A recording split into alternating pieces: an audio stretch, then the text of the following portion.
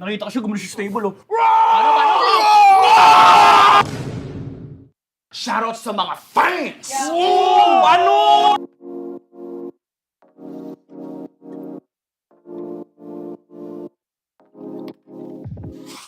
Hello everyone! Welcome back to the Philippines' most important championships. In this third episode, we're looking back at MSC 2021 and 2022 championships, showcasing the Philippines' dominance in the MLBB scene. So get ready for some epic throwbacks and fascinating trivias about your favorite teams and casters. So stay tuned. Let's go! Okay, let's go! Let's go! Need one. So it's been a while since MSC 2021, but if we can go back and remember and then pick out one word that stands out to us to describe 2021 for you for MSC, what would that be? Sa akin, magical. Magical. First time ko makita si Venus Eto Max for the first, parang in real life. So parang, good na Na-starstruck ka. Starstruck ako, sabi ko, wow! Sa akin, momentous kasi TLPH Grand Finalist is back. Sa akin, origin. Kasi doon nag-start yung parang dominance ng PH. Tama. Para sa akin, ano? Para sa'yo, For me, it would have to be inspirational. That was the time right before I decided to go down the esports career path. Which made it here. Yes. Ako, naalala ko yung naalala nyo nag-trending yung break the neck? Ayan. Kasi break the code, pero titingala sila sa atin. They're all gonna look up at us, so we're gonna break their necks. Break the Naalala neck. ko yun. Pero with this, FCAP kasi yung nanalo. Ngayon, babalikan natin yung highlights ng 2021. Game 4. Ay. Naalala ko itong Grand Finals ng X at Blacklist. Sobrang hype nito kasi, di ba, before Blacklist nanalo versus X, tapos sila ulit yung nagkita. First time na parang dalawang straight na Grand Finals, 2 teams yung nakita natin. Pero parang hindi X yung yung kalaban. Parang Blacklist versus Blacklist. And I think this was also the meta na hindi pa marksman talaga yung gold lane, di ba? Yeah. Like kung titignan mo dito, it's Kelra playing Kelra, Shang, tapos si Oheb naka-Lunox. It's a different meta. Parang Different dito talaga. din yung nagkaroon sila ng mga Savage. Ito din yung nito prior this tournament. Tapos, ang maganda pa dito is, parang ito din yung kakaiba yung playstyle ng execution ng time na yan. Kasi, parang, kagaya yan, hindi sila nag-objective. Like, iwas na iwas talaga sila sa mga teamfights as much as possible. Yeah. Interesting nga kasi, syempre, dahil analyst ako, nerd ako no?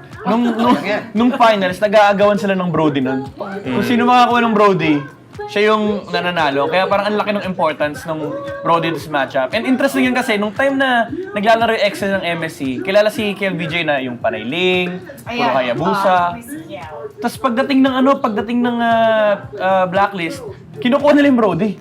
Parang wala na silang pakialam sa doon sa gameplay nila. And Ibang klase talaga. Oh, look at that item. That is a throwback right there. throwback. yung mask, oo nga, yung mask. So if I'm not mistaken, during this time, parang yung strategy din ng Blacklist, hindi pa siya tinatawag na ube strategy.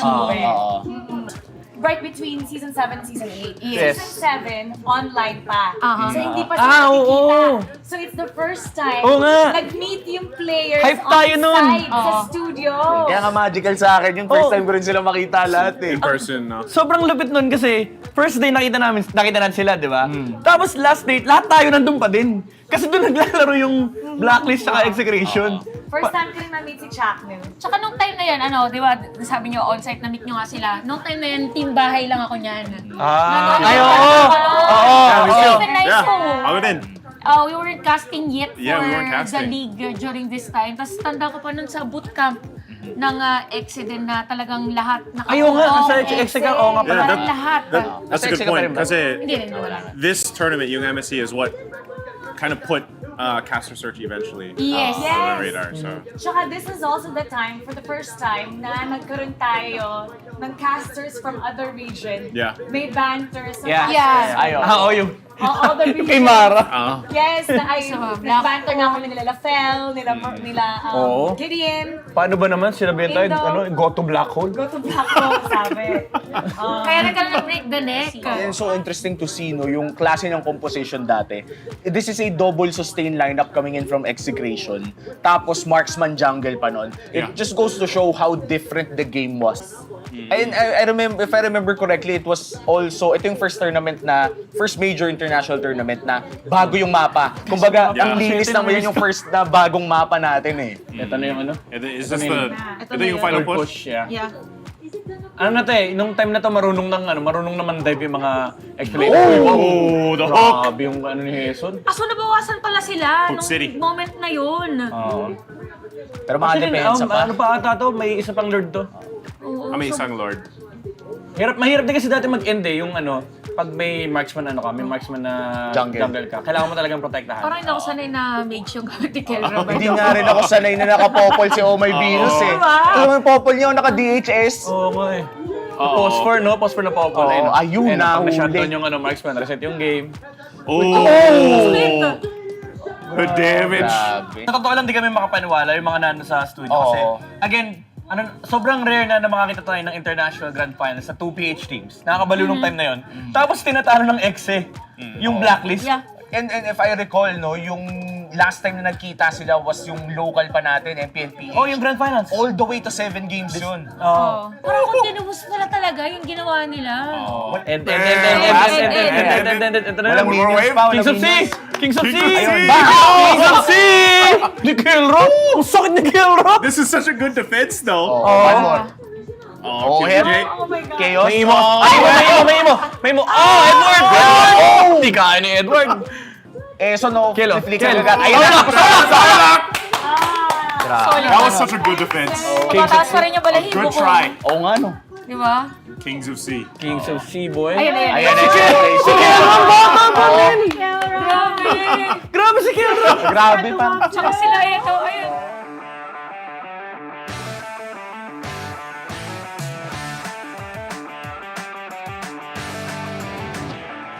Enemy is banning. What? Bilan niya yung hero ko? Anong gagawin mo ngayon?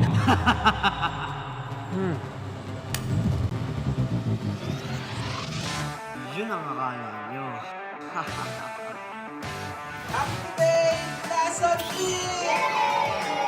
Ano? Di ko inakala na kaya niyang gawin ito. Hindi lang pala 5 heroes niya. Masyadong siyang lumingkit. Kapag ban yung main hero mo, suppress naman your other hero pick. Bawi tayo. Apaw nila yung bago. For more #tagumpay tips, nood na ng MPL Philippines sa YouTube at TikTok. Friday to Sunday, 4 p.m. MPL na. 4PM MPL na. 4PM MPL na. 4PM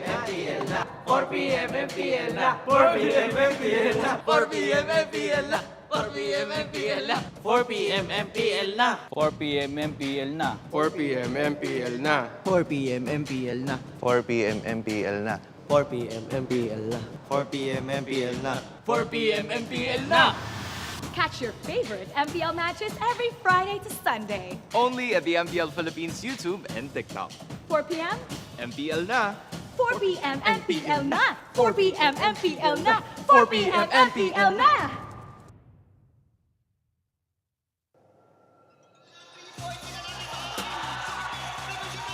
Walong kupunan nung nagsimula. Sinubaybayan natin ang kanilang mga laban. Nagpakita ng lakas. Sa laro,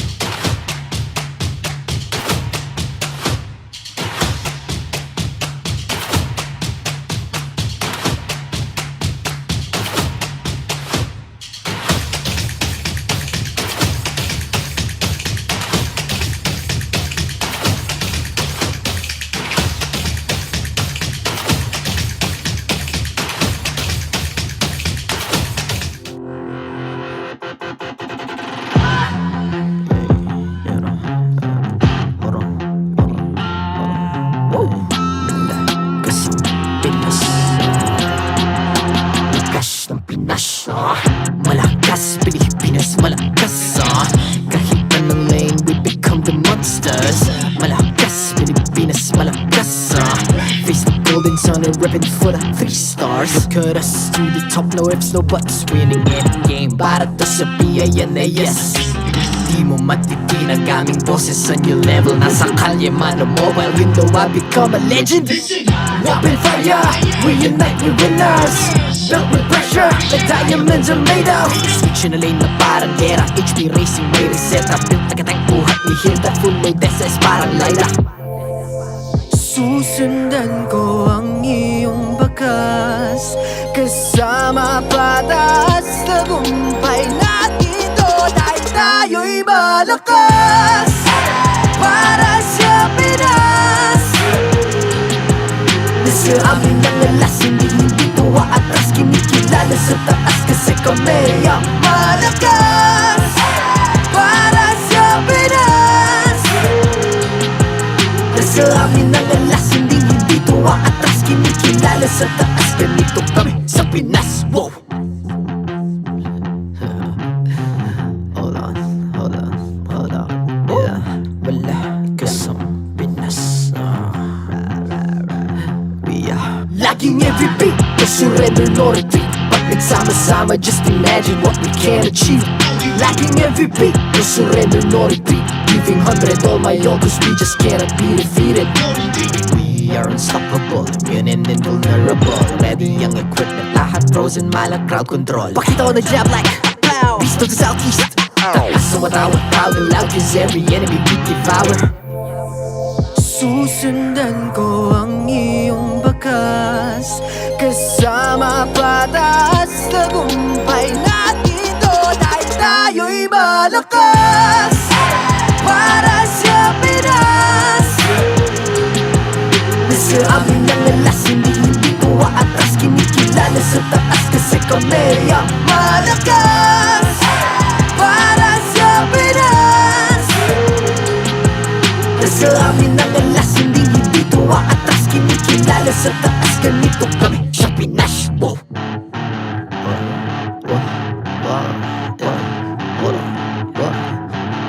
Malakas, Pilipinas, malakas. Kahit anong lane, we become the monsters. Malakas, Pilipinas, malakas. Face the golden sun and repping for the 3 stars.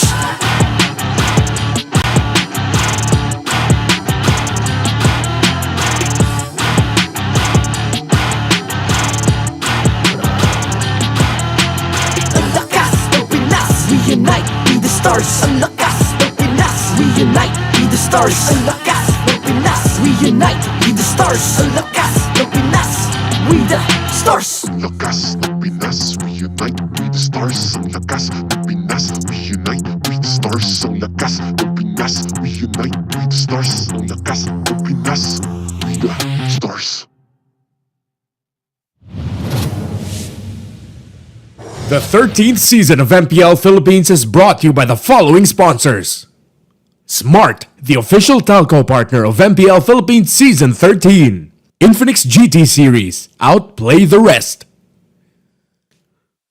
Experience the MPL-PH Season 13 action live at SM South Mall Events Hall in Las Piñas City.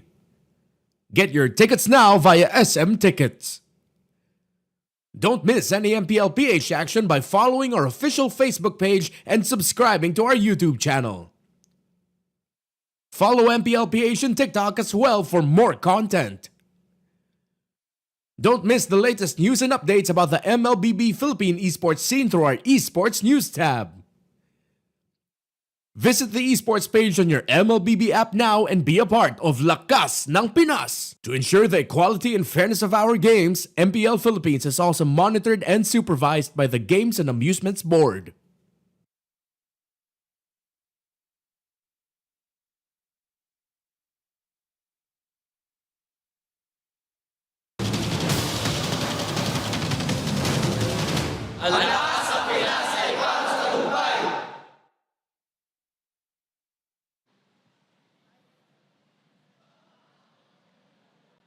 Maligayang pagdating sa Champions Arena. I'm Mara Aquino. My name is Hans Galeria. And this is MPL Philippines Season 13 Playoffs. Today, we'll finally determine the team for the first slot who will go to MSC 2024 happening in Riyadh this July. Well, in contrast, we will also be seeing one team that gets eliminated at doon magtatapos ang kanilang lakbay para sa tagumpay. And with that, let's take a look at the updated tournament bracket.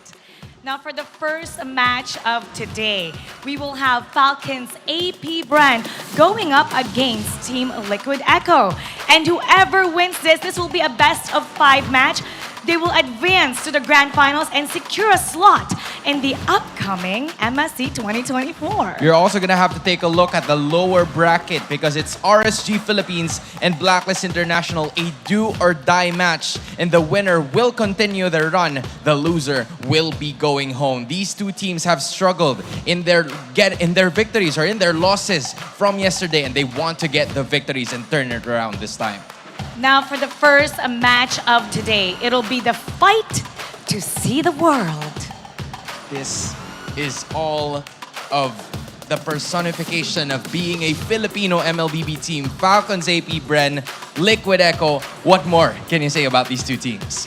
Now, after dissecting the players who are apt to be legends, how about for this match, let's celebrate the two men who are responsible for the victories behind the two teams. First, we're gonna be taking a look at Coach Ducky, the legend Ducky. He is one of the most decorated coaches in the world. He's been a two-time world champion in the Philippines, two-time MPL Philippine champion, IESF WEC champion, and SEA Games gold medalist, and of course, Hall of Legends inductee. You're also going to have to take note of his alamat genes because every single role of all of the players are nominated in the All-Star Awards, or what we would call as the Alamat Awards. You're also going to have to take note of leadership that Coach Ducky brings to the table, making his players very versatile, having 48 heroes picked, top 2 in the whole regular season. Let's also celebrate another coach, Coach Tic Tac. Coach Tic Tac also has the heart of a champion, leading Echo to a world championship title. Now, Coach Tic Tac's Alamat genes, he's been able to coach 5 players who are nominated in the Alamat Awards. That's Carl TZ, Sanji Benicudi, JP Sanford. And you have to commend Coach Tic Tac because we would usually see a team that has a head coach, assistant coach, and an analyst. But Tic Tac kind of does all of that. He's a one-man army, and that didn't stop him from getting the victory and getting into this point together with Liquid Echo. Now, since our Season 10, our remaining teams, Falcon, AP Brand, Liquid Echo, RSG Philippines, and Blacklist International have consistently been at the top 4. However, since the franchise system has been established, Falcons, AP Brand, and Liquid Echo have only met once since Season 11. This was then Echo eliminated, also then Bren Esports, because they climbed their way down the lower bracket to claim the championship. And not only that, also represent the Philippines in MSC 2023, which they are also looking to replicate this time around. Alam mo, Hans, gusto ko rin magkaroon ng pagkakataon ng ating mga manonood na manalo. Siyempre, lahat ng nandito panalo na dahil talagang malupit ang ating mga games. But I also want to give out 2,000 diamonds. If you want to win the 2,000 diamonds, all you have to do is join the MSC Matanglawin Challenge. Because all you need to do is to just take a look at a random element or random MSC element, maybe over your screen or maybe around here at the arena. And all you need to do is to just post and point at that random element or MSC element with the hashtags #MPL-PH S13, #Lakas ng Pinas, and #MSC 2024. So for everybody that's watching, sumali na kayo. The winners will pick randomly and they will be picked right after the playoffs. So join the MSC Matanglawin and watch out for the trophy now. Now, magsimulan na natin ang ating laban dahil ang mananalo dito, diretso sa ating Grand Finals and ang first slot para sa ating MSC 2024. Champions Arena, this is Falcons AP Bren kontra sa Liquid Echo. Casters, pasok! This is the fight to see the world. We're about to witness of two world champions clash once again. I'm OSX, I'm with Rockhart and Leo, and this is the battle of Falcons AP Bren and Team Liquid Echo. Gentlemen, yesterday two teams had a great day with sweeps. Now they're one series away to secure a slot in MSC. Not only that, but also a grand final slot, and there's so much riding on this best of 5 right now. I have to be honest, I don't know how this match will go. There is a possibility that it just goes straight to the sweep, either way, or we go all the way, which I think everyone watching and here in the Champions Arena would like to see. Yeah, we're about to witness something good and something different again. In a best of 5, Blacklist International and also RSG Philippines has been eliminated. No, brought down in the lower bracket, so they have some time to have a reset this time around because, again, being in the upper bracket has a second life, and so this time around we're about to witness on who is going to go down and who is going to go up. Again, MPL Philippines livestream viewer rewards are now available. Come and watch MPL Philippines matches in TikTok to join the goodie bag lottery and be one of the lucky winners. That's right. All you have to do is open your TikTok app, go to the MPL Philippines official TikTok channel, that's at MPL_official, and then click on the official live stream. And then there should be a goodie bag on your upper left. Yep. All you gotta do is be ready when the base is about to destroy it. Again, in the matches of the Witness since day number 1, it could go either way, a seesaw, a back and forth, or a comeback, because 4 teams left in the bracket right now are world champions in their own right. So I'm excited actually on how will this go. Because I know Leo has made a lot of predictions this season. How is it going so far? I don't want to have to look back at my predictions because I don't want to be to blame, right? The Cavalry and the Hive might get on me. I might not be safe as I leave the Champions Arena. But I will tell you this. Liquid Echo, all about aggression.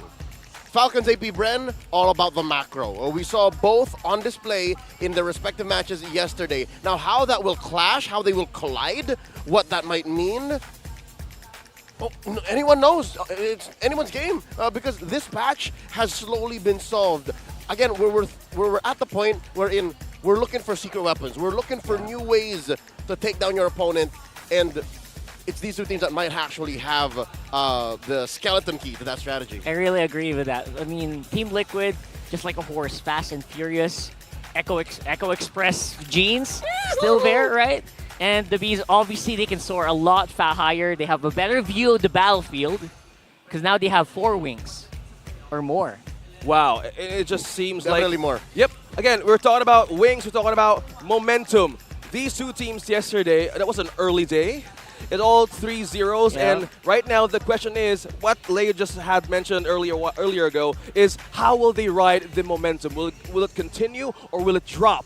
Because for the two teams who went down in the lower bracket, again, for correcting what I said earlier, they're now having a chance to get back on their feet going into the grand finals. But the question is, who's going to go down? Because yesterday, even for RSG, they were trying to find a groove. Because you mentioned it earlier, Team Liquid Echo, momentum, and also for AP Bren, the Falcons AP Bren, this is a new team to get used to, but this is just how they want to roll with their game style and identity heading to the final matches in the playoffs, Rockhart.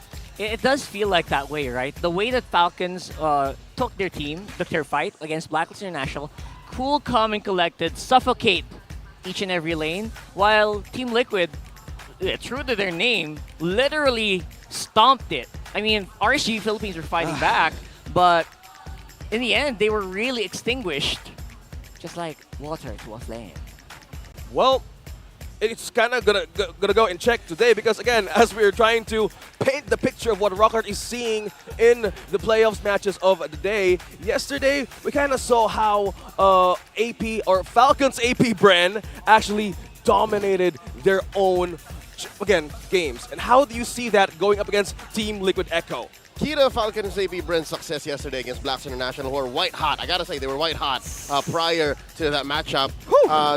They knew what to pan out. They knew how to attack Blacks International, Falcons AP Bren. Now, you have Liquid Echo, who actually have a pretty solid go and have the same priorities as Falcons AP Bren, truth be told. You have to see what new angles can they go into. Like, what can they let through to possibly get the better trade out? The draft is about to begin about 5 minutes from now. Yep. And I'm a few inches away from Liquid Echo, so I don't want to say too much with the fear of my own well-being. I think the bunch of the cavalry is around here. Lots of cavalries around you, bro. And they're ready to cheer for the teams of today. Again, from the interview yesterday, Team Liquid Echo on momentum. They're excited with the new collaboration with Liquid now being called as Liquid Echo. For sure. And they have that morale boost that they can do against this match. And also for Falcons AP Bren, both of the two teams announced their partnership 2 days before the playoffs, and now they're about to fight for the first slot in the grand finals. Gentlemen, if you'll remember, winning is everything. That's one of the bosses of Team Liquid whispered to the young goat Carl Teasy. And that's that motivation that's bringing him here up against our defending champions, our world champions. And I'll dare say that's enough. Because again, Carl Teasy alone can take down anyone on a good day. What more? Now that he's rocking that Team Liquid jersey, now that he's carrying the name of a decades-old franchise that is well known all around the world across different esports now, you hear Let's Go Liquid in the hallowed halls of the Champions Arena. Come on! Is this not a dream come true? It is! Really Finally, we see that amazing merchandise. Don't get me started about how I want to cop that earlier, but well, we gotta wait for that. But for Falcons AP Bren, they're doing so well. And Super Marco yesterday, we have seen a lot of great counterplays against Blacklist International. Even then, they struggled. The code struggled to go up against the world champs this time around. That's what I'm worried about, to be honest. Like, the consistency of AP Bren has been unmatched so far in this whole thing. I mean, I was looking for Onyx to maybe be more consistent in the playoffs. They didn't do that. That's a different story, Fnatic. Completely story for Fnatic. But AP Bren have not let go of the pedal ever since they started out today. Yeah. They did yesterday. not. Yeah, I cannot mince my words. Falcons AP Bren are the top of the food chain. Say what you will about how great teams like Blacklist and Liquid Echo are performing right now, but if you're just looking at raw numbers, results, and output, no one comes close to what Falcons AP Bren have brought to the nest, nay, the hive. Or both. Or both. Let's point that out. Again, from the hive to nest, how more they can produce. The supporters in the arena right now, because we're seeing green, we're seeing yellow, and also we're seeing the teams who are about to support the next matches after this first series. Again, this is the upper bracket matches, and we're about to witness on who's going to go first in the grand finals, who's going to go down. But after that, we're about to witness one series that could, again, put teams back home today. Down to the lower bracket. Yeah. Unless you call home the world stage, because both of these teams are no stranger to competing at the highest level possible. Agreed. Yeah, I mean, I agree. a lot of teams also think, you know what, we like the lower bracket, more room to wiggle around. That's home too. No one wants to do that. But there are teams that have called the lower bracket home. Blacklist International has done that all throughout, so I wonder if that's going to pick up here. Obviously, one of them will go down. Again, historically, I think it's Liquid Echo who's done that. Yeah. From the lower bracket, all the way to the finals, teams, right? Between these two teams. Yeah. And this is no surprise or even a strange feeling for these two teams. From back in M3, you mentioned history, Blacks International again being defeated by BTK, and they crawled their way back to the grand finals again, and also for Echo in M4. So there's a lot of these teams has something in common, and that is how they persevere through the challenges that we're about to see today. Not unless you're going to count Falcons AP Bren, then just AP Bren's climb, which was just but one round. They got dropped from the upper bracket to the lower by Onyx, and then they came back. So that's technically also a lower bracket climb. Yeah, we can still consider. And again, they have so much in common. In the Philippines, we call it the Alamat genes, whatever you call it, and also the heart of a champion. I think that's what stands out from the teams that we have today, because right now we're about to know and witness on whose team is going to represent the Philippines in Riyadh. All roads lead to the Mid-Season Cup this year. In Esports World Cup, how exciting is that, Rockhart? For sure, someone's going to fly. You know, I wonder if it's the one with wings or the one who's gonna, maybe they're gonna book a transatlantic chariot, or a submarine, or a Viking Raider ship. Are they a seahorse? Or I don't know. Whatever you put code on. Again, you can't say for sure yet, right? Like no one is out just yet. Yeah. Not just yes, but again, we're waiting on how the matches will go to, because for the first match, we have Falcons AP Bren and a Team Liquid Echo Philippines, followed by RSG Philippines and Blacklist International. That's where the elimination is about to happen. So you hear the crowd cheer right now. It's so much amazing audience feeding us their all energy right here in the Champions Arena. So I think some of it gathered like early on, most like at 8 a.m. in SM South Mall today. And we're about to witness on how they're going to roar this time around, because yesterday, Black S International and also RSG Philippines had a great stomp in that 0-3. And for the most of the like cheer is, I think they had a better way to commend the problem by having a reset mindset today. Well, at the very least, I really hope they're both well rested. I'm pretty sure that's not. I'm pretty sure, like, unlike Blacklist International Esther, who went for a lot in day one, these two teams have no excuse at all for any mental tiredness or whatsoever. They're fresh.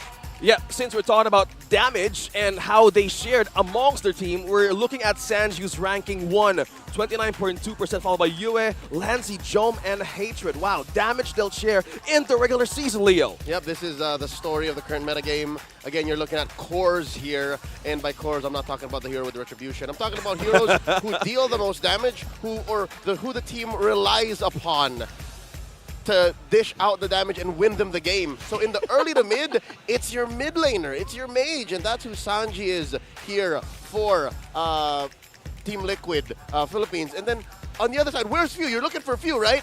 I'll tell you why Few's not on this list. Why? Because Few is a versatile mid laner. He plays all sorts of mid lane heroes, so that way he doesn't break the 26% damage. So basically, his stats get spread out to different areas. Correct. Mind you, he even used Fredrid in the mid back in Saudi Arabia in Gamers 8.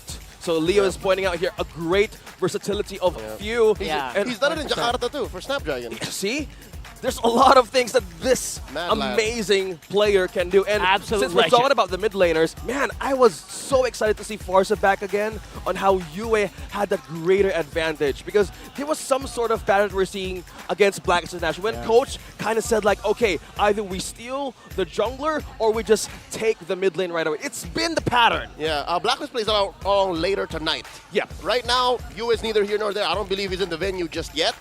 Yeah. But that might be something to think about, because both Falcons AP Brand and Team Liquid PH, or now Echo, Liquid Echo, they prioritize mid in the first phase. Whether you're blue or red, they go jungle mid X or jungle mid gold X. Yeah.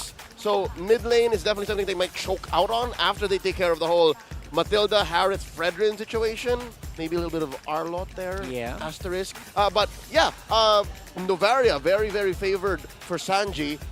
And if anything, the Farsa might be going in a few. He might be the one who might be capable of bringing it in. I mean, that's the beauty of the games that we saw a few days ago, is that they proved it was possible to actually print out heroes like Farsa and still make an impact. Heroes that are completely ignored by some teams, right? All throughout the regular season, and we saw it into effect, especially when you're dealing with really long-range marksmen like Leslie in that situation, right? Where they picked up the Farsa. Maybe that can happen here as well. Few, I wouldn't put it past him to use a Selena. Maybe. Oh, that's a stretch. In a very, he's done it in the past. In some very weird situations. That was before. But now, obviously, he has so much. He has so many heroes available to him. With that being said, with the draft happening in a few minutes from now, what gives me the highlight to give this topic again for this second is the coaches of two of these amazing world champs. Again, this is Coach Ducky versus Coach Tic Tac. One thing to note for AP or for Falcons AP brand is Coach Trevor is there. Again, Coach Tic Tac is about to meet his former partner.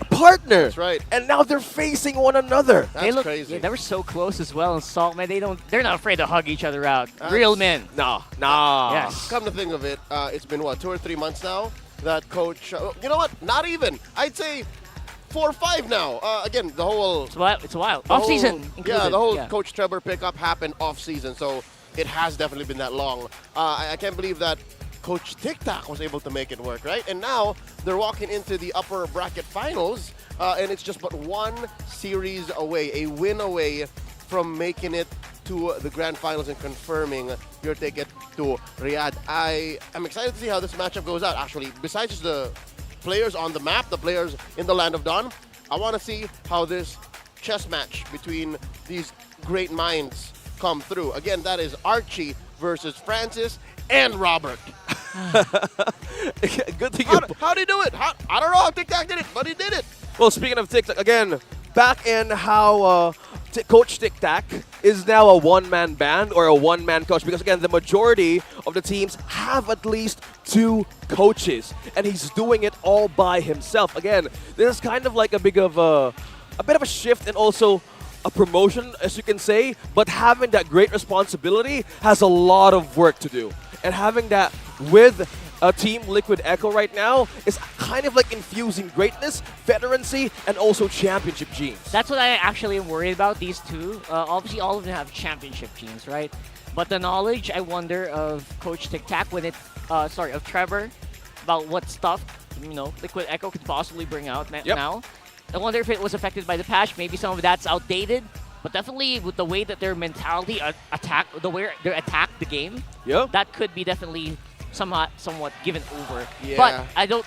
In the regular season, that's proven to be not a factor, Exactly. right? So I wonder if that can kind of sink in at least today. Yeah, take it with a grain of salt. I'd rather think it's the latter. I'd like to think that Trevor with Falcons AP Bren is a different kind of beast. Of course, you still have the Trevor Blitz draft. I missed that. But there's very little that he's taken from his time with then Echo that they can use against their enemies here today, nor in the regular season. So that's true. I mean, that's just how he has to approach the situation, especially since he's working with Bulletproof Marco. Well, speaking of Marco, again, Gideon yesterday acknowledged that this amazing player remains untouchable in the field. Looking at how a Heart of Champion lives and having the signature hero, the Brody, it has been like yesterday, it doesn't even reach to a kill, having a consistent 0 deaths. And the match yesterday. That's not a joke, right? They're putting That's up against Super Marco. all of the most powerful teams in the world right now, probably. Since, we're the strongest region. 18 games. Doing that against the strongest teams in the world is no joke. Not dying. Yep. As a gold laner, when all eyes are usually on you. That's right. And again, he is first across the board. KDA, GPM, DPM, turrets destroyed, games, MVPs. Man, Super Marco is definitely the gold laner to look at. Completely. And I agree with you guys. Again, we're waiting for that championship skin, AP Brent, or Falcons AP Brent Brody, to actually show up in a few months from now. Because as we compare another player, this is the XP laner of Liquid Echo, Sanford. We call it the human calculator. Also, everybody in this anatomy of a legend has the heart of the champion. One thing that stands out from Sanford is how he manages to use his signature hero picks in the most crucial ways. Yeah, and what you know what amazes me about Sanford? What is it? Is all across the world, if you ask who their top XP laners are, he's always going to be on that list. Even behind XP laners like Edward, like Flapteasy, Sanford's always going to be in the conversation. And that's because of his pull, because of how he works so well with his team. I'll do you one better. About almost 2 years ago, maybe a year and a half, in Jakarta for M4, I heard literally in the arena, Sanford had fans. In Jakarta? In Jakarta. Even when they were going against Indonesian teams. I barely understand Bahasa, but I understood when they said the word Sanford. Good things. Good things. And amazing things. Idol Sanford, something like that. Sanford Jago. Oh, there you go. And again, that's one of the World Champs XP laner that we've witnessed back in M4 World Championships. He was my personal call for MVP. See? In that time, right, on stage. Yeah. And I remember calling you. I remember your call back then when Echo won the championship. That was the start of the era of the Horcus. Now horses. Horcus. You put it together. Horcus. Yeah. You just should have rode with it. Yeah.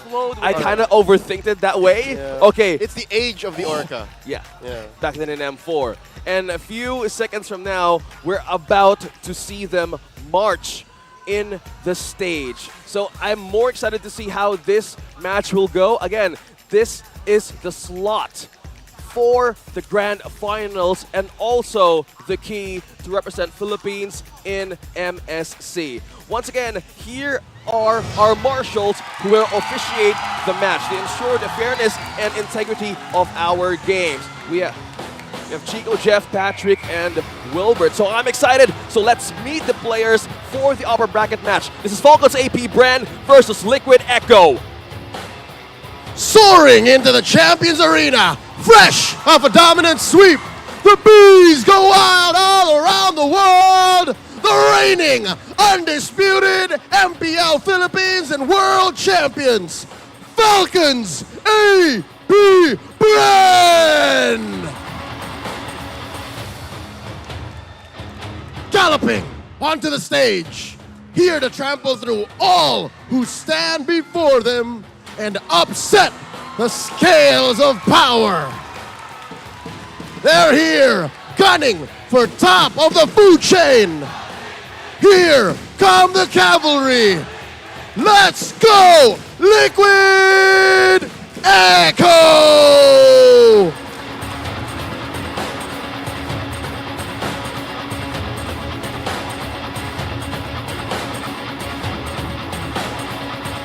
Led by world-class talents, Coach Ducky and Coach Tic Tac. Undeniable legends in their own right. Tonight, one team punches their ticket to Riyadh and to the Grand Finals in a best-of-5 match. Let me hear the Hive! Let me hear the cavalry! Let's get it on!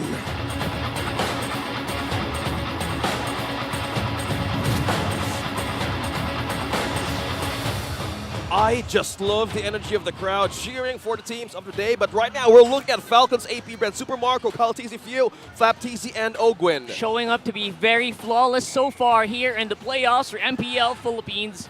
And again, one of the strongest regions in the world, they have completely dominated each and every team they've come across with. And we're looking at the win rate of this Fredrin. Still, a Saison Kyle TZ special, looking at all the series that we've witnessed all across the globe. We have Liquid Echo, Benecuti, Carl TZ, Sanji, Sanford, and JP. Hey, if you're impressed with his Fredrin, let's talk about his back. 100% on Super Kyle TZ. Something to note is because even Carl TZ wants to get his hands on those jungle heroes because Liquid Echo have the same drafting pattern. Again, I talked about it earlier. Jungle, mid, gold. Jungle, mid, roam. Those are two things that you have to consider. And look at how they focus on roam. I'm thinking Falcon, AP Bren might actually think of, here, cutting JP down a peg. Again, a lot of their victories, a lot of their wins. That's JP's fault. That's why Liquid Echo have to protect him. Liquid Echo might even consider going into red side because I believe they're going to red side and they're going to first pick 2 swings. Yep. And then one of them's a roam. Yeah, I agree with you. Blame it on JP for average heal and average heal to allies. We're looking at the roam, the playmakers of these 2 world champs today that you're about to witness because, again, that's how the magic works. Momentum-based, macro-based, and this is just a battle between the best of the best. Yeah, on the comment section, press 1 if it's JP's fault, press 2 if it's JP's fault. Well, right now, it's AP Brand's Blue Pentagon, almost completing the last shades of this statistics up against Liquid Echo. Look how rounded this is, coming from all of their matches in the regular season in the playoffs. They're just too well-rounded. They're just too fundamentally perfect. And it's difficult to find a better player role per role, but this is as close as it gets. I'll be damned if you find me a better XP laner across the board with maybe Nats and Edward peeking through. But tonight, right here, right now, it's all about Flap and Sanford. My heart's torn, gentlemen. I love me 40, but Flap though. He's proven. He's a proven commodity for Falcons AP Brand, obviously. Like, it's hard to say anything bad about the guy right now. Flap's gone up and down, and yet he's still here on top of the world. And he's doing it with the best team he can ever have.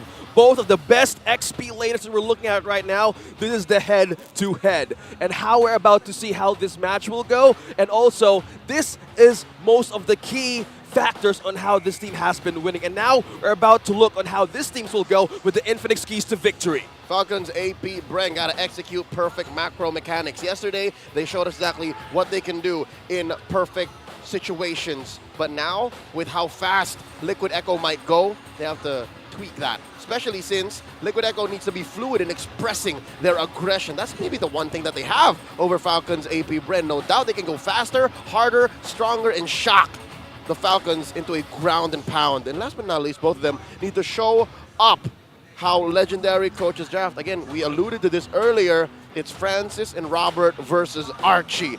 I can't tell you where my loyalty lies, man, because I'm a big fan of how Archie was able to, Coach Tic Tac was able to harness the strength of all 7 of his players. Yeah, in case 7, and just by himself. Again, we're talking about the legend and how we actually see this match will go. And looking at the side selection, it's Falcons AP Bren picks the blue side. What I tell ya? Do we have stats for blue side right now? I believe they only lost maybe 1 or 2 games. Yeah, I reckon it might be like 75-25 at best. Right. At best for red. So far. Yeah, but this time around, they will have a chance either to take the Fredrin or just to ban it out. Again, Kyle or Carl TZ used it the same way too, but the playstyle is different. But how Saison uses as a special on how they Wednescape all around the world last year, it was a great run for this. It's all about the test. Again, we're looking at the third Infinix keys to victory.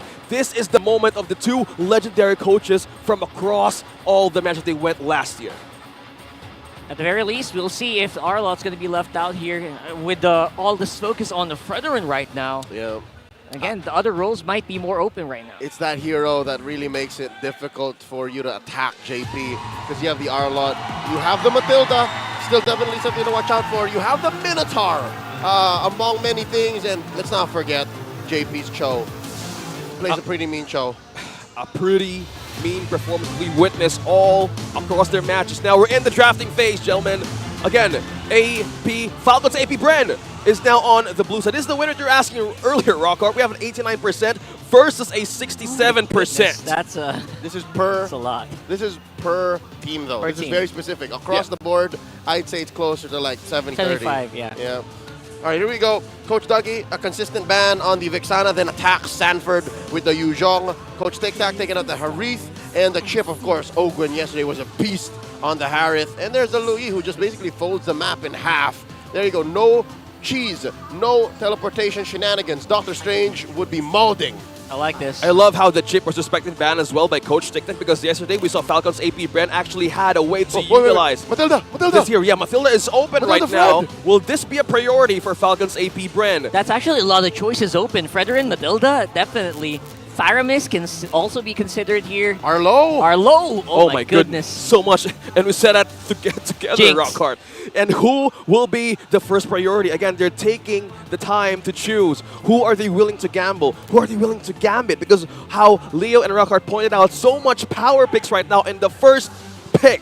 This will tell how they want to adjust in the first phase. Yeah, big adjustments, and I love it. Falcons AP Bren are taking their I just time. think the Matilda, just take it. It's very rare that we get the Matilda open. It's the Fredrin. What? It's the Fredrin. They go for all reliable. They let JP have it. They let JP have it. There's the That's it. Faramis. Insta-lock here for Coach Tic Tac. He knows what's up. He saw it coming. Matilda Faramis, Leo. That's the Blitz Tack. The Blitz Tack draft. We were talking about it earlier on how Coach Trevor and also how Coach Tic Tac manages to use this against Coach Ducky from Falcons AP Bren. No surprise, they're willing to take this once again. So priority on the jungle. What's next? Is the ban of the Valentina for Sanji? Even the Harry, because right now it's a very strong contender against a marksman. Will they go for the marksman or will they go for the mid together? Yeah, they can go for the Novaria here. Grab the Novaria and maybe. I don't know. I'm not sure if you want to hit the Roamer or the XP laner first. But for Liquid Echo, they can definitely... what is that? Minotaur. There you go. See? Wait, what? CC's barely out. Okay. CC doesn't show up as often. They're ready to give out. Again, a gold laner. Possibly. Oh, wow. They let go of the Novaria. Or an XP lane. Yeah, they're ready. And it just shows that how Falcon AP is prepared to answer more of Coach Tic Tac. Surprisingly, Minotaur, you have the CC, so you have Lockdown, you also have Poke in the back lane. So this is a Benedetta. A Benedetta. No marksman yet for Team Liquid. Surprisingly enough, I was half expecting them to lock in a marksman. Whoever marksman Team Liquid Philippines Echo decides to go in, you know whoever that is, Roger, Iksha, whatever, you're gonna be super duper safe here with a Matilda, with a Faramis, and that's the reason why they're reserving it for the very last pick, probably. Yep, Hero, Matilda, you mentioned Rockard, this is a 100% win rate on to JP. And they have a chance to do this Roger ban against Falcons AP Brand with a ban of Barretts. Both have good performances and stats with this utility jungler. Since they don't have the option yet, who will they go for this time around? Will they target Super Marco or will they go more for the mid laner? Yeah, there's still 3 solid gold laners left. Odette. Odette? They'll all let it through. Love it. Something tells me perfect. Echo Liquid is going to let through the carry, and then that's why the Odette was. No, they're going to go for the carry, and then they let the Odette cut out. Carry oh, back. wow. Amazing read. Amazing read. That's what they wanted to put onto Benny. Okay. Now what? Benny pick. I'm It's thinking Benny about pick. Roger for his- Benny Cutie. He played the most Rogers. Yeah. And it could be an option. Again, you have 2 tanky heroes, and the one just steals on life from XQ and CC. So will this be a Roger, or will it be something different? Because you want that placing in team fights, because as we talk about more of the marksman, this is the XP lane. Flap TC having 100%. Guinevere for Liquid Echo. Most likely Carl TZ pick, obviously. You know what? The Roger actually can do a lot of damage here. He can dive in, he can pounce in, and still be relatively safe because he can guiding wind back. Yep, I think it's better definitely for Liquid Echo, because it would suck to have that blood thirst trigger, and then you have Netherrealm. Netherrealm, That would be a no-go. You would be diving into a lineup that can still clap back once they pop that extra HP. One thing I'm thinking for this, since there's a Faramis, how about a Brody to break the Netherrealm? And that is an instant setup once they go out of the Spectre state for Falcons AP Bren. Yeah, definitely Brody. No. Okay. Moskov, the flavor of the playoffs so far. Super Marco for the Moskov, There's and the Nova. also the Navaria. How is this placed in for Falcons AP Bren?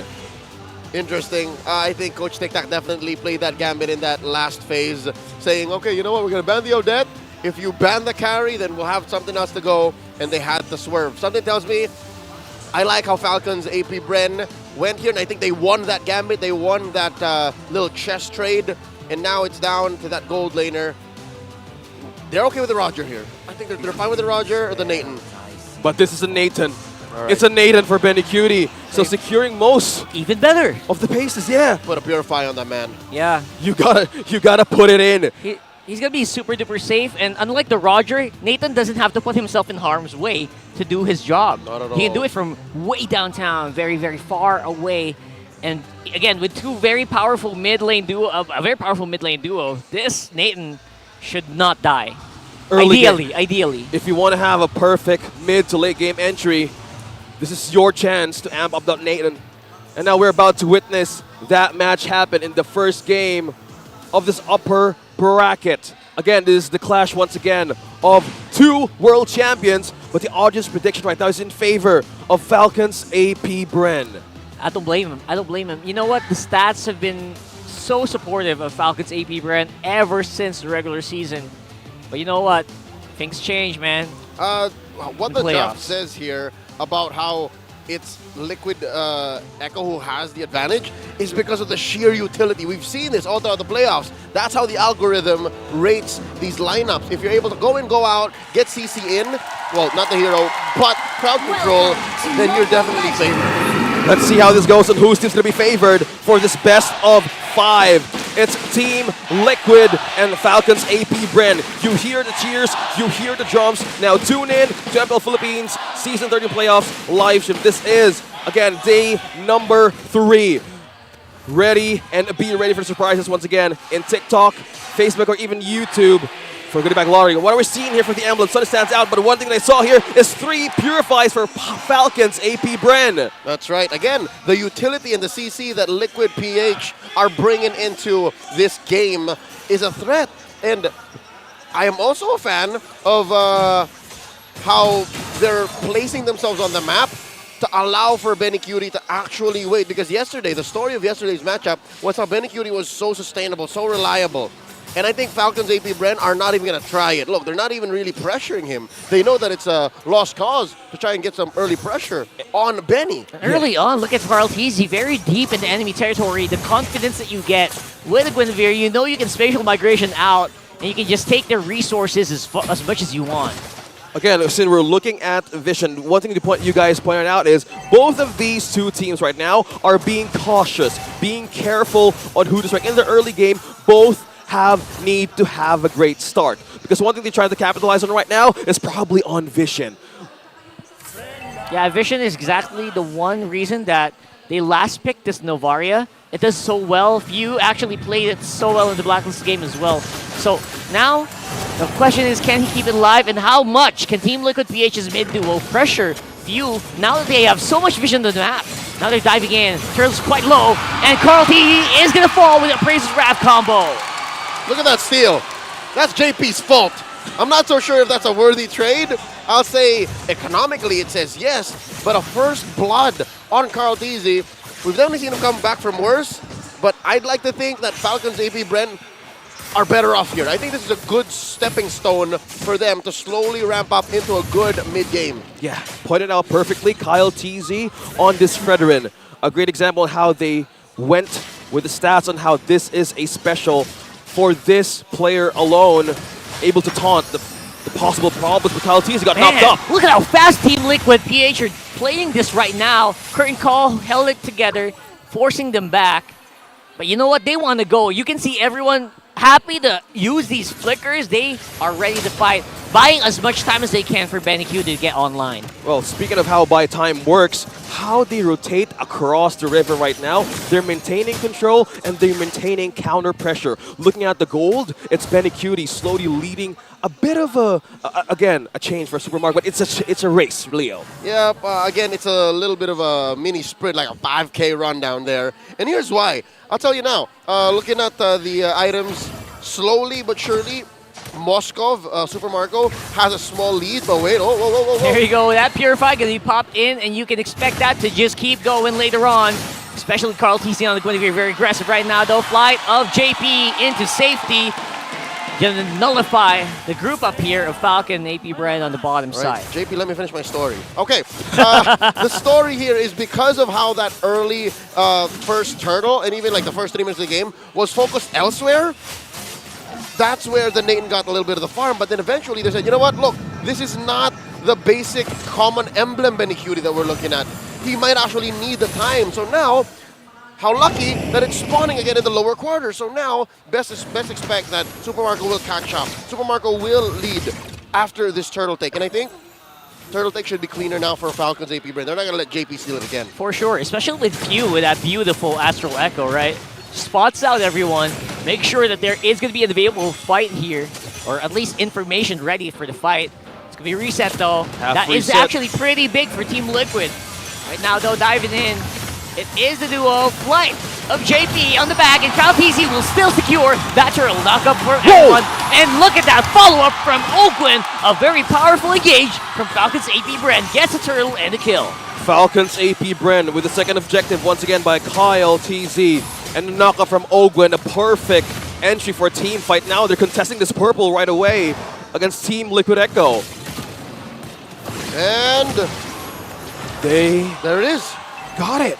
They got it. That is sheer crime. That is just Grand Theft Purple at what, 5 minutes? And again, the win for that turtle fight and the win off of the turtle take alone was won not because of, wait. And another one! They're still fighting it out. Look at Kyle TZ. Instead of going back, he goes forward, absorbs the damage, and says, you know what? I can take it. Wow. And topside, Sanford gets solo killed by Flap TZ. Off-cam kill, getting the War Axe following up from that bonus. Now Falcons AP Brand slowly building a lead of 2K. Now Kyle T's not letting go of Carl just by the second just yet. Did he get it? I don't think so right now. They are trying to deny as much as they can for Carl TZ. They don't need to deny that buff if the jungler actually dies. They misplaced the buff. It went on to Sanji off of a rogue Ghost Burster. Oh. And I just gotta say, two things going wrong for Team Liquid PH right now. Top lane 1v1 kill, that should not be happening. If there's anything that the Benedetta has over the CC, is how slippery she is. But it seems like, I mean, we didn't see it on camera, but I would assume that Flap forced Sanford to stay maybe 2 seconds too longer and did not expect that the War Axe would be built right then and there, hence why he died. Second, Team Liquid PH's Echo Liquid CC is not on demand. You need to get the stacks on the Carl, and you need to get the pulls and the Circling Eagle right on Sanjay and JP. That's why Falcon AP Bren are just able to walk in and say, you know what, we're taking this fight. Minoan Fury, taunt, Bob's your uncle. And then Ogwen just does the work perfectly. How to create a perfect setup in the front line. Another objective taken away by Falcon's AP Bren. You're right, Leah, right now just completely dictating how the fight is going to go in the first 10 minutes of this game. Looks like Carl T spots one, but JP gonna get trapped in Flap. This is just the pokes of the CC. Pulling that's a spear. Follow up as well. Liquid Echo trying as much as they can to get a good engagement, but Falcon AP Brand just not giving it at all. They're dodging these engages. Look at this control. Having no turrets taken out by Team Liquid Echo as of yet they're maintaining the waves as well. Again, you're looking at a 4-0 lead, 7.5 minutes in, approaching 5K. What's going on is both teams understand that Falcon AP Bren should be the beatdown. But all of my homies out there who knows the question, the answer to the question, who's the beatdown, knows that it's not always so simple. It's not always so simple. True that. Falcon AP Bren is approaching this very, very surgically, and that's not the way Liquid PH team, Liquid PH wanna fight. All right. If anything, their lineup is made to run people over in the mid game. AP Bren's not allowing that. To be fair, yes, they are trying to go with their win condition, but AP Brand constantly denying them. And that's what makes it so smart. That's right. Having the first 2 kills against Carl TZ now slows everybody down in the damage need to go with each of ice that they can get in team fights. Again, they're up against Ogwen at the Minotaur. There's so much follow-up, there's so much poke in team fights that they need to consider. They need sustain, they didn't even have damage. And another purple being open for Kyle TZ. Might get taken. That's the Appraiser's Wrath. And another purple stolen by Falcon's AP Bren. Oh, goodness me. Across the board, Falcons AP Bren are about 1,500 gold, roll per roll ahead.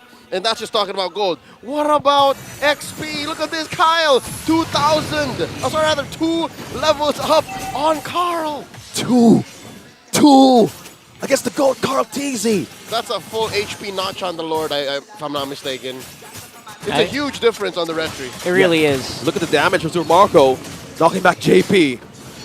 Now the full zone, Flap TZ up on front. Super Marco, he's actually a lot front than I like, but he seems to be quite happy with it, with Ogwen close by as well.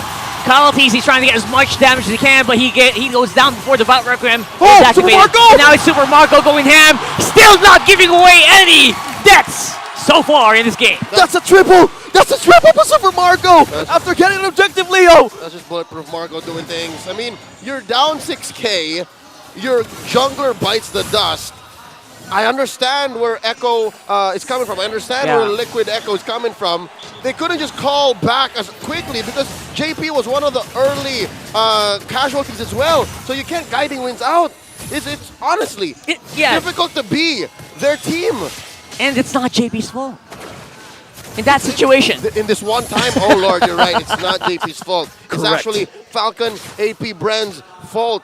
It's because if you're a Moskov and you're able to forward dash into a full-on team fight, that's not just a firepower situation, that's even a positioning situation that you have to consider. Yeah, speaking of positioning for you, letting that Astral Echo spot 4 right away as Team Liquid Echo wanted to contest that Lord. Side. 4-man Astral Echo spot. Oh, another that's one. Nothing, right? Oh, that's nothing. That's nothing, but look at that poke. They're tying in, but hurt call. Look at that, Ogwen again. Already used up the Minoan's Fury, but this tower's going to be the one who's going to go down. Super Marco, a tower-killing machine so far. Untouchable once again. Super Marco 5-0-1. Go TZ right now. Still safe. He's safe. That was actually a mirror. Don't worry. Right now, where is TLPH going to get their goal, though? Okay, let me tell you. It's 10K. Let me tell you.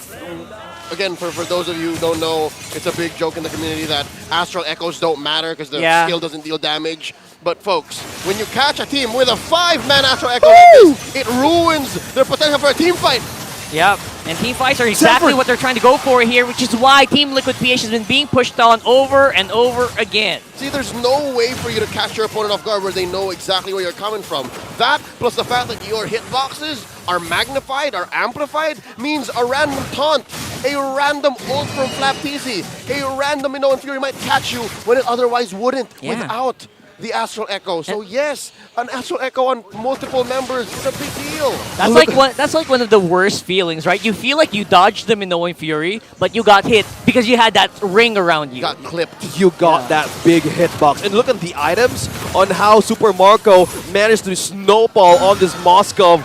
He just quickly melts everything faster. Still not dying, by the way, guys. Still not dying.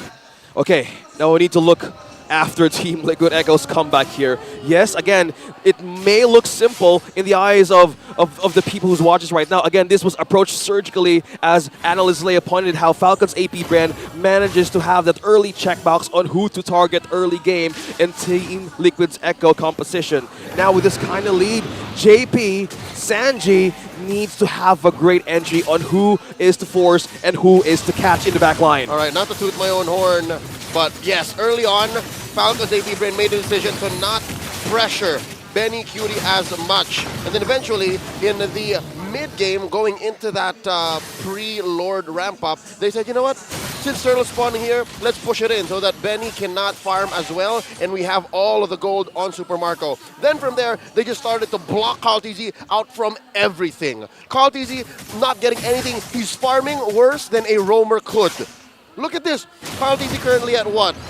5-1? Dude, he has less farm than Oakwin. That's true. That is just sad to see. Again, he's a softie. Yeah, and it's so hard to look at how this competition would actually go in the stage of the game. And hey, Falcon's AP is not stopping. Clean as usual. There goes the Echo, and there goes the Minoan Fury.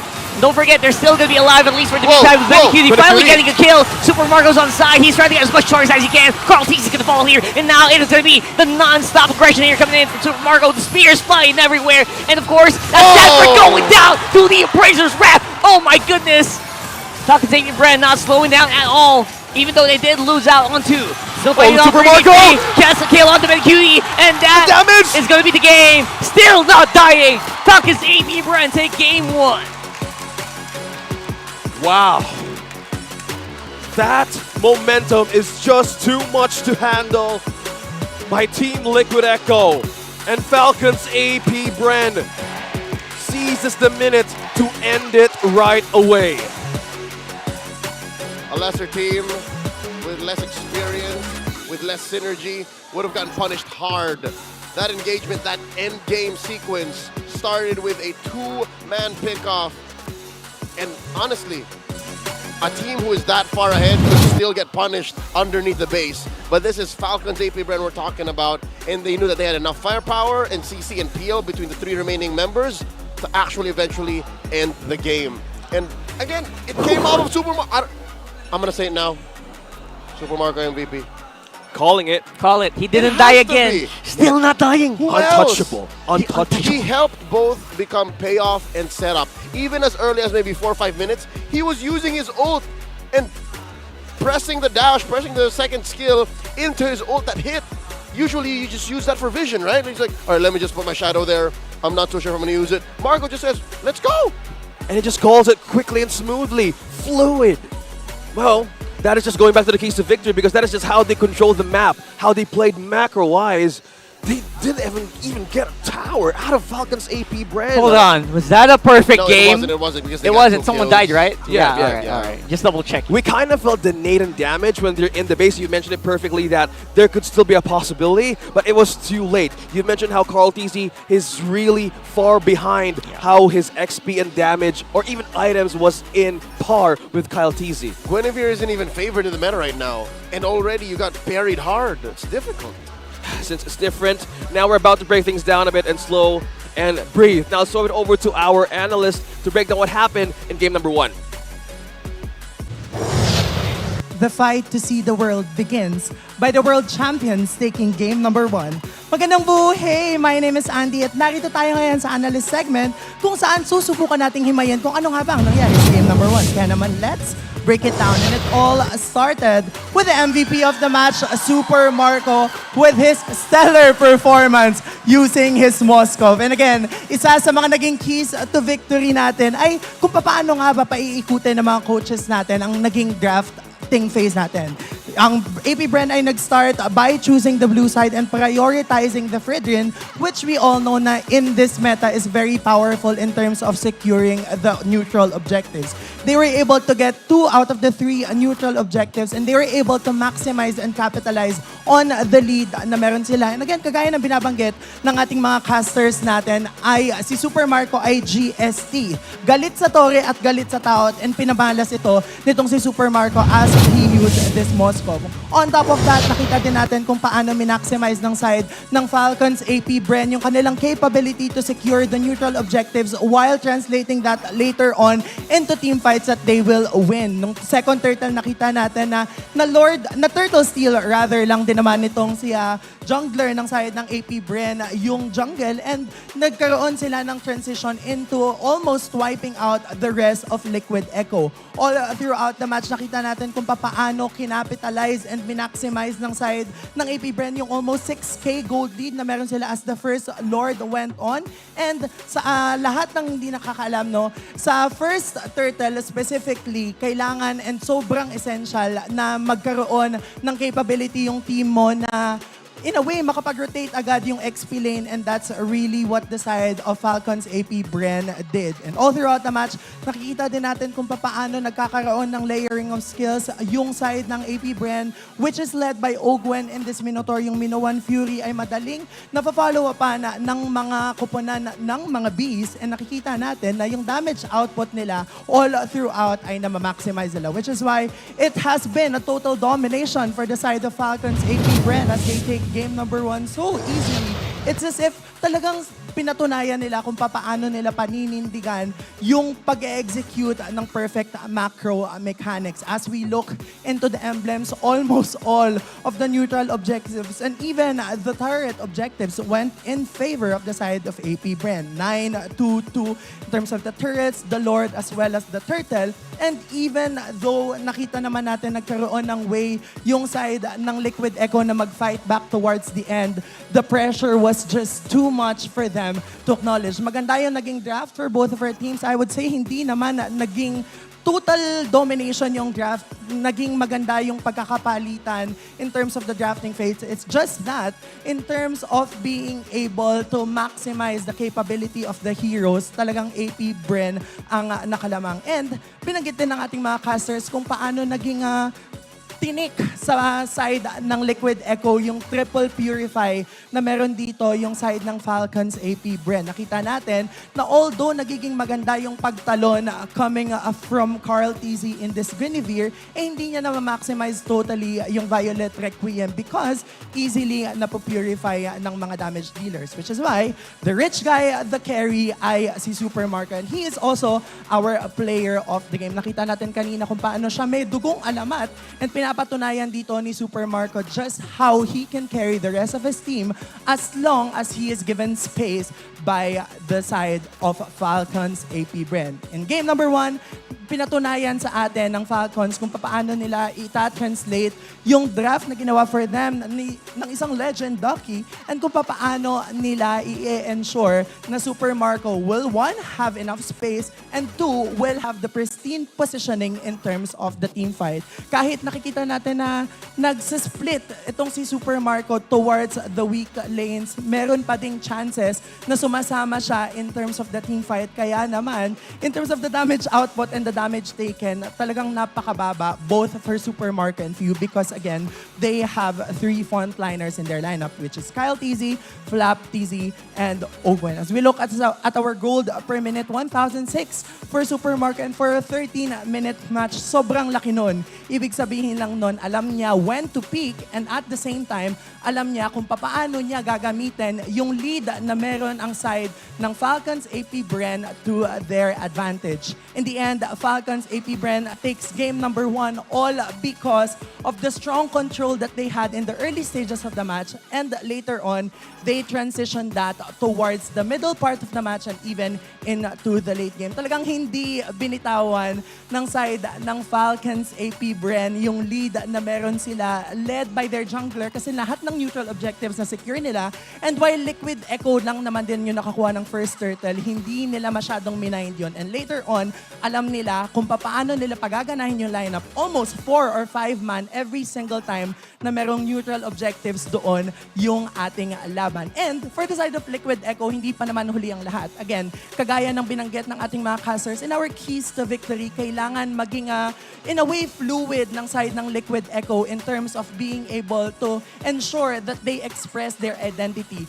Yung first turtle, sobrang crucial talaga niya, again, as we've mentioned, because doon natin nakikita kung paano sumasabog yung team fights. And kapag sumabog yung team fights towards the first turtle, kung sino man yung makakahawak ng lead, and kung sino yung mas magiging patient in ensuring na sila yung mag-employ ng lead na meron sila yung nananalo later on into the match. The Fredrin was a very, very nice pick because siya yung humaharap for the side of Falcons AP Bren. And alam naman natin how Super Marco can perform if given the opportunity to. On top of that, makikita din natin how the rest of the side of Falcons AP Bren were performing for their team's favor. In the end, sila ang nagwagi in game number 1. But again, hindi pa naman ito ang huli. Ang dami ko nang again na sinabi kasi nga naman hindi pa ito ang huli for the side of Liquid Echo. We are at a best of 5 series, meaning meron pa tayong ways to be able to ensure na magkakaroon pa tayo ng equilibrium and ma-extend pa ito to a game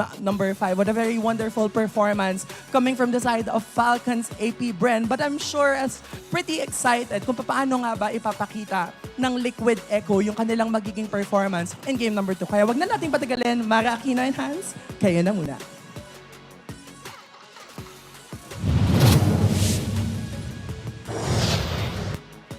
Here with us are the Filipino representatives for the upcoming MWI 2024 Smart Omega Empress. Everybody, let's give them a round of applause. Let's get to know each and every single one of you. If you can say your name. Hi, I'm Keishi, jungler of Smart Omega Empress. I'm Amor, mid laner of Smart Omega Empress. I'm not Ayanami, the explainer. I'm Shinoa, the gold lane. King Salman, head coach of Empress. Welcome to the Champions Arena. And again, congratulations being part of MWI. You are yet to represent the Philippines again. Anong pakiramdam or what does this victory, anong ibig sabihin ng panalo na ito para sa inyo and for all the women of esports? For me po and sa team namin po, sobrang laking bagay po kasi matagal na namin itong hinihintay and sobrang tagal na po namin pinagandaan na makuha po namin itong qualifiers na to. And sobrang gigil din po kaming bumawi. And for all the women po, for all the women in esports, lahat ng babae talaga, casters, host, back-end, and sa mga naglalaro po, para sa inyo po to, para sa lahat po to ng babae sa esports. You know, we're so excited for the upcoming MWI. We can't wait to see what you guys will show. Now, representing Philippines is no longer a new experience for you guys, for you ladies. Pero kasi nga, nagkaroon kayo ng silver medal sa 32nd SEA Games. Paano nagkakaiba itong MWI na to kumpara dun sa mga achievements na nakuha nyo before?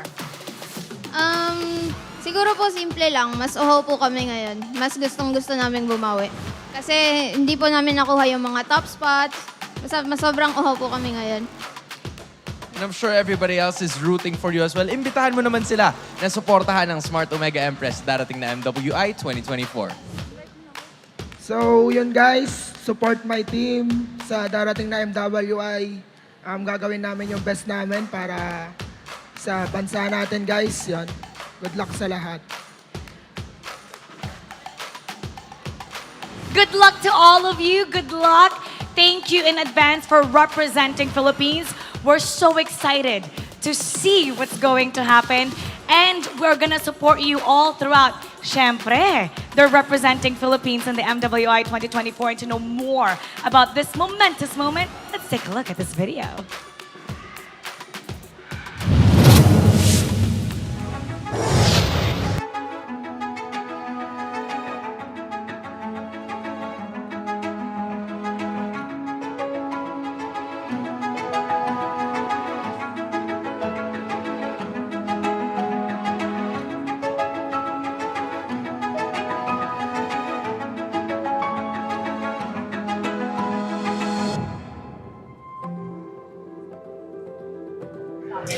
Siguro po nag-struggle po ako.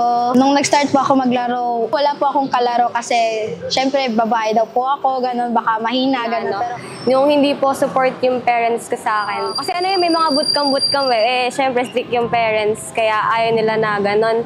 Naghanap po ako ng mga kasama ko maglaro, mag-grind, hanggang may nabuo po kaming team, tapos doon po nag-start. Kasi nararamdaman ko po sa sarili ko na may laro po talaga ako. Hanggang sa umabot po ako dito yun, sinusupport na po nila kasi may mga napapala na po ako. Sinasabi nila sa broadcast, unang-una, yun, sa akin, sinabi, ano gagawin mo dito? Actually, nung first time ko din na pumasok sa production, especially outside the gaming, hindi din siya same na parang tinatanggap yung babae in the industry. Ano po siya, overwhelming, and kasi po parang bibigyan po ng highlight yung mga girls po na may world pa lang sa ML community na pwede yung babae. Ako yung super happy. I'm really happy with the hashtag Road to MWI, with the qualifiers itself. I personally casted as well during the qualifiers, and I'm super proud of the female athletes na nakikita natin na naglalaro. And at the same time, to be an on-site event, parang it's a step closer to that big dream of inclusivity in esports. Road to MWA is just perfect. Like, road talaga siya, lakbay, pasulong talaga siya. Nabigyan natin ng chance, mga kababaihan, para ilabas nila kung ano talaga yung potential nila when it comes to esports games and esports tournament. I'm very happy and excited at the same time because I was just once a female player as well. And now I'm seeing the girls on stage na playing and showing that us girls also have the talents to compete in the scene. First of all, ang masasabi ko lang ay sa wakas, dahil nandito na ngayon tayo sa on-site event at live na napapanood ang ating liga para sa mga kababaihan. Para sa akin, sa wakas, nabigyan na ng isang mas magandang platform mga kababaihan at hindi na natatakot yung mga babae na sumali sa mga ganitong liga kasi nabigyan kami ng pagkakataon na ipakita ang galing din sa MLB. For me, as a MLBB streamer na babae, super happy ako na finally meron na tayong MPL for women gamers. Honestly, sobrang nakakatuwa and nakaka-proud din syempre as a female gamer ng Mobile Legends. Kasi alam naman natin na this is the first time na magkaroon tayo ng tournament para sa mga kababaihan. Masaya ako, lalo na ngayon na nagkakaroon ng awareness na meron tayong community, not only for men but also open for women, especially yung C-Lab. I'm really happy na nagkakaroon tayo ng movement to include women more in esports.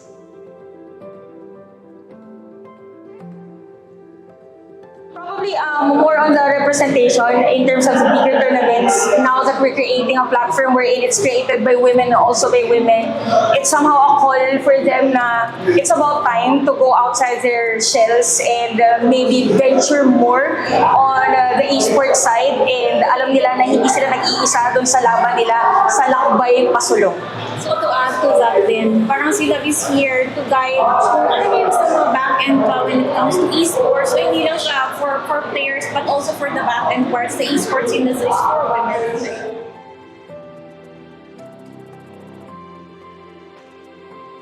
Ang mensahe na ko sa tanan nga mga mama, kanay mga anak na gusto nga usod or try or himil, suportahan na lang nato kay sa gusto nila nga buhaton, like pareha sa himil. Maipakit, ma-show nila ang ilang talent o ang ilang passion nga sa ML. Gusto ko lang sabihin sa inyo na itong generation natin ngayon, hindi siya same as what we think na lalaki lang yung pwede. Pagpatuloy nyo, kung ano yung passion nyo, yung dedication, lahat yan, alam ko, magbubunga din yan soon. So, ayun, good luck sa inyo lahat. Talagang subukan lang yung tapangan, lakasan yung loob kasi as much as iniisip natin siguro na hindi meant for us or mahirap yung papasukin natin, pag nandito ka na, hindi basta ganun yung mararamdaman mo. Experience is still the best teacher out there, and ang maganda ngayon sa community natin is willing yung mga fellow women natin na tulungan yung isa't isa. So it's really healthy na mag-reach out ka din if ever you need help to pursue your dreams. So huwag kang mahiya dahil may lugar ka para dito at huwag kang matakot na ipakita kung sino ka.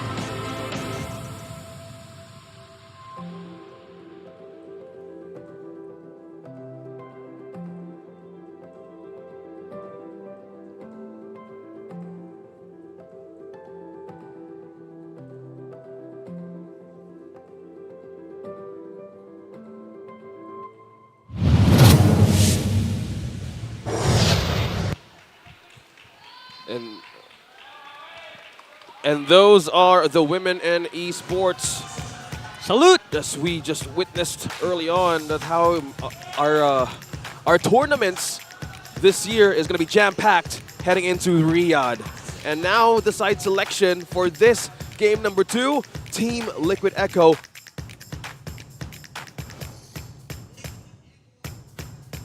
I buff gonna come into clutch here for the. Definitely should, because being in red might have messed with Coach Tic Tac's order and priority. Because a part of me thinks that they might have overthought it. I think they overshot and overanalyzed their choices. Because again, a quick recap. We can just take this off the top, ladies and gentlemen. You can just scrub later. Their first phase was pretty good. I like that they banned Harith, Chip, and Valentina in red. And then here's where it went sideways. They overthought and I don't know. They maybe they outplayed themselves because they banned on the Odette while setting up for the carry. And then instead of going for that marksman immediately, they said, you know what, Carl, let's go for the Guinevere. And that might have been a difficult choice. So now, as blue, they might have a better straight line towards a lineup that serves them better in the early to mid. You know what? I actually agree because it really did like Coach Tika already expected the first pick, Frederick, right? Insta-locking the first 2 picks for his side. Yep. But then after that, it just went sideways. And maybe, yeah, part of it is overthinking. And part of it might have been, you know what, Carl TC, there were a few close plays, maybe some close kills. He could have gone with the Guinevere, but didn't really come through. And we're heading to the draft. Now the priority... Wait. Oh, wait. Minotaur. How? Whoa! So this is very odd, ladies and gentlemen. The Matilda is out there in the open, and they don't blitz draft for it. Again, because that's a Minotaur prio on JP. And the answer by Echo, Liquid Echo picking up the Baksha and the Novaria, so they have great map control. Is this where the Matilda gets picked? I think yes, but Barat Matilda. Always a great combo. Always a good combo to have. Especially early game. Banning out the Fredrin, you were kind of expecting the Coach Tika would prioritize on Carl TZ, but right now it's just purely how they want to rotate around this Novaria. Having the early game rotation, having momentum and for Vision, now we're looking at this one. X-Borg! So they got 2. No counter for Barretts. So this would go either way. Since still a flex for a Barretts in the first pick, Expert could still go other way, being in the jungler. Yeah, this is going to ruin the Minotaur and the Baksha. So are they just willing to let go of the Matilda? Do they not care? I think they're fine because the Edith is still out there. So I think that they're forcing Coach Takedown, they're forcing Liquid Echo to say, you know what, ban out the Matilda, ban out the Edith, and then whatever's left, Falcons AP Brand's ready for it. You have the bans, right? Did they ignore the Edith earlier? I completely forgot. Earlier, yeah, I feel they like did. They did, right? Wow, Edith is nowhere to be found earlier. And not even banned. So, wow, they're just purely sensing the possible waves on how this draft is going. So, looking at how this banning is going up, focus on the EXP, Paquito, and Benedetta, and now you get the ban on the Matilda. So they're not really willing to risk it. No rush to pick up the Edith, no rush to pick up the... Well, is that the only thing that's left? They banned out the Matilda, right? There you go, yeah. So, the Edith is still out there, but if Falcons AP don't pick it up here, they might put it on Sanford over the other side. They don't still have it. Those are the 2 side laners still lacking. Waiting for too long. But this is the carry. All right. For Super Marco, considering that this is 2 big, beefy first 2 picks and a great choices for Coach Tic Tac, they want something to shred it with. And now we're hearing the voiceover of Lapu Lapu since they have targeted Flap Tees on the last 3 heroes from Coach Tac's ban list. So now they're going to be focused on the last possible choice for the gold leader up against the carry. Who are you going to get? If you are Betty Cutie. Nathan Rogers still out there.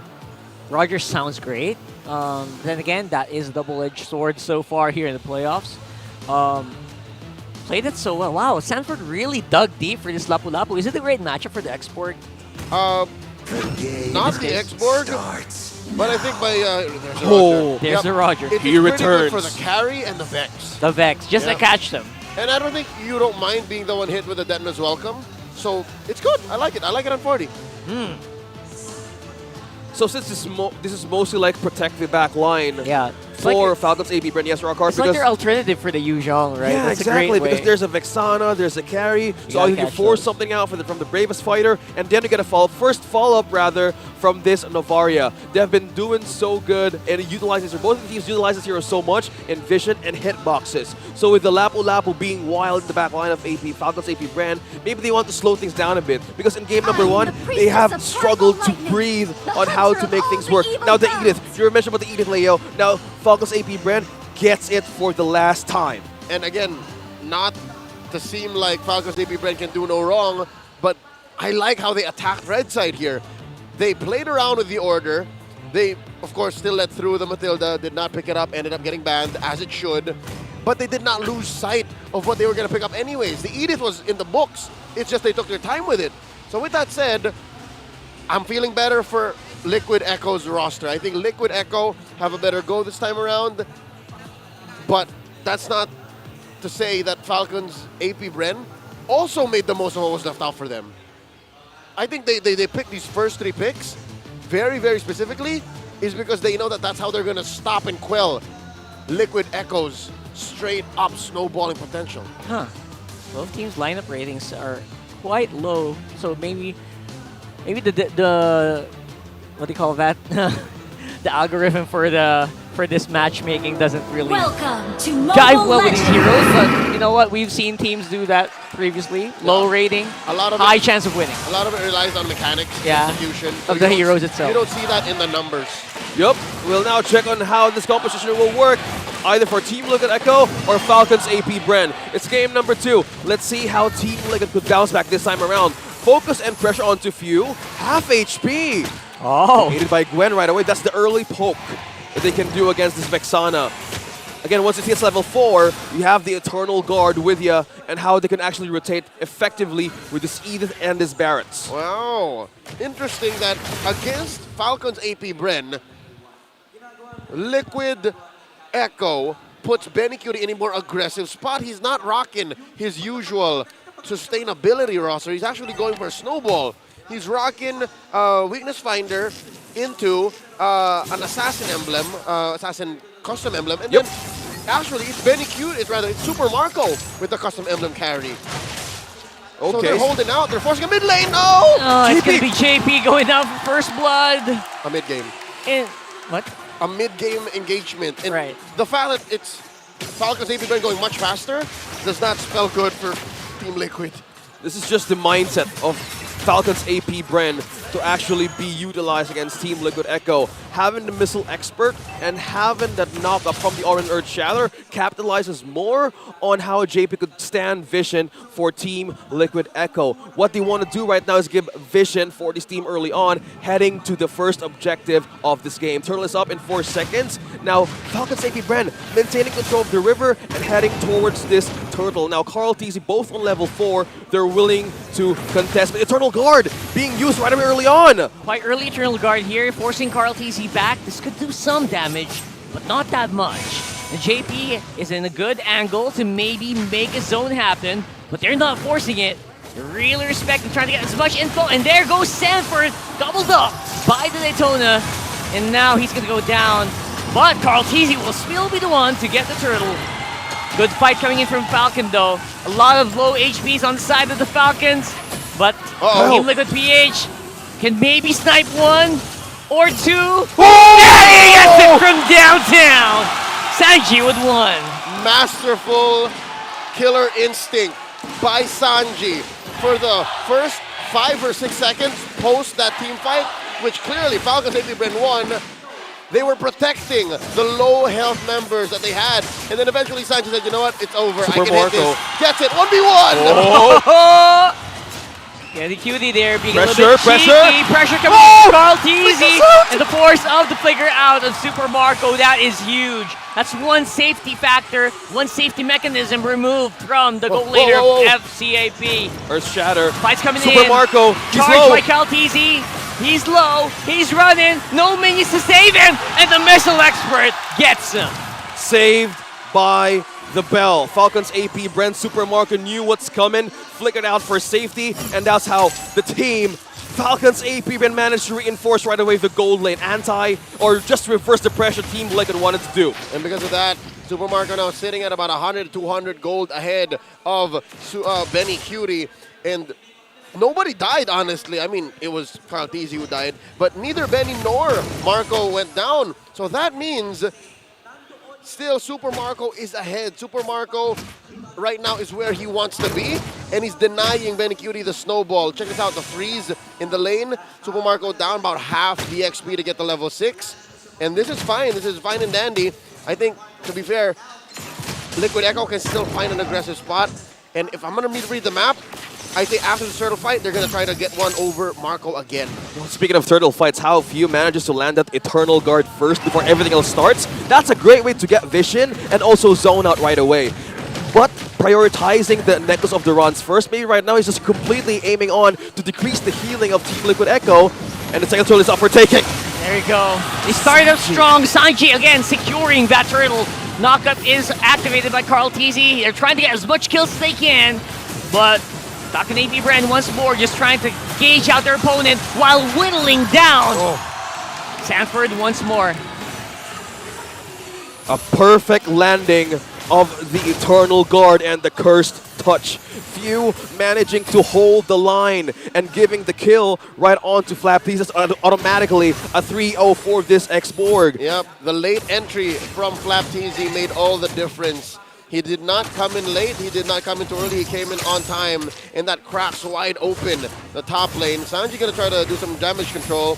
I'd reckon maybe 1 or 2 more waves, and that's the top quarter wide open for Falcons AP Brand. That'll allow for a smooth lane switch. Yeah, they're looking for a great way to paint the macro control once again. Stepping up how they wanted to gain advantage early on. This is just purely countering the pressure, even countering vision that JP can do against them. Sanji always managed to hit those Astral Recalls and Astral Echoes, probably just to suffice what JP's vision was missing against Falcon's AP Brand. So right now, probably, you want to respect the power spike that the team has right now. Yeah, folks, something to note here, 6 minutes in, the first big item pickup from both junglers is looking like a Brute Force Breastplate.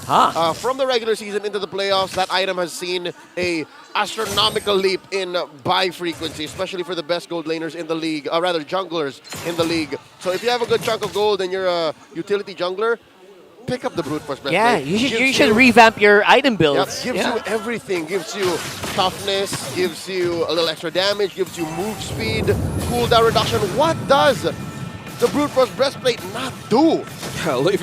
If you're thinking about how damage would actually be deflected against Team Liquid Echo. It even gives you resilience, I almost forgot. 15%. At max stacks. A complete recipe for laning for Super Marco. Look at that. Oh, that's huge actually. Flicker removed from view. Pretty big here. That might be a signal for Team Liquid PH to do something. They're jumping in. Once more, up in the air is everyone while Carltese takes care of that turtle, but the fight's happening here. Last Sandy activated already. Super Marco in the middle of everything. Carltese is quite low, but it's Sanford who's actually going to fall again. The casualty of Team Liquid Echo. Sanford got trapped right on point from Falcon's AP Bren. That is unfortunate. Sanford sitting on a duck face KDA. And right now, this is the best bet to kill Marco! Oh my goodness!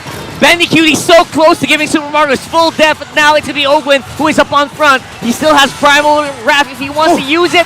And the Earth Shatter, the knockup just not hitting their mark. Super Marco! Almost going down, but the backup's here. Fuse dancing it around. Bendy Cutie! That tower is not where you want to play. Just won't die! He just won't die!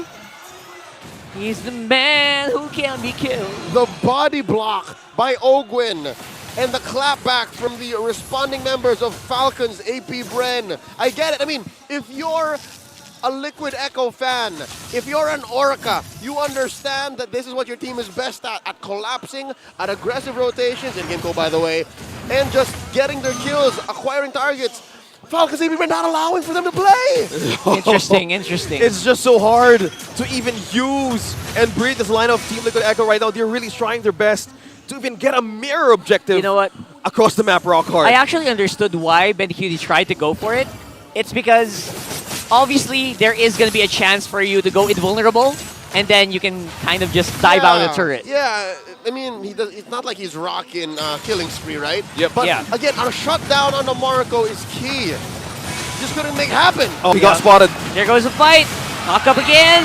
FlapTeezy is a little late to the board, but this time Sanford's the one who gets a kill. Now they're diving it out. Sanford's on the side. FlapTeezy has to flicker out. Sanji looking for targets here. Once again, misses this time. For the first time in this series, 9 minutes into game 2, Liquid get what they want, collapsing onto bottom lane, forcing Falcons AP Bren to concede this Lord. I'll say, Liquid got a great trade there.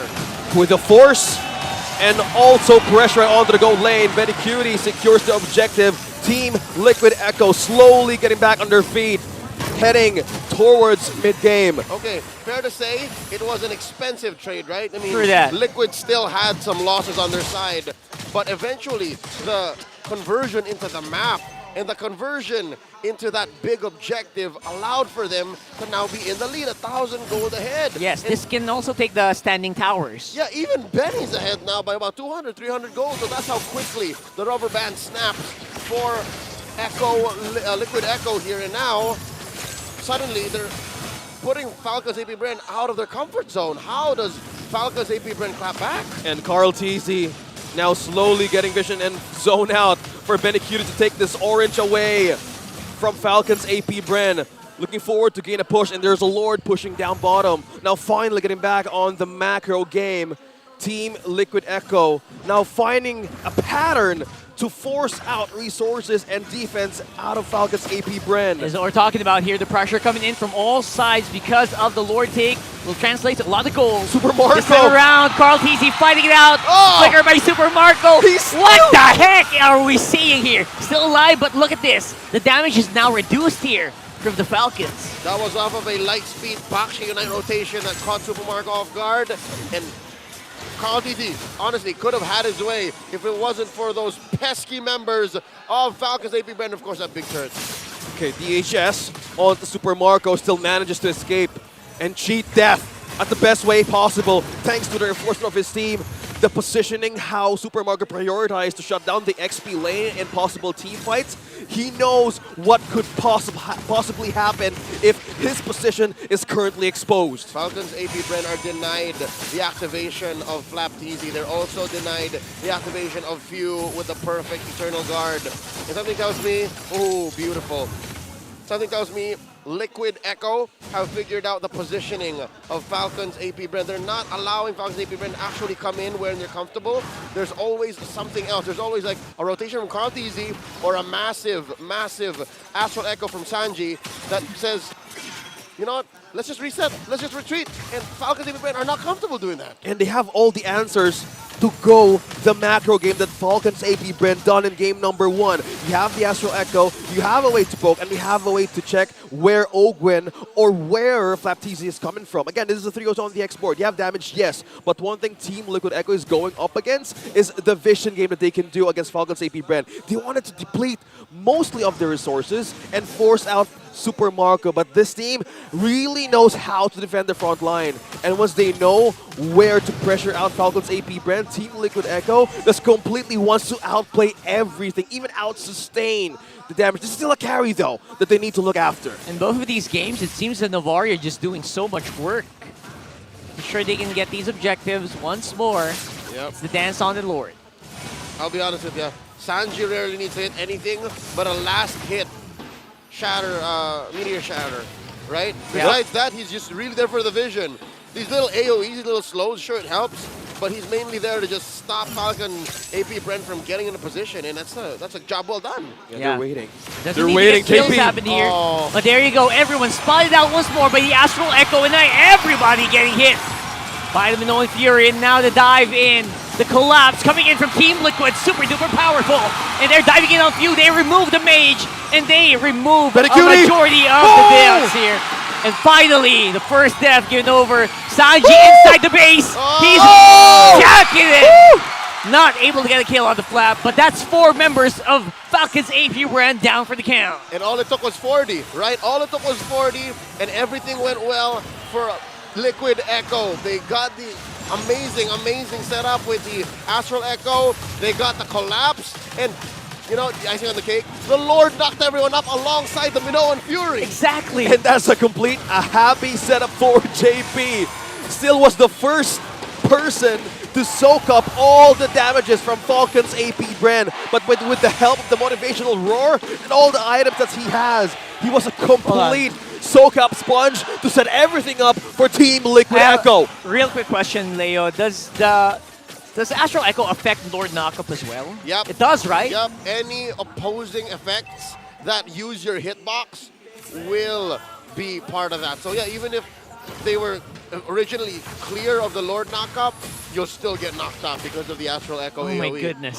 So it's amazing. It does not affect the healing, folks. You might say, oh, so my hitbox is bigger, so I get better heals like from afar if there's like a motivation or no. Only opposing effects. It's just wonders. Team Liquid Echo using the advantage and timing in that objective taking. Now another turret taken down by Team Liquid Echo. Lord pushing in down bottom. Now the question is, can Falcon's AP brand defend with the tools that they have? This is still a carry with the orange. Still wants to capitalize on damage. That's a Lord knocking up. Half HP on the turret. Now they're looking for it to defend this. Coming into play here. Lord goes down, but the pressure is on. For the first time, we're seeing Falcon's AP brand really breaking the sweat here. Oh, turret down. Defense is slowly being taken away by Team Liquid. All right, the Falcons, the Bees, they've been put up against the corner, and for the first time in a while, we have to see them claw their way out of a losing situation. And oh wow, an off angle, full 5-man Echo. Oh, there it is. We'll see if that's going to take an effect here. One thing's for sure, Carl TC definitely getting knocked up here. But look at JP, he's going down. He has to back off. Super Marco.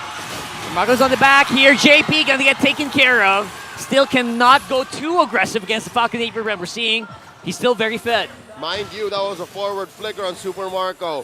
So we're at the point where Falcons AP brand are just happy to get whatever they can out of these engagements. And for the first time in, I'd say maybe a minute or two, they're actually out of their base. So this is great for Liquid PH, and this is, again, okay for the Hive. This is the best that they can get away with, the best that they're working with. And so far, 16 minutes in, 6,000 gold ahead.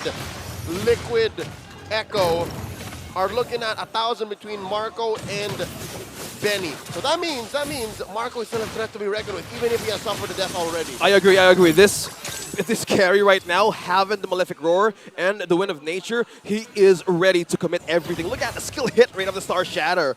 Man, this is 38% win rate, but hit rate rather. Yep. But how, again, Sanji maximizes how to poke everyone out from Falcon's AP just as that. Manages to spot everyone easily. All right, to put it into perspective, to put it into context, folks, 38% might not look good, might not look like a big number, but consider this, more than one out of three Star Shatters actually hit. And Leo, it also, it doesn't count the ones he uses to clear the minions. Yeah, so it's always doing something. It's always doing something. Sanji is always doing something for what his team has done right now. He is instrumental to every little thing that Liquid Echo is doing to win game number 2, to even the odds and give Falcons AP brand their first game loss in all of the playoffs. Wow, Falcons AP brand told few to go back and defend. It's just 4 from the Hive and the Falcons. But they got spotted though. 4v5. Knock up with the Lord here. That's Insanity. Lap with the That's Insanity here, getting a special damage scan to very cutely, but the knock up, the fight is actually happening around Super Marco. Flicker out by Ogwa, he's fighting, he has a grapple grab, but Lord goes down. Oh my goodness, Caltese gets it, and now Immortality's getting popped here non-stop for Team Liquid PH, and the chase is on. Benny, old school Benny! Oh my goodness! Camera. Keep your eyes on the map here. And he kills him with shield, and he goes down. Oh my goodness, that could have been so bad. Oh Lord. The hit from the crystal does the work for defense for Falcons AP brand. All right, there were at least 2 or 3 layers of things going sideways for Liquid Echo to have missed out on 2 ways to win. Oh my goodness. Number 1, team fight at the Lord did not go their way. Kyle Teasy beat Carl to the punch and Red Tree the Lord at the right time. That's why there is a... I'm sorry, is that an evolved Lord?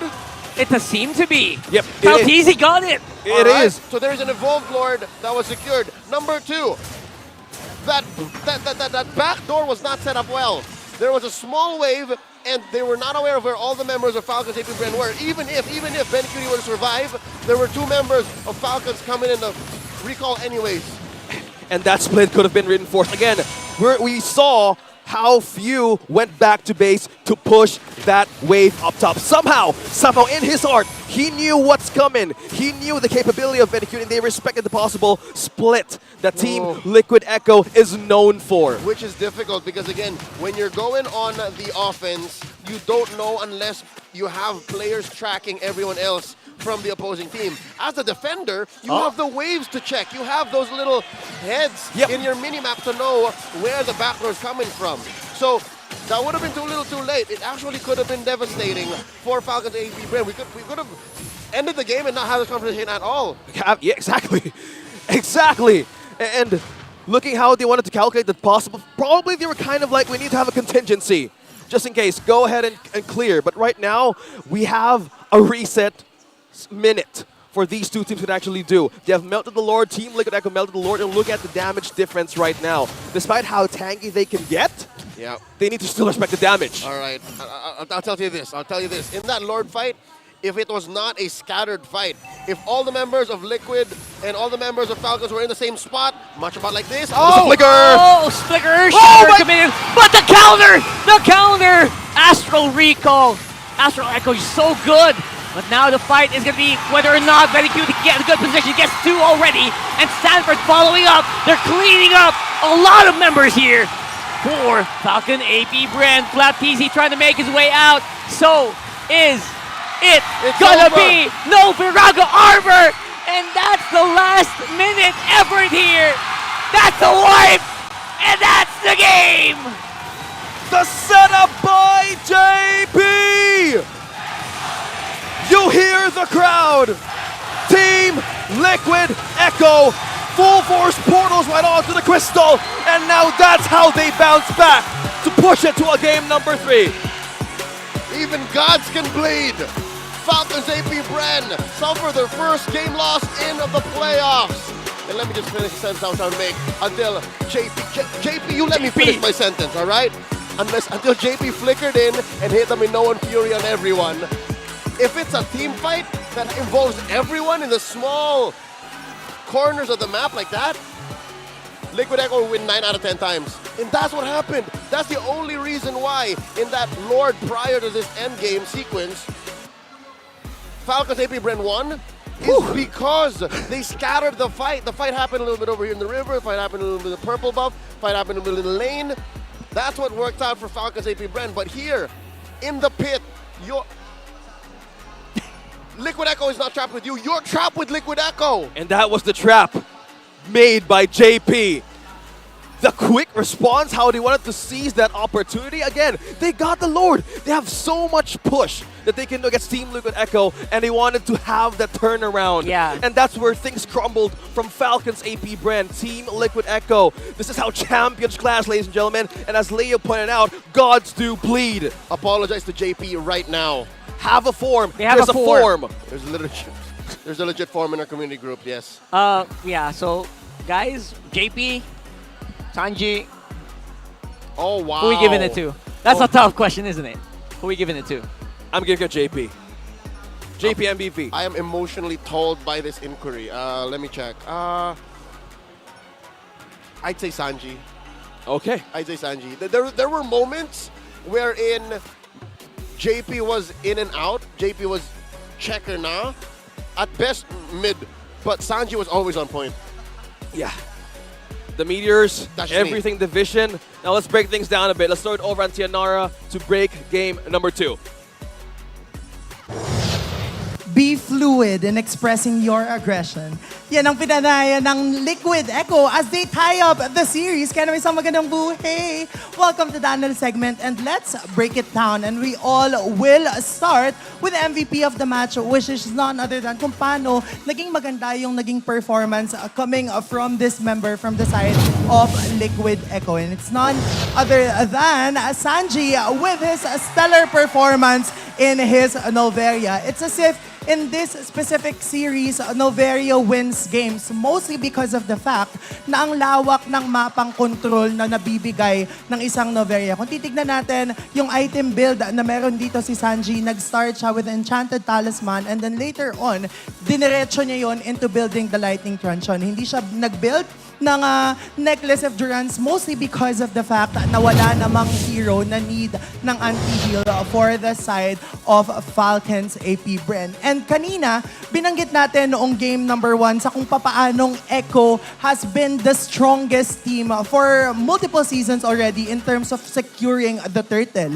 And pinatunayan ng side ng Falcon's AP Bren kung papaano nga ba nila ipinapakita yon as they head on into this series. Always, sa lahat ng naging turtle fights ng side ng Liquid Echo, nandoon present lagi si Sanford. And while siya yung nagiging casualty for the side of Liquid Echo, hindi naman yon iniinda masyado ng Echo. And they were relentless in terms of being aggressive as they could towards their enemies. And really, this is the identity of the Echo Proud and Echo Express that we know. Kailangan nilang ipakita sa kung paanong paulit-ulit silang sumusugod toward the backline, paulit-ulit nilang binabawasan yung nilang mga kalaban and ine-ensure na sila yung may upper hand towards the fight. Yes, naging maganda yung response dito ng sides ng Falcons AP Bren as they were able to get the third Lord of the match and almost wiping out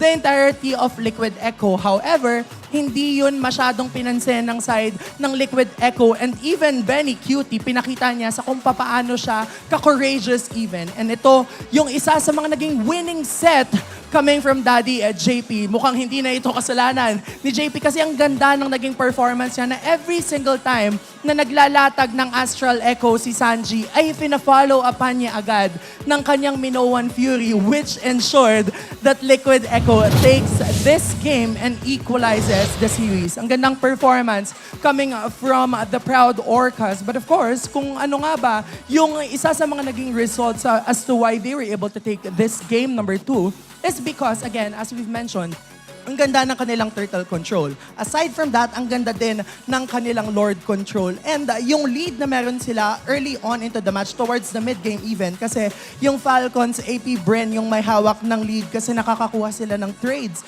against their opponents, ayun yung pinanghawakan nila. Yung mga crucial star shatter na tumatama kay Sanji towards their enemies and even the crucial Astral Echo were all worth it for the side of Liquid Echo. Ang ganda na naging performance nila kasi alam nila kung kailan nagiging malakas yung lineup na meron sila and at the same time, alam nila kung kailan nila kailangang mag-back and kung kailan nila kailangang makipag-micruhan against their opponent. Again, Sanji 3-0-11. Stellar performance coming from this kid.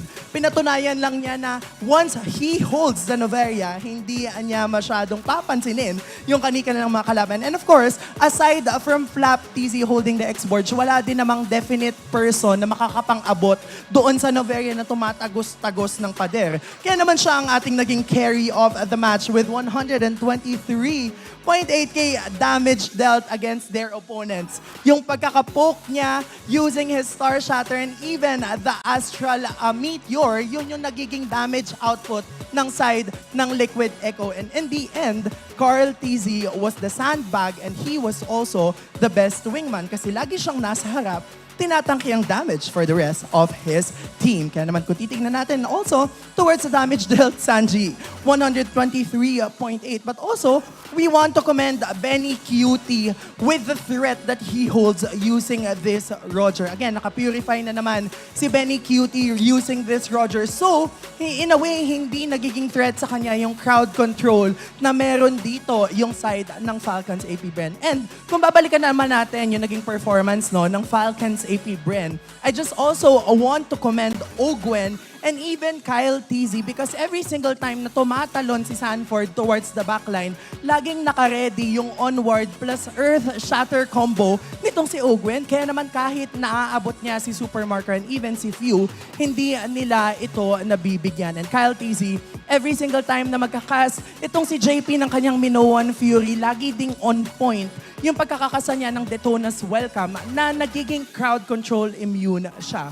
However, in the end, Liquid Echo prevails against their opponent with their traditional, very, very traditional and very in-character aggression that they employed here in game number 2. Benny Cutie, alam natin na magaling talagang gold laner si Benny Cutie. But even Sanji, as a mid laner, pinakita niya sa atin just how Noveria is being used. Pero kung titignan natin kung ano nga ba ang nangyari all throughout the map, mapapansin natin na in our heat map, makikita natin kung saan nga ba gumalaw yung mga miyembro dito ng side ng Liquid Echo. But of course, Carl TZ, makikita natin na towards the first 5 minutes of the matchup, talagang pumupuro siya towards the gold lane.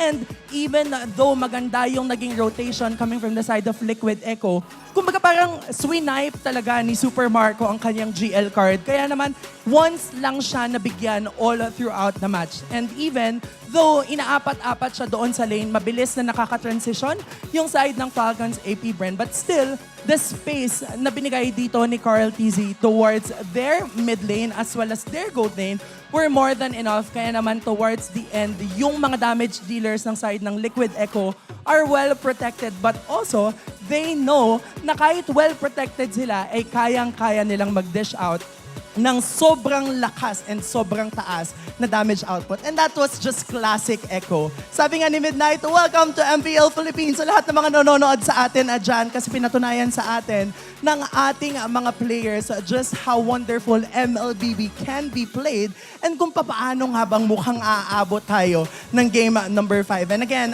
to everyone who's watching, this is Road to MSC. So whoever wins this series, siya na ang makakapag-book ng ticket towards Riyadh. Kaya wag na nating patagalin pa. Ibeto na natin sa ating mga hosts, Mara Aquino and Hans Galleria.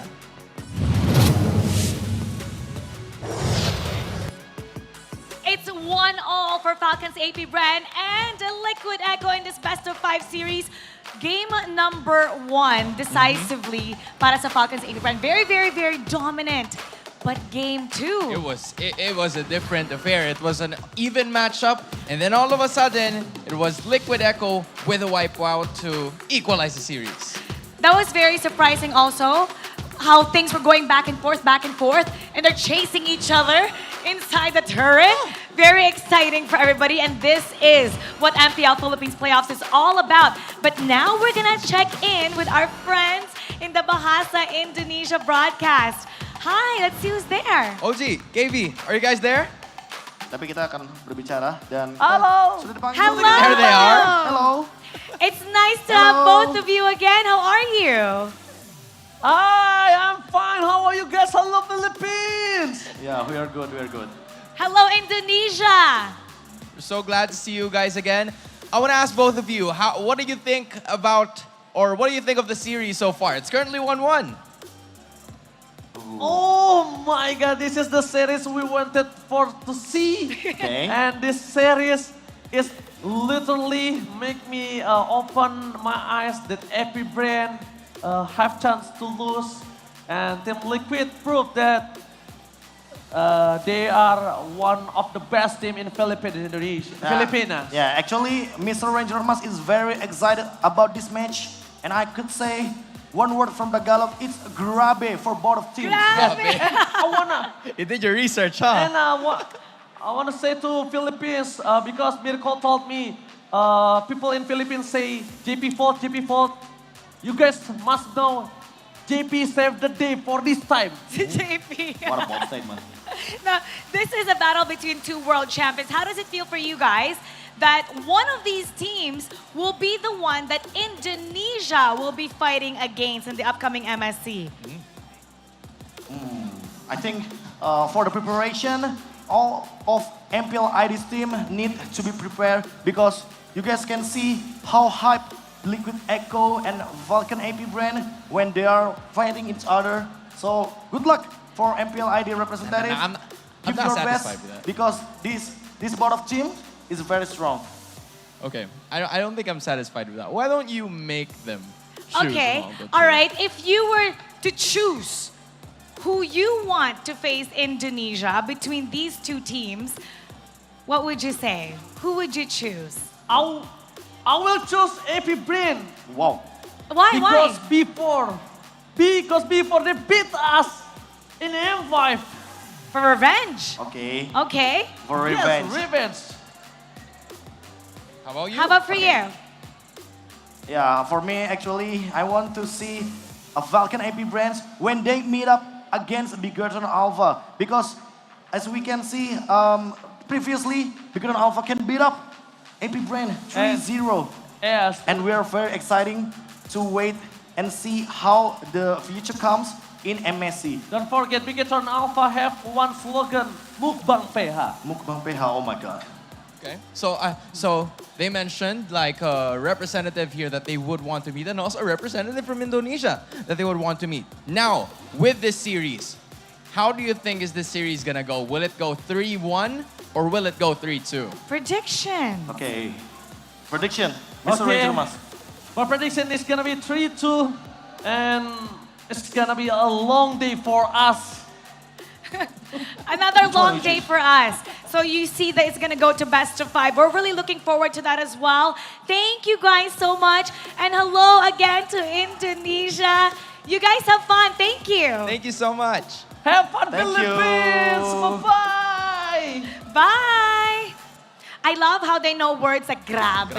Every single day, they're doing something different. They're learning something new. Props to Mirko though, props to Mirko. It's so nice that we have the Bahasa Indonesia stream. But now, a lot of people are excited to go to game number 3, so we're gonna go back to our casters. Casters, pasok. Thank you so much once again, Mara and Hansen. That was our collaboration with the MPL Indonesian Talents because you can watch the MPL Philippines Season 13 Playoffs in Bahasa. Terima kasih for all of you who's watching us right now because I think you guys are enjoying what's happening. Because right now, before we head on to the battle, let's give first our shout-outs to our official sponsor, Smart. Smart Gig Arena is now open to all Smart and TNT subscribers where they can join an array of arcade games and esports tournaments, especially Mobile Legends Bang Bang. Just create an account on your gigarena.smart using your Smart or TNT mobile numbers. With the new Smart Giga Arena 20, you can unlock the world of Giga Arena tournaments at your shot at prizes. Giga Arena 20 comes with 2 Giga Arena tickets, 100 MB of data valid for all sites, valid for 1 day, and you can load Giga Arena 20 now in the Smart online store. I gotta say, Smart Giga Arena is one of the reasons why I think currently our grassroots scene is growing. It's because there's a lot of tournaments there that's running right now that empower all of these small communities all around the nation, and that allows for what? Teams like AP Bren, Falcons AP Bren, and Liquid Echo to just come through. And that's where the dream comes alive. Again, a huge shout out to Infinix GT Series. You can outplay the rest. Brought to you by our official sponsor, Infinix. Now, this is our official sponsor for MPL Philippines Season 13. Be unstoppable and outplay the rest with the Infinix GT Series. Yep. This is it. This is the phone. So that is just one heck of a game. Now we're looking, and I am excited for this 5 matches because, again, as the side goes for this one, this is going to be heck of a priority on who's going to pick blue side. I'm excited, Leo. Rockhart. Now with that, so much preparation is about to happen because Falcons AP Bren just got their first loss so far. Nothing has changed in the status quo, though. I do believe that staying blue side and drafting from there shouldn't change much, and their priorities should still be about right where we expect them to be from games 1 and 2. So this explains the Yu Zhong and Matilda and Vexana bans. All the while, Tic-Tac banning out the Harith and the Fred. Where's the chip? Where there is light. Oh no. Oh, I love that you Not ban the mentioned chip. that. So chip is open. Faramis is open. Novaria is open. They can deny the Minnow and Fury. They can deny the Minotaur. Stars brought us All right, here. they take out the Nova. It's the priority. Again, we've seen yesterday how the no Bea combo was showed in the last matches, how they eliminated a game out of Blacklist International. So with this priority, a possibility could actually show. But you've mentioned the chip. It was a great chip game yesterday. Yeah. Did they go Faramis Minotaur here? That sounds about right. Do they steal the chip? It is. It's the same priority. Oh, Roger? Minotaur Roger. Here we Oh. go. Rome Gold, and then I reckon Jungle should be up next. I guess they don't mind the side swap so much if Yeah. they can retain pretty much the same lineup, have that same momentum, the same flow that they had in Game 2, where they did win. Yep, so do we go CC here? CC Moskov for Falcons AP Bren? Yep, Super Marco can still use it this time. Pretty good power picks. For game number 3. Still a lot of things open. Will they go for the jungle this second round? Okay, it's the Barretts right away. Oh, Whoa, okay. We were talking about the chip. It's back. By heart. Okay, There's Valentina. but a Valentina just counter picked right away by Coach Dick, and the Liquid Echo just sees the opportunity to take 3 possible strong counters by using their ultimates. Not bad at all, not bad. Now the Bus Cup is going to get banned out. That is the sacrifice, right? The sacrifice that you get. You get the Barretts, you get the chip, but you're losing out on one of your favorite gold laners. Yep, Carry is still out there, so we saw how close to perfect that Carry was, even from a losing position. Super Marco can make plenty work. And now they're going to start to clamp down onto Carl TZ. They can force a game 1 situation wherein they force Carl on like a Guinevere, like an off-meta jungler. Love that you mentioned out the possible force out of the possible chosen pick of Coach Dick, because again, the ban out of this Boxia only tells like, hey, either this Roger can actually still be flex for Team Liquid Echo, but something tells me, yeah, you kind of want to stick on where your strong perks are in using a hero if you are Carl TZ. So far, with the CC gone, it still could be... They banned the Akai. The Akai would actually make sense here because they're really forcing out this Roger to be in the gold lane so far. And on the other side, you're still looking for a gold laner. Maybe Brody can work well here, can duel pretty efficiently against a Roger, at least in the laning phase. Yeah, the win rate. It's a comfort as well. It's a comfort as well for AP Brand. The Dairoth ban. Okay, they don't want the damage, spiking and heating up in the lineup of Falcons AP Brand. And again, early game, it's strong, but looking at how this first 3 picks of Team Liquid Echo has, now we'll actually know what could be the EXP lane. So this is a Lapu Lapu. So this is one thing to secure down. This is they ban out the CC. Paquito is still open. Still. What if Esme? Just kidding. My brain went, yo, they banned the Dairoth. Maybe they're gonna Esme, but no, probably not. Yeah, the Dairoth ban is more of a anti-turn hero. Like even if you get the chip ult onto you, you can almost immediately respond with Abysm Strike and then punish everyone coming through. Oh yeah, that's just stacks on damage and stacks all over if you get hit by a Dairoth. So looking forward on how they could actually commit right away if you have a chip. We've seen it yesterday how Falcons AP Brand utilized this hero and they went really good. Yeah. Ogwen did so much well. And how will this lineup would actually show? They come up with the glue for the XP lane and also, Okay, and also the Claude. So how about a blazing duet all across the map, and you have a way to actually negate a super, or even negate a possible attack from the back line, or the back lane from a marksman You got Akai here? from Team Liquid Echo. Forcing out an Akai here. Yeah, Solita hero. it's an X-Borg. Jungle X-Borg. Okay. All right, 3 chunky heroes. That makes sense. You kind of want to punish everything coming through. Again, it's the same concept as the Dairoth. If you get hit on through the shortcut, you just hit Blast Insanity. and then you play with those stacks. You play with your shields. Yeah, come into my fires, says Explorer. Shortcut into my face. Again, Liquid Echo on red is forced to be creative. Liquid Echo on red has to go through the chess match that is presented by, well, rather the obstacle course that is presented by Coach Ducky and Coach Treb. So that explains why, again, these numbers now slowly making sense. I like how there's a slight advantage on the numbers from Falcons AP Bren, because I agree. I think Falcons AP Bren were able to draft a lineup that is more likely to punish what Liquid Echo is bringing.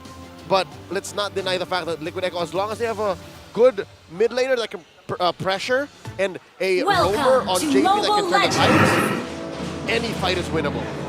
And the chessboard is open for this game to happen. Who is going to make the first move in this composition? It's game number 3.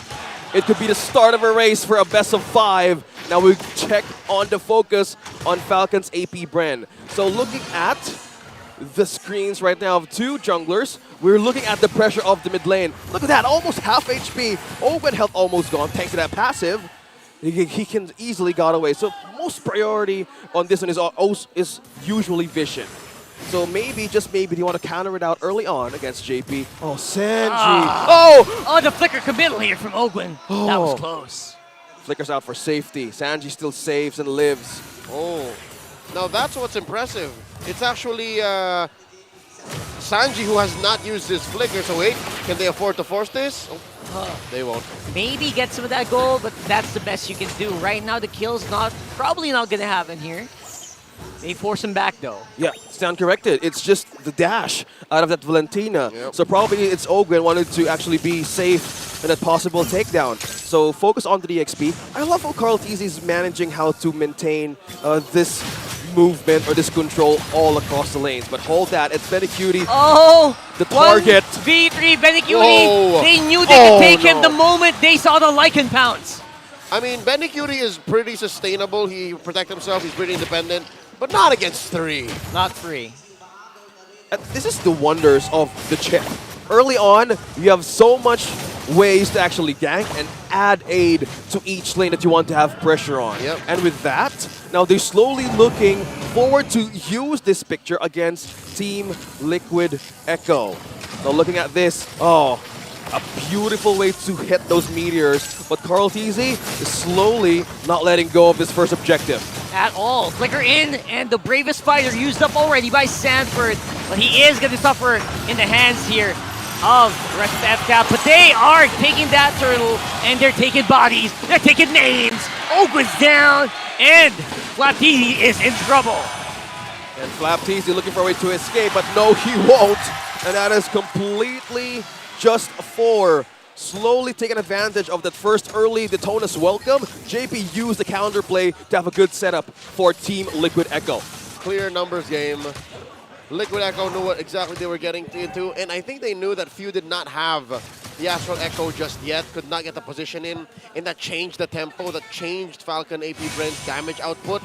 And I can see a alternate timeline or an alternate outcome wherein, yeah, they could have gotten the Detona's welcome on the perfect target and then picked off a member or 2 before the retribution threshold came up, and then that would have just changed it entirely. But no, this is one of the strengths of Liquid Echo. They're aggressive, and they know when they can force things, and even when they feel like they shouldn't, they turn things around, and that's what allows for them to be here now. 1,000 gold ahead, 3.5 minutes in. I'm wondering when Ogwen is going to start doing what the chip is supposed to do, right? Setting up the shortcut, collapsing on the targets, and then going for a death ball. That's not what they did here in that first turtle. That's why Liquid Echo spilled the blood in the water and said, you know what, this is ours.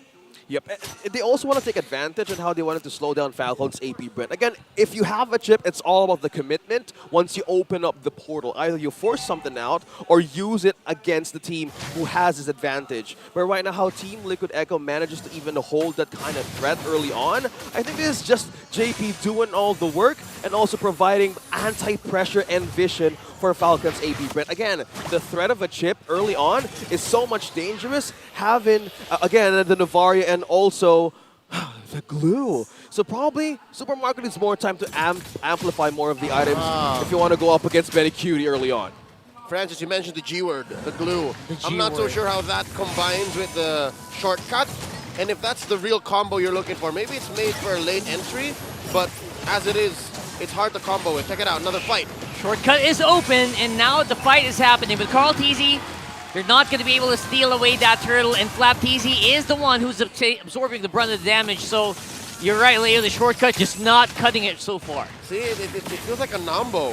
I mean, chocolate cake and spaghetti is good, but not together, you know what I mean? Yep. That's right. Just don't. I would like cold spaghetti and chicken, but not this. But having this combo of Cold liquid... spaghetti? Yeah, or cold macaroni after a Christmas day. We Let's need not to talk talk about this. later. Let's We need to talk not about now. later. Things we eat after Christmas in the Philippines. But anyway, going back Team Liquid Echo, this is just how they want to play with this chip. Completely. Either you commit or not commit. Because somehow they wanted to push Ogwen right onto Supermarket. They need the damage unless they would actually do pickups. But it's dangerous how JP manages to hold the river from top to bottom, maintain so much vision, and also he wanted to use this time to amplify Sanford as well. Again, almost hitting early on against the XP Flap TZ. Now they have an advantage to push on pressure, such as that. Oh, portal is open. Speaking of pressure, portal activated already. Everyone is here to join the party, but also is Sanford. He's hunting down Few. And on the side, Flap is absorbing Betty Cutie, holding him off as long as he can. But here comes the export. The damage takes out the glue. All right, let me add another layer of how maybe the glue and the chip is a nombo. It's a little too over-complex. You have a shortcut, whether it's reactive or proactive, but the end game, the best case scenario, still doesn't make sense in my mind. And maybe from blue side, oddly enough, this time around, it's Falcons AP Brent who might have overthought it. They overshot and came up with a way too high concept of a lineup. You know what? I agree with you. Because right now I am only seeing DHS onto this Claude, and if even Few, Flap TZ, or even Kyle just go in a portal, how will damage show? One thing that automatically switch up in JP's head is I need to have a good setup, and that's where things crumble. So right now another objective is open, and this is just Liquid Echo positioning and waiting for the next step of Falcons AP rank to commit. Again, an open portal. Will they commit the same mistake with the damage not yet ready for Super Marco to have? Yeah, Meanwhile, right now with the portal open, somehow you don't want you to go in. At the same time, Super Marco not ready to deal damage just yet, right? So far these portals will definitely not work out. Okay. Oh, okay. All right. Loving the confidence there. The gloves have been thrown. Yep, the recall is showing up for Benny Cutie. Those portals are slowly acting like spear of destructions that you won't click on anyways. I mean, it's Exactly. good for vision and it's good for your opponent's mental, but as it is, Liquid Echo are going mental. They're at 5K prior ahead, and I don't think Falcons AP Brent should be in any shape to fight. So yeah. all it is they're just waiting. For now, it seems like just a distraction, more or less, right? That's all it's doing. Kind of like a same principle of how Louis wants to fake a diversion. So probably right now they want to buy more time for this lineup to actually work against Liquid Echo. With the 4K gold they're doing, still the same thing, pressure. Now things that he want to target on, probably is the XP lane. But Flap teasing right now, well, still having a great way to counter the damage Yeah, of but Sanford. the main difference between a false diversion and a false shortcut is you can false diversion into nothing. Yes. But you have to shortcut into a target. You have to be close. So it's fine, you can't do a preemptive shortcut. That's the main difference, and that's what's not making it work for Falcons AP right now. Yeah, they're really looking for a way to make this actually happen against Liquid Echo. The gold is going up slowly by the minute. It's 5K. They've taken down a turret. Flap TZ almost, well, 3/4 HP, but he's still a glue. He can still survive. And he can get back in if Ogun wants to, as usual, with a shortcut. Okay. So looking at how Ogun is managing to go peekaboo on the portals. Peekaboo. Probably is this way on how where is Benecute could actually go. Since there's turret down taken against Falcons AP Brent down bottom, it's now time for the XP laner to actually have the aid of pressure. So we're looking at Minotaur, Xborg. How's the item showing for Falcons AP Brent? Are they ready to commit once more, Leo? No, I'd say it's still hold. You have to hold. And don't even think of contesting. Let this through. Items-wise, being down 5K is a significant arms race deficit. Like, you cannot fight on the same level as your opponents unless you're inside the base. That's what happened earlier in game 1, right? Oh, yeah. But here right now, Marco. Benecuti getting a taste of that like and pounce damage, but you gotta be careful, can't be punished too hard by Super Marco. Yeah, there's about 1,200 gold between them now. So I'd say still no, don't force it. Oh, yeah. Okay, so they need more time to actually make this work. Look at the damage dealt in Sanji, Benecuti, and Sanford. Just throwing out against Carl Teasy and Ogwin. Another turret taken. Slowly a push down bottom for the Lord. And look at how they're managing to control this map from top to bottom. But oh, Daytona's welcome. Oh boy. They catch him. They catch Cartesi, but Thraga Armor keeps him alive. Sanford once more. Bravest fighter straight into 2 members of Falcon AP brand. Means they're going to have to back off, and they take down Ogwin. No casualty for Team Liquid. Sanji got the ultimate off Chip. And keep going here, getting in to position. And that's JP on the back. Woo! Might get punished. He does go down. Super Marco. The Lord still dashing it out. A little bit of finesse, but tower will fall. Oh, Flapteezy got a hand. Flapteezy, he's in trouble. He got one. Benecuti falls. Whoa! Wow, the punchback is strong here, coming in from FCAP here. I mean, it cost them a lot, and they weren't going where they need to. And something tells me Falcons AP Bren need to get everything back on track. They need to be on the same page, because earlier, I'm not so sure what Flapteezy was working on top lane, but he did not jump into the shortcut portal. Yes. I think if he came in earlier, this would have been a better mathematical trade. But as it is, I think they're fine with it. I'm just hoping that they're not once bitten, twice shy. I'm hoping that this will allow for them to say, you know what, it's a 5K gold lead, but we do have the firepower where it matters. And looking at it now, 7, 6, 8, 5. There you go. See, it's less than 1,000 now between Benny and Marco, so they can go from there. Okay, so it looks like how they're managing to layer out the composition this time around at almost 12 minutes. So this time, I think it's Liquid Echo looking for a way to just consume another objective. But I think you're right. Right now, they're probably the minds of Falcons AP Bren wanted to capitalize on sustain and actually do work for Flapteezy. They have managed to get Benecuti out of that team fight. Yeah, I think that's the #1 goal for Flapteezy is find Benny. Find Benny or find Sanji. One or the other. Best case scenario, find Benny, shut him down, and then again, the fact that there's so many layers to this for for FCAP to get their win makes it all the more difficult, but we're saying it's not impossible. If they can do that, and then maybe set it up first, start off with maybe a 3-4 man, Astral Echo, then that's how they get it. Yeah.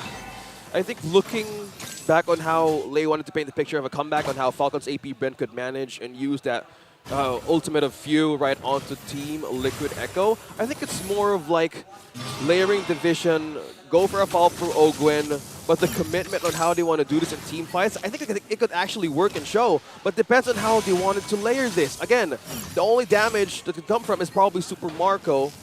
You have a way to push back one from Missile Expert, but depends on how the front is being controlled, and Carl Teasy having that immortality.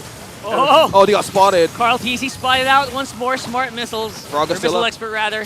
Pushing him back, but here comes the rest of the squad. Team Liquid PH looking for a kill. He can take out maybe Carl Teasy and secure that Lord. But Carl Teasy able to make it out just for the meantime. And the punchback is activated here. Bravest fighter is actually so powerful. And there's just no way for FCAP to fight back. And that's where you feel the 6K gold lead. And that's how you feel Carl Teasy just being so confident with the recall. And this whole time he wasn't even part of the fight. This whole time he was just taking Lord. Yeah, and just using his Virago armor to be poked down by the members of Falcons AP Bren. And now they're just pushing in. No turrets taken away from the cavalry. And there's Lord pushing down bottom. Ogwin being the casualty. I'm just thinking of what could be the front line with the threat of the Minotaur. JB just keep on using, again, he used the flicker, but one thing he's aiding on for Team Liquid Echo is the comeback counter setup on what Carl Teasy can do. They need to sustain the front line! But how? He basically has 4 life bars at this point. Yep. Drago Armor, Immortality as well. He has so much to play with. Now, Falcons AP Bren looking for a way in. They have to defend this. Waiting for Team Liquid Echo to make a move. Team Liquid Echo, just very, very mysterious. Not showing any signs of weakness. No chinks in the armor so far. That's the Astral Echo. Right. That's the hits. Oh, they force a flicker from Sanford. So that's going to be the Lapu-Lapu going back, at least for now. All right, a successful defense by Falcons AP Bren. Liquid Echo holding on to their advantage, did not force anything, did not collapse on to Falcons AP Bren, and they know all the better. They know that if they're still inside their base, that's all the more chance that there's a little extra damage for Falcons AP Bren, and that's where they're lacking firepower. They're lacking the amount of damage to capitalize on these amazing collapses from the shortcut. So I'd say if Falcons AP Bren is still around, and maybe fights happen closer to their base at 17, 16. 20 maybe. Maybe it'll be closer by 20. After this Lord, maybe post-Lord, then definitely we're talking. Definitely we're in the game. So check this out. Few just picked up his Enchanted Talisman. Compared to an almost fully built Sanji, there's about 500 between them. So that means even on mid lane point, right? Even in mid lane, there's a very big, there's not that big of a gap. I think a majority of the gap, if I reckon, is between Carl and Kyle. I think it's one thing to see how the winning condition will be for Falcons AP Bren. I think there's one item away for Super Mario to actually have this full build, and how he melted that Lord and cleared out that minions. It's a great way of showing that they can sustain, but this time around that they can defend and counter aggressively for Liquid Echo. Look at the damage done by Few. Probably right now, this is the one thing combination that they need to work on. This is going to hurt. And Novaria in this time of the game, this is the window that Leo is mentioning out. It's 2 minutes from the 15 minutes. It's 17. Getting the right recipe of damage. Oh. Few gets it.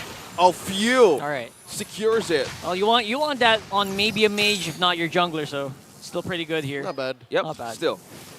Oh, wow, look. Why walk? Why walk? He's setting it up. The portal. Ogwyn. They're waiting for the call. All right, Ogwyn, when you're doing it. He's going to approach from the back where Benny Cutie is, actually. And now Carl TZ, 1 life down. Oh, waiting That's for the Raga dance. armor. Holding it up. HP's quite low. He's holding out on that portal. They know where Ogwyn's going to come from. Oh, I think they're expecting this.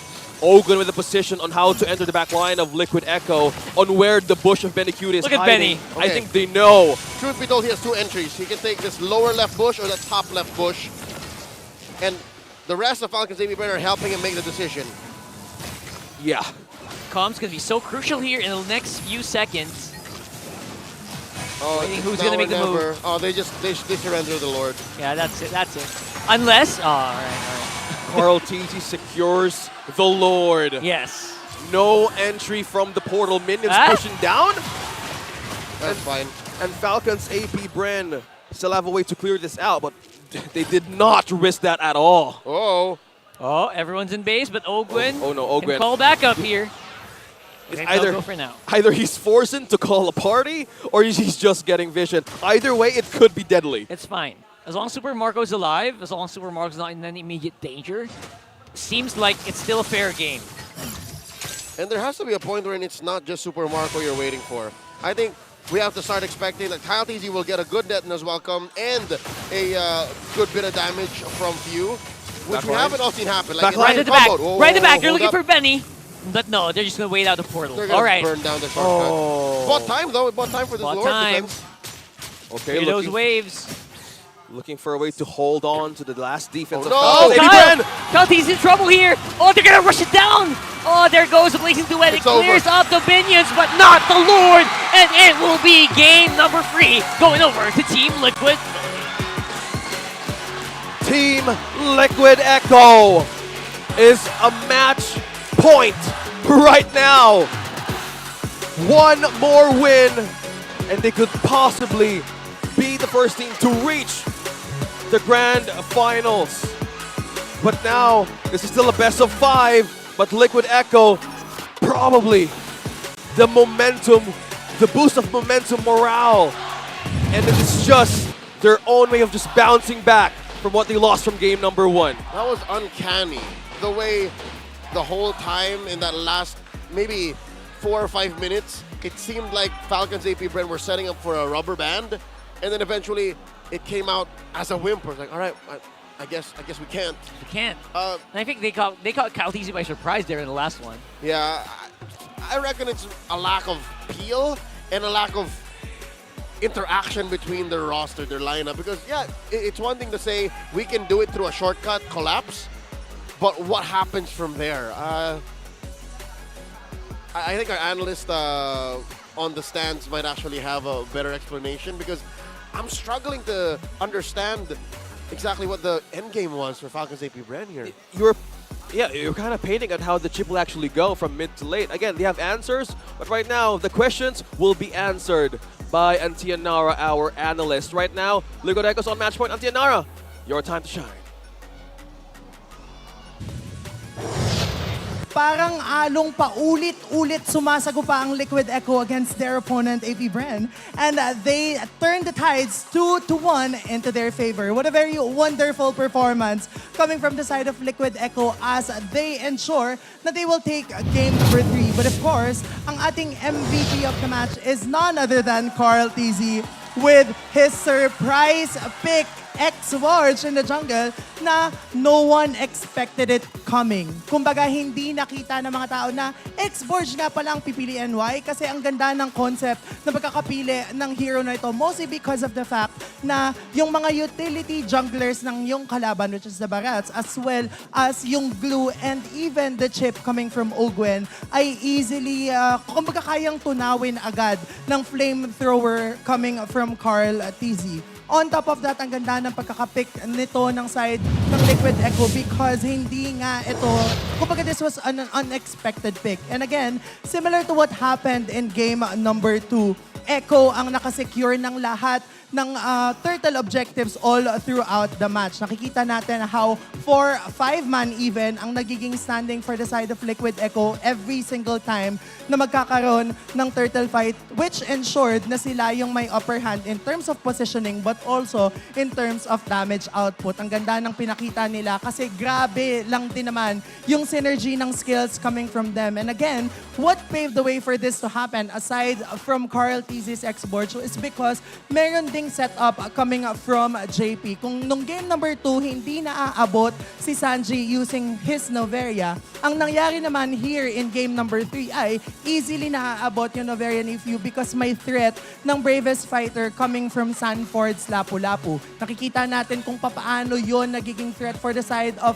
Falcons AP Bren as to why medyo na-awkward sila in terms of positioning, and yung endless aggression coming from the side of Liquid Echo was more than enough to tear their opponents down. Nakikita naman natin na although nagkakaroon ng moments sa kung saan nagpa-fight back ang side ng Falcons AP Bren, hindi yun enough towards the latter parts of the game kasi Echo na ang may hawak ng lead and Echo na yung may hawak ng aggression. And we all know just how aggressive Echo could be as long as lahat ng mga check marks ay napupunan nila. Kung babalikan natin yung ating naging keys to victory, aside doon sa kailangang maging fluid ng Echo in expressing their aggression, kailangan din na magpakita ng parehas nating coaches ng legendary draft, and that is what Liquid Echo did in game number 3. Ang ganda ng naging performance for both of our teams, and this time, naputol na ang win streak coming from a Noveria. In terms of items,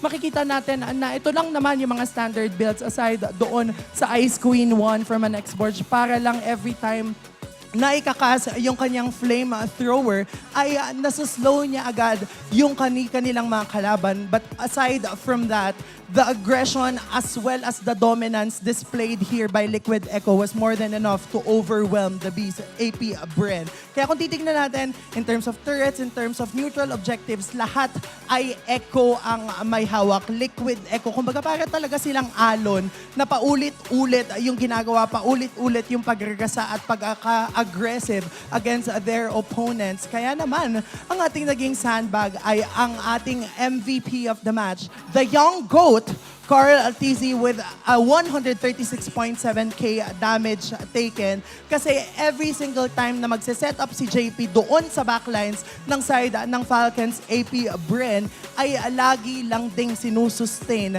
nitong si Carl TZ yung damage output coming from the Noveria and even the Claude ni Super Marco, which is why in the end ang ganda ng pagkakasustain niya ng damage output because meron siyang Firaga armor and on top of that kapag nag-proc yung kanyang immortality, I think hindi natin nakita as much, nagkakaroon ulit siya ng Firaga armor na talaga nga namang nakakasustain at the very least ng damage output. Again, the endless aggression coming from the side of Liquid Echo overwhelmed their opponents. At mukhang nakikita natin kung gaano kagutom ang Echo na i-secure ang kanilang spot towards the Roteria, the MSC. And mapapansin natin just how wonderful not just the draft but even the rotation coming from the side of Liquid Echo is. In this game, talaga nga namang naging dominating ang performance ng Echo towards their opponents, which is a Falcon AP Bren. And while this is just game number 3, maaari pa nang magpakitang gilas ang Falcon AP Bren in both games number 4 and number 5, possibly should they be able to extend this series. In terms of draft, I think wala namang major adjustment na pwedeng gawin for both of our teams. And in terms of rotation naman, yun na lang nagkakatalo for game number 4. In the end, gold per minute ay pumapabor pa din sa side ng Liquid Echo. Both Carl TZ and Benny Cutie were at the helm of it, which means na meron silang enough damage output and meron silang enough capability to get ahead of their opponents, which means na every single time na magkakaroon ng team fight and even skirmishes all around the map, sila talaga yung makakalamang. Kaya naman yung performance na yon coming from Liquid Echo is really a very wonderful performance coming from them as they lost game number 1, yes. But as we head on to game number 4, makikita ba natin kung paano i-employ ng Liquid Echo right now yung kanilang mga identity. But kung titignan natin ang ating hit map from Sanji, which is our mid laner, mapapansin natin na talaga nga namang nakasentro lang talaga siya towards the mid lane. And kung titignan natin, yung ganoong capability ng isang mid lane and even the jungler, which is Carl TZ kanina, na not just rotate fast towards your objectives, but also head towards the side lanes and even the mid lane, yun yung security na kailangan mong gawin. Kaya naman kung ikaw ay bagong MPL Philippine fan and nanonood ka ngayon here in the battle between Falcon, AP Bren, and Liquid Echo, ito yung mga teams sa kailangan mong panoorin to ensure na you will be able to maximize your impact whenever you're playing ranked games. This performance coming from Liquid Echo was very wonderful. But of course, hindi pa huli ang lahat. Kaya naman, bring us to game number 4, casters. Thank you so much, Auntie Anara, and that was just how Liquid Echo just completely riding their own momentum and their own match point this time around against Falcon AP Brand. Again, we're getting confused, but that's FCAP. Would now need to adjust and change things now, but again, this is the best of 5. Things can happen, and we're excited to see more of the games happening today. Because right now, for those of you watching us, you can join the Mobile Legends Bang Bang X King of Fighters 97 Bingo Draw event and take a shot of winning 3 brand new KF collab skins and unlock their exclusive ID tags. Yep, enjoy a sweet 50% discount on the first 10 draw and the daily first 1x draw. So don't miss out on this awesome opportunity. Get those KOF 97 bingos. You all speak for yourself. I only have all 3. Wow. But that's a nice flex. I only have 2. Sadly, my Masha just has a silver tag. Oh, no. I feel I have silver tag too. Right. I only have Bogard. I have the Bogard as gold. All right. I only have Masha. I have Kyo and Bogard as gold. So. Oh, yeah. Kind of sad of that. Well, that is just limited edition. Go ahead and score one for yourself until the days last for this KOF skin. Again, if you're an XP laner, if you're a Bakito user, well, this could be your best bet in getting your collabs. I love the nostalgic sound effects, gentlemen, playing on video games, and now it wasn't going back then where you use a token and just play long hours a day. It's just amazing to see. Right, Rockhard? We keep King of Fighters later. Really? After we dominate or rank games. Oh. This guy has really... these 2 guys are the end of the desk, gentlemen. Again, for those of you watching us right now, has a lot of diamonds to actually use. So Not go ahead and really. ask for one. But No. because again, MPL Philippines live stream guessing game is now available. Every match starts with a guessing game on the TikTok platform. Come and watch the MPL matches on TikTok. Join the guessing game. Support your teams with your game points. Go to TikTok and then navigate over to the MPL Philippines TikTok channel. That's at MPL-PH_official. Click the official live stream wherever you're watching this from, if you're moving over from YouTube or something.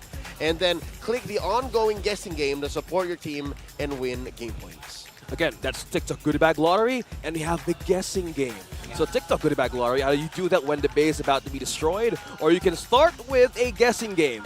You choose, you get rewarded. And even Rockhart and Leo mentioned during the game, there's some in-game codes happening. So be sure you get to have that, extra fast hands to claim your reward. Now, heading back to the game, this is Liquid Echo. They're one game away in securing their Grand Finals ticket, and of course, MSC. What does Falcons AP Brent need to force this to another game? It's going to be difficult because I would assume maybe a few moments from now we will see the side pick from Liquid Echo. They will want to go blue, and from that position, it's a double whammy for Falcons AP Brents because number one, they're playing from red, which I don't doubt that they can do, but also it's very specific that they have to do one thing. Take away the Minotaur from JP. That's good. That That's makes a good sense. one. Again, in game number 2, when Liquid Egg had the blue side, their priority was the Minotaur, not even the Mathilda. It was worth it. It does seem to be worth it. And again, I think Antinara said it perfectly. You can't blame JP anymore with the way he's playing so far. Well, you can blame them if they win. If they win? Because a good chunk of these is, yeah, sure, Sanji was our MVP, Carl was our MVP, but no, a good chunk of why they're doing this is because of how on point JP is. Yeah, he lands those setups perfectly. He knows where to do the catch of the Known Fury. Even last minute, that knock-up, how he wanted to combine all the possible ways to do a counterplay, it was on point.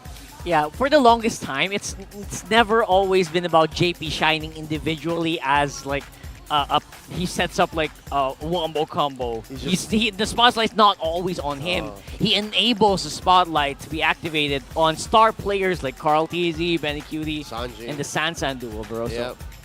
That's just how fly he is, man. And it works. And again, it's all for one big common goal, win. And from moments they wanted to get back on their feet, from game number 2, it's just amazing that it was kind of like their way to boost their morale back up. But again, I saw how Carl TZ and even Sanford react when they won that game, and when they have this expression like, finally, we had a point out of Falcons AP, because again, they have been dominating the day 1 of the playoffs. Showing strong. I feel like both of them had really clean free zeros, obviously, but I think AP Brent definitely came out on top in terms of like speed, like going straight, going super fast. So, but here now we're at a precipice. Again, it is match point for Liquid Echo. It's clear what they want to do and how they want to do it. For Falcons AP Brent, I don't think it's enough to rely on macro alone. Like, sure, sheer execution, sheer mechanics, roll to roll, like, it's hard to deny that they have that on point. But for them to do that, they have to have a sound draft. And in game number 2, it was okay.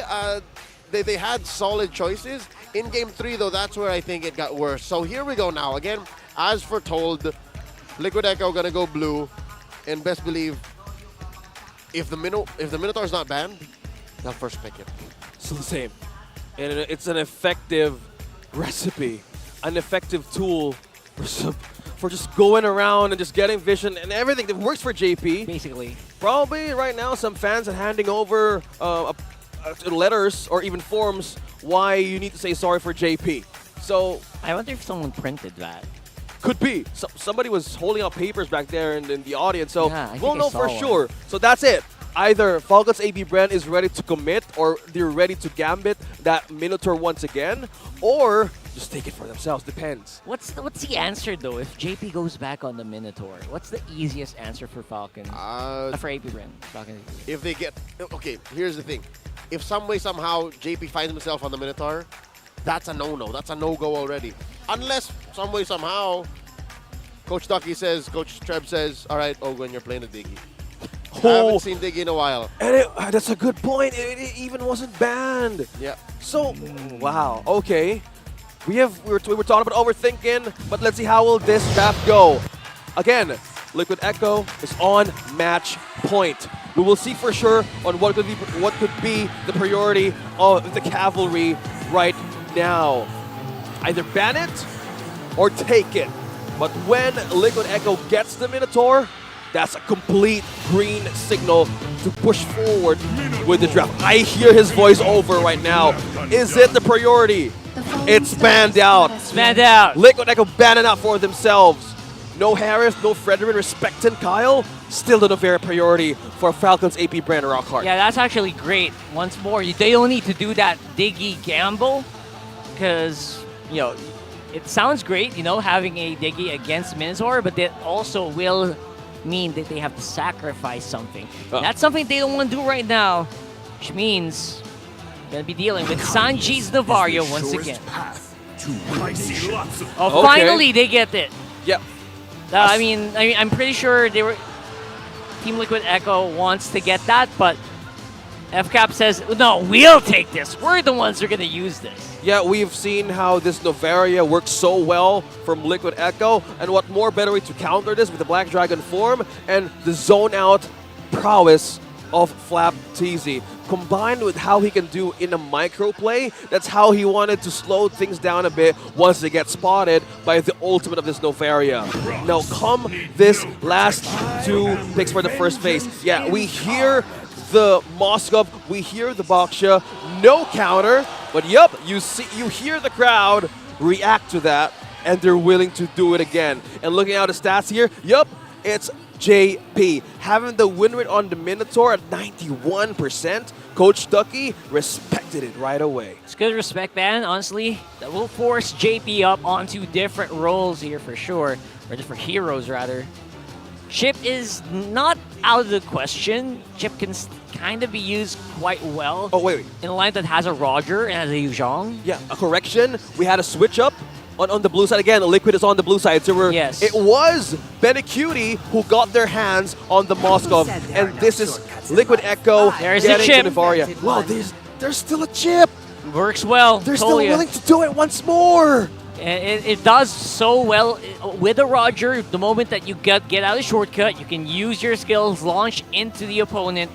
Not to mention there's a Yuzhong on the side, so repositioning, I think this is a lot better actually. The first three picks right now are completely 100% better for me compared to the last game. Not just that, again, after the shortcut, you also have a way out. You don't have to use shortcut into Black Dragon form. You can delay the Black Dragon form outside. You can go shortcut into Petrified Tail Whip combo and then out. And that's one way to burst.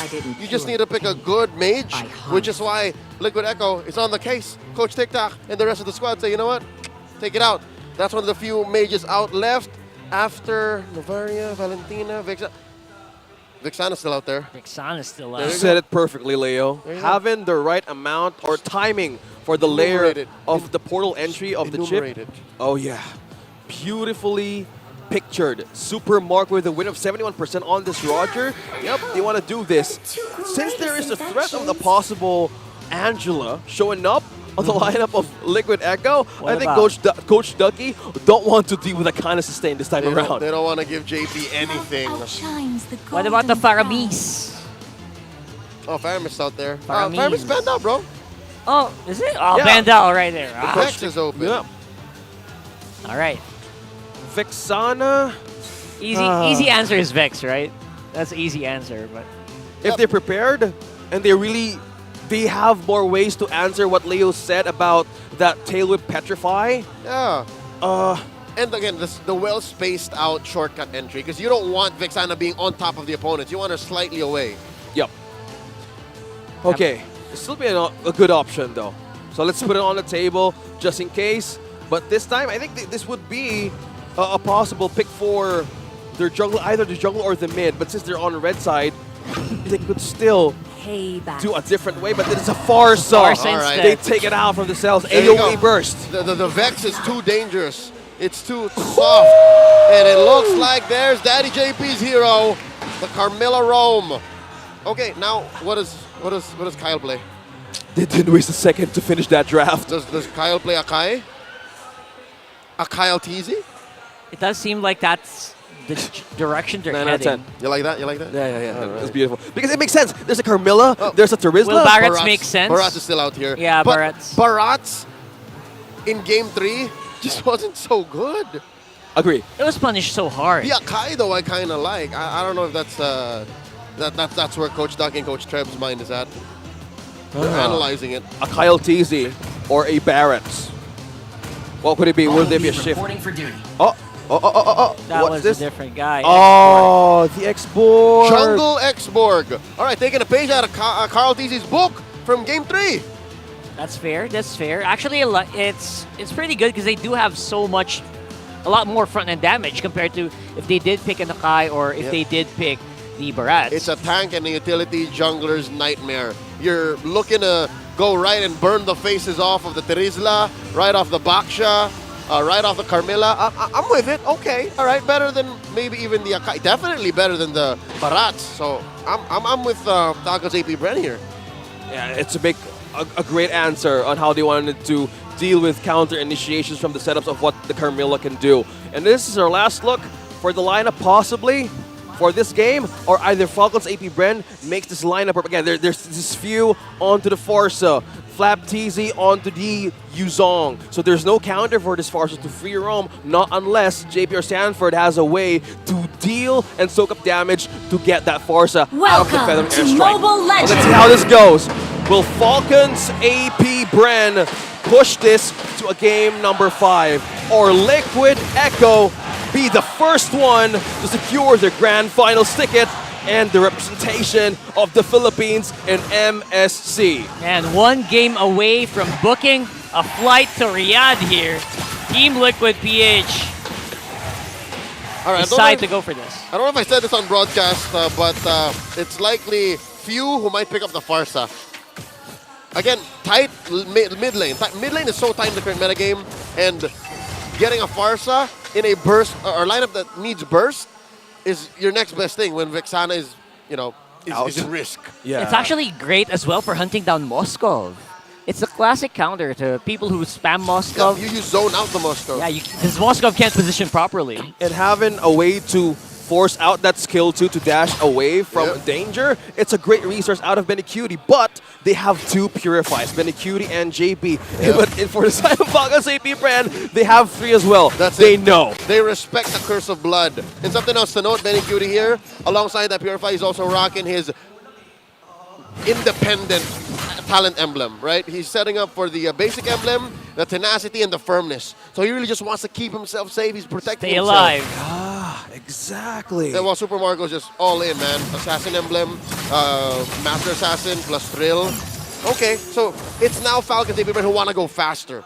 Beatdown has switched sides, ladies and gentlemen. Yep, that's flicker out of Sanford. No ultimate for the possible first objective here. Not hitting level 4 just yet.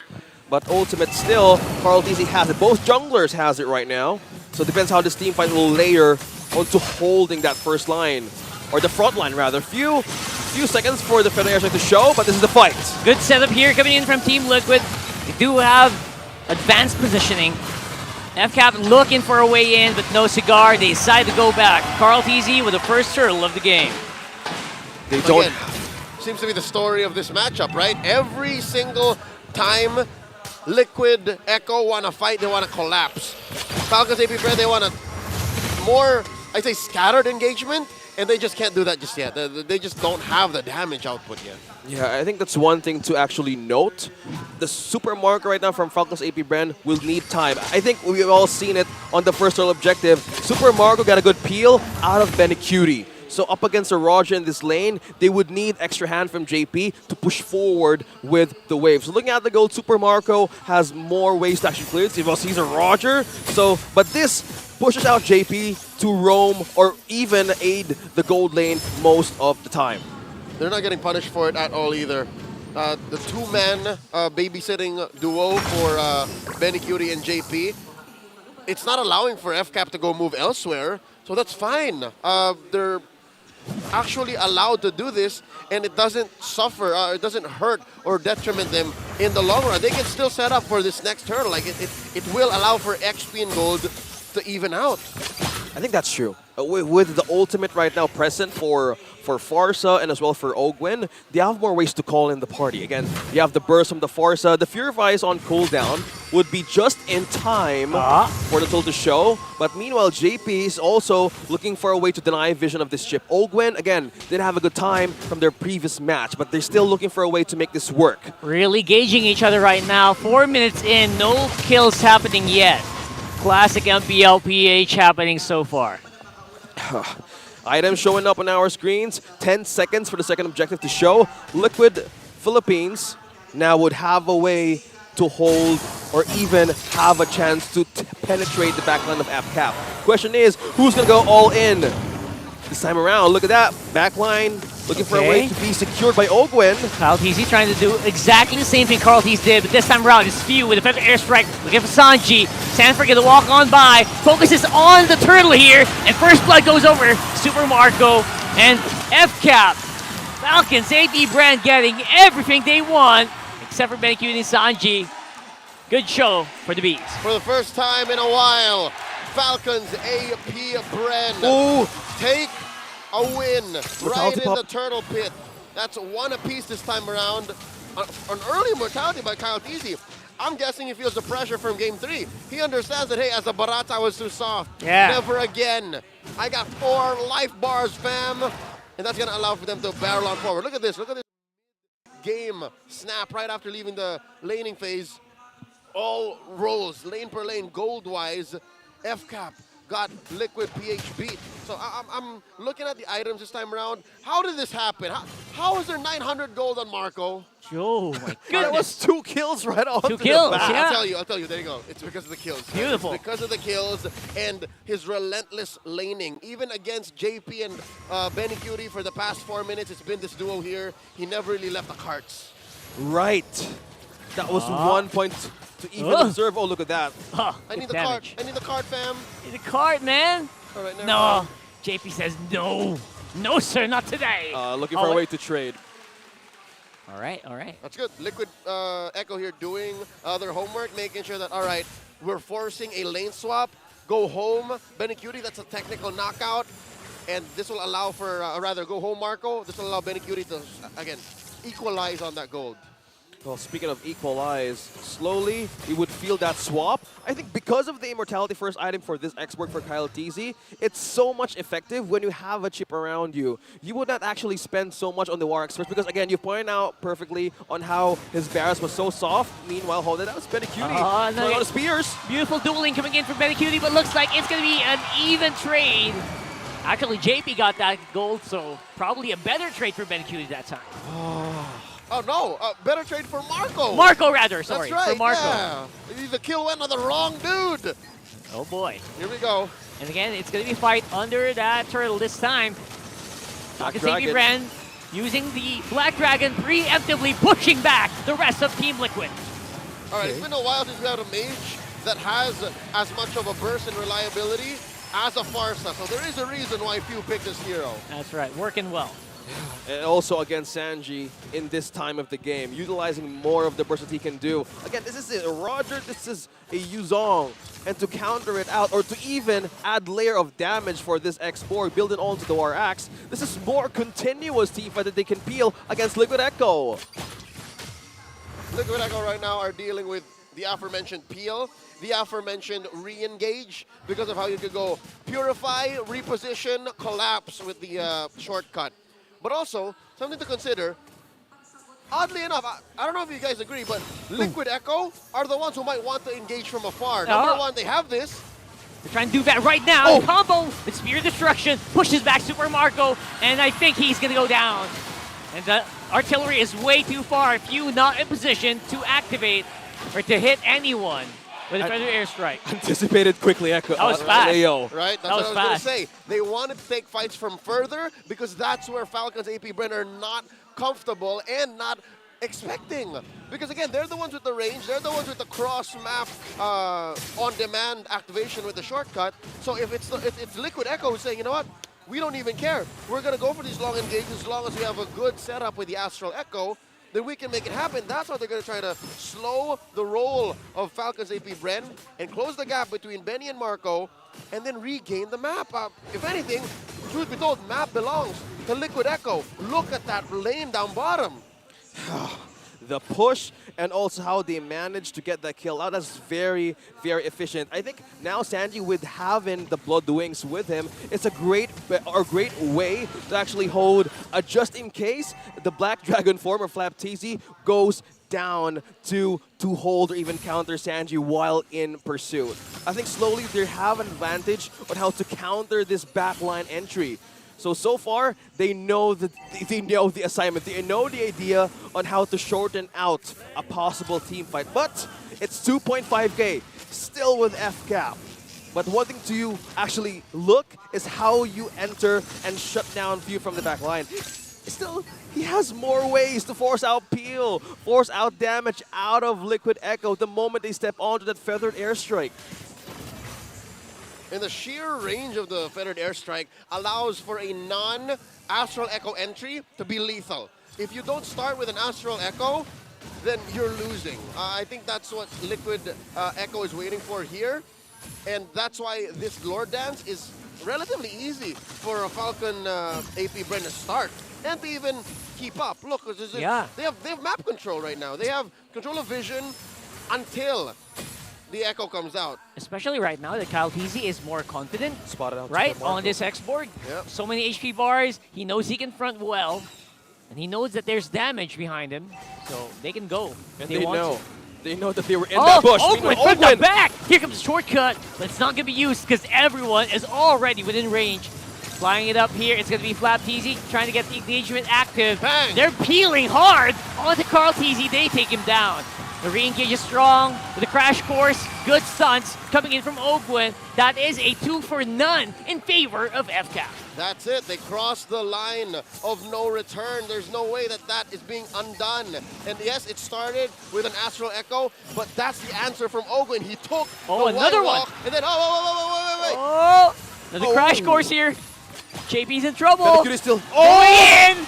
And Benicudi not gonna be able to get that Lord, but he gets slapped. He can get more. Super Marco in trouble, but he gets the score. 1 for 1. Straight it out, but the Lord goes over to Falcons AP Bren. The confidence of Benicudi just diving into what? Enemy lines! It's a Pyrrhic victory. It cost them a lot, but they got the shutdown on Marco. And hell, maybe they even threatened the Lord take, right? Because if that went the wrong way, if they got the stun, if Marco got skewered into a wall before the Lord was taken down, maybe Benny could have stolen the Lord. Who knows, right? But as it is, Liquid Echo not out of the woods just yet. They still have to deal with this Lord marching through. But that was a good trade. 2 for 1. Oh, wait. Oh, JP. Trouble in paradise here for JP. Getting hit by the Feather Airstrike 2 to 3 times. And again, burned to a crisp by the export. Yeah, Purifier was still on cooldown. Now Falcons AP Bren have a push down bottom. Kyle TC has still the immortality. Now looking for a way. Liquid Echo looking for a way to hold this. They need to let this go. Just now, it's not worth it to commit. Again, there's no hold, there's no setup from JP just yet. So they would need more time to hold this through. Oh, Min's still pushing down, but I think there's going to be a turret taken down out by Falcons AP Bren. That's top and mid taken down. Even bottom. Amazingly synchronized waves from Falcons AP Bren. But Liquid Echo still struggling to find that collapse. I think, all right, about 5-6 minutes ago, the plan was, all right, engage from long range. Now they know that they can't, given how small the map is for them.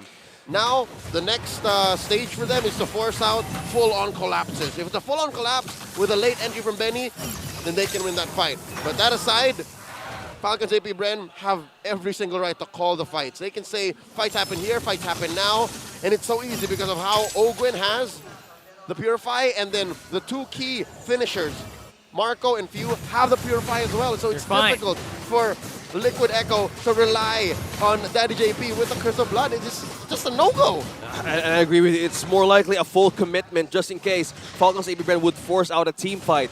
But just looking at this, we're going back to the Infinix keys to victory. This is the macro game that Falcons AP Bren wanted to happen early on, when they have a way to shut down Carl TZ earlier, and as well as JP. Once it's out of the picture on the team fight, things happen in their favor. And how you guys mentioned how the synchronization of the lanes were working through them, this is just problem after problem for Liquid Echo to show, but they're not out of the bush yet. They have mid-game spike, they have damage here, but this is just a question. Oh no, Few just picked up the Holy Crystal, man. Oh.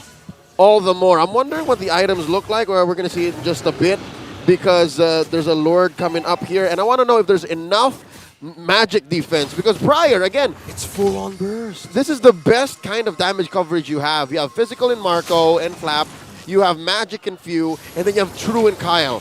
I wonder what kind of itemization Liquid Echo have prepared for this fight, especially since they're down 3K. That's tricky. That's tricky for sure. Oh, when it showed JP's up. on the side looking for maybe a possibility of taking down Few, but it's a no-go once more. Team Liquid looking for trouble, but they're not being obliged. Falcons AB Bren very smart in controlling this aggression from Liquid. Yeah, but again, dances come easier for Falcons. Yeah. Right? Dances are safer for them, and there's always that threat of that Y walk. And that's why Benny Cutie and JP are keeping that portal close. Yeah. They're holding the line, but Sanford got peeled here right away. TLPH. Hello. That's going to be a pop. There's going to be an attack here, maybe on Ogwin. But of course, he does have enough speed to get out of the way. My. Okay, they just completely retreat back. Again, they have the last 3 inhibitor turrets from Liquid Echo. If Falcon, AP Bren gets their hands on this objective, with the waves pushing in their favor, this could be a tight defense for the cavalry. But they're not committing just yet. Wait, look at the damage from Benny Cutie. Oh, no Firaga armor. Easy. No Firaga armor, but here comes the engagement flap. 5-man compression here.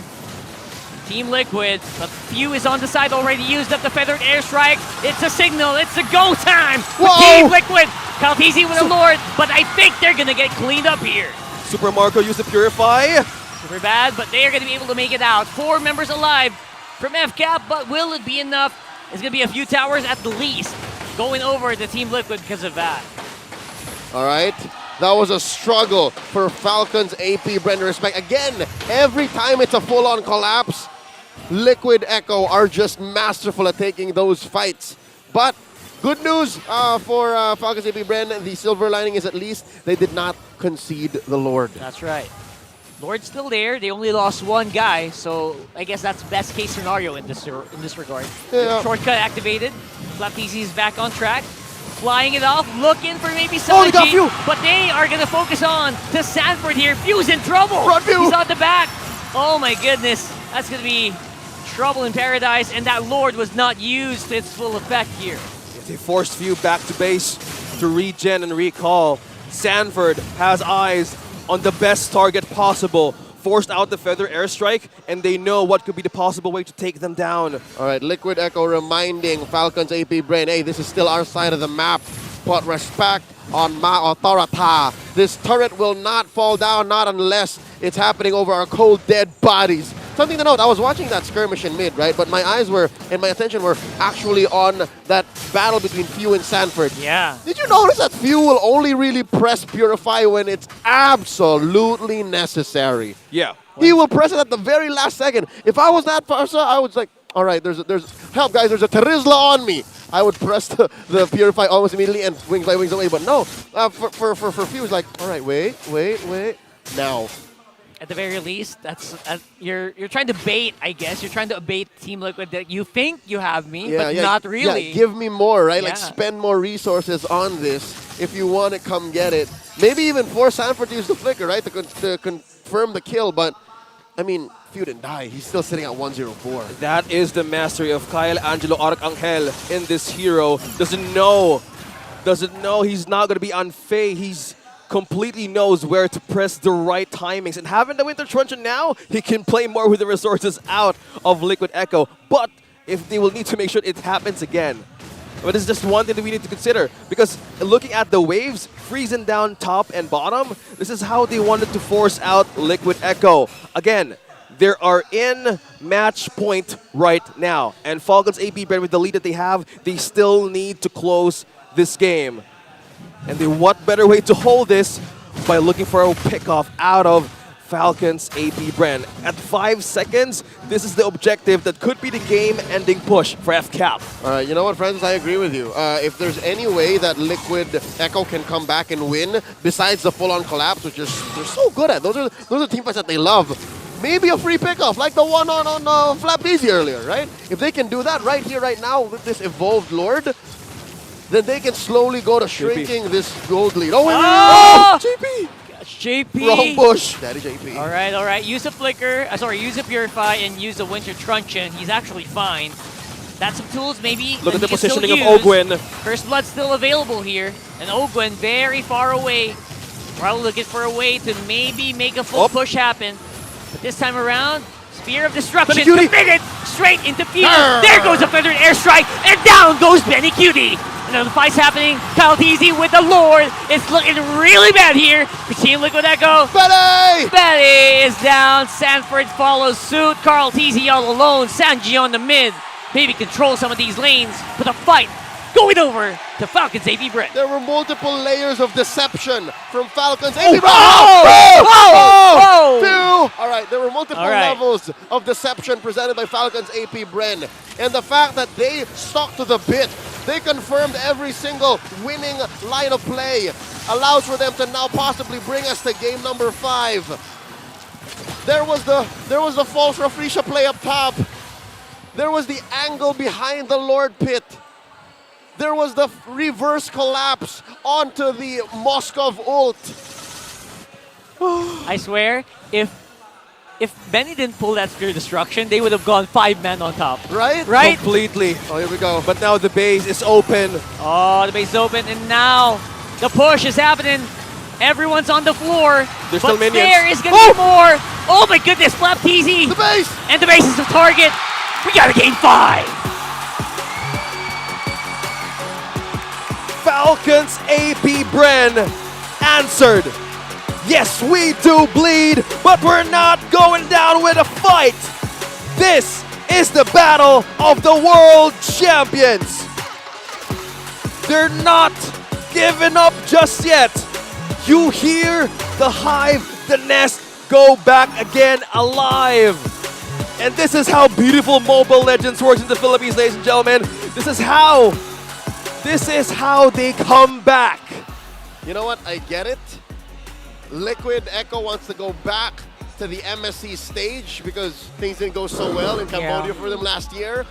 But in the AP Bren World Tour, in the Seabowl World Tour, now the Falcons AP Bren World Tour, they never made a stop to the MSC. They never been to MSC. They missed out on Not that. this iteration. So what more? A way to take us the game. I'm impressed. I could have sworn this might have been it, especially with the whole switch up in the far side in the X-Borg. Yeah. But never doubt Falcon AP Bren. They won from red. They won from red side. From red side. Red. Another hit to the red. When you're this good, when you're this high up the food chain, sides barely matter. Yeah, well, at the very least, they've shown that they can adjust, not just in the way that they play, but also in the draft, right? Few going into the Farsa was so adjusting, just so the epitome of adjustment. No cap, bro. That specific moment that Benny Cutie came in, so much happening, but we're excited for this one. Antianara break things down. What happened in that game? We're heading to a game number 5. What did you expect? It was the battle of the world champions as AP Bren extends it to a game on number 5. Wow. Hindi ko kayo narinig. Isa pa! Perfect. What a performance coming from the current defending champions of the world. But of course, our MVP is none other than idol ng mga kids few with this spotless Farsa performance. Quite honestly, that Farsa was a pick that I didn't expect. Pero ang ganda ng pagkakapick ng Farsa na to. And yung fact na Blood Wings ang first item na pinili ni Few. Bukod sa fact na nabawasan yung gold required to be able to buy Blood Wings, ang ganda din ng fact na i-ensure yung Blood Wings na magkakaroon ka ng ability na i-sustain better yung team fight. And again, compared to game number 3 na wala talagang nakakaabot doon sa Noveria, yung ultimate coming from this Farsa ni Few ay talagang naging more than enough to reach the back lines of the side of Liquid Echo. Yes, Liquid Echo ang nakakuha ng first turtle of the match. However, both the second and third turtles ay na-turn around ng side ng Falcons AP Bren. They were consistent and ensuring na nade-disrupt nila yung tempo and momentum na ginagawa and siniset ng Liquid Echo. And sila pa din yung nag-e-ensure na talagang may hawak and may control sila all throughout the map. Yes, ang ganda din ng fact na meron silang added capability na mag-secure lalo ng mapa because of this chip ni Ogwen na in this game, nakita natin how wonderfully pick this was. But at the end of the day, it was the security na kapag nagbagsak ng feathered airstrike, itong ibon coming from this Farsa ay talagang namamaximize nila yung damage output, which ensured na sila yung makakakuha noong mga Lord fight. This was a crucial kill from the side of Few noong na-secure nila na mawawala agad dito si Benny Cutie in this team fight. Kasi kahit naging maganda yung intention from Benny Cutie na unahin si Few kasi nga naman mahirap siyang abutin, ang naging response naman ng side ng Falcons AP Bren ay i-burst down kung sino yung nasa harap and then later on, i-transition yun towards those who are in the backlines. As we look at our graph, makikita naman natin na talaga nga namang AP Bren na ang humawak ng lead all throughout the time. Aside from being able to secure the turrets as they are able to convert the kills in later on into objectives, ay sila din yung humawak ng both the Lord and the Turtle. Tapos again, as we have been mentioning over and over again, the feathered airstrike coming from Fuse Farsa ay naaabot agad yung backliners ng side ng Liquid Echo. And while merong threat ng crowd control coming from Sanford's penalty zone ng Terizla, it doesn't matter that much because again, merong purify itong si Few. And after niyang i-build yung Blood Wings, ay dumiretso siya sa Lightning Truncheon which will ensure na meron siyang CDR but also added capability na mag-burst down ng kanilang mga kalaban. And on top of that, everyone who's watching there, kung meron kayong papanoorin in terms of being able to build the proper items depending on the need, talagang I would say it's Few because this Winter Truncheon is crucial.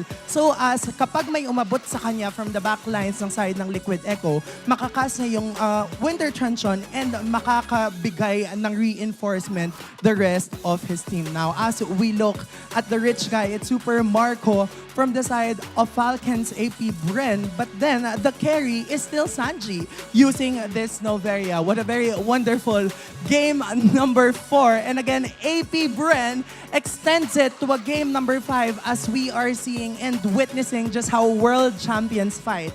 M4 versus M5. And again, what's at stake here is the first ticket for the MPL Philippines slot to the MSC happening in Riyadh soon. Kaya naman yung pinapakitang paglalaban at bakbakan ng parehas nating kupunan, yun yung nakikita nating kumbaga puso talaga ang gusto nilang ipakita as we head on to game number 5. Again, as we look at the damage taken, yung Firaga armor coming from Kyle TZ, I would say, nakausap ko kasi sila Soul doon sa likod.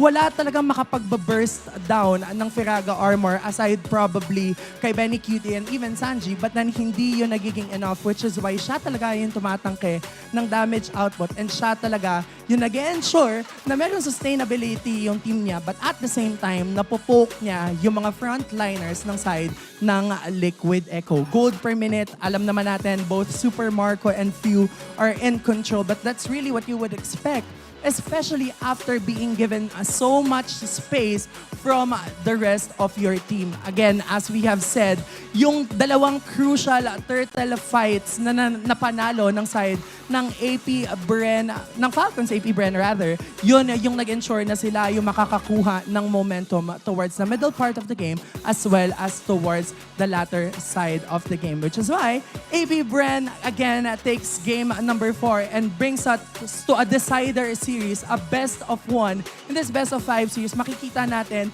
kung paano nila pagaganahin yung pagiging legendary nila in terms of the draft, but also kung paano nila i-ensure na sila yung makapagbubuk ng first ticket towards the MSC and later on into the MPL Philippines Grand Finals happening in the other days. So, sa mga susunod na araw pa. Kaya naman that performance from AP Bren was very wonderful. But of course, excited pa akong makita what will happen in game number 5. Kaya naman, casters, back to you. Thank you so much, TNR, from the analysis. But this is just how world champions fight. One more game. One more. And we will know who will go forth and take their spot in the Grand Finals and our representative in MSC. Wow. Man, I'm counting 10 games today. Whoa, whoa, whoa, whoa, whoa. Whoa. We don't know yet, but I think that's what the world wants. Yeah, for sure. And the MPL ID towns agree that, wait, give us more games here. We're enjoying how the teams, the world champs, the Champions Arena, actually have this explosive games that we were seeing. Do you guys remember what the MPL ID casters predicted? I think they were Bren. Right? Yeah. They wanted Falcons to come up because Yeah. of they want the revenge. They want to get revenge, yeah. So But what about Echo though? What about Liquid? Do you not care about how Liquid Echo feels because of what happened in Cambodia? Oh. Yeah. I think that's longer running history. That's deeper wounds that Kabe and Ranger don't want to dig up because they're happy with it. Like Onyx did what Onyx did then, you know. Yeah. Well, that's a storyline develops for each of the team would actually have a chance at when they're in Riyadh. But right now, just how few had a way, a masterful Forza play in the very last moment.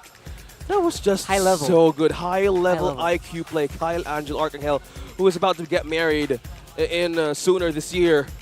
Wow, this is amazing. But right now, for those of you watching us on MPL Philippines live stream, viewer rewards are now available. Come and watch MPL Philippines matches and have a chance to get that TikTok goodie bag lottery and be one of the lucky winners. All you have to do is go to TikTok, open MPL-PH Philippines TikTok channel. That's at MPL-PH_official. Then click on the official live stream. Once you're there, you gotta click on the top left corner. Join the goodie bag lottery. Make sure to break it before the base breaks. You gotta don't break your phone, break the bag. Yeah, just power tap. Power tap. Do it. Before the base breaks. You just make that sound. Yeah. Thank you for the sound effect. It actually gives you like a bit of a motivational push once you're doing like, oh, I'm getting to stick the back of me. I'm getting this. Yeah. So aggressive, right? Yeah. He knows what's up. Yeah, he just said that's how I want to do it. Again, we have a guessing game. We have a TikTok goodie bag lottery. For those of you who's watching us in all channels, YouTube, Facebook, TikTok, you name it, go ahead and follow us right now because the games happen until Sunday, the grand final. So be sure to be updated in the most of the giveaways and content of MPL Philippines in your smartphones. Yeah, exactly. Okay. Best of 1. Here we go. BO1 again. Here we go. Okay, we need to have a recap of what happened in game number. This is the draft, Leo. How do you see this? And again, that was just FCAP forcing the game 5. That's right. Very rarely is it a good idea to first pick your side laners because again, your opponent can just counter it or your opponent. But it's come to the point when it's game 4 and both teams know what the other wants to do. So it looks like Liquid Echo have just stuck to their guns and are playing the style that they're comfortable with. And to some level, yeah, it'll work to some extent, but this is game 4 between two of the arguably strongest teams in the world right now. Especially with the hero picks, they made sure that people are comfortable in each and every role. Yep, and that's where Falcons AP Bren just broke the mold and said, you know what? We've been trying to make this whole chip thing work, this whole series, and now it finally did because of their picks. Look at this. they first pick the side lanes, only to pick up the real burst in the Farsa in the X-Borg in the last phase, and then allow for the first 2 picks to eventually be cleanup. Again, it's very interesting. If you watch the movie Memento by Christopher Nolan, you would understand because it's non-linear drafting. I think that's the perfect movie to be an example. Yeah, usually we try to like refer to Inception, Interstellar. right? Yeah. But here this time, they're all Nolan films. But this one is because you kind of go backwards. It's like, oh, now it makes sense why they. Not There Tenet. you go. Yeah, we love Not Tenet. Not I've Tenet. yet to pick I've yet to describe something in MLBB along the lines of Tenet. It's but hard. That is a good yeah, film. it's hard to use. Very close to my heart. I watched Tenet on the plane on the way to M4. Oh, cool. right? I Fun think that's- fact. That's a great way to spend your hour sitting down. Yeah, I think so. Yeah, I think we just love Christopher Nolan. Because even his brother, I love the Fallout. Like, how it was, like, beautifully made. The Fallout series on Yeah. Prime? Mhm. You play the game? I do. Anyway, Yeah, fun so- times to do. Maybe later after this very intense. Because battle. we're referencing these movies on how that draft beautifully went for Falcons AP brand. And looking back on the KD and the regular season, Super Marco getting that 10.76. But he had deaths more this time in his best of 5. But moving towards this moment, he still has the lead. Well, it was fun while it lasted, the deathless run. Yeah. But you can't really expect it to keep that up. It's a little crazy to expect that the one hero or the one player that your opponents need to target will not die. And knowing the mechanical depth and prowess of Liquid Echo, Especially Liquid. right, it was bound to happen. So I'd like to think he would still keep these the top stats on average, but 0 is no longer 0. And now going into side selection, of course. Of course. Falcons AP Brand pick blue. That's it. They're more comfortable now, and they now know not to limit test. They now know not to pick anything that's too high concept, and to still respect the formula, the equation that they want to go against a team as powerful as Liquid Echo. From 4 games, they would know which to target this time around. Yep. And again, JP's Minotaurs. JP's Minotaur. they even banned out the Mathilda. So probably they would respect it or they will just be ready for it. Again, the chip had a beautiful game this time around for Ogwin, and how he managed to get into position. Sometimes he's using the portal as bait. Just go in and open the portal. Like, yeah, I would go for the back line, but somehow it plays so much in the heads of Team Liquid Echo. Yes. And for that, they react like in the most, well, crucial, in the wrong way possible. Head games. Yeah, in the last moments. You know what? Aside from that, you can also use it to tank tower hits.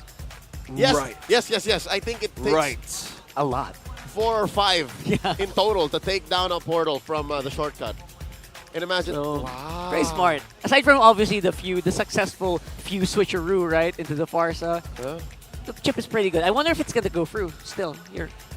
Okay, Next looking at the recap, especially since now FCAP is blue. Yeah. Highly likely. Highly likely because FCAP is just going to try to play for the fact that, all right, we'll keep the chip open, keep the Harith open. There's so much of a gamut that they can do. Wow, Harith being open? Okay. In the game 5, so it still could happen because in the first game of the series, the priority is Kyle. You got the Fredrin, either you ban it or you just take it. Yeah. It gives so much, a great momentum for the team, and he has been using this here with Wonders. Yeah, when you're in red, special. it's your job to ban the Harith. So AP Brent can now force it. Yeah, especially if you have like a Moscow, we don't want a replay of like the disappearing act, where you just get popped. You just pop because of empowered hits, because of The obviously- knockback. because of Sarlium Scythe, because of the Feather of Heaven. Oh wait, what's that? Is that right? I am. Yes. Yeah. there we The go. FOH. Yeah, and yeah, it's a thing that they can actually prevent. Again, if they can force out Falcon's AP Bren to do that, since Team Liquid Echo is on the other side, well, this is how the mind games would work.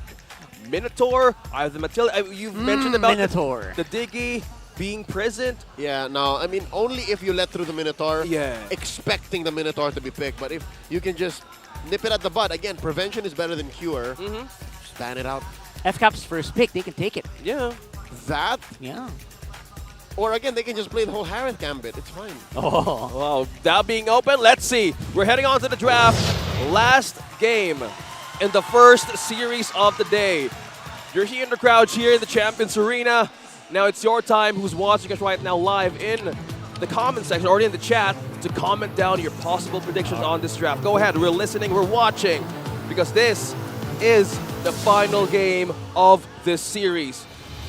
Let's see how this draft go. Falcons, AP Bren. Yes, Rockhard. I really love to see that. Who do they think is going to come out and go to Riyadh to fly off the MSC? Respecting the Minotaur, respecting the Mathilda. Yep, the blue side, or the other side, bans out the Harith. See? What I tell you? Yeah. No, they can't risk that right now. They can't fully risk what happened There's on a the past games. Okay, Frederick ban out. What's the priority this time around? I don't think you go first pick chip. Oh, you can though. You can first pick chip. Lots of first pickable materials. To my hunting ground. All right. You deny Benny Cutie. Taking the Roger out of Benny Cutie. Okay, so with this, will they go for the tank? Will they go for the XP? Having the presence of the Roger right away, they're still playing how Coach Shikta would actually prioritize this first two picks. Yep. Then go Barrett, Nova.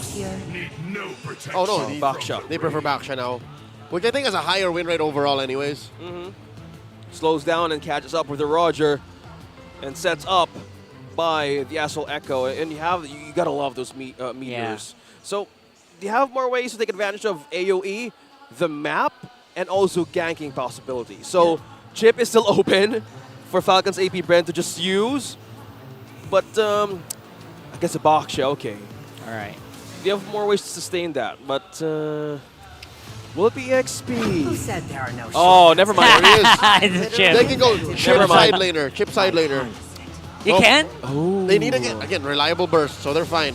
They switch up the order when they're in blue, because again you don't want to commit all your eggs to one basket this early on. And that is a good setup for the Valentina too. And that is the carry right away for Benny Cutie. Not bad, not bad. Okay, they're not afraid. Again, that was a good placement of the Valentina to actually be used out of the ultimates of the first three picks of Liquid Echo. Having the smart ban onto this X-Borg limits the possibility of getting, or opens the possibility rather, of having the Barretts in the field. So you have the risk of ban out as well. So targeting mostly on the EXPs or even flex. That's a flex, definitely. Interesting, gentlemen, how you see Arlott doesn't matter in this matchup. Oh, yeah. Since game one.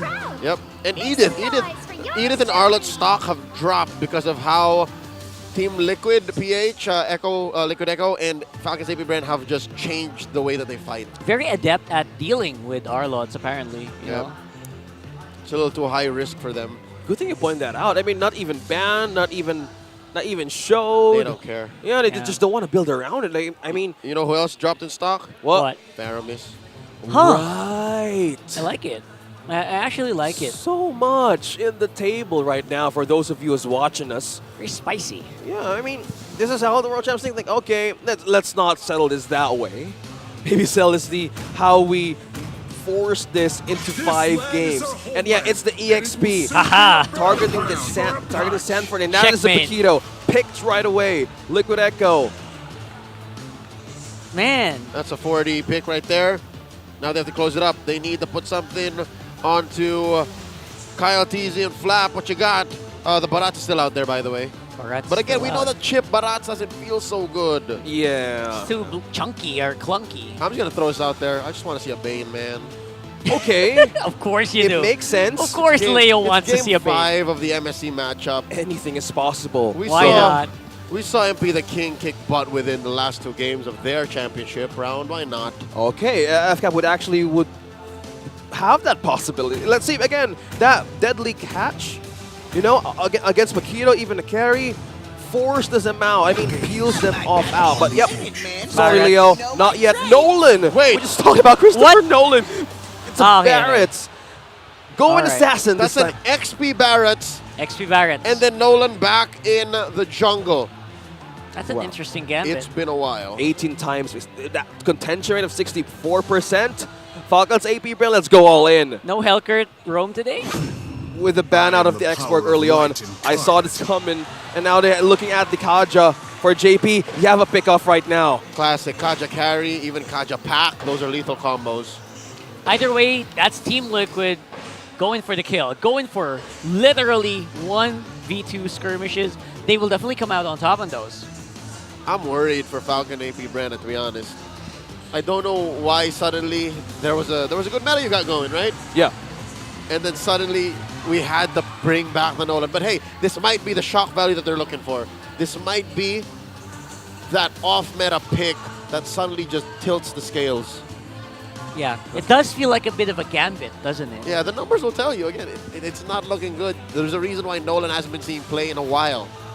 Yeah, and since most of these teams has displays of utility junglers, they want to turn things down. Okay, in a best of one, final game of the series, they want to go all out, all in, go big or go home. Still, they have a chance still in the lower bracket, but they don't want that. They don't want to waste it, and they want to take advantage of this momentum. It's game number 5, Philippines and the whole world. It's Falcons AP Bren and late Team Liquid Echo. Who is going to go down in the lower bracket, and who's going to move forward in the grand finals? Welcome to Mobile Legends. It's a tough question right now. One thing's for sure, Ogwin absorbed a lot of punishment from this duo, JP and Sanji. Luckily, he's got chips, right? He's got Luckily, chips. his He's going to get passive his works. HP back in a bit.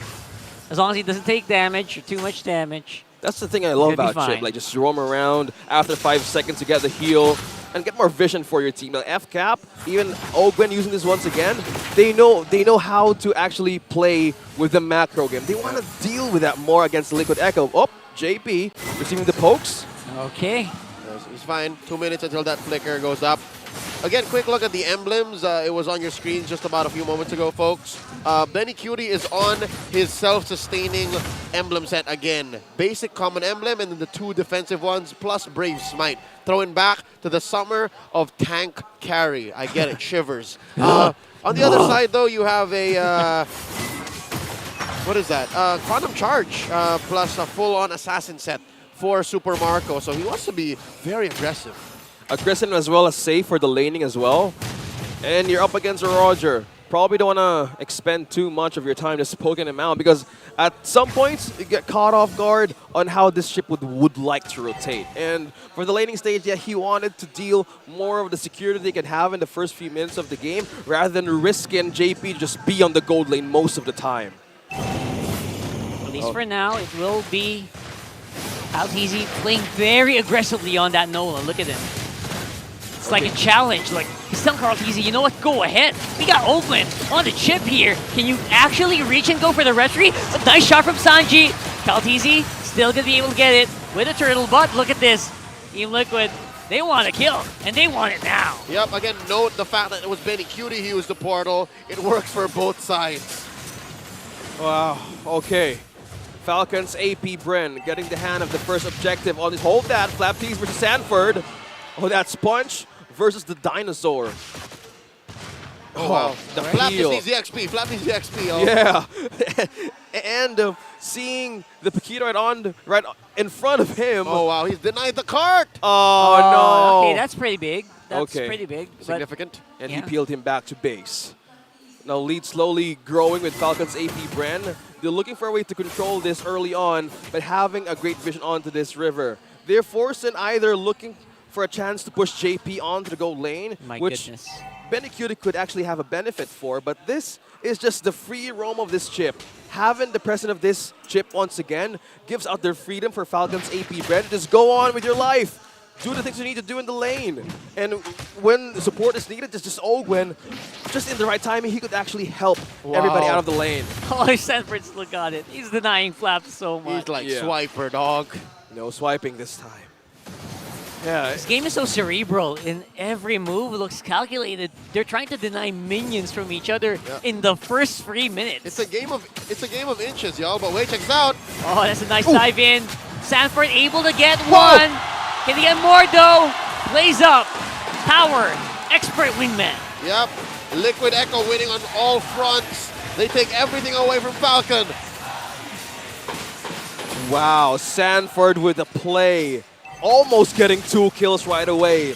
Under the outer third energy shields, very smart move. Now that's just completely damage being decreased out of the possible takedown, but he wants it, come and get it. That's it. It's a turtle apiece this time around. Eventually, this weakness. Oh, no, wait. Oh, it's a poor Lin from Ogwin. They catch one. Sanji can't do the damage anymore because he's gone. And now it's the purple invade. Okay, Going in Sanford hard. back line. Few can be low here. He's getting chased down. Sanford gets him. But Ogwin, JP gonna get punished in a trade. 2 for 2. 2 for 2. still Jump going. in by Super Marco. He says, you know what? I can take more. I can take it if you give me some space here. And Sanford, he's chasing it out, trying to dash in, dash out, but not going to be working against the power on a Roger. And a double kill for Super Marco. They're still going! Still Not going stopping in. just yet. So scrappy. Sanji one hit away. Gets the triple over to Super Marco. And he stayed deathless all throughout. Those engages 5 minutes in. Sheesh. Claiming the title of Bulletproof Marco, JP. I felt that. I felt that, man. how Benny Cutie used that Purify Francis is trembling. and not go home. Yeah, he's trembling. Yep, completely having shivers right now on how Liquid Echo wanted to hold that team fight. It was scrappy, it was out of position, but being in that zone, Falcons AP brand, my goodness, this Roger, we're heading back for an Infinix replay, Leo. Watch it again, Kyle TZ threading the needle here. And check out the target acquisition and the presence of mind in Super Marco. He saw that they were still up, that's why he needed his frontliners, his peelers, to deal the extra damage. And then flickers in the killer instinct on this young man. Everyone was so low, but that was just a complete start of momentum for this Roger. 4-0-1. The micro play and how they want to take advantage of that moment. Whoa.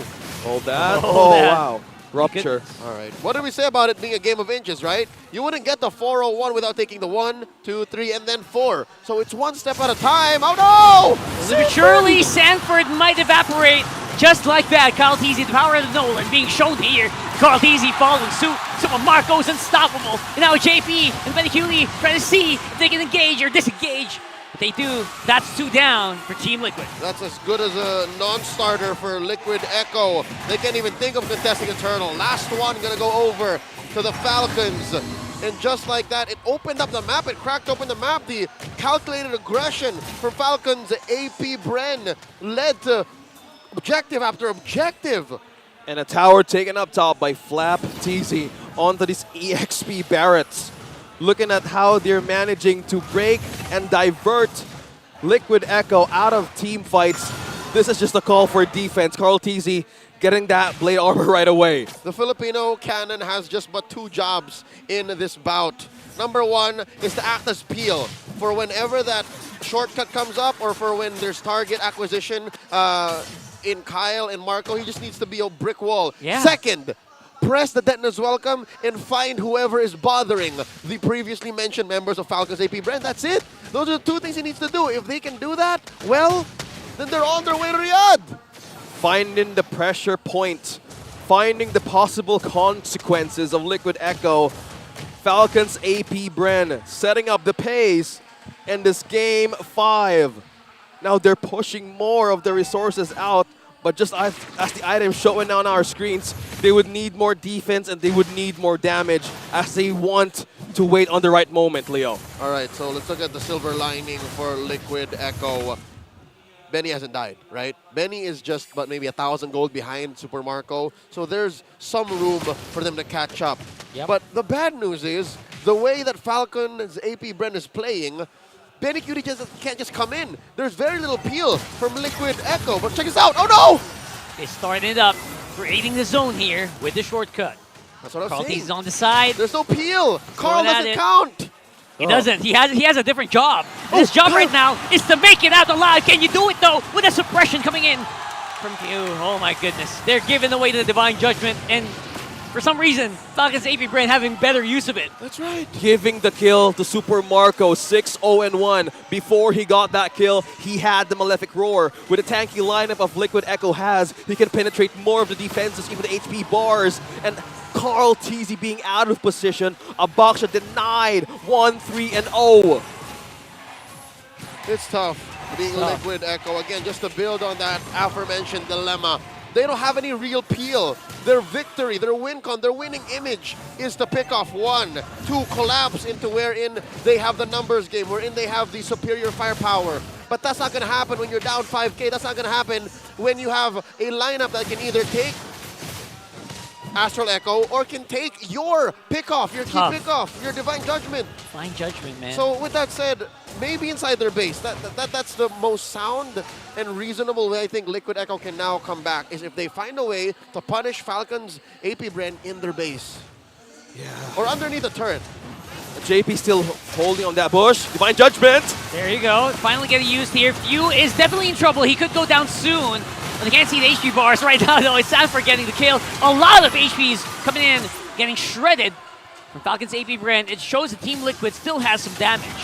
Whoa! Again, they got another. Where did that happen? See what I mean? Sanji still got some of that firepower. Oh, Super Marco.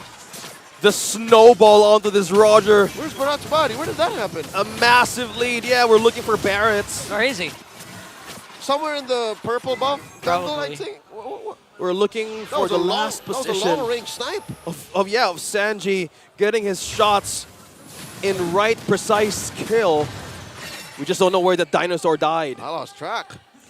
Honestly, I was paying attention to the possible clapback because, again, it did happen near tier 2 in mid. But no, the pure damage output of Liquid Echo was enough. So I stand corrected. I think they can do more than just underneath the turret. I think they can go off of off-kilter engages. So if they can maybe shock Falcon AP Bren into a fight that they weren't ready to take, they can get a pick off there. Yeah, the shock would come from JP. Divine Judgment, but the flicker right now is on cooldown. You gotta be careful if you want to initiate because the damage right now on Falcon AP Bren has, it's so dangerous. Daytona's welcome. There's Daytona's welcome. They don't have flicker. They can't engage like you mentioned. And an easy kill coming in for FCAP. They straight up folded that boy in half. It's difficult. Again, Carl is their closest thing to peel. And if he's taken care of like that, then that means a full frontal engagement is a no-go. Right now, engagement is the name of the game. If you're talking about Ogwen, JP. that shortcut, that is a beautiful pull coming in from JP. Definitely bought him a lot of time here. Oh, no. But, oh, Benny! He's still alive. Super Marco on the precipice of landing that Lycan pounce, but he got out just in time. Kyle TZ wanted to penetrate that defense, but Benny Cutie knows what's going to happen. My goodness, the defense and the body block by Liquid Echo. Check this out. Suddenly, a Lord contest is in the midst and the horizons of Liquid Echo. And how unfortunate. But let's look at it from the bright side. The bright side. What's the bright side? We can break down what's happening, right? We can breathe. Slow it down. We can slow it down and consider. Is this an automatic Lord? Is this free for Liquid Echo? What's up? What's up? Oh yeah, we're in camera right now. Yeah, so it's a great fight that we're seeing, but to go answer your question on that, Leo, that Lord, if nobody could actually pick off one from Falcon's AP, but again, I'm gonna say it once again, repeating the possible comeback of Liquid Echo. Yeah. All else would fail if JP would have the right target. That's a young Legendary. version of Carl TZ. Yes. Yeah, that's a young goat. We're going back in time. Kid Goat. Back Oh, then, yeah. Bootcamp. Bootcamp in Bren Esports. I love how the history actually just is being brought up right now in our matches. All right, let me real quick translate. Boss, I can't come in today. I am sick. I'm watching MPL. Yep. That is a greater excuse. For those, it's Friday, right? I Yep, like it's how Friday. I like how he's just brutally honest. Yeah, there's so much punchlines and history callbacks on how the audiences are showing support either from Liquid Echo or from Falcons AP Bren? Man, we got a packed arena, I just realized, man. I'm Yeah. looking everywhere. If you're not here with us in the Champions Arena in SM South Mall Events Hall, then where are you? What are you? I mean, I understand you're somewhere else around the world. Yep. You're outside of Metro Manila. You have responsibilities, but just make sure you stay tuned. Drop by. Make sure you know who is going to be the first locked-in representative of the world's strongest MLBB country. It's one of these teams that I wouldn't mind if it was either of them. Like, Yes, they for both sure. they both deserve it. Either way, we're in good hands. Falcons AP Bren and Liquid Echo showing us an amazing Game 5. Hold on, why was that young gentleman fidgeting with his hands like he was trying to solve a Rubik's Cube with his fingers? What was that? Wow. Phantom Rubik's Cube. Maybe What was some that? competition is about to What happen. was that? and Was he he's rizzing testing his us? skills. Was he rizzing us, I think Francis? so. I think so. Yeah. Oh. And Why is just- he yapping? Why is he yapping? yeah, with all of with all of the audience showing their support right on their smartphones, we're fully packed today. Completely. You couldn't drop a coin and it would hit the floor directly, man. Look at this. Look at this. I am struggling to find an empty seat This right is now. Friday night MLBB, man. Good thing we're casting rock because Yes. we have designated seats. That's F&M. Looking seat at in the Kyle house. TC and Carl TC right now, our game time is 12 minutes and 2 seconds. Okay, we chop go. the screen. Chop Chop it! it! Let's go. We're Get back in. in the game. Wait, what? They did get the Lord. Carl Lord went TC. over to the Liquid Echo. That's right. Huh? Okay, that was clean. Yep. All right, They, that was they fast. blitzed it. They fast. They got it. They won out. No fights. Okay, back in the game. 10-7, 12 minutes and 30 seconds in. Now there's just 5K between them. Yes. Yes. And Definitely a they lot need closer. to be sure on how to precisely counter this attack from Falcons AP Brand. But right now, Lord is on the side of the cavalry. Okay, let me tell you where the damage is coming from. Go ahead. Sanji and Sanford. They have to watch out for those two. If they, I'm not even looking at Benny, right? Benny can survive. Benny can be the last thing on their mind. But as long as Falcons AP Brand can find Sanji or Sanford, they can go from there. As it is, I'm out of the honest with you. Liquid Echo's ahead. Liquid Echo can pick fights now and dictate the pace. Yep, they're more ready to answer what the damage that Falcons AP Brand has. Despite the lead right now, they still have more advantage in the team fight. But there's a goal from JP. Oh, switcheroo flap TZ with a game sense to avoid it. Wow, the micro play. That was a D-dubs through the wall. D-dubs. I was wondering, like, wait, oh, it's a detonus welcome through the wall. Amazing, amazing. He All right. knew. Not this time, JP. But they forced out a flicker out of JP, which they kind of need. Again, you've mentioned about Sanji. You mentioned about Sanford having the right damage now. But they need to pick it out of Falcon AP Brand's team fighting capability. So this is the question. There's so much ways to force out Team Liquid Echo right now. Even the real-time win rate. But now, they spotted out 5. Sanji doing the work. Dude, they straight up handed the purple to Flap. Oh. Sad mage noises for Sanji. And another purple. Another one. Okay. All right, they got what they need. They got the fuel. But you cannot deny that there is just tons of damage still to be had from Team Liquid at this point. Speed of damage, Rockhart. Yep. Real-time win rate. Head-to-head, rather, of Flap TZ and Sanford. The GPM of Flap TZ right now being being the big dinosaur of Falcons AP Bren has so much potential of knockback, pick-off, and even evade. So in even possible ways that Team Liquid Echo wanted to take him down, he just has an advantage to use it against him, but the tone is welcome. Yep, he's a Swiss Army knife, this Barats. Again, earlier I said he had 2 jobs. Now, maybe I'll introduce a 3rd job, a new purpose for the Barats of Flaptizi. He can play bait. He can be a scapegoat. Exactly. For Falcons AP Brennan, force maybe a Divine Judgment, force out a flicker. He's already done it once in mid, so now he can do the same. And he has Immortality ready. There's a call from JP. Conceal. Seal activated, but they are surrounded. Look at Owen coming in from the back here. Sanji spots him out, but the damage is already done to Carl. Carl with the missile expert. He got displaced, but this time it's Swap going down. Immortality's here. Bob, both sides. Benecutie on the kill. They're chasing. They're going. They're looking for targets. Sanford gets one. He flickers forward. He finds Mew, but the Divine Judgment slows him down. And he's going to go down to Super Marco here. That's a twofer, but still, Falcons AP Bren walk away with the Lord. It was bloody, it was messy, and I'm wondering now, where is Liquid Echo's head? Do they try and force a punish, or do they go straight directly to the Lord? Oh wait, they spot Marco. They know. Okay, they would really want to melt this Lord right away. What a contingency plan for Falcons AP, Brent. Yeah, you got O without Flap TZ, but that's how they wanted to manage their macro capability to have a safe way passage back to wait for Ogwen and Flap. Now Liquid Echo, another reset, gentlemen. Another one as we wait for that crucial moment. That call from JP. That was a great way to hold it. And Carl TZ was so much closer to being taken down. They got even trapped by that missile expert. I think they understood the fact that they were not going to get the Lord, and their best case scenario was the turn. That's what this lineup from Liquid Echo does very, very well, is the turn.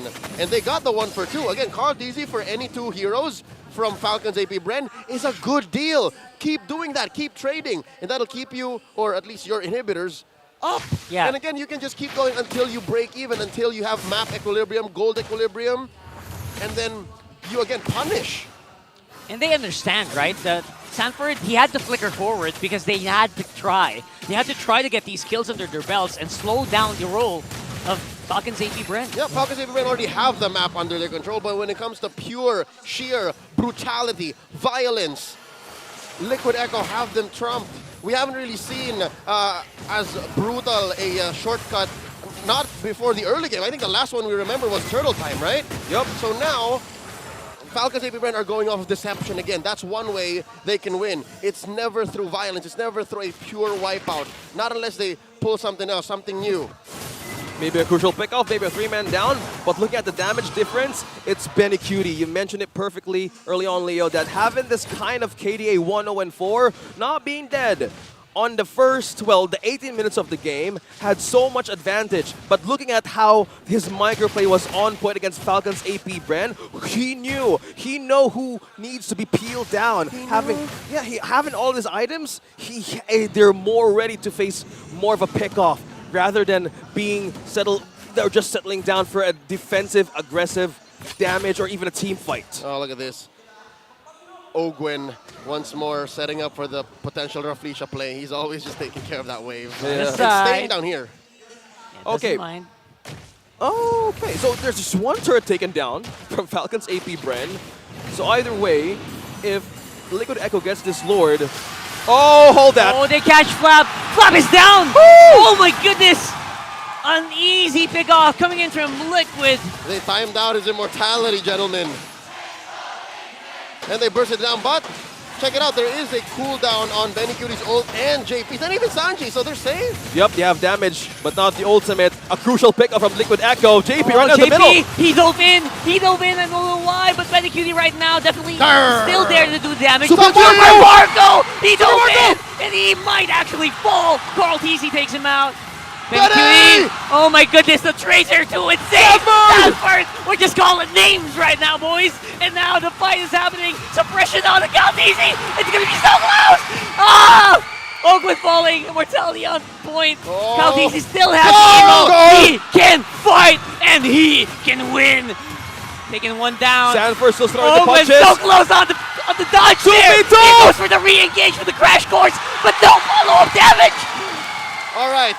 All said and done, Falcons AP Bren did suffer huge casualties, especially against a lineup that they had the gold and XP lead trumped out on. XP negligible at this point. But check it out, because of the delay, because of how long and how brutal that fight went, bottom lane inhibitor got pushed for free. It was a long con for Falcons AP Bren.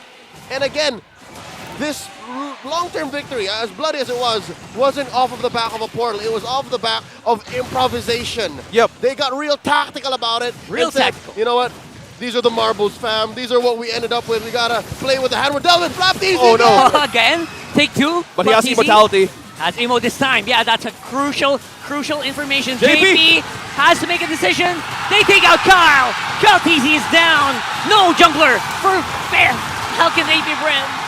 but TZ can follow suit. They don't have the damage.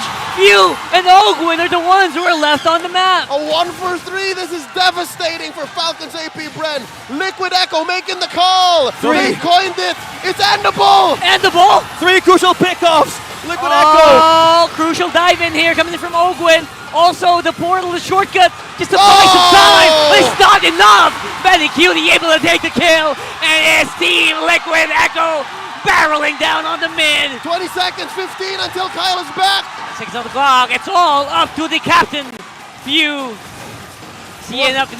Does he have enough to clear? What's he gonna do? The flicker in, and the push is happening.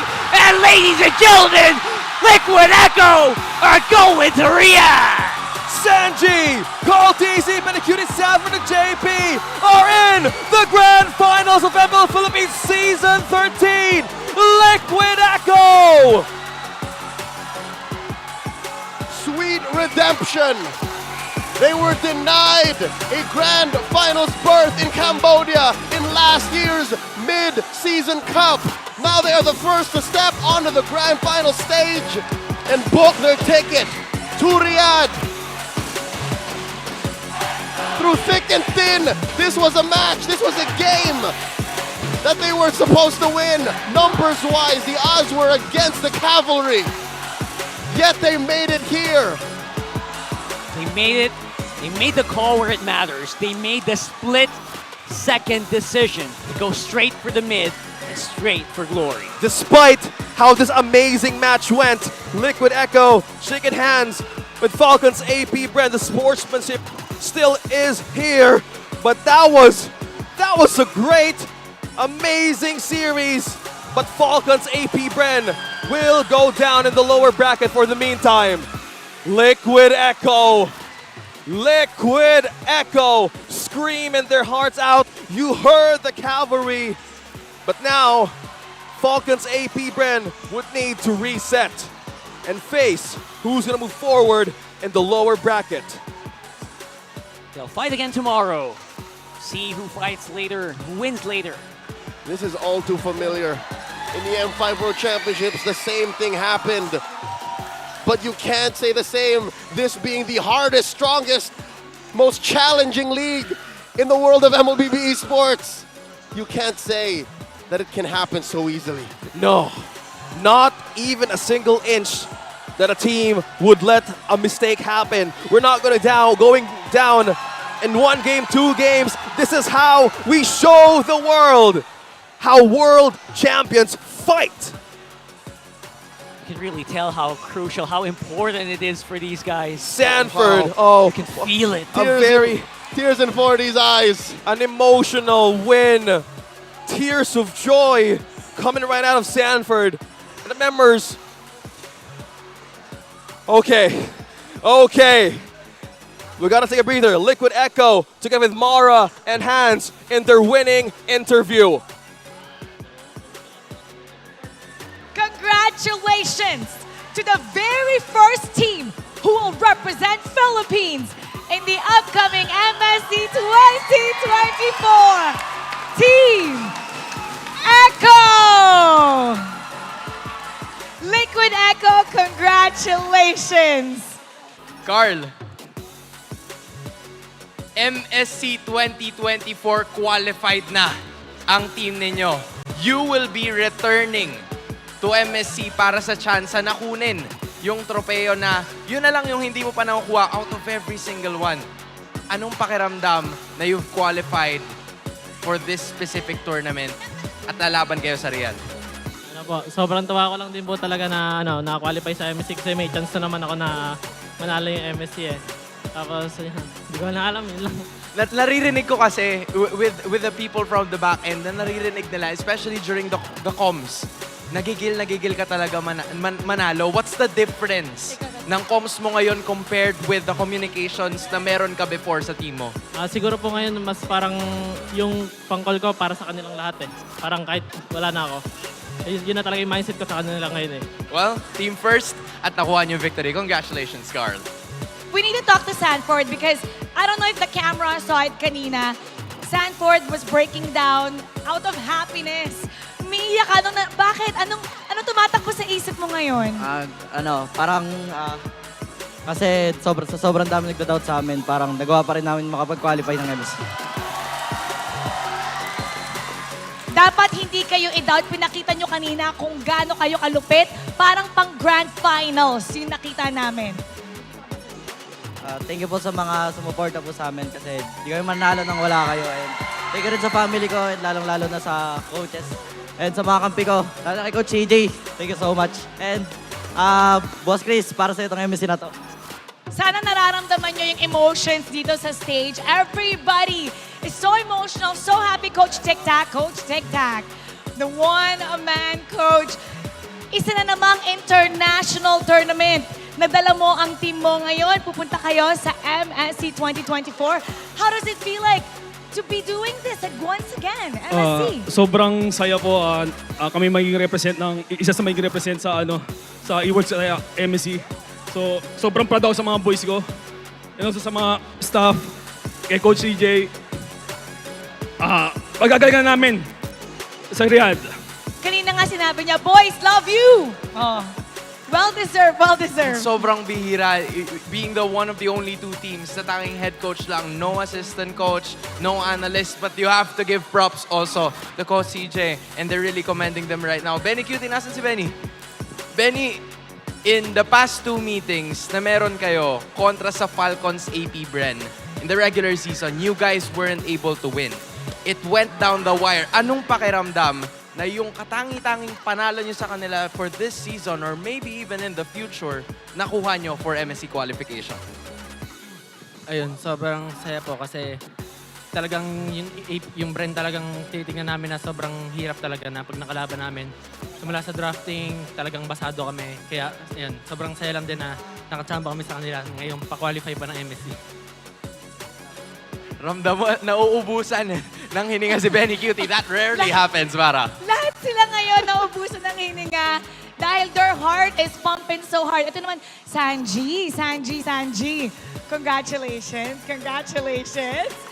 Now, aside from the MSC slot, you'll also be advancing to the Grand Finals. Sino yung gusto nyong makatapat doon kung ikaw ay makakapili? Meron tayong Blacklist International, may RSG, at may Falcons AP Brand. Sino yung gusto mo makasama sa MSC at makalaban sa Grand Finals? Para sa akin po, Falcons AP Brand. Kahit ayaw namin sila kalaban, pero sobrang ganda kasi nalaban namin palagi eh. Sarap maglaro ng ML.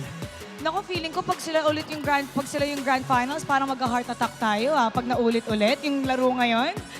Congratulations. And you're gonna have to take note dahil ang MVP of game number 5 is none other than JP. Congratulations, JP. JP, kasalanan mo! Kasalanan mo to, JP. Confirmed. You're qualified for MSC. It was an incredible journey for you. Anong mensahe mo sa lahat ng taong sumusuporta and also to the people who made you the person or the player you are today? Thank you sa mga nagtiwala lalo sa team ko. Sobra. Di pa kami tapos, Grand Finals pa bukas. Congrats! Coach CJ, thank you. Congratulations! You may now take your bow. And take your walk of victory. Team Liquid Echo is advancing to the Grand Finals, the first team to represent the Philippines in the upcoming 2024 MSC. You would usually see this team to be very composed, cool, calm, and collected. But the job is somewhat finished, but it is not over. The Grand Finals awaits kung sino man ang makakalaban ng Liquid Echo, and na-mention ni Sanji yan. One more slot remains. Pero ngayon, hihimayin natin ang ating laban. Pupunta na tayo sa ating analyst. Andiyan na.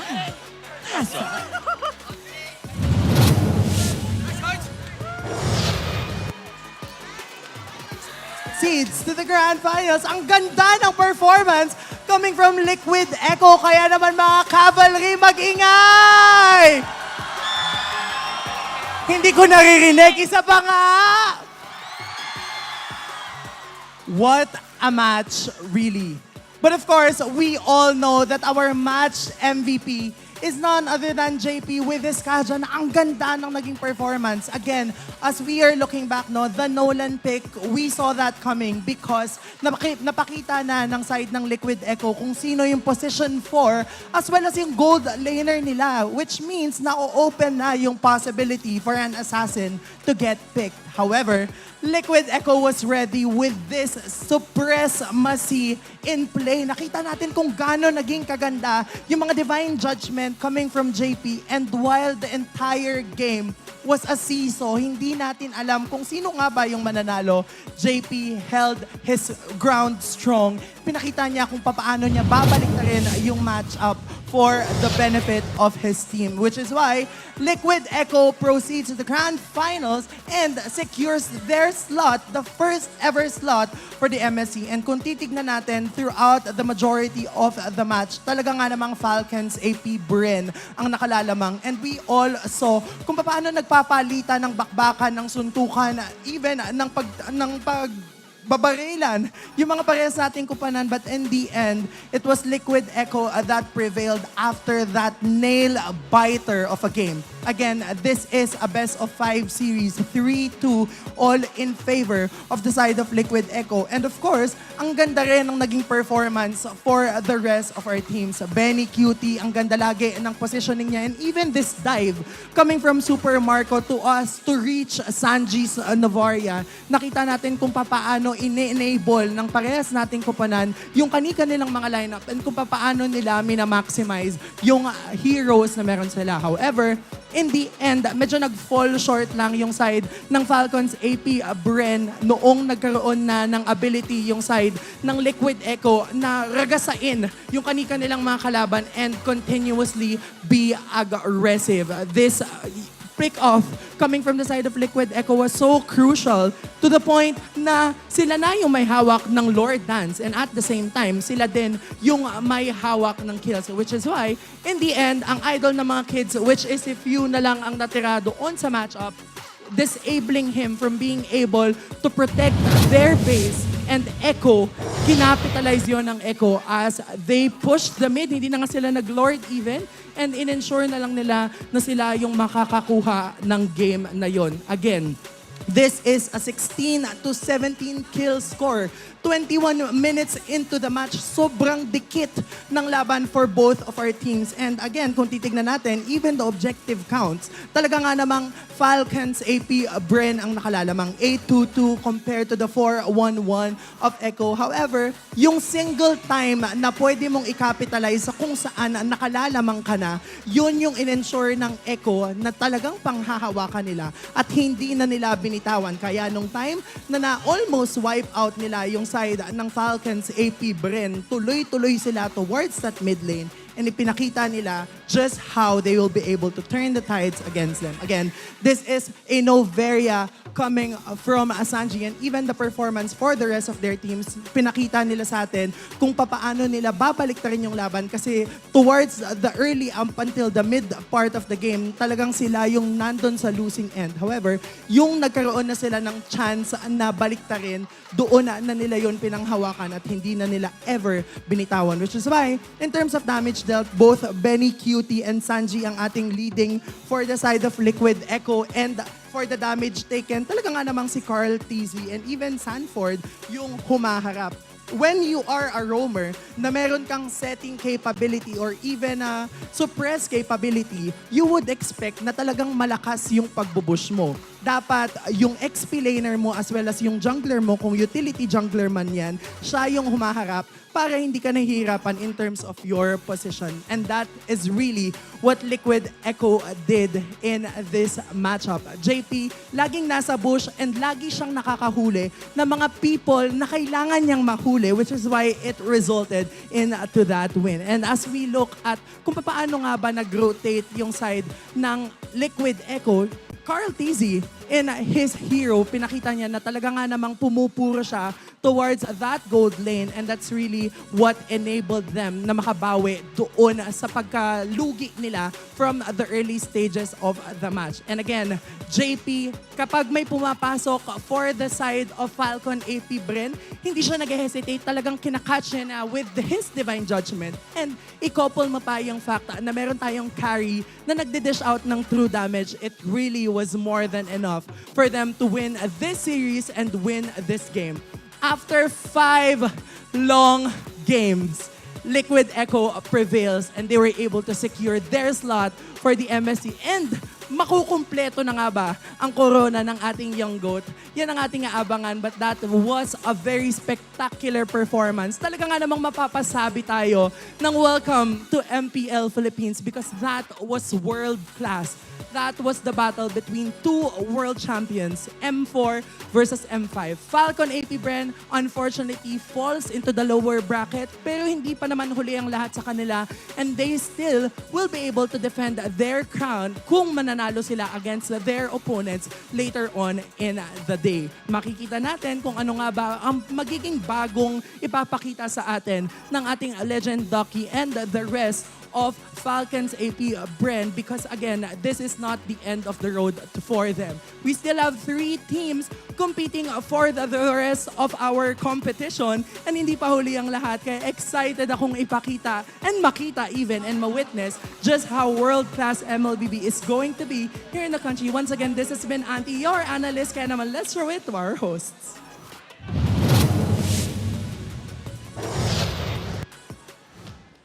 Welcome to the CU sa MSC segment where we feature the teams and the players na nag-qualify sa ating international tournament, the upcoming MSC 2024.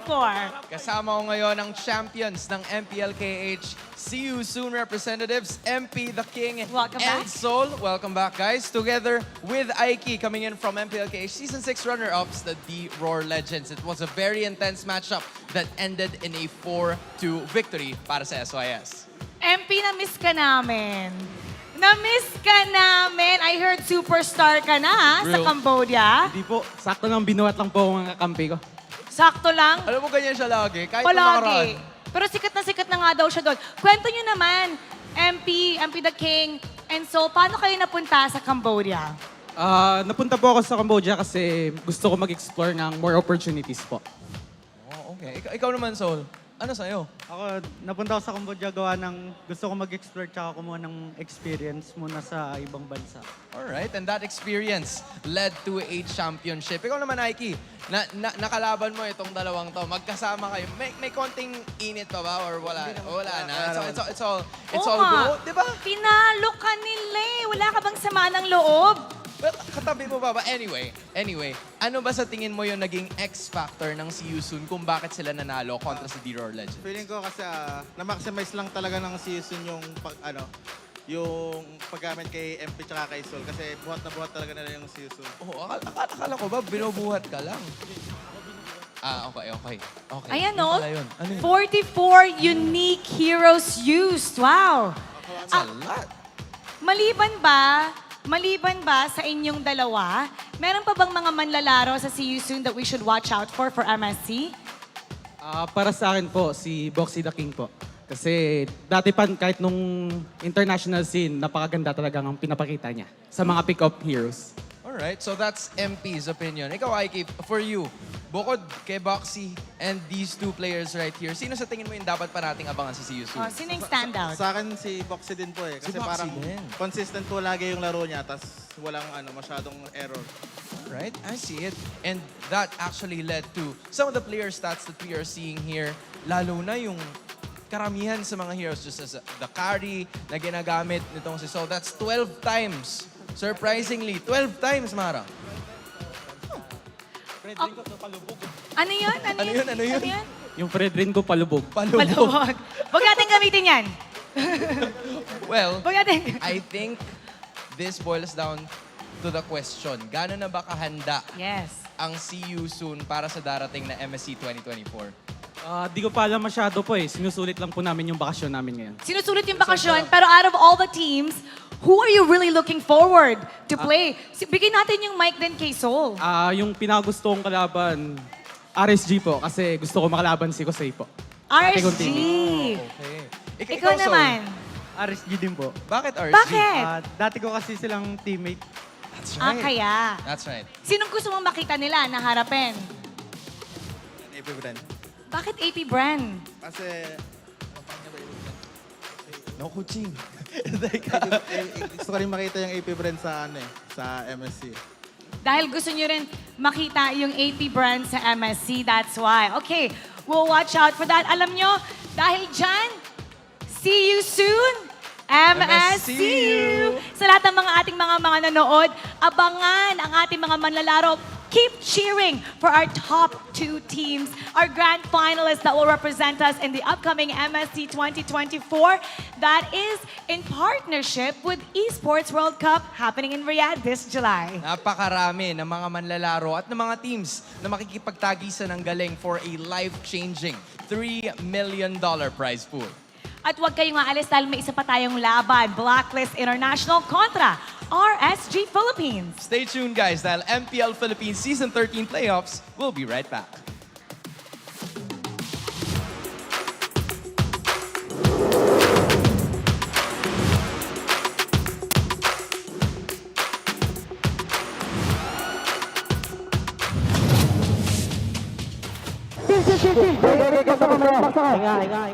G, huwag ka mapatay, G. Itmak lang ko, pre. O, tangkap.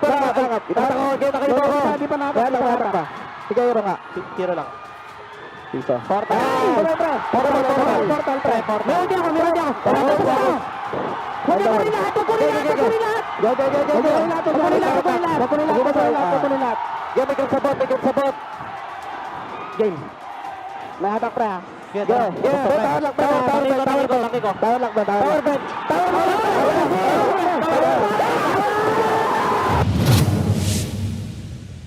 The 13th season of MPL Philippines is brought to you by the following sponsors. Smart, the official telco partner of MPL Philippines Season 13. Infinix GT Series, outplay the rest. Experience the MPL-PH Season 13 action live at SM South Mall Events Hall in Las Piñas City. Get your tickets now via SM Tickets. Don't miss any MPL-PH action by following our official Facebook page and subscribing to our YouTube channel. Follow MPL-PH on TikTok as well for more content. Don't miss the latest news and updates about the MLBB Philippine esports scene through our esports news tab. Visit the esports page on your MLBB app now and be a part of Lakas ng Pinas. To ensure the equality and fairness of our games, MPL Philippines is also monitored and supervised by the Games and Amusements Board.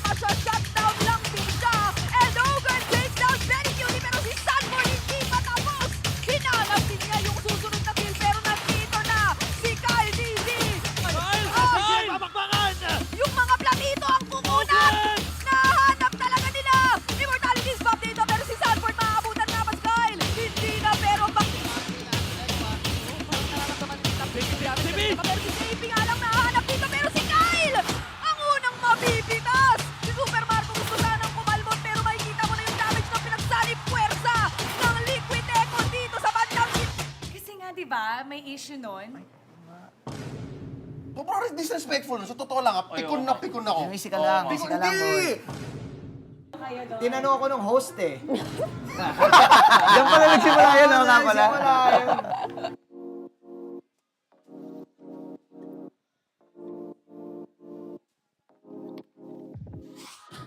Hi everyone! Welcome to the first episode of the Philippines' most important championships.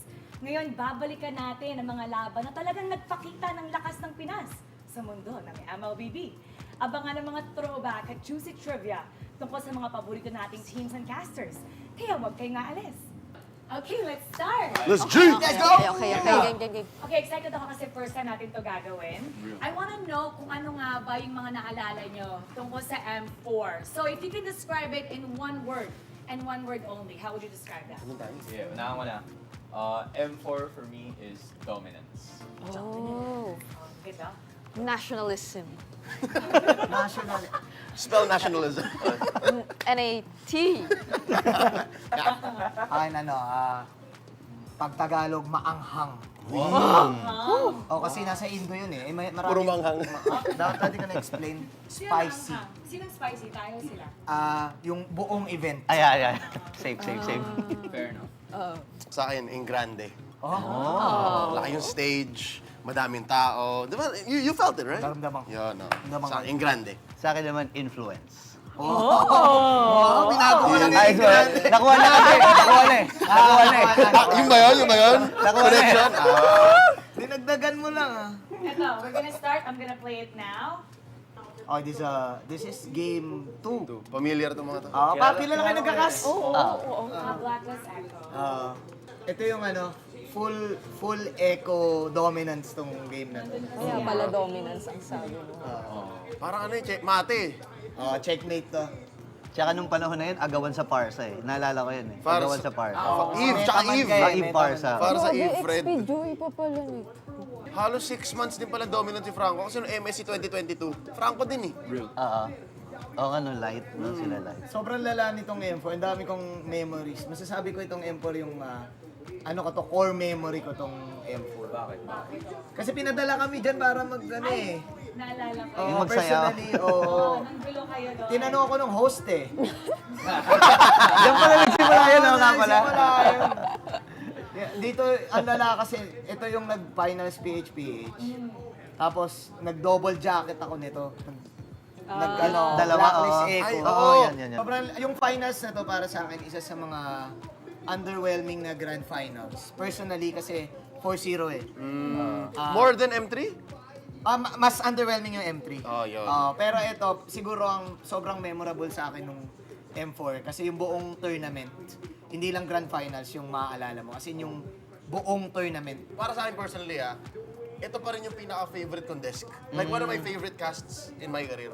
Kasi feeling ko, on showcase, yung two of the best teams in the world at the time. Isang Ube, isang Echo Express. So sobrang bilis, tsaka sobrang parang macro bagal. Kaya to core memory kasi nga nasa Indo, kaya ako sinabi maanghang. Kasi doon ko na naramdaman yung anghang ng Indo in terms of the fans. In terms of the fans. Kasi dito, kaya nangyari yung cheering. Kasi ang lala mag-cheer ng fans ng Indo. Very loud, make sure crowd. Gumagalaw talaga. As in, may wave talaga. Saka sila yung nagpauso ng drums. Sila yung nagpauso ng drums. Sila yung standard ng crowd. Hindi ako nagbibiro. Binubu talaga yung Echo. Binubu yung blacklist dito. Pero nung nag-blacklist Echo, ang binubu, blacklist. Kasi yung Echo, may sister team na Aura. So yung mga nakikicheer sa amin nung Echo, mga Aura yun. At saka na-appreciate ng Indo yung playstyle ng Echo. Gusto nila yan. Naghati yung PH dito. Pero ang masasabi ko kaya siya memorable, yung buong tournament. Kasi parang dama mo doon sa Indonesian crowd na proud sila na sila yung host. Tapos dama mo yung passion. Kasi bago mag-start yung laban na to, may parade. May parade yung Onyx, may parade yung RRQ. Oo nga. Ma-share lang, may parade. Wala yun din kita sa Filipino broadcast. Pero for sure na abutan mo yun. May parade as in, may pom-poms, may yung may ikot-ikot. Major rate ba as in, yun? ganun kalala yung, lalo na pag RRQ. Gusto ko na nga makicheer sa RRQ nun. Kasi sabi ko, putik, wala naman na ito gumagalaw yung stage. Pati yung namimigay sila ng mga merch sa labas. Oo, mimigay sila. Para maging fan ka na rin pagpasok. Iba-iba sila doon. Maraming nagsabi, di daw mapupuno to ng Grand Finals kasi Pinoy-Pinoy. Pero hindi, napuno pa rin. Napuno. Tsaka bago magsimula yan, mainit din kasi parang pinipredict na ng mga tao, PH, parang season 10 Grand Finals rematch daw. Di ba? I think yun yung maganda kasi na-establish natin yung sarili nating Malakas. kahit sa ibang bansa. Like sa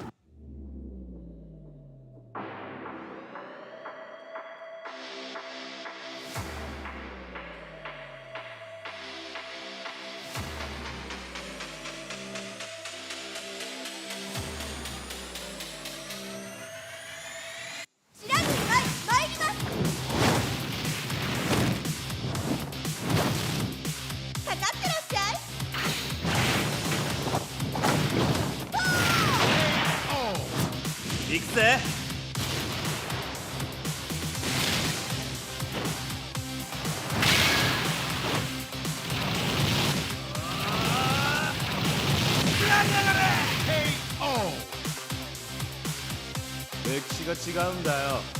Hey, come on, come on.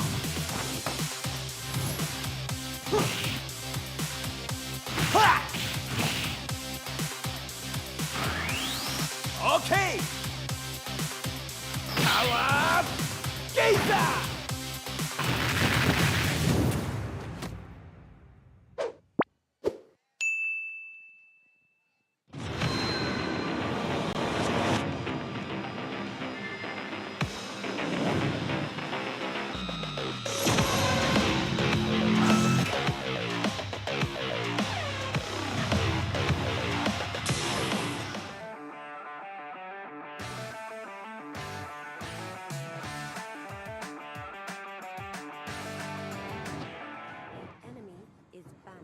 What? Bilan niyo yung hero ko? Anong gagawin mo ngayon?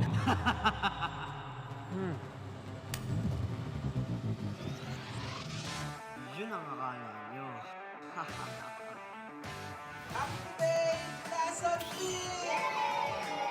Ano? Hindi ko inakala na kaya niyang gawin ito. Hindi lang pala 5 ang heroes niya. Masyadong siyang nangyayagit.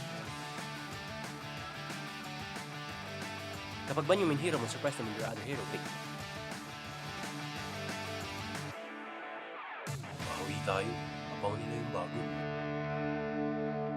For more #tagumpay tips, nood na ng MPL Philippines sa YouTube at TikTok. Friday to Sunday, 4 p.m, MPL na. 4 p.m. MPL na! 4 p.m. MPL na! 4 p.m. MPL na! 4 p.m. MPL na! 4 p.m. MPL na! 4 p.m. MPL na! 4 p.m. MPL na! 4 p.m. MPL na! 4 p.m. MPL na! 4 p.m. MPL na! 4 p.m. MPL na. 4 p.m. MPL na! 4 p.m. MPL na. 4 p.m. MPL na! 4 p.m. MPL na! Catch your favorite MPL matches every Friday to Sunday. Only at the MPL Philippines YouTube and TikTok. 4 p.m. MPL na! 4 p.m. MPL na! 4 p.m. MPL na! 4 p.m. MPL na!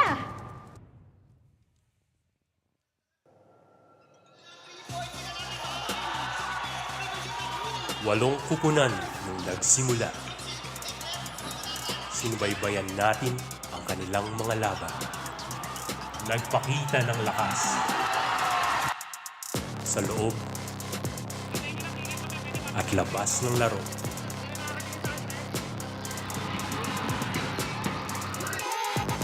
Ngunit sa huli, 6 lang ang magpapatuloy sa laban.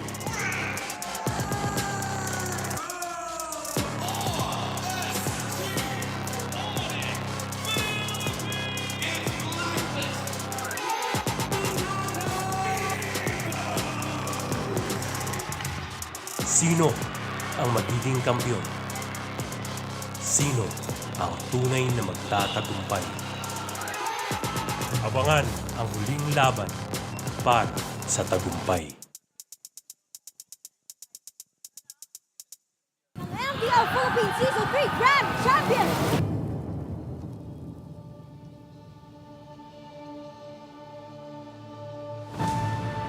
sa loob ng 3 araw, hindi lang lakbay sa tagumpay ang ating matutunghayan. Handa na ba kayong maging parte ng kasaysayan? At ito ang Road to MPL Playoffs, Lakbay Pasulong! Inaantay ng ating mga teams ang inyong suporta, hindi lamang on-site but also online. Yes. We want to feel the love. Of course, dahil ito na nga yung first time, yung on-site MPA Playoffs natin.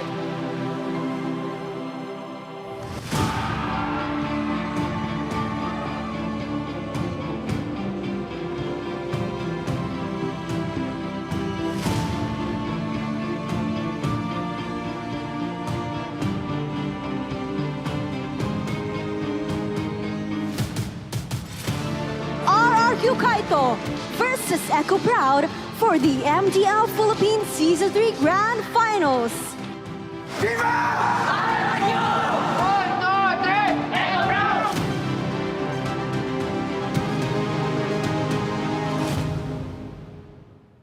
Ay sawa na lang ang natitirang buhay para sa mga orka.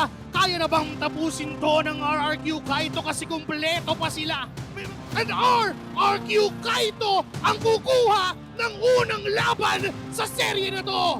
Kung napigilan pa yung finals na gagawin ni Birds. Birds is down. Iniisa-isa ng mga orka ang buhay pero base pa rin. 1-1. Palos na lang ang nag-iisa at mukhang eto na talaga. RRQ Kaito will extend the series to game number 5. Matagal na nating tinatanong kung nagahari ang kaharian at hanggang kailan, hanggang dulo, tuloy sa paglipad, tuloy sa pagangat. Viva RRQ! Viva! We have ourselves new champions para sa MPL Philippines!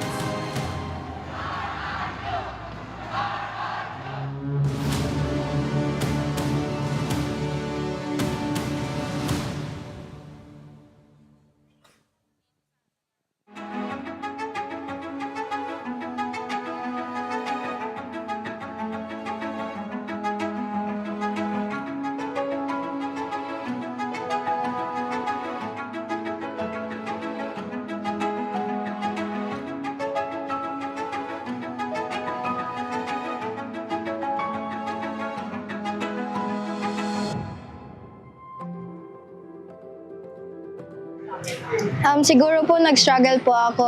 Nung nag-start po ako maglaro, wala po akong kalaro kasi syempre babae daw po ako, ganun, baka mahina, ganun. Pero yung hindi po support yung parents ko sa akin. Kasi ano yun, may mga bootcamp syempre strict yung parents, kaya ayaw nila na ganun. naghanap po ako ng mga kasama ko maglaro, mag-grind, hanggang may nabuo po kaming team, tapos doon po nag-start. Kasi nararamdaman ko po sa sarili ko na may laro po talaga ako. Hanggang sa umabot po ako dito yun, sinusupport na po nila kasi may mga napapala na po ako.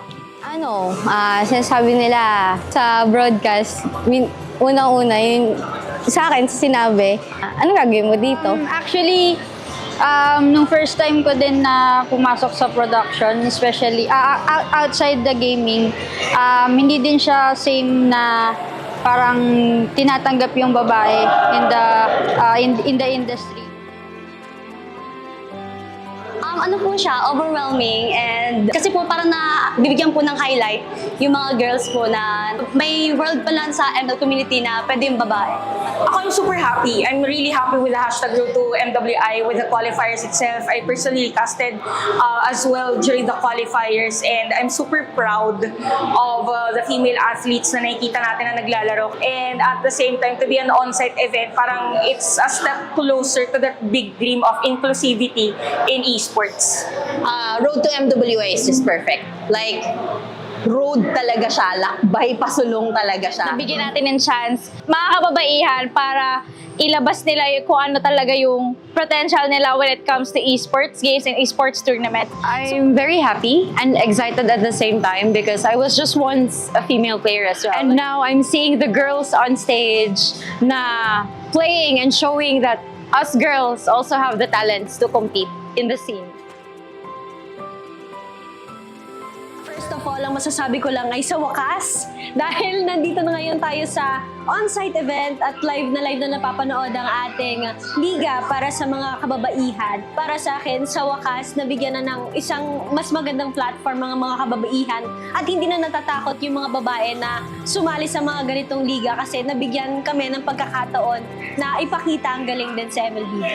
For me, as a MLBB streamer na babae, super happy ako na finally meron na tayong MPL for women gamers.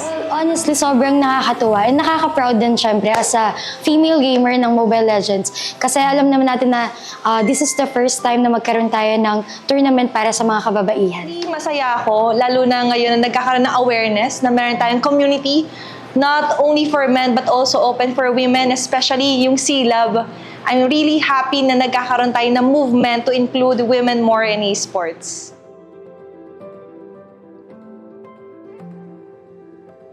Probably more on the representation in terms of the bigger tournaments. Now that we're creating a platform wherein it's created by women and also by women, it's somehow a call for them na it's about time to go outside their shells and maybe venture more on the esports side, and alam nila na hindi sila nag-iisa doon sa laban nila sa lakbay pasulong. So to add to that din, parang sila is here to guide kung ano yung sa mga back-end pa when it comes to esports. So hindi lang siya for players but also for the back-end parts. The esports industry is for women.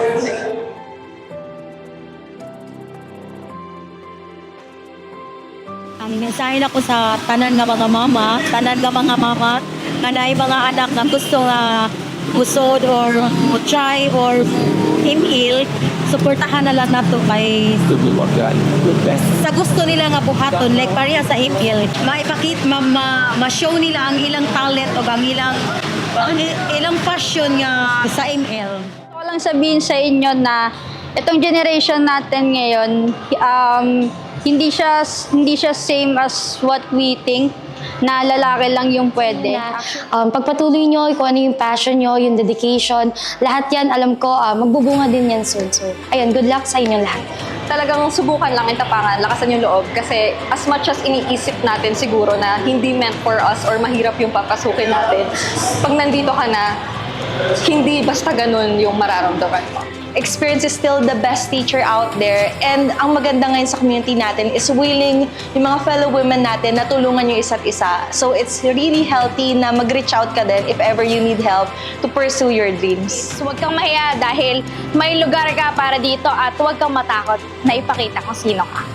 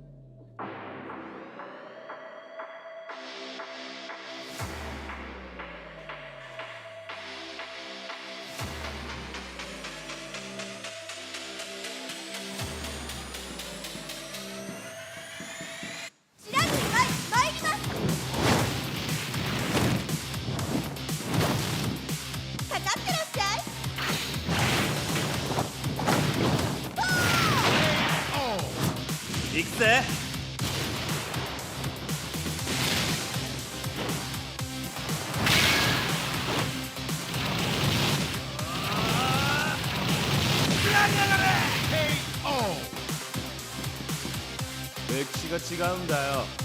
Hey, come on, come on.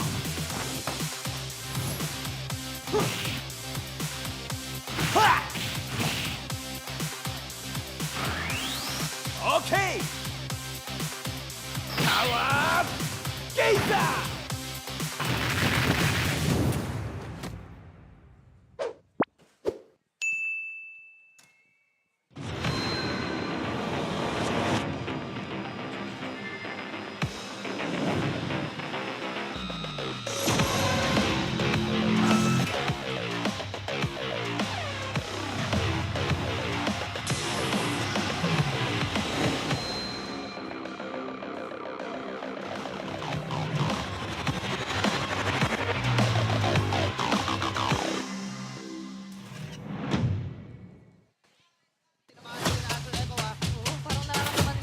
Grabe TV! talaga. Pero si JP nga lang nahanap dito. Pero si Kyle!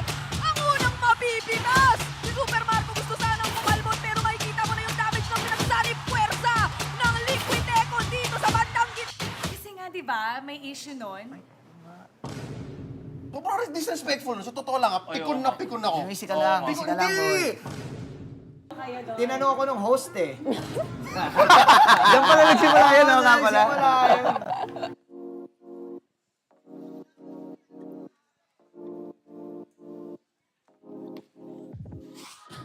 Hi everyone! Welcome to the first episode of the Philippines' most important championships. Ngayon, babalikan natin ang mga laban na talagang nagpakita ng lakas ng Pinas sa mundo ng MLBB. Abangan ang mga throwback at juicy trivia tungkol sa mga paborito nating teams and casters. Kaya huwag kayong aalis. Okay, let's start! Let's G! Let's go! Okay, excited ako kasi first time natin to gagawin. I wanna know kung ano nga ba yung mga naalala nyo tungkol sa M4. So if you can describe it in one word, and one word only, how would you describe that? Yeah, unahan ko na. M4 for me is dominance. Oh, Good, ah? nationalism. National. Spell nationalism. N-A-T. Akin pag Tagalog, maanghang. O kasi nasa Indo yun eh. Marami, Puro manghang. Dati ka na-explain, spicy. Sinong spicy? Tayo sila. Yung buong event. Ay. Safe. Fair enough. Sa akin, in grande. Oh. Laki yung stage, madaming tao. Di ba? You felt it, right? Naramdaman ko. Yun, no. Naramdaman Sa ko. akin, in grande. Sa akin naman, influence. Binago ko lang Ay, yung sorry. Nakuha na eh. Yung ba yun? Connection? Dinagdagan mo lang ah. Ito, we're gonna start. I'm gonna play it now. Oh, this is game 2. Familiar to mga to. Kapila lang kayo nagkakas. Blacklist Echo. Ito yung full echo dominance tong game na to. Kaya pala dominance ang sabi mo. Parang mate. Checkmate to. Tsaka nung panahon na yun, agawan sa Parsa eh. Naalala ko yun eh. Farsa. Agawan sa Parsa. Eve, tsaka Eve. Eve Parsa. Para sa Eve, Fred. Joy pa pala nito. Halos 6 months din pala dominant si Franco kasi noong MSC 2022. Franco din eh. Oo. Oo nga, no, light. No, sila light. Sobrang lala nitong M4. Ang dami kong memories. Masasabi ko itong M4 yung core memory ko tong M4. Bakit? Kasi pinadala kami dyan para eh. Naalala ko. Yung magsayaw. Personally, Nanggulo kayo doon. Tinanong ako ng host eh. Diyan pala nagsimula yun, no, nga pala. Dito, ang lala kasi, ito yung nag-finals PH. Tapos, nag-double jacket ako nito. Dalawa, Blacklist oo. Echo. Ay, oo, yan. Sobrang, yung finals na to para sa akin, isa sa mga underwhelming na grand finals. Personally, kasi 4-0 eh. More than M3? Mas underwhelming yung M3. Yun. Pero ito, siguro ang sobrang memorable sa akin nung M4 kasi yung buong tournament, hindi lang grand finals yung maaalala mo. Kasi yung buong tournament. Para sa akin personally ito pa rin yung pinaka-favorite kong desk. Like one of my favorite casts in my career. Kasi feeling ko, on showcase, yung two of the best teams in the world at the time. Isang Ube, isang Echo Express. So sobrang bilis tsaka sobrang parang macro bagal. Kaya to core memory kasi nga nasa Indo, kaya ako sinabi maanghang. Kasi doon ko na naramdaman yung anghang ng Indo in terms of the fans. In terms of the fans. Kasi dito, kaya nangyari yung cheering. Kasi ang lala mag-cheer ng fans ng Indo. Very loud, make sure Oo, gumagalaw talaga. As in, may wave talaga. Tsaka sila yung nagpauso ng drums. Sila yung nagpauso ng drums. Sila yung standard ng crowd. Hindi ako nagbibiro. Binubu talaga yung Echo. Binubu yung blacklist dito. Pero nung nag-blacklist Echo, ang binubu, blacklist. Kasi yung Echo, may sister team na aura. So yung mga nakikicheer sa amin, nung Echo, mga aura yun. At saka na-appreciate ng Indo yung playstyle ng Echo. Gusto nila yan. Ano to, naghati yung PH dito. Pero ang masasabi ko kaya siya memorable, yung buong tournament. Kasi, parang dama mo doon sa Indonesian crowd na proud sila na sila yung host. Tapos dama mo yung passion. Kasi bago mag-start yung laban na to, may parade. May parade yung Onyx, may parade yung RRQ. Oo nga. Ma-share lang, may parade. Wala yan din kita sa Filipino broadcast. Pero for sure na abutan mo yun. May parade as in, may pom-poms, may yung ano yung may ikot-ikot. Baton. Majorate as in, ganun kalala yung, lalo na pag RRQ. Gusto ko na nga makicheer sa RRQ nun eh. Kasi sabi ko, putik, lala naman ito, gumagalaw yung stage. Pati yung namimigay sila ng mga merch sa labas. Oo, namimigay sila. Para maging fan ka na rin pagpasok. Iba sila doon. Maraming nagsabi, di daw mapupuno to ng Grand Finals kasi Pinoy-Pinoy. Pero hindi, napuno pa rin. Tsaka bago magsimula yan, mainit din kasi parang pinipredict na ng mga tao, PH, parang season 10 Grand Finals rematch daw. Di ba? I think yun yung maganda kasi na-establish natin yung sarili nating Malakas. kahit sa ibang bansa.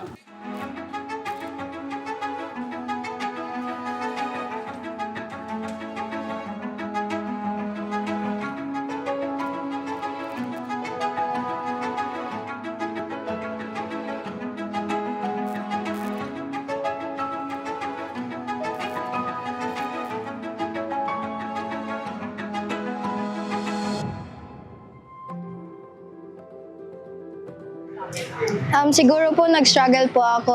Nung nag-start po ako maglaro, wala po akong kalaro kasi syempre babae daw po ako, ganun, baka mahina, ganun. Pero Yung hindi po support yung parents ko sa akin. Kasi may mga bootcamp syempre strict yung parents, kaya ayaw nila na ganon. naghanap po ako ng mga kasama ko maglaro, mag-grind, hanggang may nabuo po kaming team, tapos doon po nag-start. Kasi nararamdaman ko po sa sarili ko na may laro po talaga ako. Hanggang sa umabot po ako dito, sinusupport na po nila kasi may mga napapala na po ako. Sinasabi nila sa broadcast, unang-una, yun, sa akin, sinabi, ano gagawin mo dito? Actually, nung first time ko din na pumasok sa production, especially outside the gaming, hindi din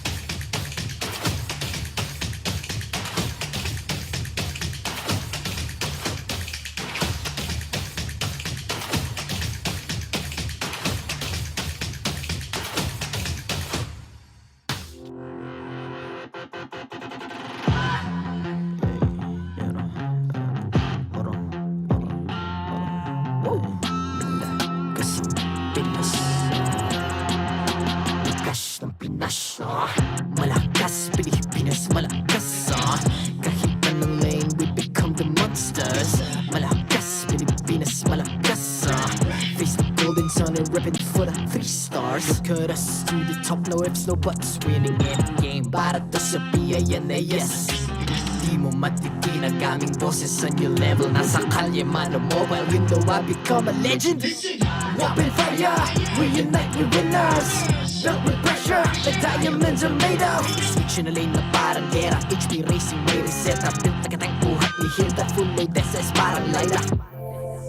Susundan ko ang iyong bakas, kasama patas, tagumpay natin doon ay tayo'y malakas. Para sa Pinas, nasa amin ang alas, hindi tuwa atras, kinikilala sa taas kasi kami ang malakas. Para sa Pinas, nasa amin ang alas, hindi tuwa atras,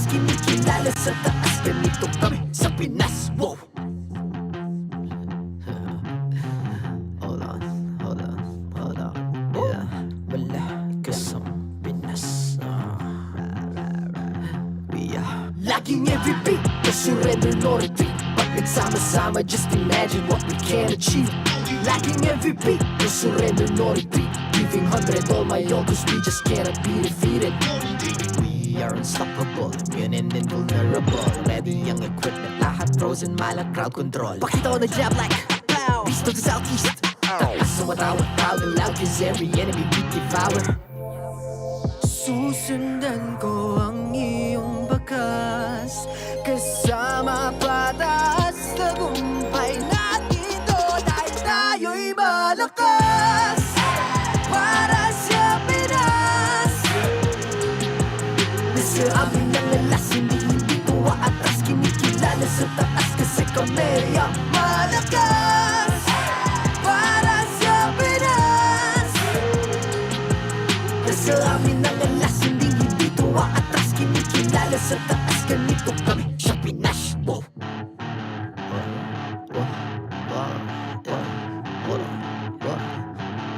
Malakas, Pilipinas, malakas.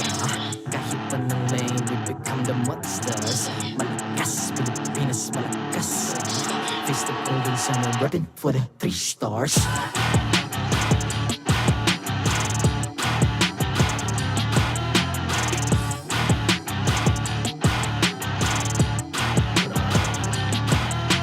Ang lakas ng Pinas, we unite, be the stars. Ang lakas ng Pinas, we unite, be the stars. Ang lakas ng Pinas, we unite, be the stars. Ang lakas ng Pinas, we the stars. Ang lakas ng Pinas, we unite, we the stars. Ang lakas ng Pinas, we unite, we the stars. Ang lakas ng Pinas, we unite, we the stars. Ang lakas ng Pinas, we the stars. The 13th season of MPL Philippines is brought to you by the following sponsors. Smart, the official telco partner of MPL Philippines Season 13. Infinix GT Series, outplay the rest. Experience the MPL-PH Season 13 action live at SM South Mall Events Hall in Las Piñas City.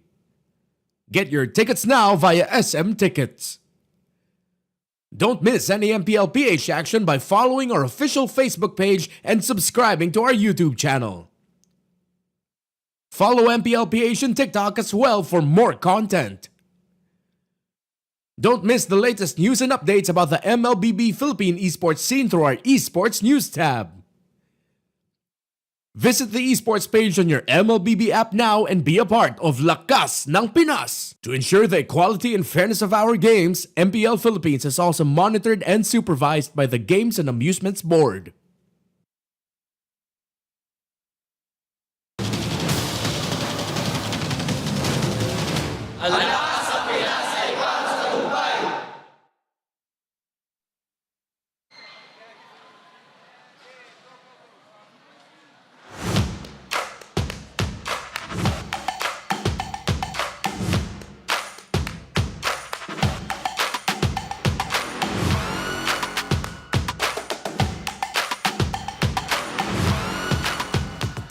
Welcome back to the Champions Arena. I'm Mara Aquino. My name is Hans Galeria. And this is MPL Philippines Season 13 Playoffs.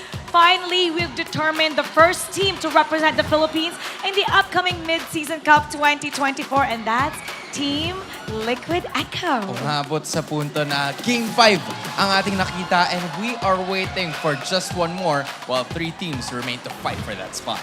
And with that, let's take a look at the updated tournament bracket. Now, Team Liquid Echo advances to the Grand Finals, and Falcons AP brand will get another chance at the lower bracket final. This time, it's RSG Philippines and Blacklist International. They are the 2 teams that will be contending for a rematch, a possible fight against Falcons AP Bren to continue towards their dream of making it to MSC 2024. This battle is going to be so important because one team will be eliminated and one team will get to move forward. Now, for today's match, it's going to be a battle of wit, grit, and team spirit. Team spirit, because it is a battle to see whose team or which team has a greater determination to make it into the next round. And this is going to be a battle of grit to see after yesterday's sweep, which team will survive for today? And there's also win, if you would say, because it's a battle of two legendary coaches. It's Coach Panda and Coach Bonchan as well. And speaking of Coach Panda, here you go. Coach Panda, one of the pioneers in coaching MLBB. He's coached Season 3 champion, Archangel, and he's also been a two-time MPL Philippines champion, MSC 2022 champion, 2019 SEA Games gold medalist, and a Hall of Legends inductee. You're also going to have to take note of Coach Panda and the level of mastery that all of his players have, because each role has a nominated player in RSG Philippines for our all-star team, aka the Alamat Awards. And you're gonna have to also remember the way he grades his players, putting them at high regard and expecting the highest out of every one of those raters. Now let's talk about the other team for Blacklist International, and that's Coach Bonchan. So Coach Bonchan is the only coach having won 3 MPL titles alongside strings of international appearances and achievement at the M3 World Championship and the 31st SEA Games. Now, even though Blacklist International have had a shaky start to the regular season 13, well, 3 of his players, US and Suwin Edward, are still nominated for the Alamat Awards. We cannot deny that Coach Bonchan and the rest of Blacklist International invented the UBE strategy, one of the biggest, if not the best, that we've seen so far here in MPL. And in addition, you're gonna have to take note that even other regions have copied this from Turkish Delight, taken from Turkey, and there was a team inspired by this strategy, such as Banana Evos as well. Now, in the history of MPL Philippines franchise, RSG Philippines and Blacklist International have only met once, and that was in Season 11.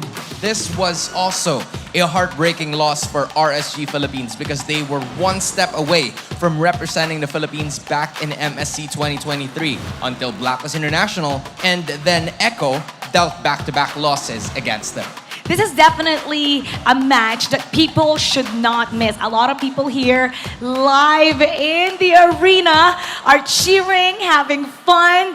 Basically, everybody should come here at SM South Mall so you don't miss the action live. And the level of weight that these two teams have in terms of what they want to achieve, it's really gonna go down the line here. That's right, and ticket starts at 100 pesos. So come check it out. Come here at the Champions Arena and cheer for your favorite teams. Make sure to experience MPL Philippines. We still have 2 more play updates for your favorite teams, so you would be able to witness them right here. That's right, and tomorrow we'll also have the Alamat Awards. That's right. Now, simulan na natin ang ating huling Best of 5 series ngayong araw. This is going to be RSG Philippines versus Blacklist International. Casters, pass up.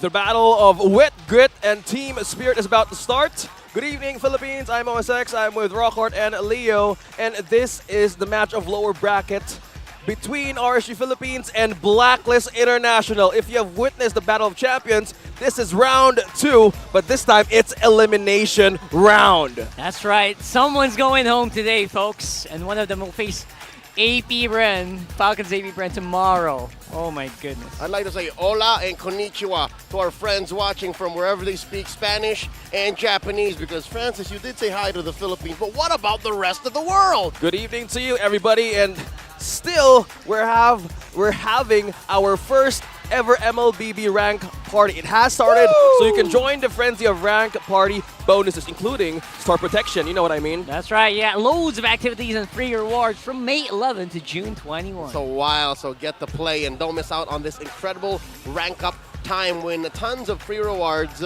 they're just waiting for you to claim. Exactly. At your fingertips or even at the moment that you win your rank games in our Frenzy Rank Party bonuses. So now, going back to the heat of this match, RSG, Philippines, and Blacklist International. Again, AP Bren is down in the lower bracket. They sent Blacklist International there. Depending on how well the match will go, they can actually meet or not at all. RSG Philippines, both of these teams were swept yesterday.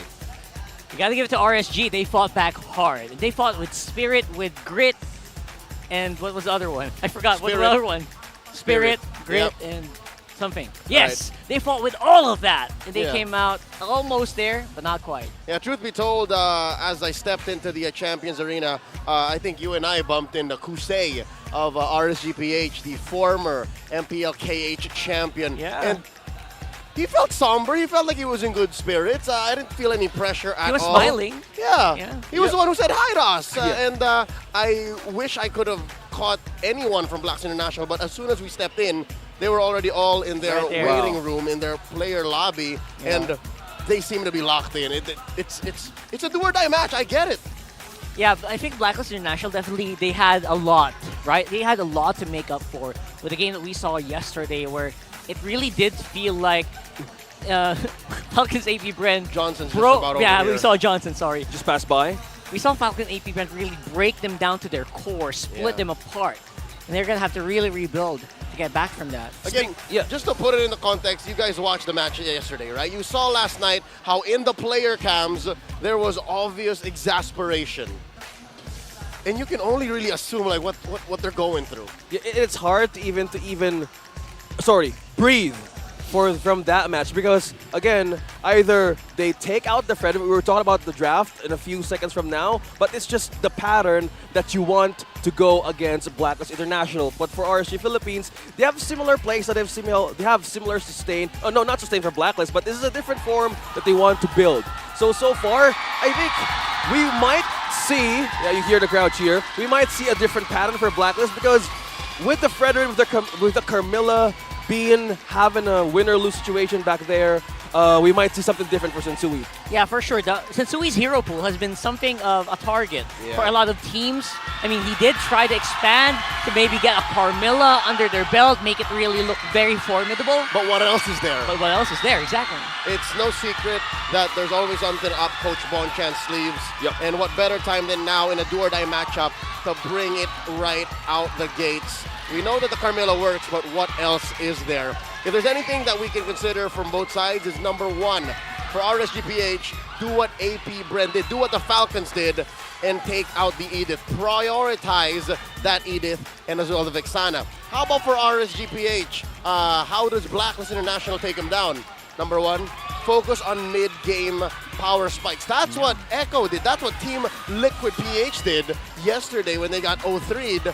And if they can do that, if they can somehow, without the Vexana, without the Edith, do that, because I know Coach Man is going to ban it out, then maybe we can talk about what happens when they move on. I love where we're going. Again, Blacklist International, we've seen them, how they perform. They have control early to mid, so we might see a different a better adjustment this time around, because this is elimination, a do or die, and having that chance to climb back up, this starts here. Because again, we have a Team Liquid Echo sitting on the grand finals, and we have a Falcons AP Bren waiting on the lower bracket, the final boss before you enter. So no pressure, but right now we're about to see an amazing match. So before we enter to our draft, this is our marshals who will officiate this game. They ensure the fairness and integrity of our games. So from that, let's meet the players of this do or die match. This is RSG Philippines versus Blacklist International. Down, but not out. The heart of a champion beats in the chests of the Kingslayers. Making their way on stage, here to rise and slay, RSG Philippines! After yesterday's bout, they find themselves in the lower bracket, resolving to reset, reclaim, and once again break the code. Agents, get loud for your Blacklist International!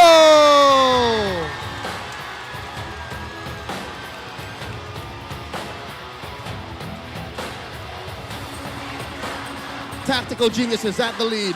Coach Panda and Coach Bon Chan. Their timeless wisdom here to lead their teams to victory. Only one moves forward from this bout. A best of 5 to close off Day 3 of the playoffs. Raiders! Agents! Only one may stand.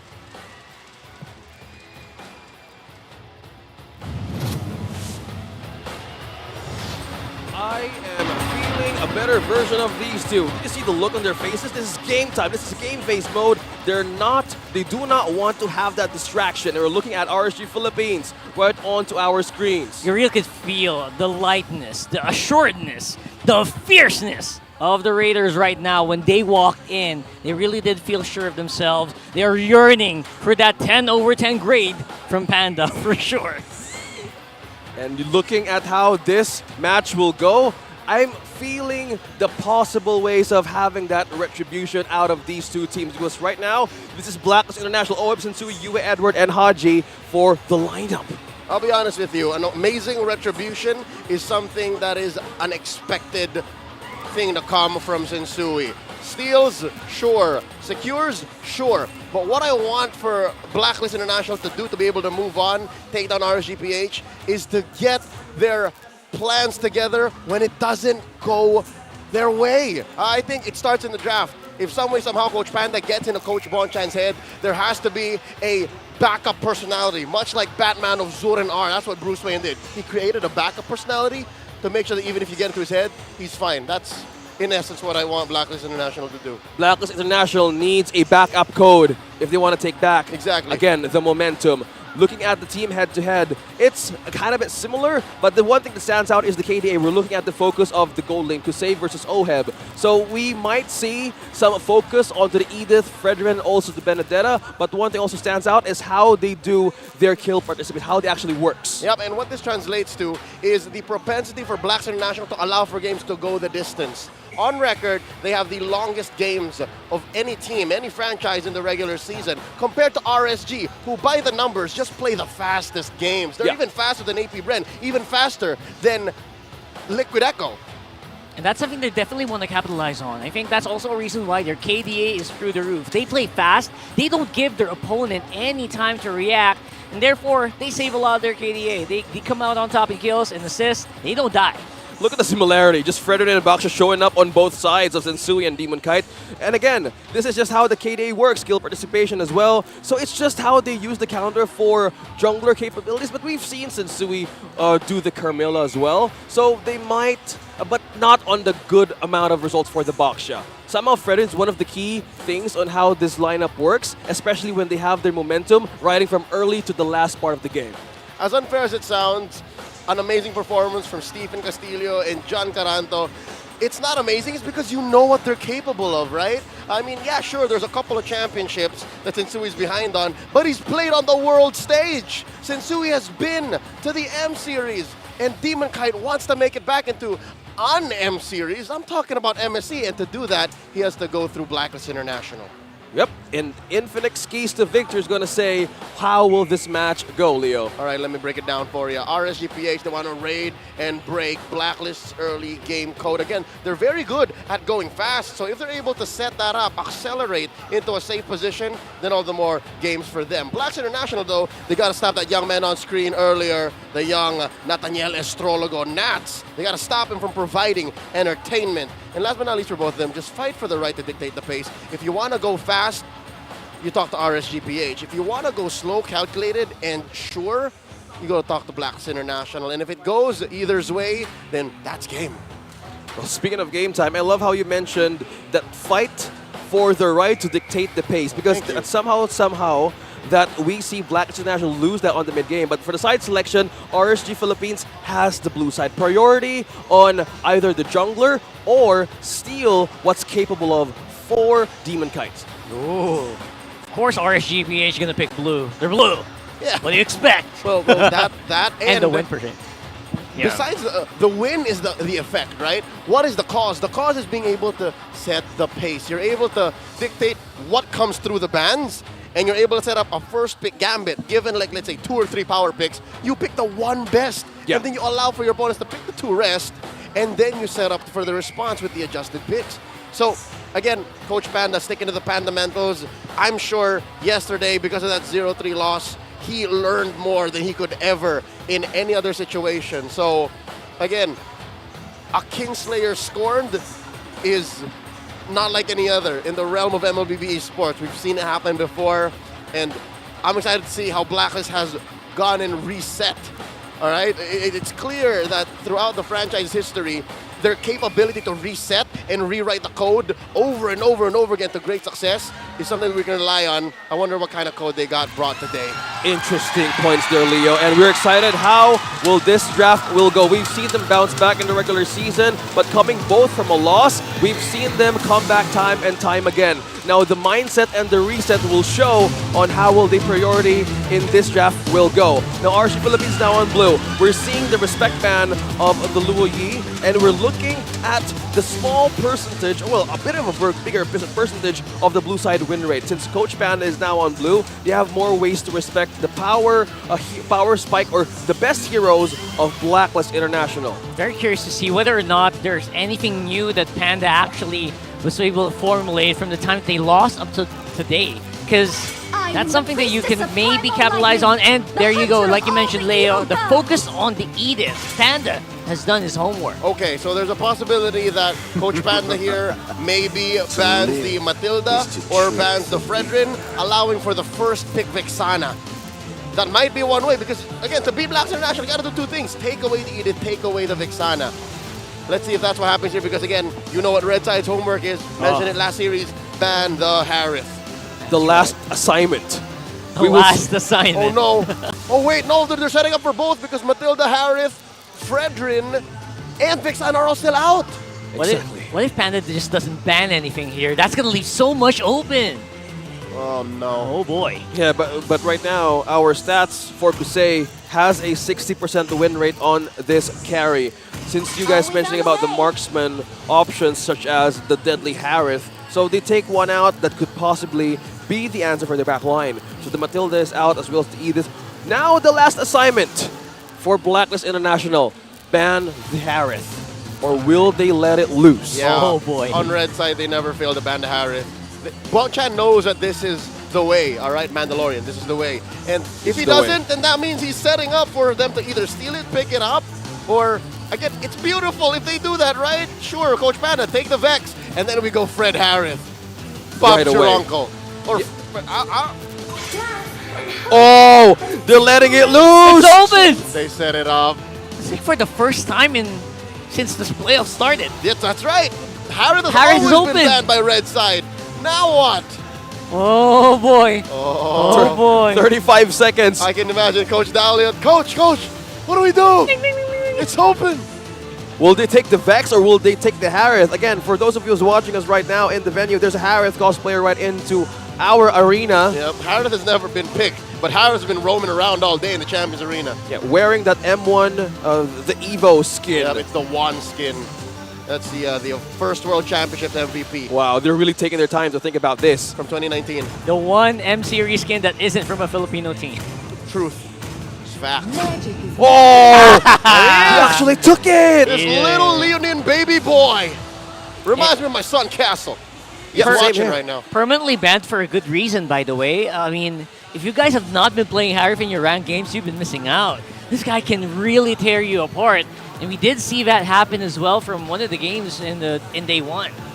Okay, speaking of day one, now... He was let through once! Yes! I forgot. See, my brain blocked it out. Just because he's so he's so devastating. He is. As soon as he hits level 4, which is, again, what? A minute and a half? There you go. Vex! Oh, no, not Vex. Who's this? Aramis? Arlott! Okay. Oh, we almost forgot. Between these two teams, they care about the Arlott. They love the Arlott. Okay. Blacklist International Steal the Vex. already got what they wanted. Fredrin and the Arlott. They're willing to gambit that for a Harith. And the Vexana as well. Oh my goodness. If they don't see LaVex in this round... well, the Valentina and the Nova are still out there. This is uncanny. I'm not used to having mid be wide open like this. Exorcist of the Dragon Spirit. It's a Yuzong. Okay. Yuzong and a Baksha. They're ready to do a counter per counter with this first two picks. Do it, Coach Bon. Pick one of them and then ban the rest. At the very least, the RSG last two picks here actually do well in hunting down Vexanas, hunting down any mage actually, even Farsas, right? Even Navaria. Even Navaria. So that's not bad. They're not going to be too scared of a Vexana or any long-range mage here. All right. Securing a gold laner right away. A quiet understanding between both world-class coaches, right? Okay, we're not playing on the mid. Okay. And they still respect it. Yeah, because you can only really ban 3, technically, if you're Blacklist, right? You ban 1, 2, and then pick the other. So if you take out the Novaria and the Vexana, and then you pick up the Farsa, what's left?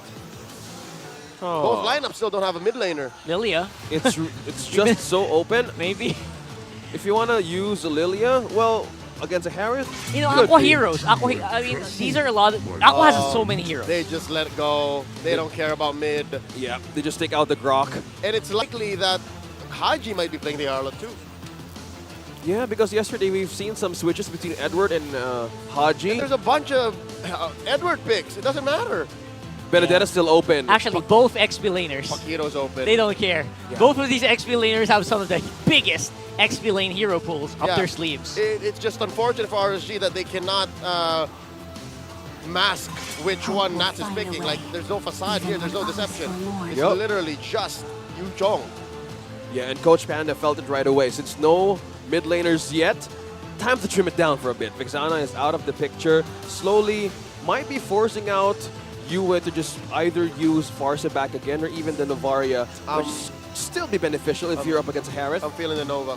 Yeah. Feeling Nova. Again, this is Yue. Maybe toe-to-toe against Aqua, one of the best space-based technical mid laners in the league. And even if there is a giant Yu Zhong chasing your tiny, soft mage body, then I think you can take care of yourself as a Novaria. Yeah, that's right. Actually, I've been saying this for so many seasons now. Aqua, one of the most underrated mid laners. Super quiet, doesn't make a lot of noise, but he has such a mind for the game, you know? Right. He was my personal MVP in MSC 2022. Hold up. So smart. They banned it out. Yeah, a very Are they setting up for a good Nova? move. Are they setting up for a Farsa? Oh. A Farsa straight into a Yu Zhong, straight into a Baksha? Wow, that's so risky. That's so... I mean, you can purify. That's brave. You can purify. That's true, Purify, flicker, wings by wings out. I don't know. Are they going to put a Cho on light? Oh, we can't put it past them. Or a Kaj? They can do it. There's still a Kaj. Kaj Harith is still Kaja. pretty mean. Right. That's almost a sure kill every time someone's on the Zaman's force, you pull him back. Yeah. That guy's not going anywhere. He's definitely going to die. Because I don't see a combo for Kaja if ever Blacklist International does intend to steal it. Look, Kaja Claude, Kaja Arla, you know what I mean? Oh, that's true. Let's see. Body suffers. Oh, respecting Edward on their last At ban. least, right? At least they know. I didn't truly And that is There's a a Valentina. Yep. Oh, I forgot. Of For course. Yue. There's a Valentina. All right. No need for a Farsa unless... The RSG picks Is that all that's left? You wake on for it, man. We're running out. Lilia. Kagura. They're really squeezing out everything Squeezing out that mid lane. from Blacklist International. Eudora. Oh. Okay. More Aurora. We've actually Aurora. seen But Aurora. not Eudora, please. It's most like so much single target burst. Yeah. It's been a while since we've seen Eudora in the big stage. Lilia's the safe route, I think. We also have Lilia or Aurora. Lilia. Yeah. Odette got banned out a couple times in the Falcons AP Bren Liquid Echo matchup earlier today. So Minotaur. Gord?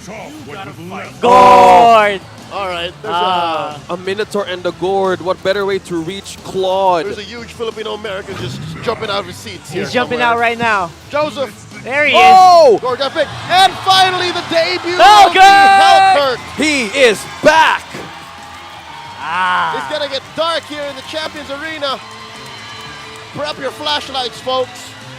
What if, right, where there's connection in API, where if Hellkurt casts Dark Knight Falls, the whole arena goes dark? That would be so cool. I don't put him beyond it. And the stage is shaken for this as we enter this game. We've been waiting, and most of the teams from day 1 and day 2, they have been respecting the possibility of this Hellkurt to show either for the jungle or even the roam. Oh, wow. We've seen it in Indonesia. Beloyski even used this. And the audience predictions lean towards Blacklist International. Yeah. And Beloyski won. That's huge. If I'm not mistaken, that might be the most lopsided audience prediction we've seen all playoffs long.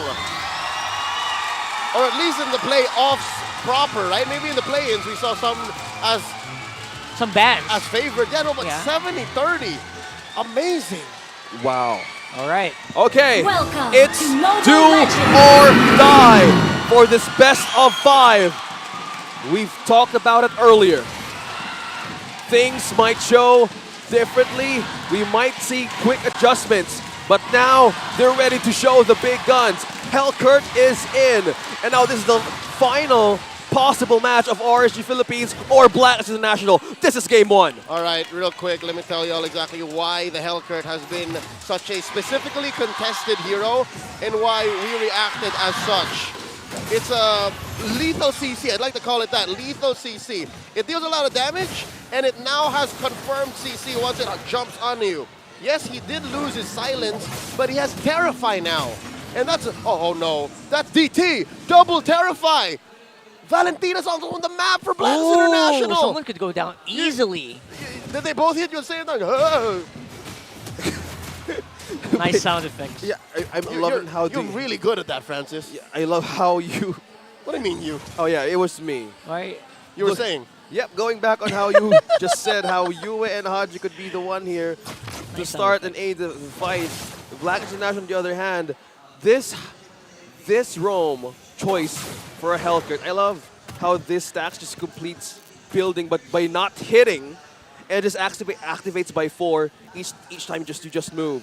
So maybe right now they want to aid more of the gold lane and not be pressured by this Minotaur. Again, this Light is with his comfort fix once again. But for Aqua, this is a different way to approach the possible peel in the back line. And it's not a good situation given there's a Hellcurt.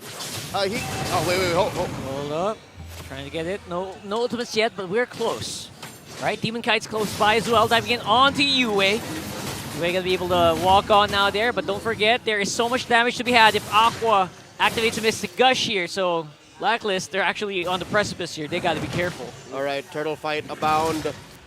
I mean, it might sound like it's all good for Blacklist and there's no downside, but one downside I can name now is, aside from Yue, Blacklist all deal physical damage. True that. So just build a Dreadnought armor and then Bob's your uncle, at least up until the mid-game. Oh no! Let's see though, lots of people getting knocked up in the air. Edward can't really do much as he goes down for first blood here.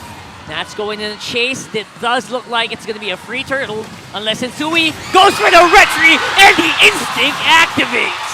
Sensui, and it keeps on happening. They're chasing him down. They're not letting him go home. He escapes, but not the Mystic Gush. The Cardinal Core strikes again.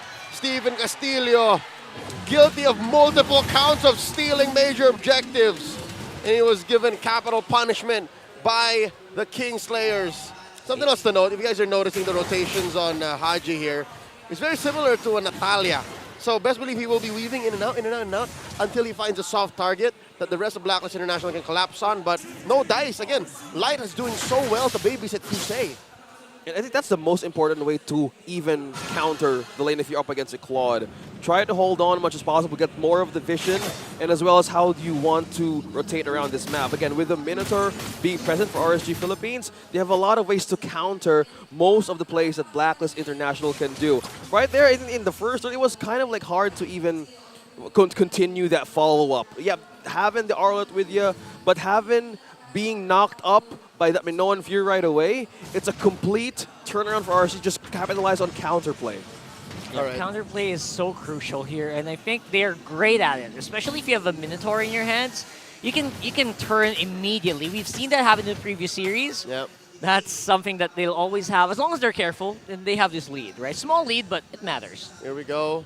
The Hunter's passive is on for Haji, so as soon as he jumps on someone, it will trigger the Terrify. And something to note, if you want to build Hellcurt like this in the roam, it's just full damage. Assassin emblems, Master Assassin Rupture. And something to note, this is Sensui's Fredrin on the tank emblem Fredrin. But something to keep in mind is he's using Inspire, so he has cooldown reduction. Oh, better way to use all of the skills all over and over, especially with the taunts. Blazing duets right up top to say. Oh, Kusei could be in trouble here since we close by, but wow! looks like he's going to be able to go in and get out. Dark Knight falls to slow him down, but no one can slow down the Raiders at this point. Very confident in their call. Light comes Demon Kite playing Baksha since 2021. You were saying about Light. Yeah, Demon Kite and Light with that follow-up on how they wanted to get that kill for Kusei. A deadly response. Now Blacklist is wanting to find a way to recover from that death. Oh, look at that. Oh my goodness, that could have been so bad. Able to dodge out, but not for long. Nats is really hell-bent on getting that kill. He gets one, you were able to get out. I'm going to tell you, that's pretty entertaining. I like how he went in with the combo and then pushed him out with a Black Dragon form. That leaves RSG with, I'd say, technically 2 turtles. Because again, the first one was stolen away by Sensui. They said never again. Not like that. Yeah, it's a bit hard to even continue that kind of team fights. With the presence of the Black Dragon form, even by the ultimate of the Minotaur, it forces out of this arranged misposition for Blacklist International to do a counterplay. Just by looking at the gold difference, we're looking at majority slowly being built by Blue.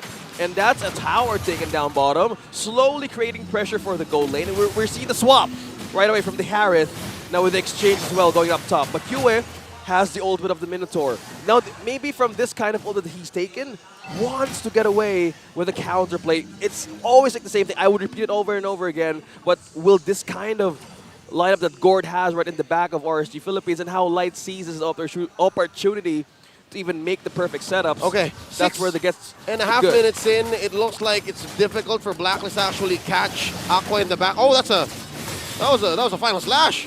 Hit nothing but air.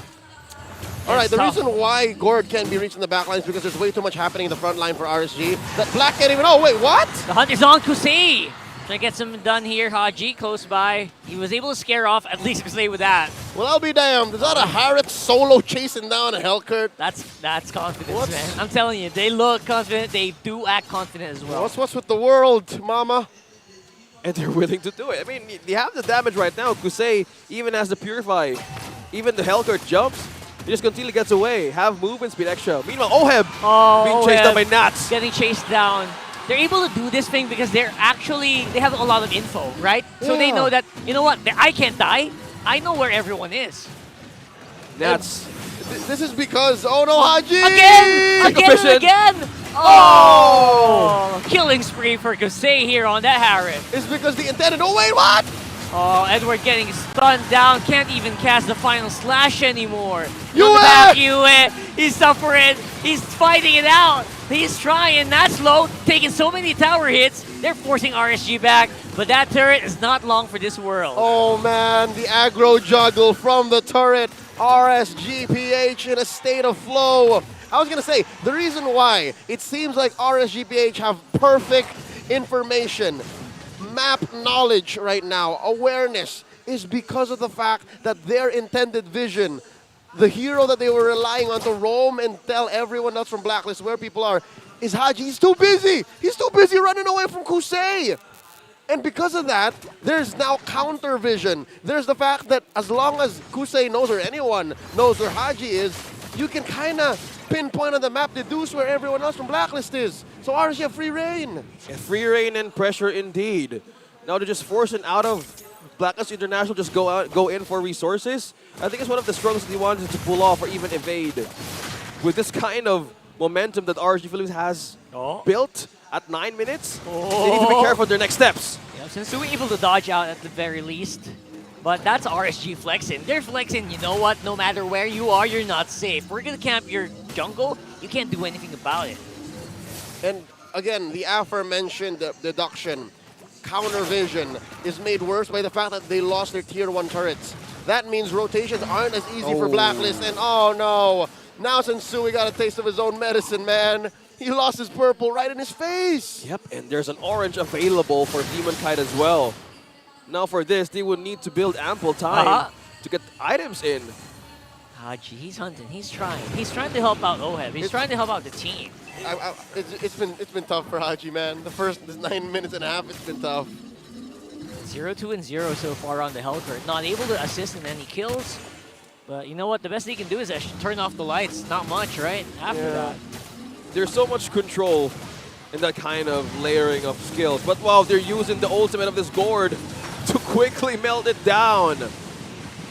And with that, now they're ready for an engage. Oh, the RSG confidence. Minoan Fury straight into the tower.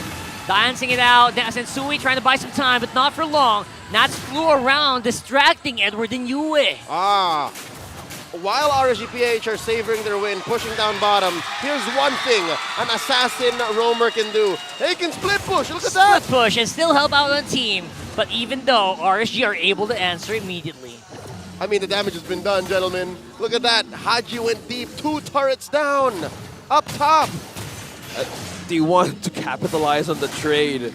They're too far gone on the gold as of this time. What better way to control the map with a clear?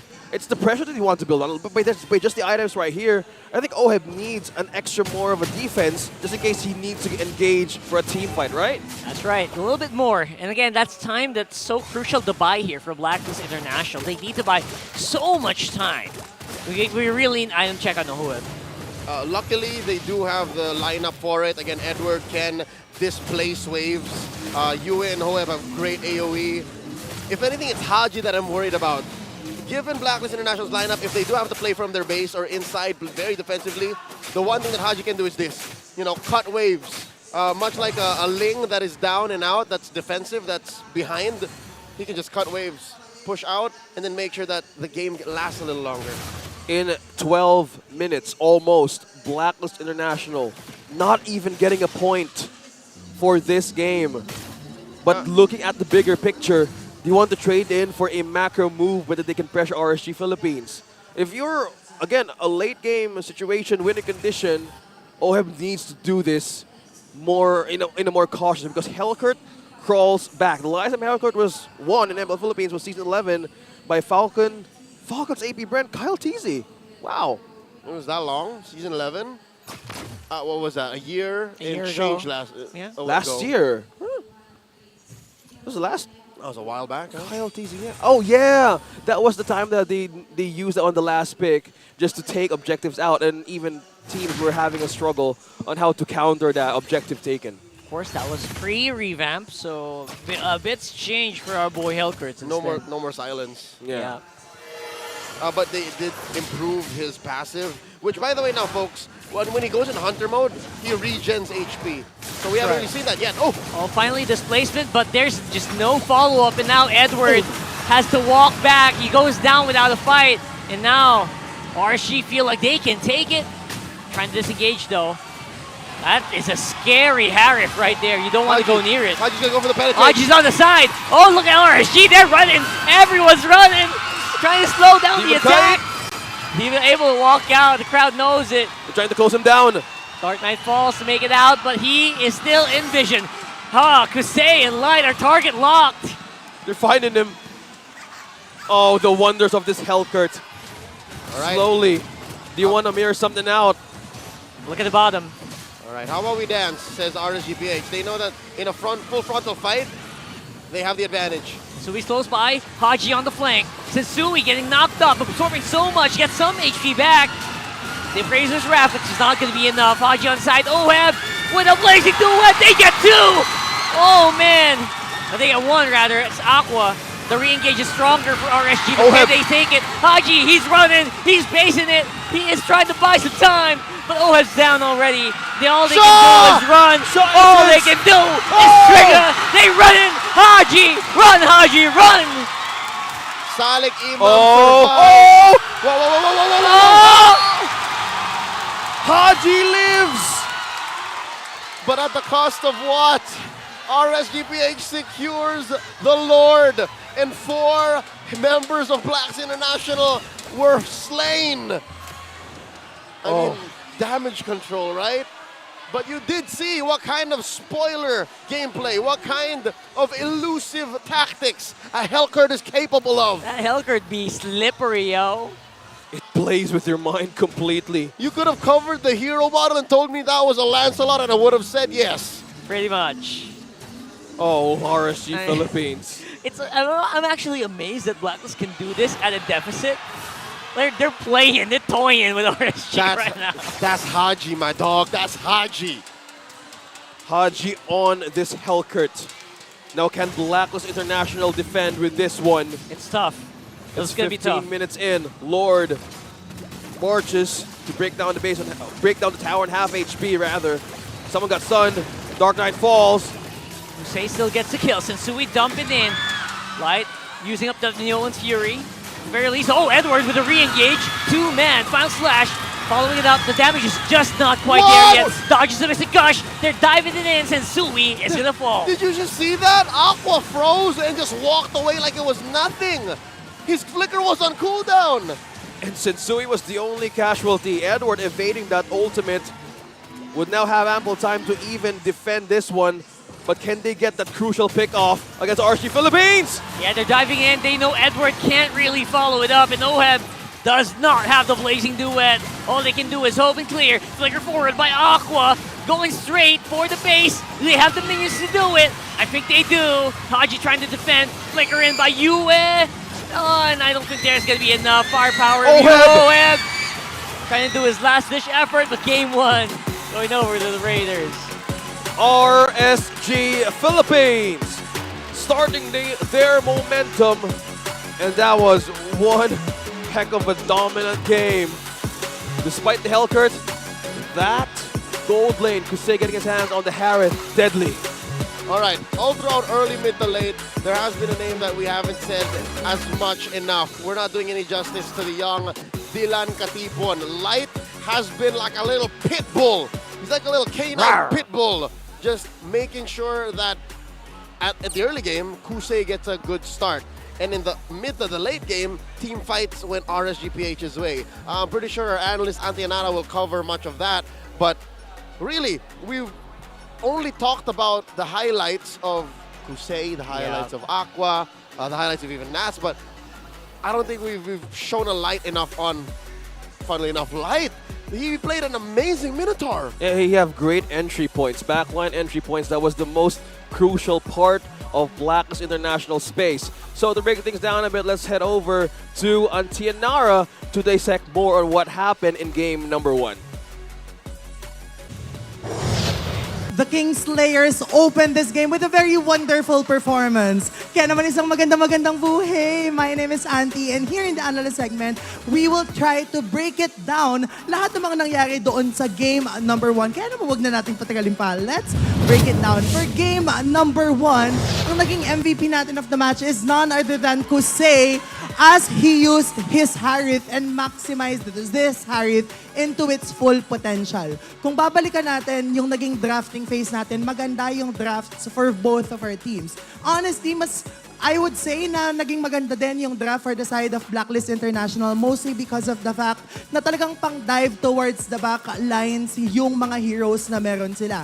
And although nagkaroon nga ng opportunity yung side ng RSG na i-capitalize yung kanilang lead na meron sila, hindi din naman nagkaroon ng ability yung Blacklist International na paganahin yung mga heroes na meron sila. And that is very visible towards the early stages of the match, even until the mid parts and hanggang sa nag-late game na tayo. Kusei was very well guarded by Light all throughout the match, and even Demon Kite, talagang towards the gold lane yung kanyang rotation. This solo kill coming from Nats against the gold laner of Blacklist International, I would say is very crucial, mostly because of the fact na ang laki na nga ng lead na meron dito yung side ng RSG, specifically Kusei, which means madami na siyang items and nagkakaroon na siya ng enough item build to dish out damage against their opponents. Dahil nga mabilis yung rotation coming from the side of RSG, mostly because may umiikot-ikot na gulong dito and merong dragon coming from Nats, medyo na-overwhelm yung side ng Blacklist International every single time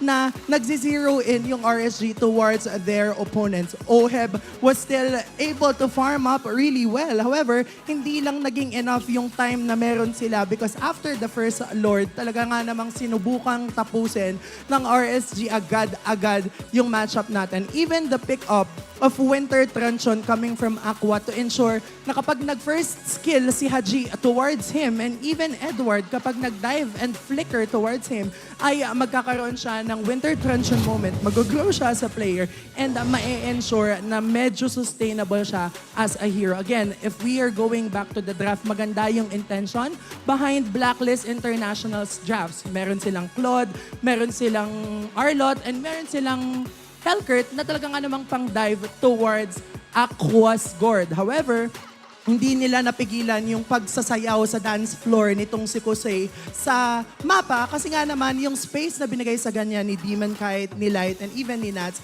ay more than enough. Kaya naman as we look into the objectives, talagang makikita natin na nakalalamang talaga ang side ng Kingslayers all throughout the match. 9-2-2 ang kanilang talaan, and even the purple buff as well as the orange buff, talagang sinubukan nilang i-dominate yung entire matchup. Interestingly enough, makikita natin na nag-build si Kusei dito ng Blade Armor, and that's to counter out Haji's ultimate and even yung mga damage output na meron si Haji as well as Oheb's Blazing Duet. Dahil nga naman naka-purify itong si Kusei, wala masyadong threat in terms of the crowd control, which is why he is our rich guy as well as our carry, and pinatunayan niya na the moment he is able to pick up enough damage items, yun din yung moment na makapagwawala siya all throughout the match and makakapag-dish out siya ng damage output against their opponents regardless of how tanky they are, which is why as we look into the damage dealt here in our post-match statistics, talagang ang lakas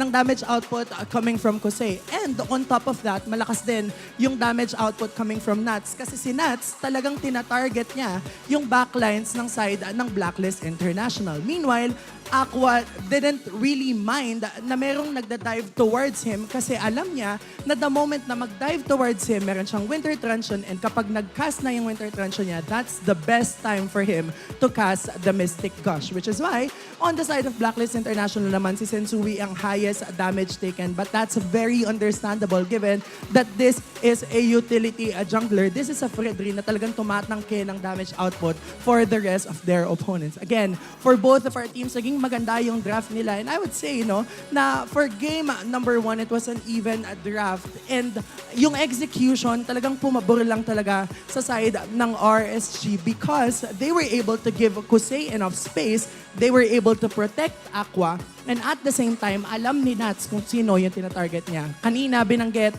sa ating keys to victory na don't let Nats be an entertainment, or hindi kailangan hayaan ng side ng Blacklist International na magwala si Nats all throughout the match. Kasi kapag merong space na nabibigay si Nats towards their gold laner, nagiging mahirap pigilan yung main damage dealer ng side ng RSG. Which is why RSG takes game number 1, and kung titignan natin kung paano yung naging rotation for all of our teams for game number 1, mapapansin natin talaga na even yung mid lane nila, yung trio mid ng side ng RSG, ay talagang umiikot towards the gold lane. Kumbaga, gold lane yung prio. And that's very understandable because again, we have mentioned na kapag nabigyan mo ng space yung isang Harith in particular, magkakaroon siya ng enough items, and in that way, magkakaroon siya ng enough way to be able to dish out damage against their opponents. Ang ganda din ng pagkakasecure ng side ng RSG ng kanilang mga neutral objectives, which is why it has been easier for the rest of their teams na makapag-ipon ng enough gold, and at the same time, makapag-play safe kasi alam nila na nasa kanila yung kalamangan. And that's really what you will expect. The moment na nasa yun na yung lead, you don't let it go. And wala nang bitawan to, kumbaga panghawakan mo na hanggat kaya mo. And as we look into the behind the stats for yesterday's matchup between Falcons, AP Bren, and Blacklist International, makikita naman natin kung ano yung takbo ng naging laban kagabi. Kung titignan natin, yung nasa taas dito ay Falcons, AP Bren. Meanwhile, Blacklist International yung nasa baba. Interestingly enough, almost all of the neutral objectives went into the side of Falcons, AP Bren. Not only that, lahat ng gold lead din ay talagang pinanghawakan ng side ng AP Bren. And ito yung sinasabi natin pa ulit-ulit. Kailangan, kapag nasa iyo na, wag mo nang bitawan. Kailangan panghawakan mo na as much as you could because the moment na nag-slip away sa'yo yung opportunity, your enemy can capitalize that against you. Especially here in the MPL Philippines, kung saan sobrang lakas ng macro mechanics for all of our teams. Now, as we look into the damage dealt, again, AP Bren ang nasa taas. Meanwhile, Blacklist International din yung nasa taas. And kapansin-pansin dito na the moment the 12th minute mark comes in, meaning yung Enhanced Lord natin ay pumasok, nagkakaroon ng pagkakaspike in terms of the damage dealt for both of our teams. And nagbapababa na ito later on kasi naman kapag dumadating na tayo doon sa TikTok timers natin na mako-consider beyond the 15th minute mark, yun na yung time na ang goal na lang ng mga teams ay i-clear out yung minions, mag-push ng turrets as much as they could, and i-ensure na mamamaximize nila yung capability na meron sila using the Lord pushes that they've had. For both of our teams, naging maganda yung performance, but interestingly enough, RSG came out on top for game number 1. But then again, that's just game number 1 in this best of 5 series. Can we still possibly see a game number 5 in this game? And yun yung kailangan nating abangan as we head on to game number 2. Ang daming nangyayari, but this is between the Kingslayers and the Codebreakers. Kaya naman kaabang-abang kung paano natin makikita ang game number 2. Kaya huwag na nating patagalin pa. Alam kong excited na ang lahat ng madla, kaya naman to my casters, go, kayo na. Thank you so much, Auntie Anar, for breaking that down. That's just game number 1. And what she said, or he said, it could go either way. From what we've witnessed in the first series, we head into a game 5. Now, for this one, we could either see a reset because from them trying the Hellcurt for Blacklist International, letting loose the Harith, I think they were respected on the second time. To be honest, that Hellcurt could have worked if that Harith wasn't there. I feel like an easier target would have been dead. Yeah. And we'll talk about that later. The gambit did not pay off. Again, last pick, Hellcurt. I'm pretty sure there were other possible roamers, like again, the aforementioned Kaja, but that's neither here nor there. Now, assuming in a few moments we will see it come up now, blue side pick for Blacks International that should shake things up and should allow for them to, again, maybe secure at least one of those, either the Fredrin or the Harith. I don't know if the Matilda is as hot because, I don't know, what does a Matilda buy you and what makes you a stronger team because of the Matilda, right? That's something that we should maybe mull over once you go blue. Well, speaking of picking sides, this time in the Champions Arena, we're about to look for the smart game face of the day. Who is it? Who is it? Champions Arena be the next smart game face of the day winner. Yeah, just flash the hashtag PowerSmart on your device in the green background, put your game face on, and win a redeemable in-game code. Wait. That's the wrong... Yeah. All right. I'm like, whoa, how could that spell smart game face of the day? We need your game face on how you can possibly show. Guys, power! Smart. Your game face mode. Yeah, he's just smiling back there, but he's just so happy. Come on, more. We want more. Express more. Express yourself. Oh, it's this little homie. Oh, a little homie. Little homie. Congratulations. Oh, it reminds me of Baby Reptar. Oh. Oh. Big shout outs to our baby Ranmar Santa Cruz. And we have our smart case of the day winner. Again, you are entitled, no matter what age or age bracket you are, as long as you show that game face. Start him young. And now going back to our game today. This is a best of 5. A lot of things could go. Leo, you were mentioning about how the roam could actually be in a different option. Yeah. Let's say it so happens that red side RSGPH don't ban the Harith. And the Harith and the Matilda, and God forbid the Fredrin are open. What do? Do you go Matilda, Harith, Fredrin? Or do you go Harith, Matilda, Fredrin? You know what I mean? Like it could go either way. Now, worst case scenario enters my mind. I can almost hear the comments from MLBB News, PH News and Events. People saying that, like maybe it should pick Matilda. Or Rafael or something like that. I can hear them. Shout out to you guys, by the way. That's from game 1, right? That's game 1. I don't from know the draft. How efficient it is to cryo versus build milk, but let's talk about XP per minute, right? Look at this. Demon Kite. Whoa. Kusei, Nats and Aqua. 4 of the 5 highest in the regular season that gain XP in an average game are from RSG. So this is just a clear sign and example of why the Pandamentals are a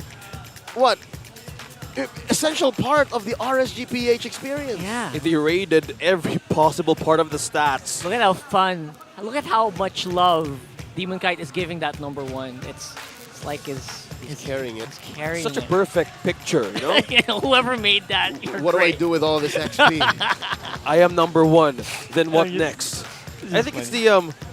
the consistency will be in check because for average crowd control time, this is Blacklist International by by just 1 point against FCAP. Yep. Or is that the other way? I think it's the other way around. Maybe it's not updated. Yep, it may have changed, but yeah, no, I would understand why Blacklist International is way up there. Here's why. More often than not, you have Edward and Haji flexing. Yes. You have the Arlot, you have the Edith, and those two heroes provide so much CC when you add it all up and when you average it out. So it's that reason why, again, now maybe they're just number 2, maybe only second to Falcons AP brand. They maximize that crowd control time also to keep Oheb alive. That's right. And for Yue, to move around and then deal damage. Yeah, but De Valentina was kind of a struggle back then in the first game. There's so much chase. That's also CC. Oh, yeah. We didn't see the full combo, The Terrify. Eternal Guard is also CC. Yeah, that's so true. much. Now, looking at the side selection of Blacklist International, they picked blue side. So the priority right now will show. But this time, they need to ban out the Harris. Just either respect it or even just take it. No, they don't have to ban it. It's a red side thing. Yeah, either they just take it or By going in the red side, you are legally obliged to ban the Harith. There is a contract existing. There is a intangible contract. Yeah. Yes. And it's an assignment. Kid, but yes. Again, for the red side. Unspoken rule, yeah. I think the coaches are like, it is the last part of the draft. You want to do the thing? Yeah, we saw what happened when they left it open, right? Devastating. It was chaos. And maybe they do not want that to happen again in game number 2. If you're in a best of 5, I think this is where you get your momentum going, you know? Having that game 2 on your hands and probably have a chance to get back morale. So let's see. In 3 seconds, we're about to see this draft will go. This is game number 2, but we will see how Blacklist International will adjust this time around. Blue side, will it be the Frederick or will it be a different face? Now respecting, okay, it's the red side kind of thing, confirming it once again. See? Coach Panda gets it, Edith as well. Yuzong respect, you have a bit of a small gap here, 3% on the win rate from these two. This is the fundamentals, gentlemen. There's no time to play. Even if this is a game we're all playing, Coach Panda will not let through any stragglers. The Matilda's still out there, so Coach Panda has to ban it out. Yeah, I mean, if that was the main problem from game number 1 for Blacklist International, for the damage that they will need to connect in crowd control situations, or team fights rather, they will need that access. But if he doesn't ban it out, he's allowing for them to trade for Matilda, Fredrin, and Vexana. That's just too much. I mean, That's a Blacklist lot. International and the 2 strong picks that you mentioned, you and want to Arlo. play with that. And Arlo. There's 4 power picks that they're trying to go for. And there's so much more flexibility, obviously, in terms of, like, maybe they can ban out the R-Lot or give it away. Light, having Whoa! Hero. Ban on the Brethren, though.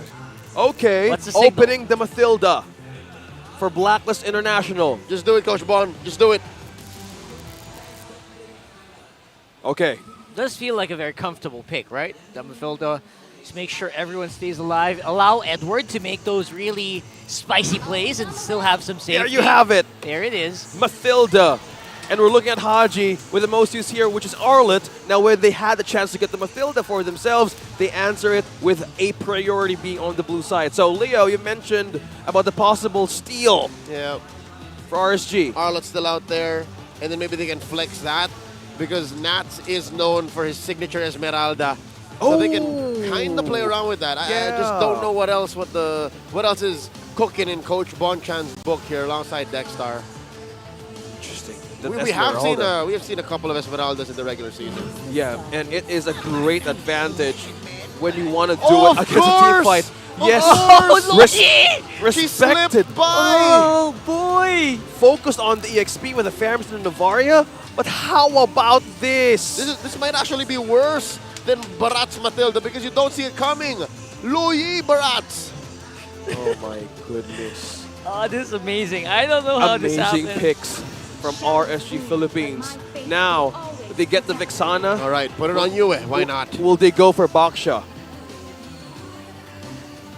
Well, at the very least, you know what? There are counters to this. There are ways to deal with it.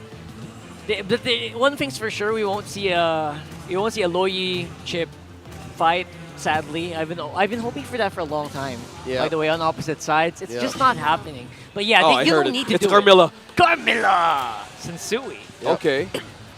This is good because since we can go in and out, can secure the Curse of Blood, keep him so safe, and then kite for another day.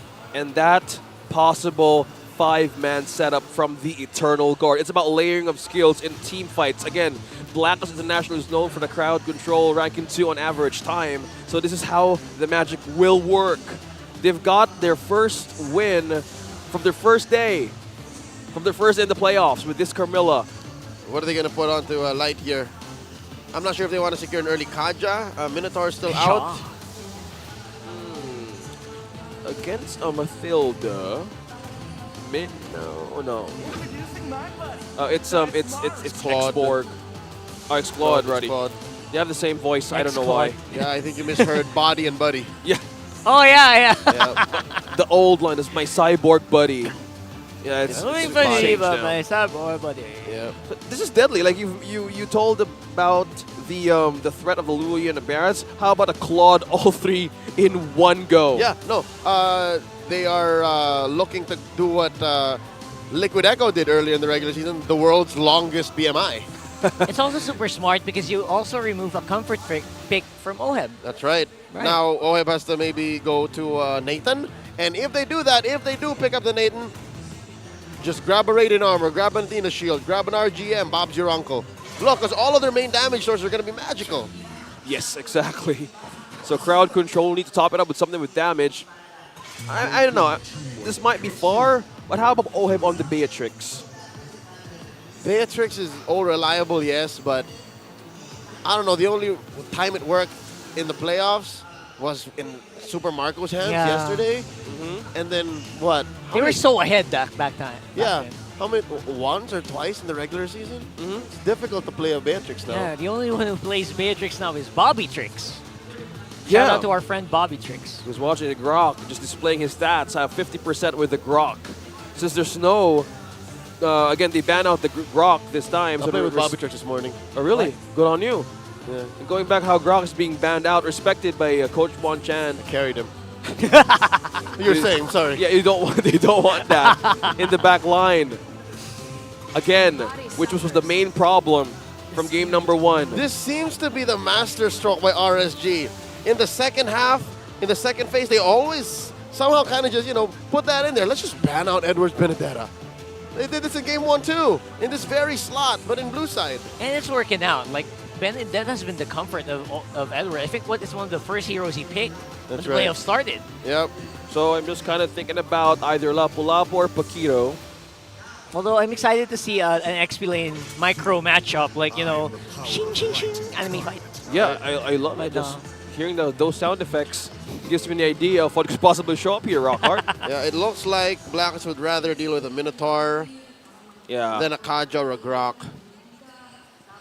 So with the Kaja gone, either they open out Minotaur again, but this is an And Arlott. Arlo. Yeah, they can also play Arlo. Oh, no, Which we're not Nats. sure where it goes, by the way. We Back don't on know. the Arlott. I remember the regular season, they sent this guy flying. It's like the global final slash. I like that they do that. And it does so much, and it gives your opponent so much anxiety. Yeah, because you never know where it's coming from. Well, it's true. Thinking about it, this is it's a 4-man engage from the diversion that could trick the macro mindset of Blacklist International. You But never know. this is a Moskov. Okay, forget about a Beatrix. All right, he has a Moskov. Okay. Moscow. But for Pretty the good. EXP lane, it's a Lapu-Lapu. Oh, it's been a while. It's been a hot minute since Edward picked this up. I like it. Also a championship winning pick for Abon Jingjing. Now what's RSG to pick here? They still need a hero for Nats. Unless we already see it now, unless it's the Arlo. What duels well? What do they need? What does RSG need here?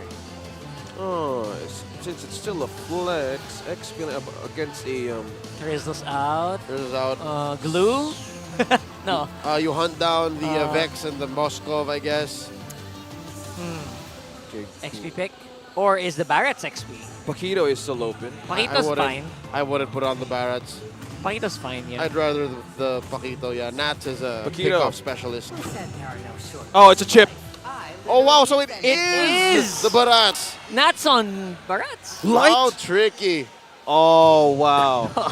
There you go. All right, so it's Nats on the Arlot and then Kite on the Barats. Global madness. This is, oh no!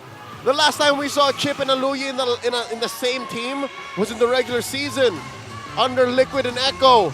Well, Liquid Echo. That was gross. That was disgusting when they did that, by the way. Yeah.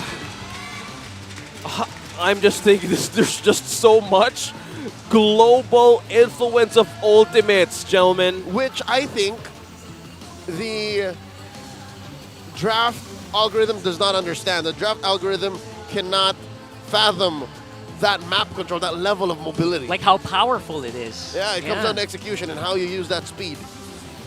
So maybe add maybe 0.5 on the score or something like that. Yeah, in comparison to Blacks International's lineup, which is just fundamentally sound. Like there's a good amount of damage, a good amount of CC set around, and you know they can take care of most things coming their way. to Mobile Okay, Legends. everything will be in check on how both of the lineups will work. It's game number 2. Let's see how Blacklist International will bounce back, or will RSG Philippines continue riding their own momentum. On our Karen's Demon Kite versus Sensui, and we're looking at an early pressure onto Yue against the chip. Whoa! Whoa, he might get hit. Yue! He's alive. Oh, He's okay. alive. That was the movement speed buff. That was close though. That was very I close. thought that was a basic attack. Yeah, we need to get a Okay. grasp on things first, all right? Okay, let let's us breathe. Let us figure it out, RSG. Come on. Slow it down, boys. Okay. But no, they keep going. Flicker used by Light. Terrify. Oh, perfect timing from Yue there. Light. Light trying to fight back with a crash course. Not enough. Break it down, Leo. They used up his flicker. Meanwhile, Missile Expert, Demon Kite secures the Lethal Wanderer. But that is how you want to be careful if you are against a chip. Yes, you want vision, but early game, they have the Matilda. On the first 4 levels of this hero, they have an advantage for movement speed as well as additional burst. Oh my goodness, that connection. Yo. But that guiding wind saves. Oh, Light was like, oh, you want to go up? Want to go up? No, they bounce back. All right, maybe one of the reasons why it's so easy to burst down Sensui like this is because he's rocking a support emblem. He's rocking Thrill, support emblem, veteran, seasoned hunter, and the concussive blast. So early on, he's a softie. A softie. Just So- like all of us. Deep inside. Deep inside. Oh, really? Yeah. Okay. Oh, so we're talking about this matchup. Sensui hitting level 4, and as well as Demon Kite. So Mighty Damp will time to be more tanky, being a Carmilla. Yeah. But at the same time, they need more ways to layer the team fight. They have Vexana, they have Matilda, boy. so they have more backline access. But hold that Yue. Oh, they're dancing it out. Oh! A miss on the final slash. Will there be enough damage? Not really. And the pushback, the punchback is real. Yue with a kill. Haji guiding win with the save. There you go, Wow. Turtle. Going over it, Demon Kite though. Not exactly what Blacklist wanted, but they're gonna go with it. Okay, one apiece, Blacklist and One RSG. The objective goes over to the Raiders, Yep. but the agents walk away with a kill on a key player for RSG. That's Aqua. Something to note, all right, gentlemen. Wait, I'll talk to you after that. Wait, Oh, they're diving in. Oh. they're playing it He went around. Something happened there. He got a kill somewhere cross map.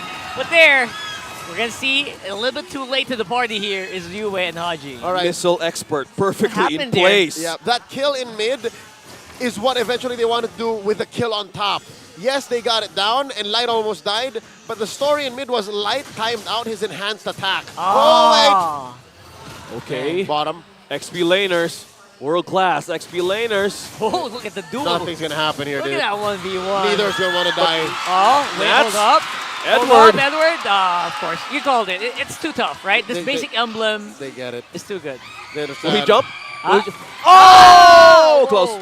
Almost. All right. Nice call. All right, so between the two gold laners, again, Kusei's just having the time of his life, man. At 2,600 over the barely 2,000 gold that times. KL1 has, it looks like Kusei is just going off of his momentum from game 1. Something else to note, I think Light has figured out now how much damage he can actually take. because he died so often in the first minute of the game. 2 deaths already on this chip. And again, he has to time his enhanced attacks better. He has to like this one, like this. Right Edward. there. He's playing it around. Edward still has a flicker. He's alive. Wow, that was just off a face check. What more a fight that he actually initiates? Curious, but there is a diversion at play. A lot of skills committed there for He knew, but the Detona's Welcome has now been used by Demon Kite. No ultimate for this Barretts. Nice play coming in from Aqua in the rest of the game. I think they're just conceding the turtle. They're conceding. They're giving it over. But the chip is here. There's still. a portal. There's a portal. Portal's activated, and they are seeing a lot of low HP Blacklist members. Haji trying to save as much as he can, but Sensui's down already. That's a signal to go for them, to go back. And RSG, they're feeling it. Going straight for the jugular. Taking out that turtle. Oh, wow. I almost forgot. Yeah, RSG, they were sent down bottom by a diversion. And then they were able to recover back with a shortcut. All right, and now they're going to convert into a major objective of top. This is old school RSG, vintage RSG, death ball. Precise on the attack. Having a global way to pressure Blacklist International, this is just a headache. Ultimate from the chip, you have the ultimate from Aqua, which is the Luoyi. This is a problem on where to capitalize on what lane could actually be saved. So right now, still no turrets taken out of RSG Philippines heading into mid-game. They're still forcing the situation. They want to steal out this purple.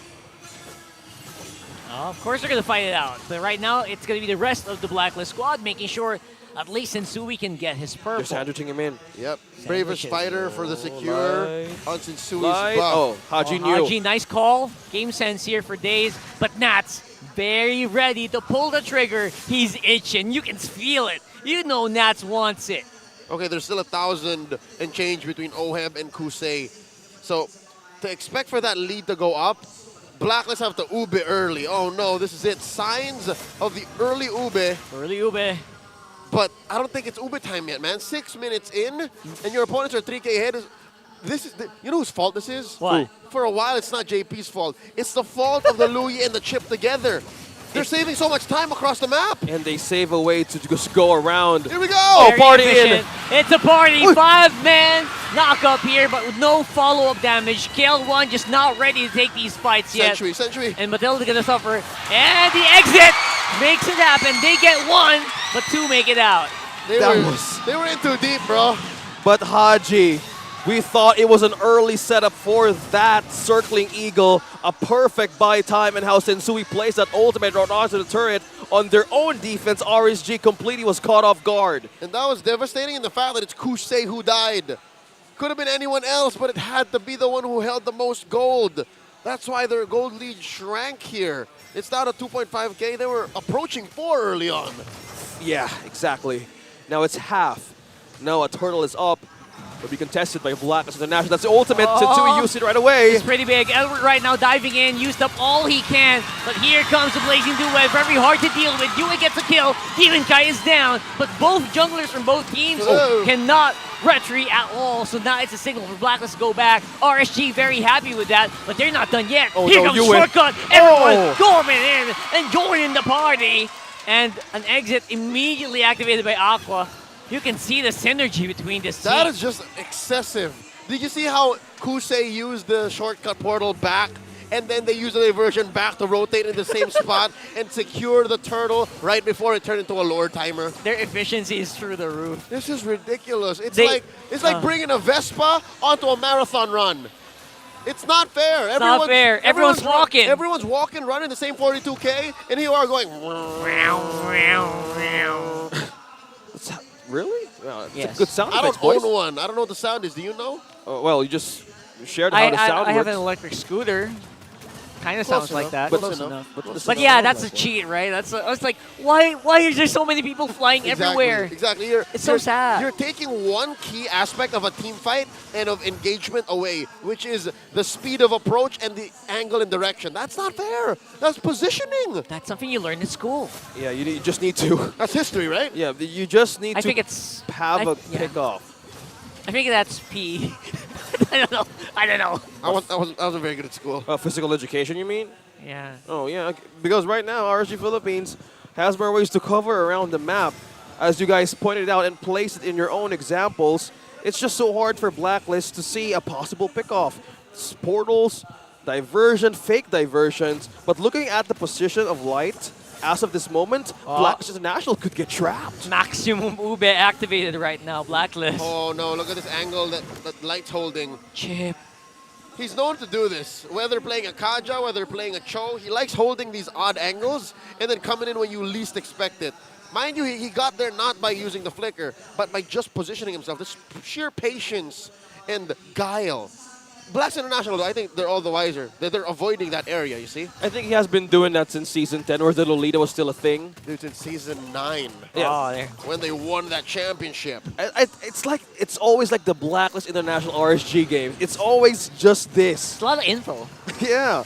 And Light giving so much data for RSG Philippines right now, despite having more of an advantage to travel all across the places that Blacklist International can be spotted so soft for. Light is now discovered. Oh, it's the go time here, folks. Oheb joining the party as well. Shortcut, they're trying to get rid of it, but it's too late.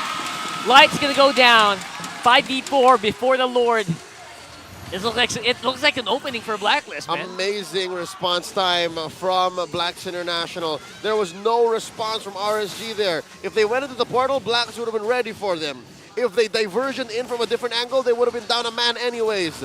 Wow, this might be the most perfect time for Blacklist to blitz this. They're blitzing as much as they possibly can, as humanly can, but the damage is just not quite there yet. Even Edward feeling like he's taking so much damage. Just with a few swipes. He can swipes. Final slash here from Nats. Swap in, but Kusei. Kusei's low though. He's absorbing it. He takes down Haji. Did you see that sequence, gentlemen? Oh, wait, hold that. Real is still going. Take out the Lord, but looks like they're hungry for more. Edward low. Bravest fighter in, but the final slash went off cooldown. He stuns two. He's trying to slash as many as he can, but there's just no follow-up damage. Oh no! Oh, will he go? Will he go? Kill It's a one, no. kill one! Not yet, not yet. Not really. Okay. Looking back on how the team fight started, it was a layer of in and out for RSG Philippines. And it was so sad to see that they were just falling down one by one. Blacklist International on a tight spot to respond. All right, I'll tell you now, even in the absence of Demon Kite and just the sheer peel. Oh, wait, bottom lane! Another. Oh, let us breathe. All right, luckily Haji can just push the button on the guiding winds and just get out of there. RSG, besides Kusei and besides Demon Kite in major objectives, they still have Aqua. Luyi deals devastating magic damage from afar. She's close to, I guess, if you're able to stack up the yins and yangs. The duality, yeah. To a mage marksman like Nathan. Except instead of basic attack, it's the 1 and 2, 1 and 2. To think that's AoE, man. Yep. In team fights, everybody sticks around in a vacuum. That's why it was so difficult to be Edward, to be Haji, to be Sensui there, because you try to engage, you're down half health. Yeah, it's just a peel that they can't imagine to lose, especially now that they're waiting for some time to get those items in. In the defense department, no, well, not yet, but still they want to cope up mostly on the team fights. Oh. All right, because of the events of the previous two team fights and that Lord take, Kusei is now sitting at 2,000 gold ahead of Oheb. Ooh. That is a full item. Full item, brother. There's a full item ahead. That's why it's so easy for them to just take those basic attacks and start taking the buffs everywhere. And that's their buffs. That's things that they voluntarily can take quickly. What more the other open resources on Blacks International side of the map? Oh, Aqua getting ready for another one. Doing a warning shot, obviously, just a warning shot. It's a false They're diversion. really trying their best to spread out Blacklist International. Oh, Daytona's welcome. Dive in from Demon Kite. No one hit with the missile accelerator. They're diving in on style. Two knockup. Two knockup, man. On the Eternal Guard, Oheb. Oh, stunned. Getting ready to maybe get the attack speed up, get those kills happen, forcing up a flicker from Aqua, and forcing RSG back. Oh, it looks like RSGPH have to respect the firepower that Blacklist has under perfect circumstances. Again, much like that two-man knockup off the Eternal Guard. They are still a force look at Light. to be reckoned with. Whoa. Look at Light. And the party is on. Kusei does not have Blazing Duet here. I think it got cancelled, but for some reason, Blacklist still not fighting. Man, the macro mind games. That was a DS, a diversion shortcut. Right? They jumped in. Yep. Oh, that's gross. It's mind bending. Yeah. That's the term. Mind bending, bro. Oh. It Oh, bends you space and chip. time. It bends your mind. Look. Divergence up again. You're just doing it over and over. We can keep going. Oh. And that must take a lot of mental strength from Blacklist to actually deal with it, or Yeah. to predict where they're going. There's an imminent threat of whether there's a good chunk of raiders in a bush or not. They need to be smart And in they have this to one. act on that information right now. Yeah, 100%. Okay. Well, yeah, to be honest, I don't know where they're going. We have full view of the map, right? So You just imagine see- what that looks like from Blacklist's point of view. Kusei just traveled from top lane to mid right away because of the Luo Yi. Oh! Maintaining the clear, but the portal is open. Portal's open once more. But it's in a pretty predictable spot, so this time around, it might be a more fair fight. But you see more power here coming in from RSG. Flicker in by Edward, trying to get into Kusei's front, but it's not going to happen here. Reset once more for the Lord. Just to It's put in a the- half reset. Just to put it into context, on average, the cooldown on the diversion is somewhere around 27, 28 seconds. And they can just completely spam it over and Throw over it out. again. Yeah, after a false engage or after a team fight, count. 6, 7, 8, 9. Done. There you Done. go. Go back. We can diversion again. Oh. They're just playing with the minds of Blacklist International right now. The struggle of this macro-wise Look at how far is back. just so hard. Look at how far back Yu is. Because he knows that they can engage from anywhere. Oh! Speaking of... Oh my goodness! Oh no, they see it. Do they see it? Haji sees it, but it's a little too late. Sensui absorbing so much. A dive in by Nats. Oh, he flickers out. He dashes out. And Oheb. Oheb, he's feeling a lot better now. Portal is active, and the dive's happening. Edward super duper low. Light playing it out. Edward goes down. Nats is low though. And Kusei with the blazing duet. He gets pushed back. 4v5. Wow, all that just to take down Edward? Somehow. This speaks of how great Blacklist responded. Oh, that's... Oh! He misses out. That was so close. Somehow that space that Blacklist International reacted when they knew that something bad could happen, it was just Edward. But still, he goes back in 10 seconds. But in that kind of team fight, RSG wanted to take a crucial pickoff out of the code. That was Nats, man. That was Nats. That was pretty entertaining, I gotta tell you. And now we're back again. Take two. That's off of the conceal, trying to get as much as he can. Oh, he's down. Kill one has fallen. Haji following suit. 3v5 right now, and the Lord once more going to the Raiders. Blacklist just can't catch a break. No. Again, that was off of a huge... I'd say, I think it's a win. If only Edward died, that's a a win. win. But now you lose another fight just less than a minute after? Yeah, but that was like another crucial pickup. That's Oheb on 3. That's on this Moskov. Exactly. And we just have a way to... Well, we're looking to find a way to even just blink. Later, did you know RSG is just using another ultimate to just bounce back in. And they want to push in the defenses of the base of Blacklist International. Lord pushing down. Turret up destroyed. Mid's out. Oh, no.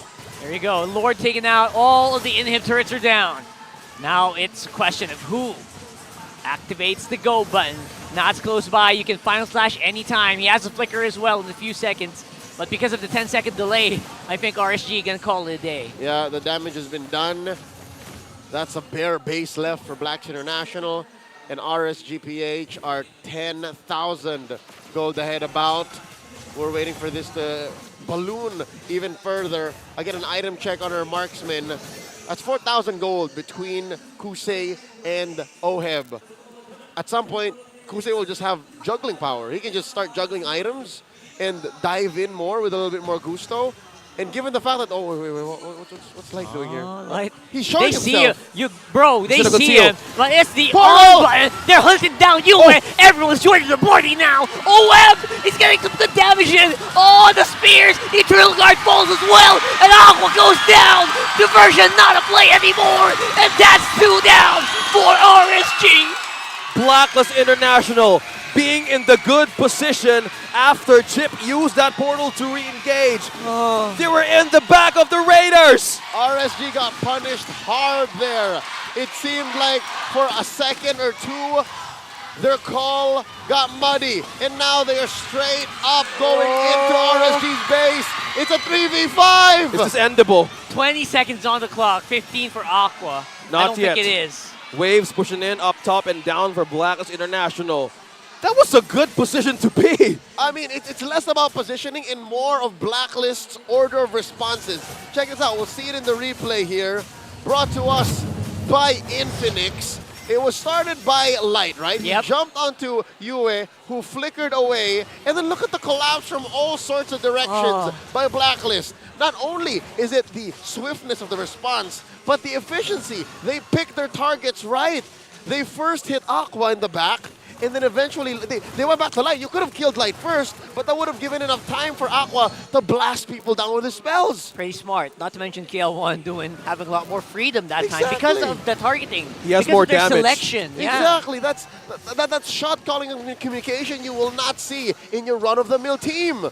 This is top 4 of MPL-PH. 100%. Blacklist International still not giving hope.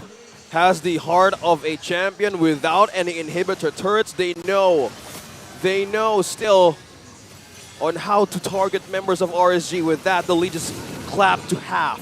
All right, Edward committing the bravest fighter already to go for Nats. They're hunting down Nats. It's a full 5-man collapse on the Nats brother. And he is going to go down for a bit, but Nats is fighting back. Gets shut down by Haji. That time, Blacklist was the aggressor, and Blacklist International sent all they got to the less-than-ready Nats. And check this out. It connected! The longest BMI pulled off again by Kusei. To be fair, look, there's minions. There was a huge wave there. Wait a second. Dumping in. Edward once more. Tsui's at the back. He's doing some work. He's doing some damage here. And Light's gonna fall one more time. Base. They want to flicker in. The base is all alone. The base is open. The base is open. The teleportation is active. But Yue falls back. Kusei, he's looking for blood. He gets Tsui. Base. But the follow-up is real. Minions are Light's pushing. back. The base. Aqua's going for it. Aqua's going for the base. Aqua!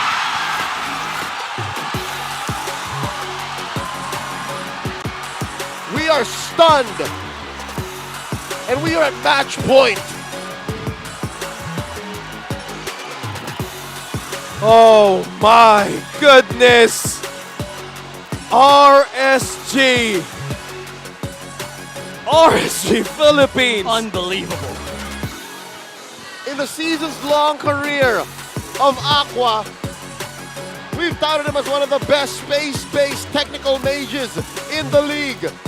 Never in his season's long career have we seen him use space like that to almost single-handedly win the game.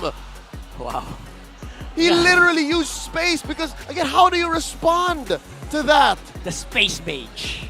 Even Yue couldn't have cleared the waves fast enough because they were crashing in from all directions. Yeah, that was a Vexana. It's hard to clear without the Eternal Guard. You can only choose one area. Just one, right? They knew it coming. They saw it coming a mile away. Yue backed off already, but it was just not enough. I could have sworn Blacklist was going to win, man. They were wiping out RSG left and right, but RSG had the map on their side. And not picking off that Luoyi was the biggest problem. Luoyi alone, having that yin and yang on you, even for the minion AoE damage burst, he's just one quick way to clear. That was so close. And again, the fact that by attacking structures now, you take your magic damage too, makes it all the more possible for a single mage like Luoyi possible to steal a game like that. Actually, in general, mages are stronger against structures because of the patch, right? Because of the number. It's so hard. That's something. It plays with your head, completely plays with your macro your mind. I don't know. I don't know about you, Antionara. This is your time to break down the game. But this is RSG Philippines on a match point.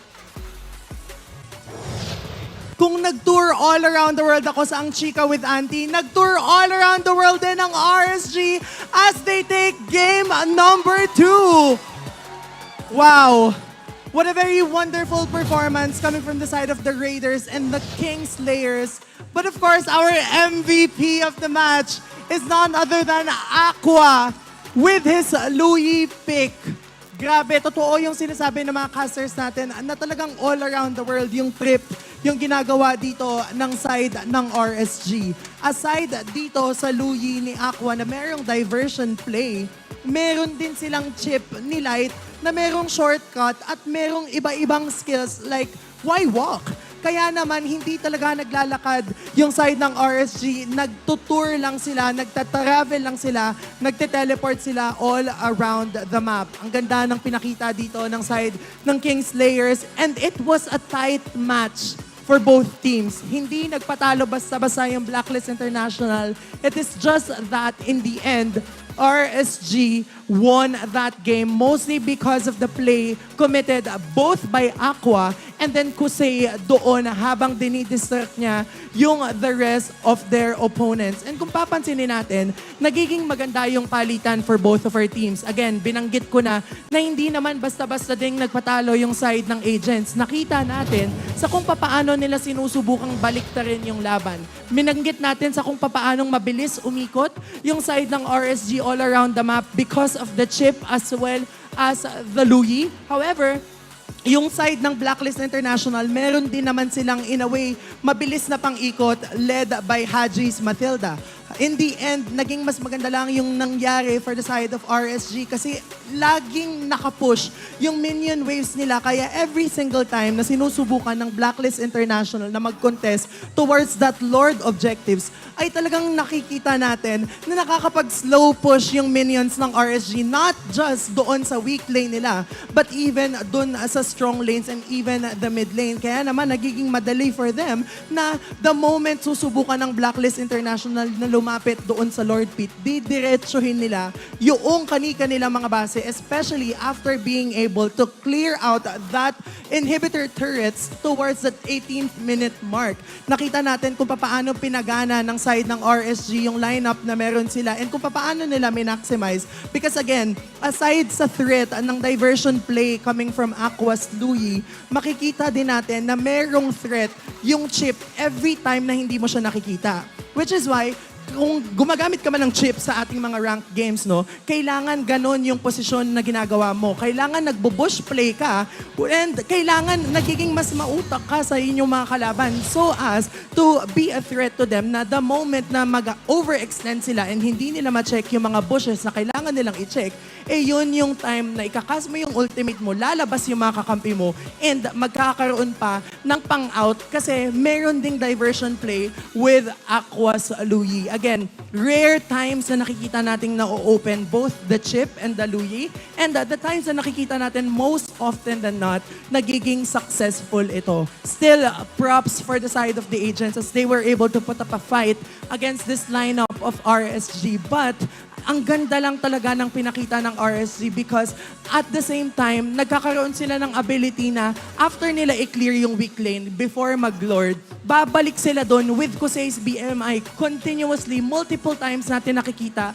sa kung paano pinapagana yun ni Kusei. Kaya sa time na sinusubukan ng Blacklist International na mag-respond doon sa pagsa-slow push ng RSG, eh nakabalik na si Kusei doon sa safety ng kanilang mga kakampi. Again, dito natin nakikita sa kung paanong nagiging mautak both of our teams. Again, yung Rose Gold Meteor, then for Oheb, that's a way for him to be able to sustain the damage output against their opponents, especially against magic damage dealers. But in the end, yung pagkakabuild doon ng Rose Gold Meteor wasn't enough for him to be able to sustain the damage output from the side of the Kingslayers.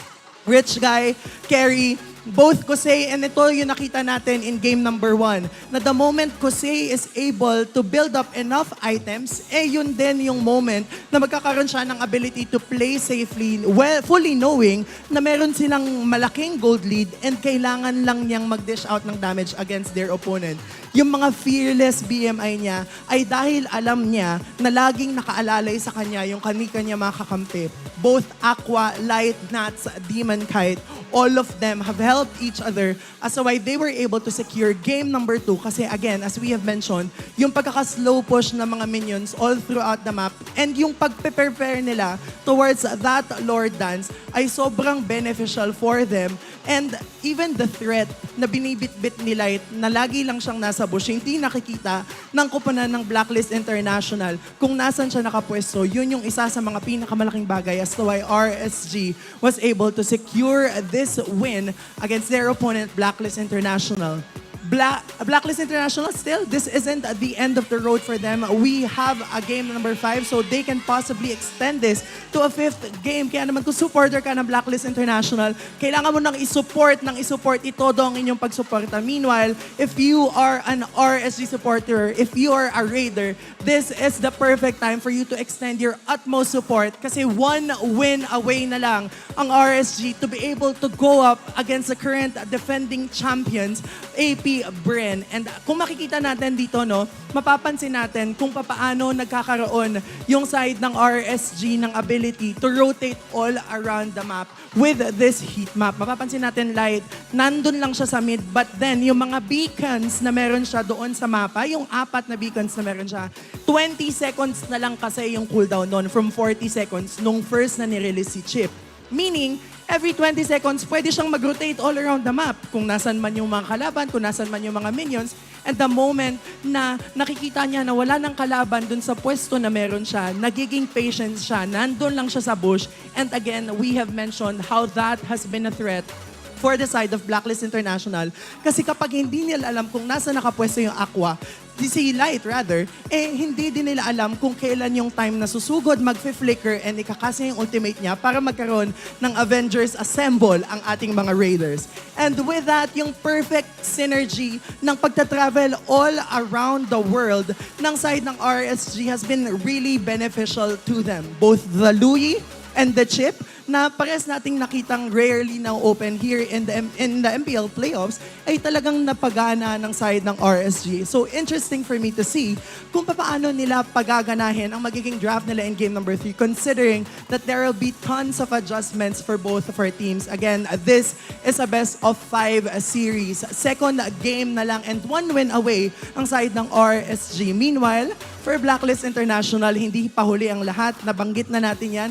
Kaya pa nila itong i-extend to a 5th game if they want to. But for RSG, they need to wrap this up as soon as they could. And speaking of wrapping up, I want to wrap this up by throwing it to Mara Aquino and Hans Galeria.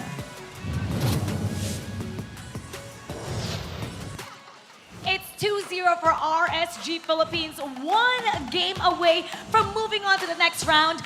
That last play with Aqua's Luyig, what did you think about that? That was impressive. Honestly, you have to commend Jose for buying a little bit more time for Aqua to do the split push, and it doesn't usually happen because it's the gold laner or even a jungler, anyone else except for the mid laner who would usually do the split push, but this time it's Aqua, and now RSG is at match point. It seems like Blacklist International is in trouble now, but knowing them, there's something about Blacklist when they're in playoffs mode that can be really scary. I agree. They showed that yesterday.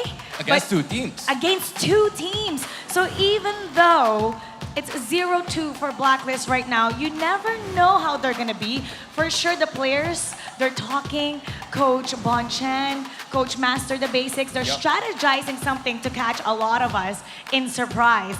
Now, Hans, I want to talk to someone else. All right. And that is the Bahasa Indonesia broadcast. Let's talk to our casters from there. Oji, KB, are you guys there? Hi! Hello. There they are. Hello, Indonesia! Hello, okay, 1, 2, 3. Mahal kita, Philippines! Mahal kita, Indonesia. You know, how do you say that in Indo, in Bahasa? Mahal kita.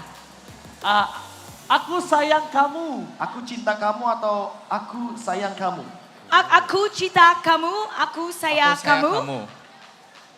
Is that right? Yeah. Sort of. Okay. Yeah, it's right. It's right. So We'll practice more. We'll practice more. I guess you'll accept that. But I just want to ask you two, how did you feel about the second series that we've had for tonight between RSG and Blacklist? I think I'm not gonna sleep tonight because I always remember how to end the game in game 2. No. Basically, Mr. OG is very exciting with the end game, with Aqua, with Luoyi. Yes. No one expecting that Luoyi will jump into the back line and doing the rush at tower. Red gaming in MPL Philippines is almost impossible. Eta maksud saya. RSG Philippines are full of surprises, but what do you think Blacklist should do to be able to bounce back in this do or die match? Oke, kasih tahu deh. Iya, enggak kasih tahu. Bisa, dia bisa balik. Asalkan balikan mentalnya, chemistry-nya sekali lagi. Jangan sampai hancur karena game kedua. Okay, Let's go. Mr. Oji said that Blacklist need to build up their mentality. Don't think about a 2 losses game. Just think about the game number 3. Reset, all the things happen. And remember, Blacklist, you're the master of the playoffs. So, good luck. Master of the playoffs. That is a really good statement coming from these guys here. Now, I want to ask you, you talked about the end game in game number 2. I want you guys to give a little bit more information with the end game of this series. Do you think this is going to be a sweep, or will Blacklist International get a reverse sweep for 3-2? Can they bounce back? What do you think? Oke, menurut gua, okay. ini akan menjadi 3-0. Oh, okay. Mr. Oji said it will be sweep 3-4-0 for the Riders. Oh, okay. We're gonna check out if that's gonna happen. You guys have fun. Thank you so much. Thank you so much, and we'll have you back here soon, all right?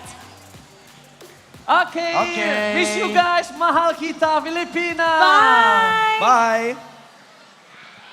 Tingnan natin kung tama nga ba ang prediction nila kasi kahapon, tugmang-tugma. Ngayon, babalikan natin ang ating mga casters for game number 3. Casters, pasok! Thank you so much, Moran. Hands and that is our MPL Indonesia talent with our collaboration watching the playoffs in Bahasa. Hot takes for the prediction for today since RSG Philippines is now on match point. And this is how we see, will Blacklist have an advantage for a possible comeback? It was not easy for the first 2 games. But before we head on to the draft, let's listen to this video from Irad and also members of Eman from BTR. Message ko kay Light, sana magkita-kita ulit tayo sa Pinas sa mga international tournaments at sana magkain-kapilit tayo. Tsaka may message din ako kay Coach Panda at sana maging coach ulit kita. Kaya hindi na ako matigas sa ulo, hindi tayo mag-away. Sa mga players naman, gusto na kayo. Yun, galingan lang natin para makuha natin yung hands natin. Before, malakas naman dati rin naman. Pero mas, feel ko, mas lumakas sila ngayon.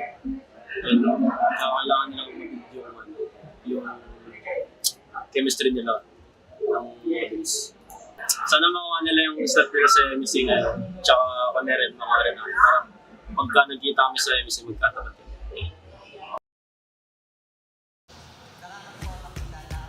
That was Eman and Irad, former teammates of RSG back then. Irad the mechanic and Eman now who's leading the pack in BTR before they head on to the playoffs of MPL Indonesia, giving a bit of a push of words as they want to meet each other at MSC. Yeah, I see Leia here feeling some feels Yeah, no. for the old boys. It was just a few seasons back that Irad here was beefing with Carl Teasy, and now he's out there. Yeah, but before we head on to some history, we want to give a shout out to official sponsor Smart. Be part of the digital transformation in the world of connectivity. Say hello to convenience, flexibility, and local connectivity with the Smart Prepaid eSIM. Now available for digital delivery for only 99 pesos for the Smart online store. Yep, going back to what you're saying there, Leo, there's a lot of history from these teams. Yeah. RSG Philippines specifically, they have transferred, but right now, since most of the teams have deep history, now it's your time to get the XRC skin for Hayabusa and Granger because they're now available alongside exclusive items. Wow, so they get 50% off of the first 1x draw every day and get a permanent exclusive item in your first 10x draw. Kagura and Yuzhong's Exorcist skins are joining the prize pools. You can grab them all over again when you missed out, so get them while you can. Again, watch the MPL Philippines Season 13 Playoffs live on MPL Philippines official channels for the chance to win skins, diamonds, and promo codes. And you know what, guys? We'll be giving away some prizes for each PCU or peak concurrent viewers milestone we reached. So join us, call your friends, let's make history. Well, let's see how this match will go. In the best of 5, now on a match point. Look at the side selection of RSG Philippines. They're on blue side. Leo, we're tamping this guy. The table back. What do you see? Because they snuck the Louis out through red. What more now in blue? Coach Bonchan, Coach Dexter, Coach Master the Basics, Coach Kalad. They now have to figure out how to win from red all over again. How do they replicate what Daliot and Panda did to them? That's tough. And you know It what? was never easy. They can get at least one. Maybe. Let's see how do they not do the Harith ban? Is that how? Let's see how the priority go. But this is RSG Philippines getting their first dibs on what to get. Jungler, mid lane, whatever. But right now, Blacklist International needs to bounce back from this if they want to push another game. Now let's see the draft. We see the stage vibrate. Now we're looking at the respect bans, taking out Louis, Carmilla, and the E. This is respect in the XP lane. Matilda ban on the Harith as well. So no possible power picks to show. Now priority on Coach Panda, what will it be? Okay, so the last time that RSG were blue, the only real mainstays were the Edith. So now they ban out the Louis and the Carmilla, while Coach Bonstan still sticking to his homework, right? Banning out the Harith and then the Matilda and the Fredrin. This allows for the Faramis to be opened, the Yuzhong, the Vexana, but there you go. I guess you stick with the Faramis now. Look at this, the quick answer. Oh, that's a fast answer since we finally switching it up. He gets his signature pick in the Akai, and of course the Valentinas are going to an old matchup in mid. Oh, okay. All right. It was a good response right away from Blacklist International. 55 times pick. The contention rate is half of a 50%. But then again, as the XP lane stats goes with Nats, Arlott still open for RSG Philippines to take so much open for the Raiders to take. Oh, Chip yeah, as you well. mentioned, Chip you as mentioned well. Chip. So much possibility, but the win rate of Arlott is at 78%. You know how Nats performed that in that game back there. And combining it once again with the Chip, this is too much. They can also just seal away the Claude early. I like that. I like that idea. It worked very well, right? They got lots from getting that. Oh, they'd rather have the Yuzhong and the Barat. All right, that's it. No secrets. You know where both are going. This is the front line, right? This is the front line set up already by RSG. Very tanky, very beefy, has 2 lives. But they can do more. They still need a roamer. Oh, yeah. That's a good one, yeah. Right? Imagine a Minotaur. Oh, finally. Here we go. Benedetta has been banned. Edward has 2 been games unleashed. straight. If ever there was a clutch gene that we haven't seen yet, activate from Edward, it has to come in now. They need this win. And going into the second phase, Blacks International banning out the Chip. I wonder if they want to get the Claw, the Minotaur first when we rotate back. They could, or they could first pick the Claude. One or the other. They could definitely go do that. I like the Claude, the idea of getting the Claude, removing another comfort pick from Oheb. We did see it kind of worked in the previous game, although the Moskov is definitely a threat. Not to mention the combo of Akai and the Claude. So with that, partnering up with the Benedetta, Edward on the stats, 60% win rate, but looking at the crowd control that they can do, combined with the Akai heavy spin and the Electo final blow Petrify, it's just a great way for the Claude to actually work, but they banned it out. Read through correctly, Leo. It's a nice read. Okay. Again, I was also hoping that they might pick it They up. could pick it up, yes. Yeah, but it looks like they have other things in mind.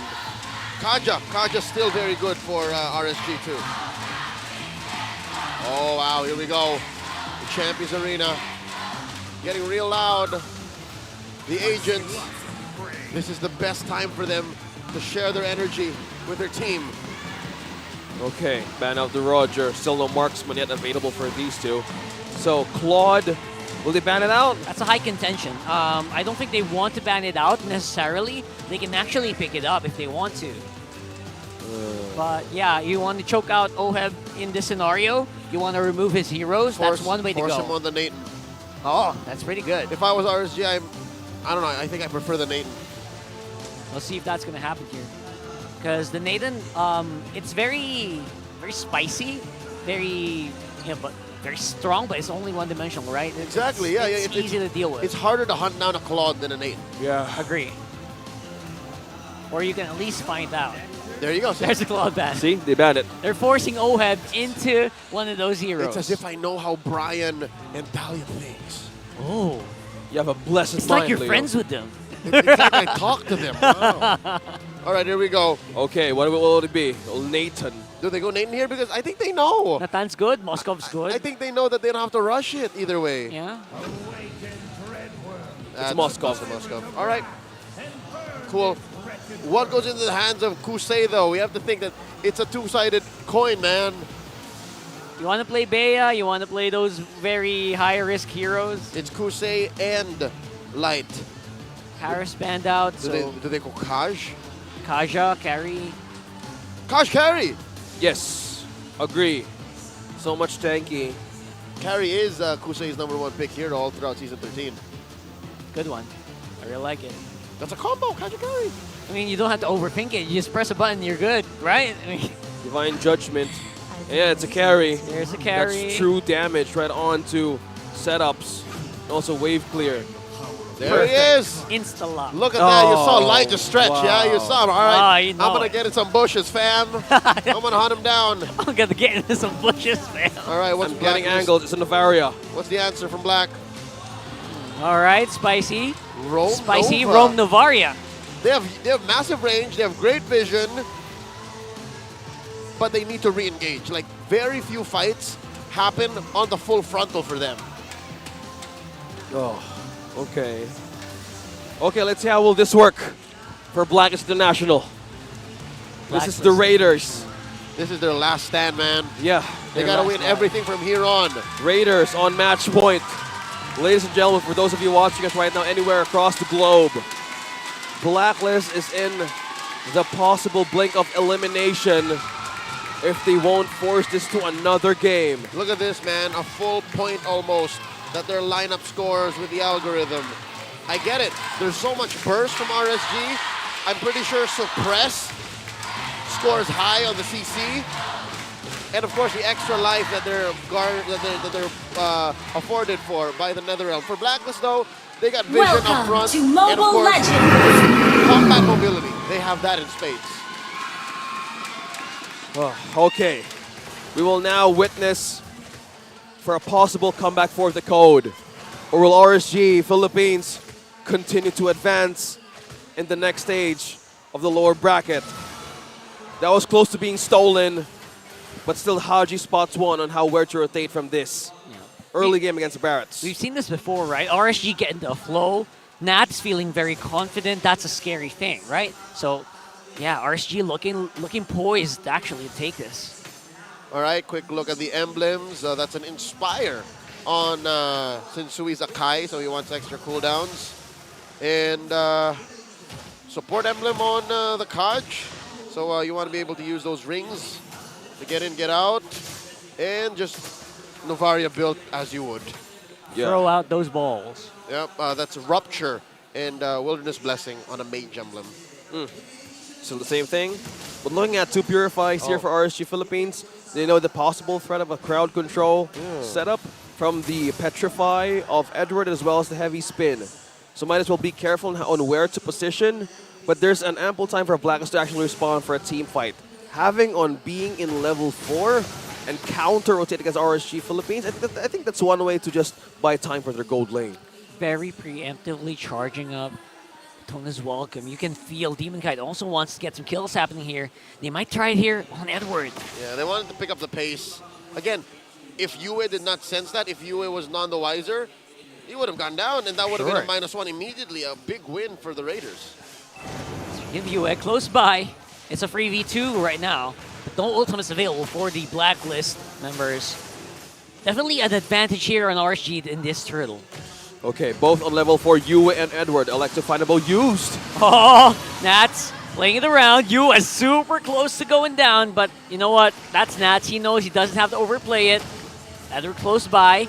No skills available, actually. Oh, wow. Might also suffer here. Shaw Essence damage. Turtle goes over to RSG. That was a good peel onto Yue. Oh, Missile Expert. Force out. A heavy spin. Yeah, still Sensui secures the purple. But that was some great pressure onto the EXP lane. Orish just getting the first objective. That's right. So that's a good read. RSG winning the XP lane. How about the gold lane, though? It's safe to say that at least it's a deadlock at best. But wait! Oh, there you go. Immediately using the suppression.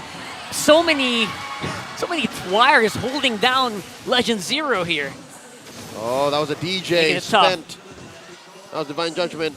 That is so much. The combination of Saw Essence and also that pull from the Faramis. Yeah, Shadow Stampede, Shaw Essence, and the Divine Judgment. Oh my god. Yeah, so I'm surprised he lived. It's fortunate that it's actually a Benedetta and it's Edward. So he can use his mechanics and his kit to survive. Eye for an eye, yeah. Yep, and early on, again, there's not much damage on Faramis that's targeting a single hero. And again, not a fully built Yuzhong just yet. So that's fine. They should make the most of this time of peace that they can't afford. Ah, time of peace. The calm before the storm. 45 seconds for the next objective to show. Going back on the camera here on the EXP lane, Edward and Nats. So far, they're trying to get what's something out of the camp of RSG Philippines. But one thing they want to also read is how will the pressure will go from this? If you've mentioned about the gold lane up top and also the pressure in XP lane. So far, it's still in the safe space for these two to activate at the same time. But the question is if they just keep on forcing out Edward to just use those resources right away, it's going to be difficult in team fights. I hear you, Francis. The sooner Edward can get out and affect the map, the better it's going to be for RSG. As long as it stays this way, that Nats effectively keeps Edward a hostage, then the rest of the map can just win for the Raiders. Again, it's difficult for Black to make any moves without Edward saying this is how we're going to do it, right? Yeah, that's true. Faster rotation from Nats too, so I'd give him a slight advantage even in the second turtle. At this point, I think Edward just wants to do his own thing, right? That's the best he can do right now. Try to get some pressure from across the map. Maybe buy some space for his teammates. But right now, RSG hunting for blood. Divine Judgment ready. Nats flying in with the Black Dragon forms. And Sui trying to get vision of that turtle. See if he can get the referee in. Haji a little bit too early on the Star Shatter. RSG with turtle number 2. He was this close though, this close. Close, yeah. I think either way, Edward, despite RSG getting that objective, he got the use of the outer third energy shields. So possibly he's now he still wins in his lane for a push and a tower take and down bottom. All right, that's best case scenario for Edward to make the most of the absence of Nats. Yeah. And that puts him up by about 500, 600 gold, despite RSG getting all of the major objectives so far. 2 turtles. It's still different to secure a permanent objective like that. There's no way that the turret's regenerating. Yeah. So that's free rotations Bottom down lane. bottom. Oh, bottom lane. Rotates. Edward with the 1v1. Eye for an eye saves him. Man, oh man, Legend Zero having a tough time against just Nats. barely. That's a TKO. I heard the referee ding, ding, ding, ring the bell. So Because close. It sent them home. It didn't kill him, yeah, but it sent them home. So now Nats can make moves down bottom. It denied some waves, right? Yep, Denied yep. XP. Yep, see, look, it shrank that gold lead that Black had about a minute ago down to RSG side again. See Halberd as well for XP lane Edward. It's just so hard to go up against this Yuzong, like the shot essence. Oheb. The committal, the re-engage. Oh, do they have it though? No, I don't think so. Damned if you do, damned if you don't. If he did click the spear there, he would have gotten DJ'd. Immediately, yeah. So, yeah, the rest of Blacklist, we're not in position, but look at this.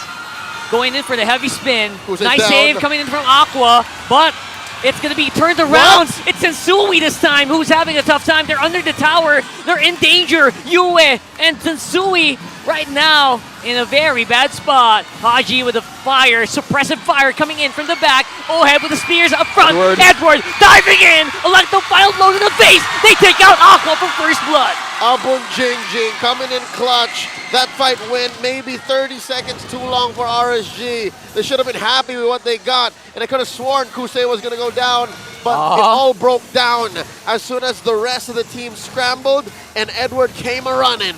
Yeah, the first blood at 7 minutes.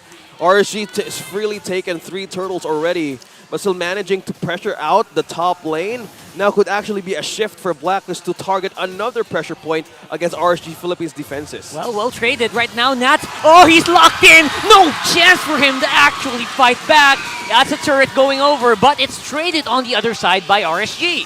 And now it seems like the map is just going back and forth on this pacifist run by these two teams in the lower bracket. Kusei, though, again, it's hard to deny Edward, that. Oh, it's a better fight. Oh, 3v1. Power's gonna go down. Oh, it's not. It's not going down. Haji from downtown.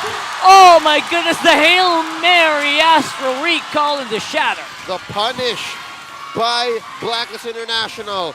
Kusei, you see it in his face. Man, I should have gone home. Should have backed off, man. And he could have, because the wave was going to eventually repair that and take it down eventually. That was a precise kill. Blacklist International caught RSG slacking now. RSG have to snap back into reality, understand that every little inch, every little bit matters for an opponent as precise as Black. Okay. You want to target the pressure now in the mid lane, getting a turret out of RSG Philippines. Oh, getting close. Light is so low, he might want to commit, but it's just too risky. There's that TKO Leo's talking about. They can't. They're not dead, but they can't fight. Yep, that's as good as a kill. I mean, there's no economic swing, but time-wise, space-wise, they bought what? Maybe Map-wise, 10? Yeah, 10, 20, 10, 12 seconds that Light wasn't there. Interesting. Interesting decisions here from RSG. They seem to be reeling from the hits of Blacklist so far. They're on the defense now. And this is the lineup that needs to be aggressive. So, again, this puts Blacklist in a winning position despite not having any kills, despite not there being any action. That alone is a clear sign that RSG is not doing what they want to do. Yeah, and they got spotted right away by Haji, leading towards this objective. Again, Blacklist International didn't have any turtles at all in the first 7 minutes of the game. They have more tools to actually answer a team fight, but you need to be careful where to place those skills. Layer it out. Fighting very fiercely right now. It's a deadly bush. Look at this. She holding it. That's Light with the engagement. Divine Judgment on the Haji. They take out Haji. It's way too late with this Nether Realm, and now that's also one big ultimate removed from Yue. Twiz but a second too late for the Nether Realm to come in. They did try. They really tried. Yue clicked it anyways, but now they're a man down. Man down right now. The rest of RSG know they have a bit of an advantage here. Will they try to push it, though? It was just Spear. hard. Oh, him following up. Re-engage. Coming in with Nether Realm. Nice save here. But they are playing up under the tower. Nice stun here. DK! Aqua's alive. DK's on the back. 4 members of Blacklist on his tail. And they're fighting very hard. Hit by the Astral Echo here. Aqua forcing him back. It's going to be a null. Blacklist showing off. Huge turnaround. And it looks like neither team is so confident to take the Lord. They're still both here. Look at this. You're waiting for the They're one looking for who Light. commits the mistake. Edward. We're diving in. Whoa, look at the damage from Demon Kite. Wait. No one's committing yet for the Lord. Oh, Kusei thinking, should I get the orange first or should we fight? Decision. Okay. Making these very tricky decisions here. Yep, all right, so the play seems to be clean up the wave up top. Let's do our homework. Let's do some housekeeping. Don't get too excited. Yeah, because Blacklist has been so on point, so now they don't want to get punished all over again. Yeah. Talking about the damage and punish by Light on that Divine Judgment. If he gets another one, it's still a big of a problem for Blacklist. Now, look at the position of Light right now. Oh, he's on conceal, but he got spotted by Haji. All right, good news and bad news. Bad news, obviously, he missed that, right? That could have been a pull. Good news is I think they're just setting up for another big engage about 10 seconds from now. Look at the flicker. Look at the flicker. It's going to outpace US flicker. Edward. So he won't be able to Hitting the mark. Edward. Abu Jing Jing. He's going to get caught out. He still lives. 1 HP for Edward. Gets hit by Aqua. And now, what's it going to be? Aqua getting in the free. Kusei on the work. Setsui. No way. He still gets that Lord. What am I seeing here? A steal and a double. Blacklist International finally getting an objective and a push right on to mid. Oh no, they're still going. Still going. Doing a lot of damage on that turret. They're not Diving in letting on us the go. Demon Kite on the back. Haji misses on the Soul Shatter here. They still have minions. Get some damage in. Light is back. Light's back here. Divine Judgment is real. Light. He flickers Oh, in. no. He goes for Sensui instead, but the tower's down already. They take care of the jungler of Blacklist. That's so worth it. That's so worth it. I mean, you did overcommit. You did overstay. But it's so worth it for Black. They're 4K ahead now. Oh, no! Oh, Light! He's getting hunted down by the spear. Saved by Aqua, though. NetherRealm keeps him alive, but only for a minute. And that's going to be it. That's Blacklist getting kills after kills. The Lord is up on top. They're trying to go for it. They're trying to get as much value. They're trying to clear as much as they can. But here comes Legend Zero trying to clear it up. Tower gonna fall soon with the damage coming in from Ohead. And now the damage! Whoa, Haji! Hits 3 members of RSG here. 1 turret left for RSG to defend. Can they defend? Oh, look at the damage coming from Haji. It hurts. It scorches. It's too much. Oh, Haji's rocking a Divine Glaive, Enchanted Talisman, and Glowing Wand. Oh, boy. That's all you're gonna need. It's a clear base for RSG. Blacklist can just force the issue here. Check it out. Where's the damage coming from? Well, 1, it's coming from Haji. 2, also, Yue is pretty mean. Yep. Tranche, both kinds, and Necklace of Durance. And then you also have Benedetta, you also have Edward. Look at that. It's a full damage build. Yeah. They hurt. Gaining control in the waves as well. They have more items to actually put up a good fight, and the real-time win rate now showing in favor for Blacklist International, 66%. No doubt. No doubt. And here's the thing, man. You see that bottom lane? That is RSG Philippines' Waterloo. They never conquered it. That is where it all started to go down when Kusei got taken out by Haji's Char Shatter. That was the start of all this punishment. 3 people got hit by that Star Shatter. In the base, yeah. In the base. I felt it. And then they just got still burning the moment they got hit. It's the Glowing Wand. Yeah. Right. And all the more what's painful is they're not even able to push this main artery in mid. Tier 1 still standing tall in mid lane for Blacks International. So that means these weird rotations by Light couldn't happen. They have to play into the bushes. Old-fashioned, conceal. There's a call, Haji. They're going for it. Read through it! Answered immediately by Haji here. Spear of Destruction flies past them, but the Star Shatters are still hitting their mark. Demon Kai is on the run. He's trying to get some of those big guy stacks. Or big boy. Is it big boy? Big guy. Big guy stacks in. Trying to get ready for this Lord. Oh, Haji saying to Light, not this time. No Divine Judgment yet. He knew what's going to happen. No flicker as well. Okay, they're bomb rushing the Lord, but it looks like they want to take their time. They're repositioning. Massive echoes, 4 spotted. They don't know where Light is though. That info, man. That info is so crucial. Light's the only one that they can't find. Somehow getting damaged by something. Edward knew. And that's going to be looking he got pulled. He's looking for Edward. All the CC going to the Benedetta. Still alive because of Yue here. And now Sensui with the Lord. All of this is RSG's comp just falling apart here, being dismantled by Blacklist International. It was a 4v5. Kusei was doing housework. He was cleaning up the base. And now there is an enhanced Lord that's going to be marching down mid. I don't know if Demon Guy's going to make it, man. He's 25 seconds off. Yue with the NetherRealm clutch play save for Edward. They got the information. They got a way to peel out RSG. Now they're marching in with the Lord. You hear the crowd cheer. Now can RSG Philippines defend? Again, they're on a match point. Oh, look at that damage. They fight Kusei. They fight Kusei. Wind of Nature keeps him alive, but only for a moment. And as you can see, with RSG at the back, Blacklist takes their first round of this series. The heart of a champion still lives. RSG has fallen that 3rd game. Blacklist International not going down with a fight.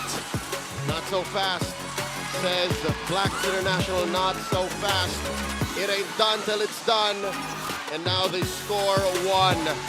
Interesting how RSG-PH were set up to actually dominate. They were blue. They were setting the pace from minute 0, but it seems like after a series of punishes of, I'm gonna say it now, less than tight plays, it looks like it all came a crash. And man, RSG did not expect a snowball from the back foot from Blacks International, and they got it down. Oh, that was just a quick adjustment.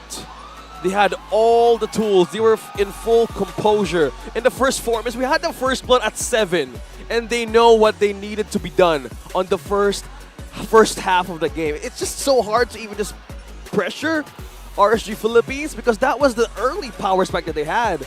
And completely respecting the other side of their composition, this is how they wanted to end that game. And on the other side of the coin, my goodness, Haji made an MVP run here in this one. No doubt. No doubt about it, right? No doubt. The amount of damage, number one. The amount, number two, is staying alive after being hunted down by a Kaja. Yep. Yeah. And the vision he's providing, it just made this kind of comeback all the more possible. Haji, hands down. Let's see how Antianara breaks this game down. Blacks International finally bouncing back.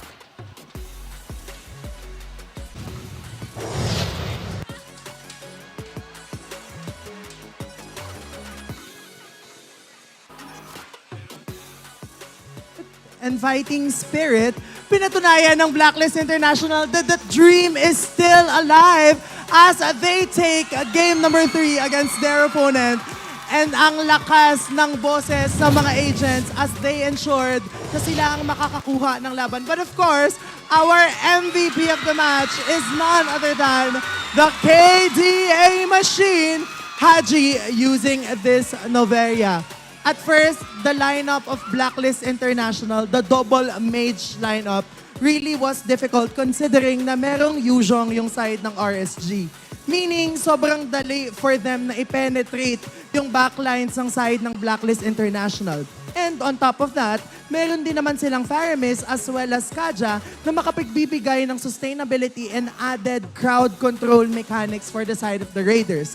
However, this wasn't a problem for the agents as they were able to send out tons of star-shattered damage output against their opponents. And pinatunayan nila sa atin na the thing that you can do about a team na sobrang lakas ng sustainability and sobrang taas ng mga taong pwedeng humarap, considering na isa lang ang legit frontliner ng side ng Blacklist International and that's Sensui, it bursts down mo ng damage output. This star-shatter play coming from Haji against Kusei marked the beginning of Blacklist International's comeback in this game number 3.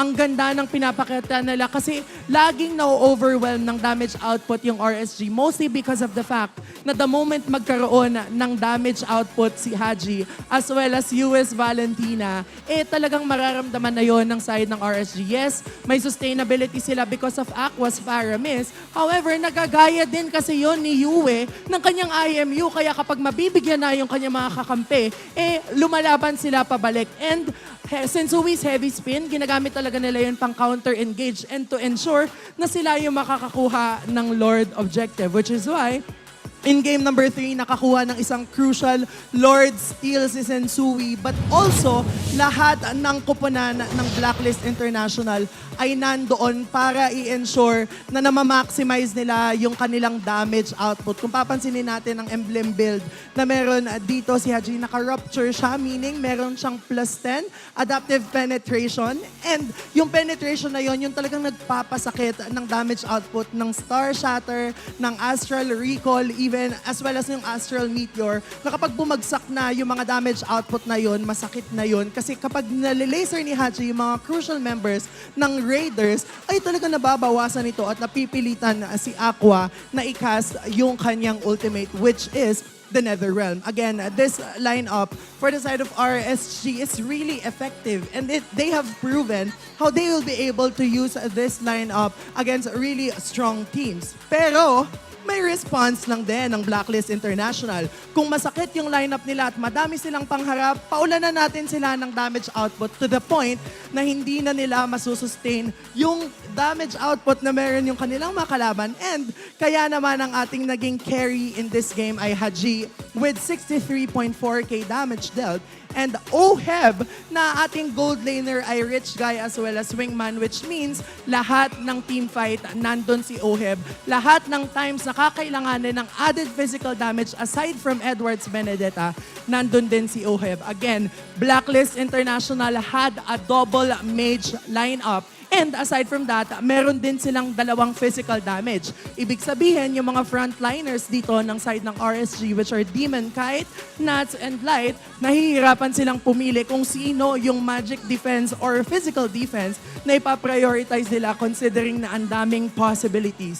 Limitless ang possibilities for the agents. And similar to how limitless this performance is, kailangan patunayan sa atin ng Blacklist International how they will be able to turn the tides against them. This might be the start of the momentum break for the side of the agents, the code breakers. If they want to continue this momentum, kailangan i-capitalize nila yung meron sila and even be able to be 2-3 steps forward against their opponent, which is RSG, as we head on to game number 4.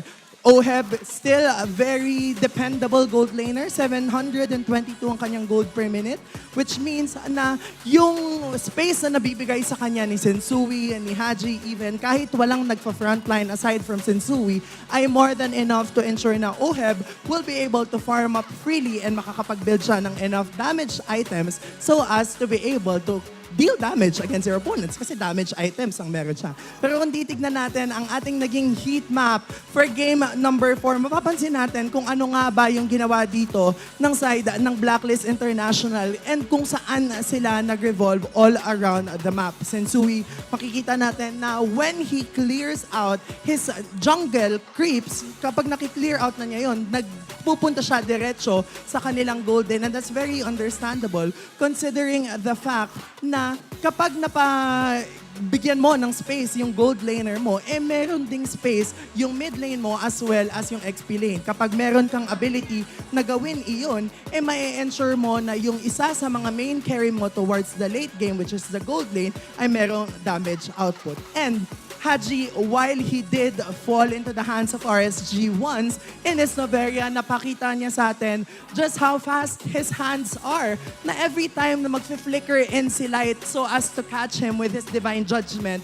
nauunahan niya yung flicker out din, kaya naman hindi siya nahuhuli. And yung single time na nahuli siya was when nagkaroon na yung second phase ng kanyang Star Shatter. Kumbaga, nakatagos na siya sa pader, tapos wala na siyang choice, kaya siya na yung nabigyan. In the end, Blacklist International ties 2-1 ang naging score natin, 1-2. And they are on their way to being able to extend this game to a game number 4. And if they win that also, to a game number 5. This momentum should be the one that they want to ride on, should they want to extend this and keep their dreams alive. Again, this is the battle of the lower bracket. Whoever wins this will go up against the Falcons AP Bren, and makikita natin kung paano magpapatibay ang kanilang mga gagawin sa mga susunod nilang laban in this matchup. For RSG, they still need one more game to secure the win, but for Blacklist International, they want to be able to take this game to extend this to a 5th decider set. Yan yung mga abangan natin sa mga susunod nating laban. Kaya naman kaabang-abang kung ano ang mangyayari for game number 4. Considering that this strategy by Blacklist International, the double mage strategy, isn't entirely new. It is just that they were able to execute it flawlessly and they were able to ensure na makakapitalize nila yung kanilang strengths na meron sila. And yun yung nakita natin in game number 4. And speaking of capitalize, mukhang marami tayong maririnig from our hosts, Kenman Maracino and Hans Galeria. Take it away.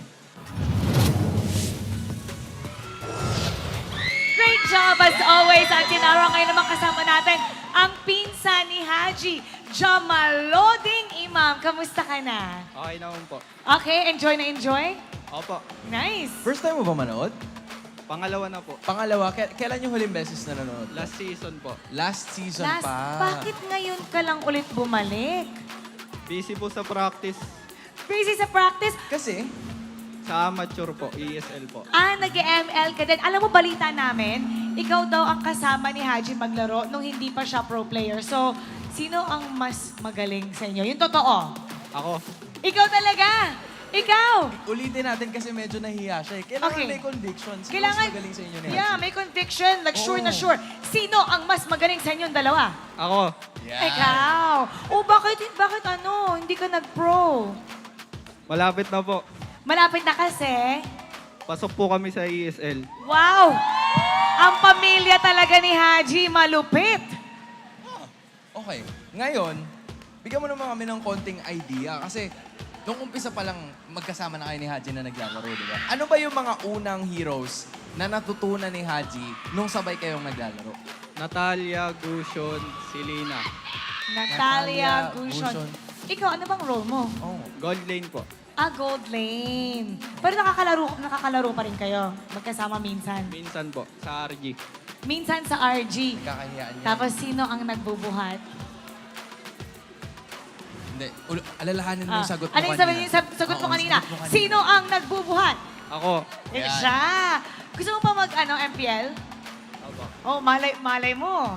Malay mo, baka maging bagong blacklist to. Oh, sabihin mo sa blacklist, nakunin ka. Kunin nyo na ako, blacklist. Oh, di ba? Nag-international tournament na din to. Oh, ito yung tanong. Bakit nga ba isang alamat si Haji? Bakit siya legend? Malupit si Haji kahit saan mo ilagay eh. Kahit saan? Kaya niya gampanan yung role niya eh. Paano naman outside the game? Paano outside the gate? Kamusta ba bilang kaibigan or pinsan itong si Haji? Mabait. Mabait in a sense. Ano pa? Matulungin. Matulungin. Matulungan ako sa mga tips. May mga tips. Okay, ikaw naman ang magbigay ng tip kay Haji at kung gusto mo sabihin sa kanya kasi sasabak ulit siya. Nakangiti siya sa'yo ngayon. Anong message mo? Message? Nobarya ka ulit, pre! Now, magsisimula na sila, kaya babalik na tayo sa ating mga casters.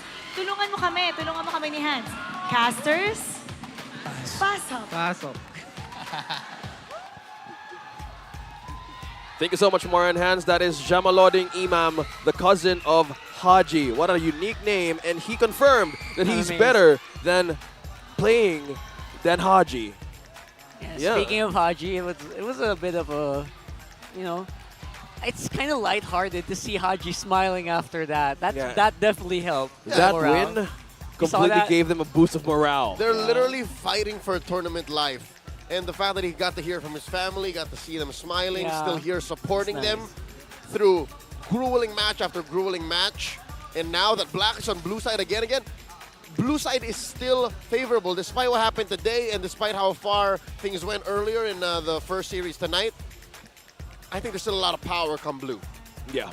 They have the priority this time around. And looking at how they adjusted, well, despite, as you've mentioned, the Fredrin not being in the table in that game, they still managed to pull through. The Akai had a great way to force out a scatter on team fighting prowess of RSG Philippines. And this is a draft recap, Leo. Let's now look back on what happened in that one. Okay, I actually just got the draft recap on my own here just now. But a quick reminder, RSG really just choked down on Blacklist. And they drafted a very pick-off centric, aggressive lineup. While Blacklist, on the other hand, got surely comfortable picks on each role, player per player. Yep. But also, they played a lineup that would otherwise not have survived against a very aggressive lineup. And they played the first 5 to 6 minutes very, very carefully, which went to their favor because first blood was drawn at 7. And then from there, they punished RSG. It was super spicy because this lineup that you're seeing right now, very double-edged, right? This could collapse very easily. All of them super squishy. All of them rely on really masterful mechanics. That's right. Yeah. Speaking of mechanics, Edward getting hands on the Benedetta gave so much also for team fighting prowess. The follow-up on each, how Oheb manages to use that Spear of Destruction right on point in team fights, have a way to control in waves, even possible follow-up takedowns. And it worked wonders, knowing it was like 15 to 16 minutes of the game, they had more ways to respond in terms of damage. And you said it correctly, they have this focus onto a single target aggressive lineup with the Kajin as well as the Barretts. So in that way, they wanted to see the possible pattern to even outmaneuver what they can do if they just keep on sustaining. Yeah, and the thing, the Novaria came in last pick. Yeah. So it came down the wire, and it was the very last thing that both RSG and Blacklist saw. and they had to adjust on the fly. And if anything, maybe it's RSG who got the short end of that stick. Not just because they lost, but because they had to adjust their play style right as the draft ended. And that's why they can only be so aggressive. That's why I think past the laning phase, we saw moments like in where Kusei would have overextended and then got caught out, and then it's a slippery slope. One mistake led to another, and Blacks International found themselves in a very dominant position. And they push this to another game. We're heading on to the draft. Ladies and gentlemen, they're not giving up just yet. This is the elimination round of the playoffs. They might have a chance to push this, and we're looking at how Blacks International recovered. Being on the blue side secures superiority, but respecting the chip and also the Roger, well, that's the Harith, the usual thing on the red side. But with this will have a check on will they go for the Federer first, or will they go for a mid lane right away for UA? Yeah, things have changed here. Whenever Blacklist is blue, they seem to prioritize the power picks or go for trades, right? Right now, Fredrin is wide open, and Coach Panda has yet to ban the Fredrin. We don't know if he's going to do that. On red, he has. Always on the way. And it looks like that's what's left. I don't know if it's worth it to go first pick Arlott. Yeah. They would go first pick Nova. I think that's worth it. I like it. That's nice. That seems like a very fair assessment. If this is a Fredrin ban. Wait, the Luo Yi. That's right, the Luo Yi's also open. I wonder. Oh, good. Thank you for reminding Good us, catch, OSX. Francis. Yeah, but the chip gone. Oh my. It's fine. I mean, We've seen the Luo Yi play yesterday. It didn't turn out good for Blacks International. For Black. For Black. So you're thinking maybe Panda doesn't ban it because even if Blacklist pick it up, maybe it won't be as good. The track record isn't as good on you. That's what you're thinking. Luo Yi. Yeah, exactly. Yu Yi, I don't know. Oh, okay. Not risking it. The fundamentals. Okay. So go Smart ahead. kid. See value in him, you should. Go, go, go. Oh, come on. Let's not be shy about this. Fredrin. You're going to lock into Fredrin. Go ahead. Sensu, yes, speaking of which, has the win rate of 68%. There you go. That's him. You should. Sensui back on his Fredrin on the priority.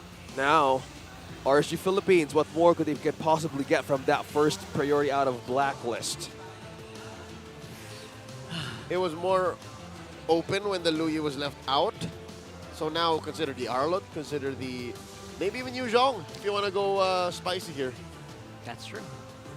They don't need to go gold lane yet, so that's not something you need to worry about, I think. Yu Zhong Claude, that's a little dangerous. If they really want to take it, right? So, I mean, yeah, so if you really want to take the Claude. Claude Vexana. Have we seen Moskov on Kusei? Kusei? Not all series. So far, no. Novaria. All right, so they go Nova. Oh, Nova Mino. wow. Yeah, of course. They're going all in, full fair fight. They don't want anything fancy. They just want to win. And I think that's right. I think this is good because RSGPH, they're so good at fighting. They're so good at collapsing as long as things are fair. Yes. Also when they're very unfair to their favor, as we saw in that Chip Luo Yi game. But you know what I'm saying. But not that. It's just hard, but right now they just want to place it correctly in their own favor. Their play style. What they want to go up against Blacklist International since they have secured Minotaur and Novaria. They have vision, they have crowd control. And now they're responding with a Vexana. Okay, see? Having, okay. Besides predicting that for RSG Philippines, it's Blacklist having the advantage. It's full-on comfort for Blacks International. They don't want to experiment here at all. Yep, and there's a reason why they banned out the Roger. They wanted to make sure that there would be no potential in a full-on collapse from RSG because they're so good at that. They're so good at that. If you set up a plate for Kusei to eat from, he will feast. So Coach Bonchan definitely covered all their bases. Now RSG. What else is left? Do you want to give the Barats over to DK right now? Huh. Baksha's good too. Yeah, still open. Surprisingly, we haven't seen any assassins coming from Demon Kite. I missed that Demon Kite assassin here. Okay. I wouldn't. Want to play fair. Right? Just saying. I miss it. Okay. All the assassins that got picked in the playoffs so far have lost. Yeah. So this is... Even Hellcurt. This is for the better. All right, there goes the Baksha. Now into the bans. Ban the Benedetta, just do it. I know you want to do it, Coach Panda. Yeah. You lost against it. They need to respect it. Beneriz. I think they're gonna ban out the Beneriz. You're right, right? I feel like Edward should have died so many times there in that that last game. He just doesn't. He just doesn't. Beneriz. Because of the Benedetta. Yeah, maybe they'll go with Riz first. Even going up against the Shaw Essence, so he still lives. He still just know how to play it. Okay, instead of that, well, it still have one slot to go. Orlet now is slowly being taken out, targeting the EXP. Baksha. Oh, okay. All right. What better way to not be disturbed if you are a Claude? But even for the back line, no Moskov, no point of entry for the Spear of Destruction. What I see for RSG is them banning on the Arlot and then Terizla or Benedetta. And then there you go. See, Nats is talking about it. That's his hero. The Bene. Which one? Nats can also play it, though. Yeah. Plays a mean Benedetta, too. XP lane focus targets by Coach Panda. He's always done that second phase. Yeah, and they're really taking their time here on their final choice. Yuzhong? Nah, not really, no. Edward's fine on. Benedetta. Benedetta.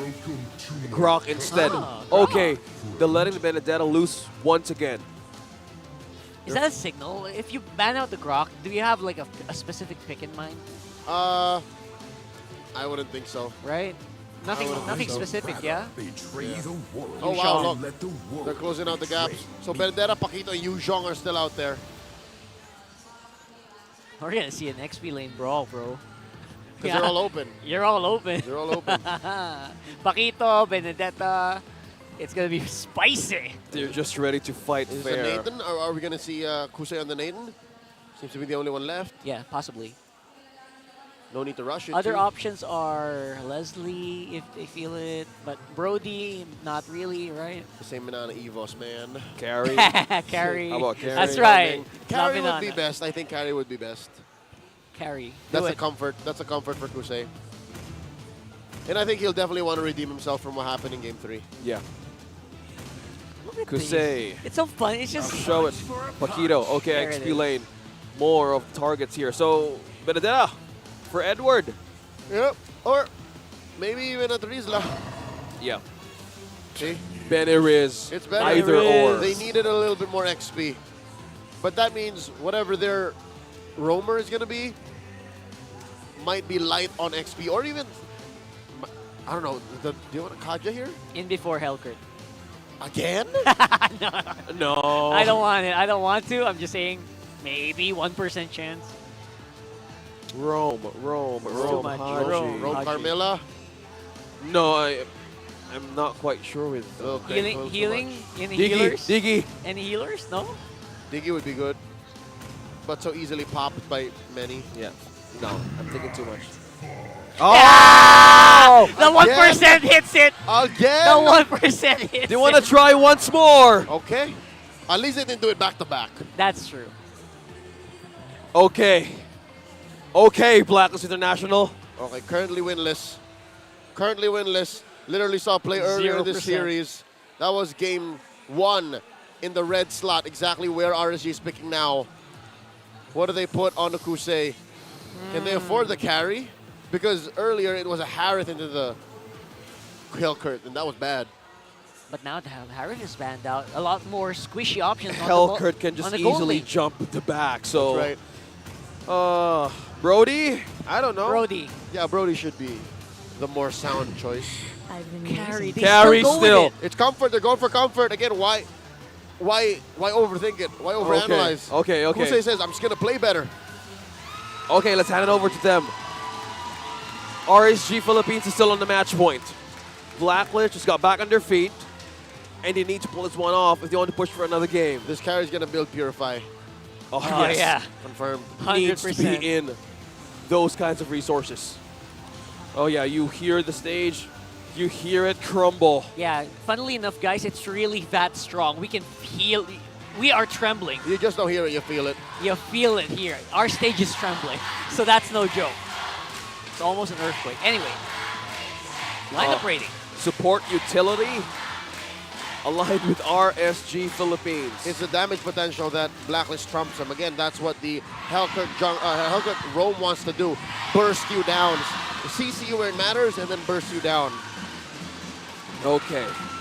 Let's see how this goes. For those of us who are watching it right now, comment down below. We're reading your insights wherever you are. YouTube, Facebook, TikTok, Twitch. Yeah, there's a TikTok goodie bag lottery and a guessing game. Be sure to follow because right now, RSG Philippines is still on a match point. Now, Blacklist International still want to do the same flavor. Hellcurt on the roam once again. Eyes on the jungler right now. So this is just how they want to do it. Let's see how this one's turn out for the Code or for the Raiders. Looking at the emblems here. Checking it out once more. That's the same setup on the Hellcurt. And as well, that's a tank Fredrin with the Inspire. So that's how he's making up for the cooldown. Oh, okay. And again, that's his full defense carry. So I'm happy to see Kusei actually being extra safe now. That's common emblem plus 2 defensive talents. Oh, look down bottom. There's a pressure building up. Oheb and Haji. Again, in the first game, it turned out well, but they want to do it this time around in another favorable way. Looking at the angle that Sensui has and also both, they might consider encountering a gank down bottom. Yeah, just trying to give it on pokes to like and Kusei. Even Oheb is very safe. He's rocking tenacity and agility. So he has extra movement speed early on. As well, his first item build was the warrior boots. Is that what it's called?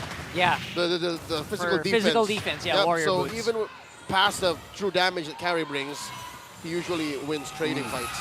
So I think we can expect that no big kills happening on the bot side. They're probably just going to swap out damage and go back off. You know? Sans interference, yeah, they should both just be farming up. Oh, okay. They will slowly build up chances, but both on level 4, Demon Card and Sensui. First objective, right on the open for these two. With positioning of Nats, Champ stands open. Both roamers denied level 4. Looking for hits. Aqua gets one. Onto Yue. That's a third of his HP down. Now it's RSG. Getting a forward position. Light hitting level 4. It's definitely a lot favorable for the Raiders now. Oh, but wait, they got ill intentions for Kusei down bottom. Check that out. Oh, Hellcurt, Haji and Oheb. They're resetting a little. They go straight for the turtle. They get what they want, but on the bottom side, they don't. Blacklist right now, very much so in behind. Well, but gold's equal for some reason. Unless Kusei dies. Go for the re-engage. Unless Kusei dies, RSG gets away with it. Yeah, I think they do get away with it. There you go. And then you get a motivation roar, top you up. Yep. Still maintaining and sustaining the lane. Player Gold still is on the lead with Oheb. Still Kusei needs to follow up and catch up, but that is just completely how they wanted to not counter or not be pressured out by Blacklist International to gold lane. It seems like it's the point of pressure that the Code wants to do. Uh-oh. They didn't see Sensui. Oh. Getting the lizard. Going back to the XP. Rolling up. He's rolling up under the tower.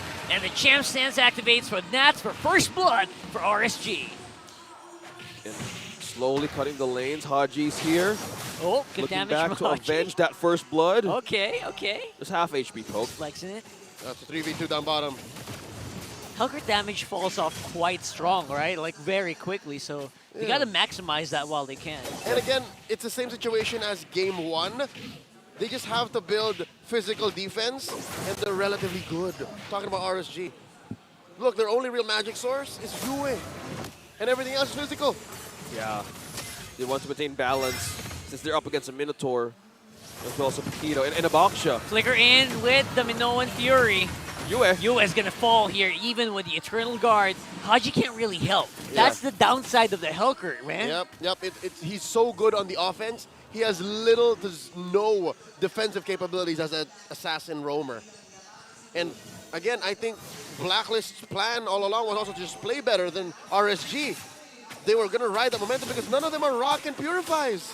Yeah, all flicker. I get it, you're only really afraid of the Minoan Fury, but what if they get you? If they get you, you're done, basically, right? Oheb receiving pressure down from 3 from RSG. Gentlemen, what shocks me is that it's RSG who didn't get the Purify. Because look, you have Sensui, you have Yue, you have the Terizla, you have Edward.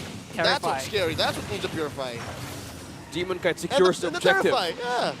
So the problem is, right? The big problem is you don't need it if the enemy doesn't use it, which right now we're seeing. They're not using it as much. Yeah. Maybe they just need to flicker out on a team fight. But Sensui wanted to steal that purple out. Jumping it out. Despite gets touched by the cursed. RSG feeling like they want to go, but yeah, you know what? More respect for their opponents here. That's on the top side. Wow, he read that. He went into the read and no one home. All right. I get it. I get it. Okay, back on the EXP lane. Nats versus Edward. 2 more minions advantage. But Blacklist International is closing in. The agents are on the mission. They find Nats. Some damage going in. Half HP. Onto that. The Paquita's fine though. The re-engage from RSG could be really bad if they are not careful. And there goes the Astro Recalls, hitting the mark. US super duper low. Sensui coming in for the save. Bang! But Nats is on your tail. Gets one. Gets more here from damaging of the Appraiser's Wrath. Nats could be in trouble, but Cyclone Eyes off the safety. Light here with a heal. Possible motivational roar, possible Minoan Fury. Haji in position here, but he could be in trouble. Aqua going to the mountain, saving it up. Under the turret they go. Misses is out. Oh my goodness, another miss on the penalty zone. Goodness me. Oh, Sensui. With a re-engage again. With the They go revolution. for it again. I'm not sure if that's a good idea because Edward could go down, but the damage, the body of Smith, keeping Edward alive. Man, look. Demon Kai just got the orange, doesn't have enough mana, and still comes back for more. Oh, he just want to stun out Sensui.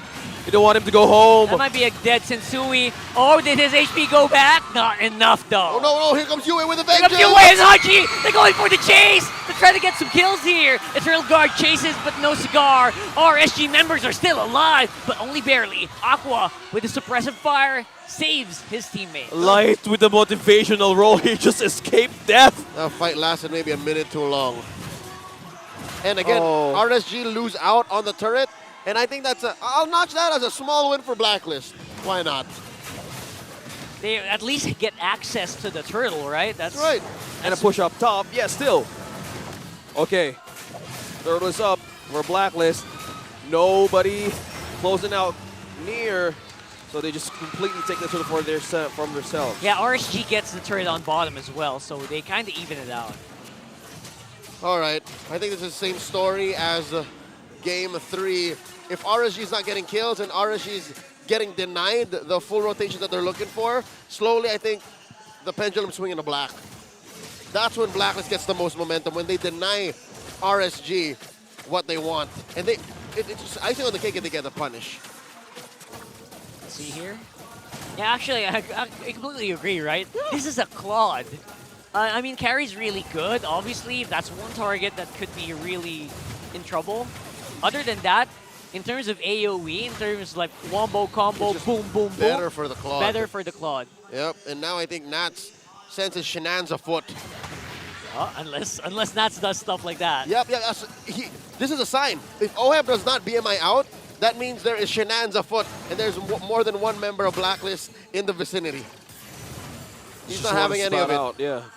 That's just game knowledge. That's game IQ, game sense. Oh, here we go. Oh, that is an interesting Dark Knight Falls. DNF. All right. Everyone spotted out though. The lights are back on. The engage is strong on Oheb. He's forced to flicker out. Chase is ongoing. Demon Kite up front. Sensui on the side. He has 3 members on him. Blacklist are in a bad spot here, especially Edward got left behind. Yeah, Edward just literally offered out his body just for the time to buy for Blacklist International to respond back to base. All right, great cross-map objective claiming. Again, Death Ball at its finest. They push in mid, not going to get the push, and then they send a wave down bottom. They get that eventually. RSG happy with this, slowly building up this gold lead. Best expect for it to hit 2,000 gold right as this Lord spawns. Objective. Waves pushing out. Top to bottom. A big breather here for Blacklist as they are getting zoned out. RSG going for the Lord this time around. No contest from the agents. Yep, that's a Trinity build onto Kusei. And Oeb on his way to another item. There it is finally, the corrosion side. So it's still as fair a fight as it gets, right? Yeah. Especially amongst the gold laners. But Kusei maybe a half step ahead. You reach that purple out. Even the damage dealt Nats and Kusei is slowly following up with that. They try to have a peek on that purple on who's going to get it. I think they're just trying to get vision for RSG right now with the lead that they have still. I'm thinking what the plan is for Haji here. Maybe catch stragglers suddenly, but RSG's not having any of it. I think this is just them communicating and saying, you know what, Haji's missing. Be careful, especially since Haji is already rocking a Heptasis and an I think that's enough, to be honest. Enough for good Maybe damage. one more, than And that we can call it a casual day. Fury Hammer, it's good damage. Oh, see, Aqua. At least for now, as they go for the chase, more damage means no survivability, no sustain items for this Hellcurt. Force the flicker out of the cores of RSG. That's one thing. 4v5, Blacklist on the ropes. It's a push in from RSG with the bottom side Lord as well. Completely got punished from that. He wanted to make a play from the back line of RSG Philippines. It was a bold move, Francis. I mean, as a Hellcurt, if you're not safe on the map, split pushing, that's what you do. You just look for prey randomly. I mean, it wasn't random. Aqua's a pretty juicy target, but again, you're right. Like, he got punished. Yeah, just beware of on who rather. The 4.6k gold lead, minions in favor of RSG Philippines. They need to be a power with the damage even for the defense this time. Having the Navaria, having the Minotaur, you need to soak up much. That's right. Or maybe just Edward with their Isla makes another play. Yeah, look, again, Warrior Boots abound, Blade Armor on DK, Light picks up the Antique Kiras. That's it, unless Yue starts to build up. What's Yue on right now? Yue's got a NOD and a G-dubs, all right? That's a glowing wand in the necklace of Durans. It's not enough. Anti-heal, anti-regen, but yes, the damage is not quite there. He needs more. He needs something like a tranche or something. A tranche or I don't know if he has DG? He has the money. Yeah, DG. Maybe on third item? Yeah. Maybe right now he's kind of like thinking, well, with all the lanes being pushed by RSG Philippines, probably using the Eternal Guard for push and wave clear because how Kusei is managing to build up those items in, they could just clearly make waves, minions out of Blacklist. But look at the Speaking of waves, look at that. They got spotted out. They go straight. Force and Suwin. There's no way for Blacklist to save him. And now they're trying to go in, re-engage, but the Blazing Duet is not in an optimal position. Now Demon Kai to push him back. Nats on the side. Aqua chasing up on front. If the mage is up on front, you know it's a bad cause. Right now, flicker out by Edward, and now Oed running out as well. Haji on the other side, running up on the side, trying to see if he can get the attention of the Raiders, but all is lost. Haji all alone, trying to get some kills here, trying to keep the dreams of Blacklist International alive. Making waves are ready. It's enough. Oh no! What? One minion with RSG Philippines eliminating Blacklist International in the playoffs. The Raiders win against all the challenges they went in this best of 5. This is a different RSG-PH from yesterday.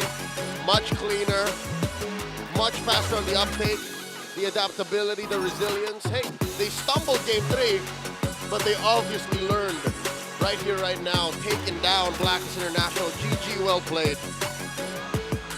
And overall, you can really feel how well RSG have adapted to the attack that Blacklist has been doing. It felt really finessed. They were really finessing it. And at the very last end, when you see the mage Aqua up on front, you know they know it's done.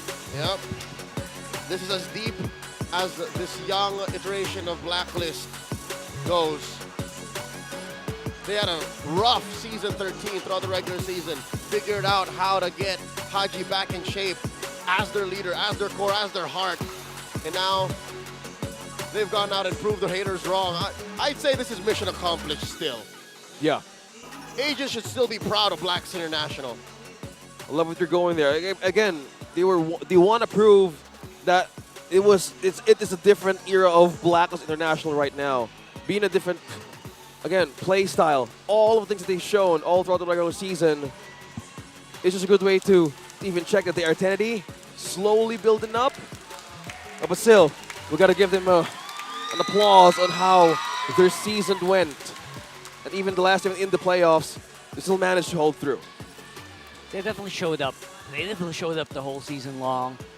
Lots of ups, lots of downs, and lots of ups as well. Overall, they found their rhythm at least with Haji on the helm, Haji on the shot call.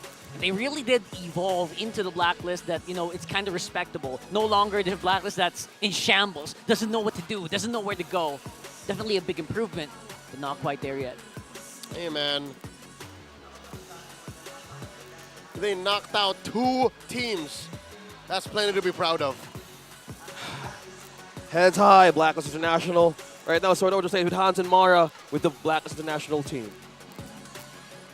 Thank you to Blacklist International for your journey this season 13. Coach, would it be okay to ask for a few words, especially to everybody who supported you tonight? Okay, sa lahat ng fans namin na sumuporta sa amin, simula pa nung unang day ng regular season hanggang sa nakita niyo kung paano talaga i-struggle namin, hanggang sa nagtiwala kayo kung paano kami makabawi sa second half ng regular season. And siguro maraming disappointed sa naging result. And siguro masasabi ko lang, binigay talaga namin lahat ng best namin. Never kaming nagpabaya. And isa kayo sa mga motivation namin dahil tuwang-tuwa kami na mas marami kaming napapasaya. But unfortunately, ito na yung last game namin para sa season na to. Sorry again. It breaks my heart to say this. Your journey ends here and you may now take your bow.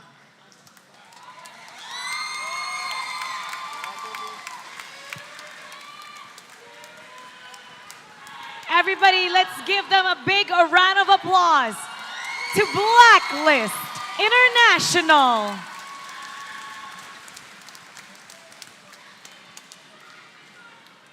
Blacklist International showed their best, surviving the play-ins. But unfortunately, that journey ends here. Unfortunately, it was playoff mode for them, but it was stomped once again this time around. And now, calling on our winning team, RSG Philippines.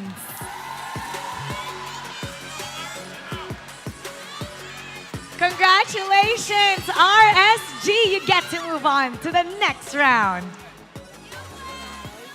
Nats. All right, Nats is right here. Okay, Nats after a suffering defeat against Liquid Echo yesterday, I'm sure you had a conversation with your entire team. Ano yung mga napag-usapan nyo bago magsimula itong laban to get this win against Blacklist? To this day po kasi is nag-review po talaga kami ng sobra kasi nung talo nga po namin sa Echo is sobrang devastating po siya kasi na 3-0 po kami and yung game style po namin is di namin nalabas sa kanila. So this day naman po is parang nabawi po namin. And after nun, nag-usap din po kami as a team and yung pinag-usapan namin yung review ng Blacklist, period namin yung games nila against Bren. And yun, na-adapt naman po namin yung yung na-review namin nun. So yun po. The review really was beneficial for them. They've managed to turn it around overnight. And you know what turned it around? I think it was in game number 2. Aqua. Aqua, this is for you. That was a clutch diversion play to turn the game around with your Luyi split push. Take us back through that. What was going on then? Whose decision was it? Nung time po nun medyo naguguluhan na kami. Tapos nagsabi lang si Dylan na yung base. Tapos bigla na lang po nag-TP. Tapos di ko po expect na ma-end ko yung base nila. Ganun. So it was your decision? Sinabi po ni Dylan, tapos ginawa ko lang po. Siya yung nagsabi. Okay. At it became successful. Good thing you were able to successfully do that. Ang daming sumigaw dahil doon. Now you're talking about success. I wanna know kung ano yung rating, yung score. Coach Panda, Coach Panda, sorry to disturb rating. you. I would like to ask you this time, playoff mode, out of 10, what would you give in terms of RSG's performance in this series? Siguro kung sa Echo, it was like 5. Today's performance, siguro I can say 8 siguro. 8? Pretty high. Right? Pretty high. Kindly explain, why is it 8? Like there were times where we tried to do things that we were not really sobrang sanay. Pero sobrang matapang sila kanina kahit they're using this hero, let's go, parang basta may tiwala sa isa-isa. Kaya I will give them an 8 because yung tiwala nila today sa playoffs was really commendable. And do you know, Coach, kung sino yung may malaking tiwala sa inyo? Si Irad at si Emin. They gave a message earlier kay RSG at sabi nila they want to meet you in MSC 2024. In fact, Irad said he wants to be coached by you again. So that's what he said. So what do you have to say to them? What's your message to them? As of now, mas mahal ko si Demon Kite. Pero if ever Kite decides to leave me and then you come back to Philippines and I want to work with you, sure, why not? Miss din kita. Miss kanila, Irad and Emin. Emin and Irad, RSG misses you. Now, didn't miss Demon Kite. Tomorrow, you're gonna go up against Falcons AP Bren para sa natitirang MSC 2024 spot. Personally, how do you feel about this matchup? Excited po. Tsaka di kasi namin expect na sila yung makakalaban namin sa lower bracket. Pero sa laban namin against Bren, bibigay po namin yung pinaka-best namin. At alam mo who else gave their best? At hindi ako nasurpresa dito. Ang ating MVP, Nats! Nats, our MVP. What do you have to say to all the fans? Invite them to support you for the next round. First of all, thank you po sa lahat ng sumusuporta sa lahat ng... Sa RSG po, thank you po sa inyong lahat. And dinedicate ko po talaga yung laron to is kasi gusto ko makabawi from yesterday's performance ko. So thank you sa mga nanood po talaga. Thank you po, thank you. Nakabawi ka. You guys did well. Today, you are the victor. You may now take your bow and take your walk of victory. Congratulations, RSG Philippines. Ganun pala ang mode ni Nats kapag gusto niyang bumawi. Nagiging MVP. Usually, it's either sobrang tahimik or sobrang magaslaw si Nats. But this time, it's just the right mix. And the right mix is what RSG needed against Blacklist. We're gonna break that down for you, so we're gonna go to our analyst, Antenara Pasok. It really was Nats' entertainment as RSG is one step away from securing that MSC spot in our MPL Philippines Season 13. And what a very wonderful performance coming from the Kingslayers. And again, our MVP of the match is Nats in this pakito. Nakikita natin na isa sa mga naging keys to victory natin ay don't let Nats entertain. However, ang ginawa lang naman ng RSG ay paulit-ulit na dinalawan ni Demon Kite si Nats to win against his opponent Edward in the XP lane matchup. That has been proven to be very effective kasi si Nats ang nakakuha ng first blood against Edward in the early stages of the match. This ensured na towards the middle parts of the match ay magkakaroon ng enough damage output itong si Nats in this pakito. And we all know that in this meta specifically, nagbabago na yung nangyayari here in our XP lanes. Hindi na lang siya very specific to being able to sustain damage output. Minsan, yung mga XP laners na rin natin yung nagde-dish out ng damage output against their opponents. Especially if squishy yung backliners ng inyong kalaban. And that is what happened in this game number 4 against Blacklist International. Kaya naman RSG Philippines ang nagwagi and they were able to 3-1 Blacklist International in this series. Ang ganda ng performance coming from the Nats Entertainment. But of course, kaya lang din naman nagkaroon ng ganong performance si Nats was because of the rotation coming from the trio mid of RSG Philippines. Nakikita natin na talagang hindi nagsistay sa kanilang mga lanes, both Aqua and Light. Si Light laging nakaalalay kay Kosea doon sa gold lane. Aqua was rotating all around the map. to ensure na merong vision yung kanyang mga kakampi na hindi sila mamimislead kung nasaan man yung mga miyembro ng side ng Blacklist International. The turret objectives as well as the neutral objectives all went in favor of RSG Philippines of the Kingslayers, proving to us why they wanted that next spot, and they are now going up against Falcons AP Bren in tomorrow's match. Kung makikita natin, no, in terms of items, very standard builds naman for all of our teams. And ito yung sinasabi natin na right now, talagang nagde-duel na sa damage output ang ating mga XP-laners, which is why Nuts, in this Bakito, talagang napaka damage-centric ng items na meron siya. Hunter Strike, Malefic Roar, and even yung the rest of his item. And Nuts is our carry kasi lagi siyang nagdidiretso doon sa ating backline. So every single time na susubukan both ni Yue and ni Oheb na pumwesto, nahihirapan sila because they are easily displaced by this Pakito. Punch up, punch down.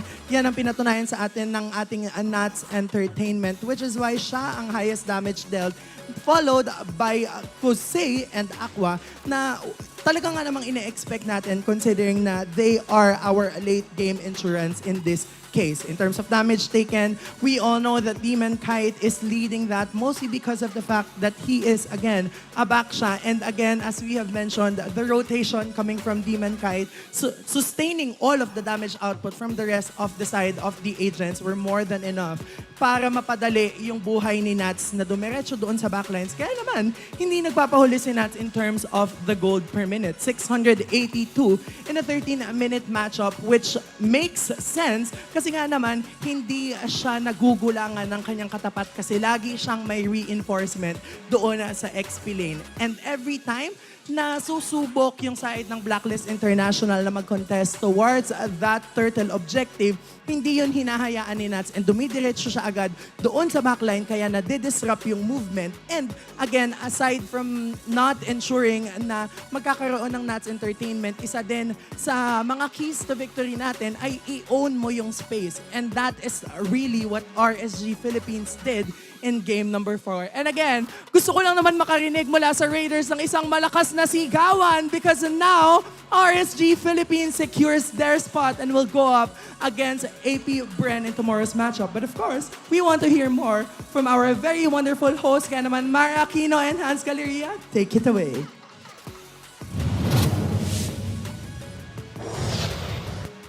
After 3 days of world-class MLBB action, the top 6 teams that grace the Champions Arena are now down to 3.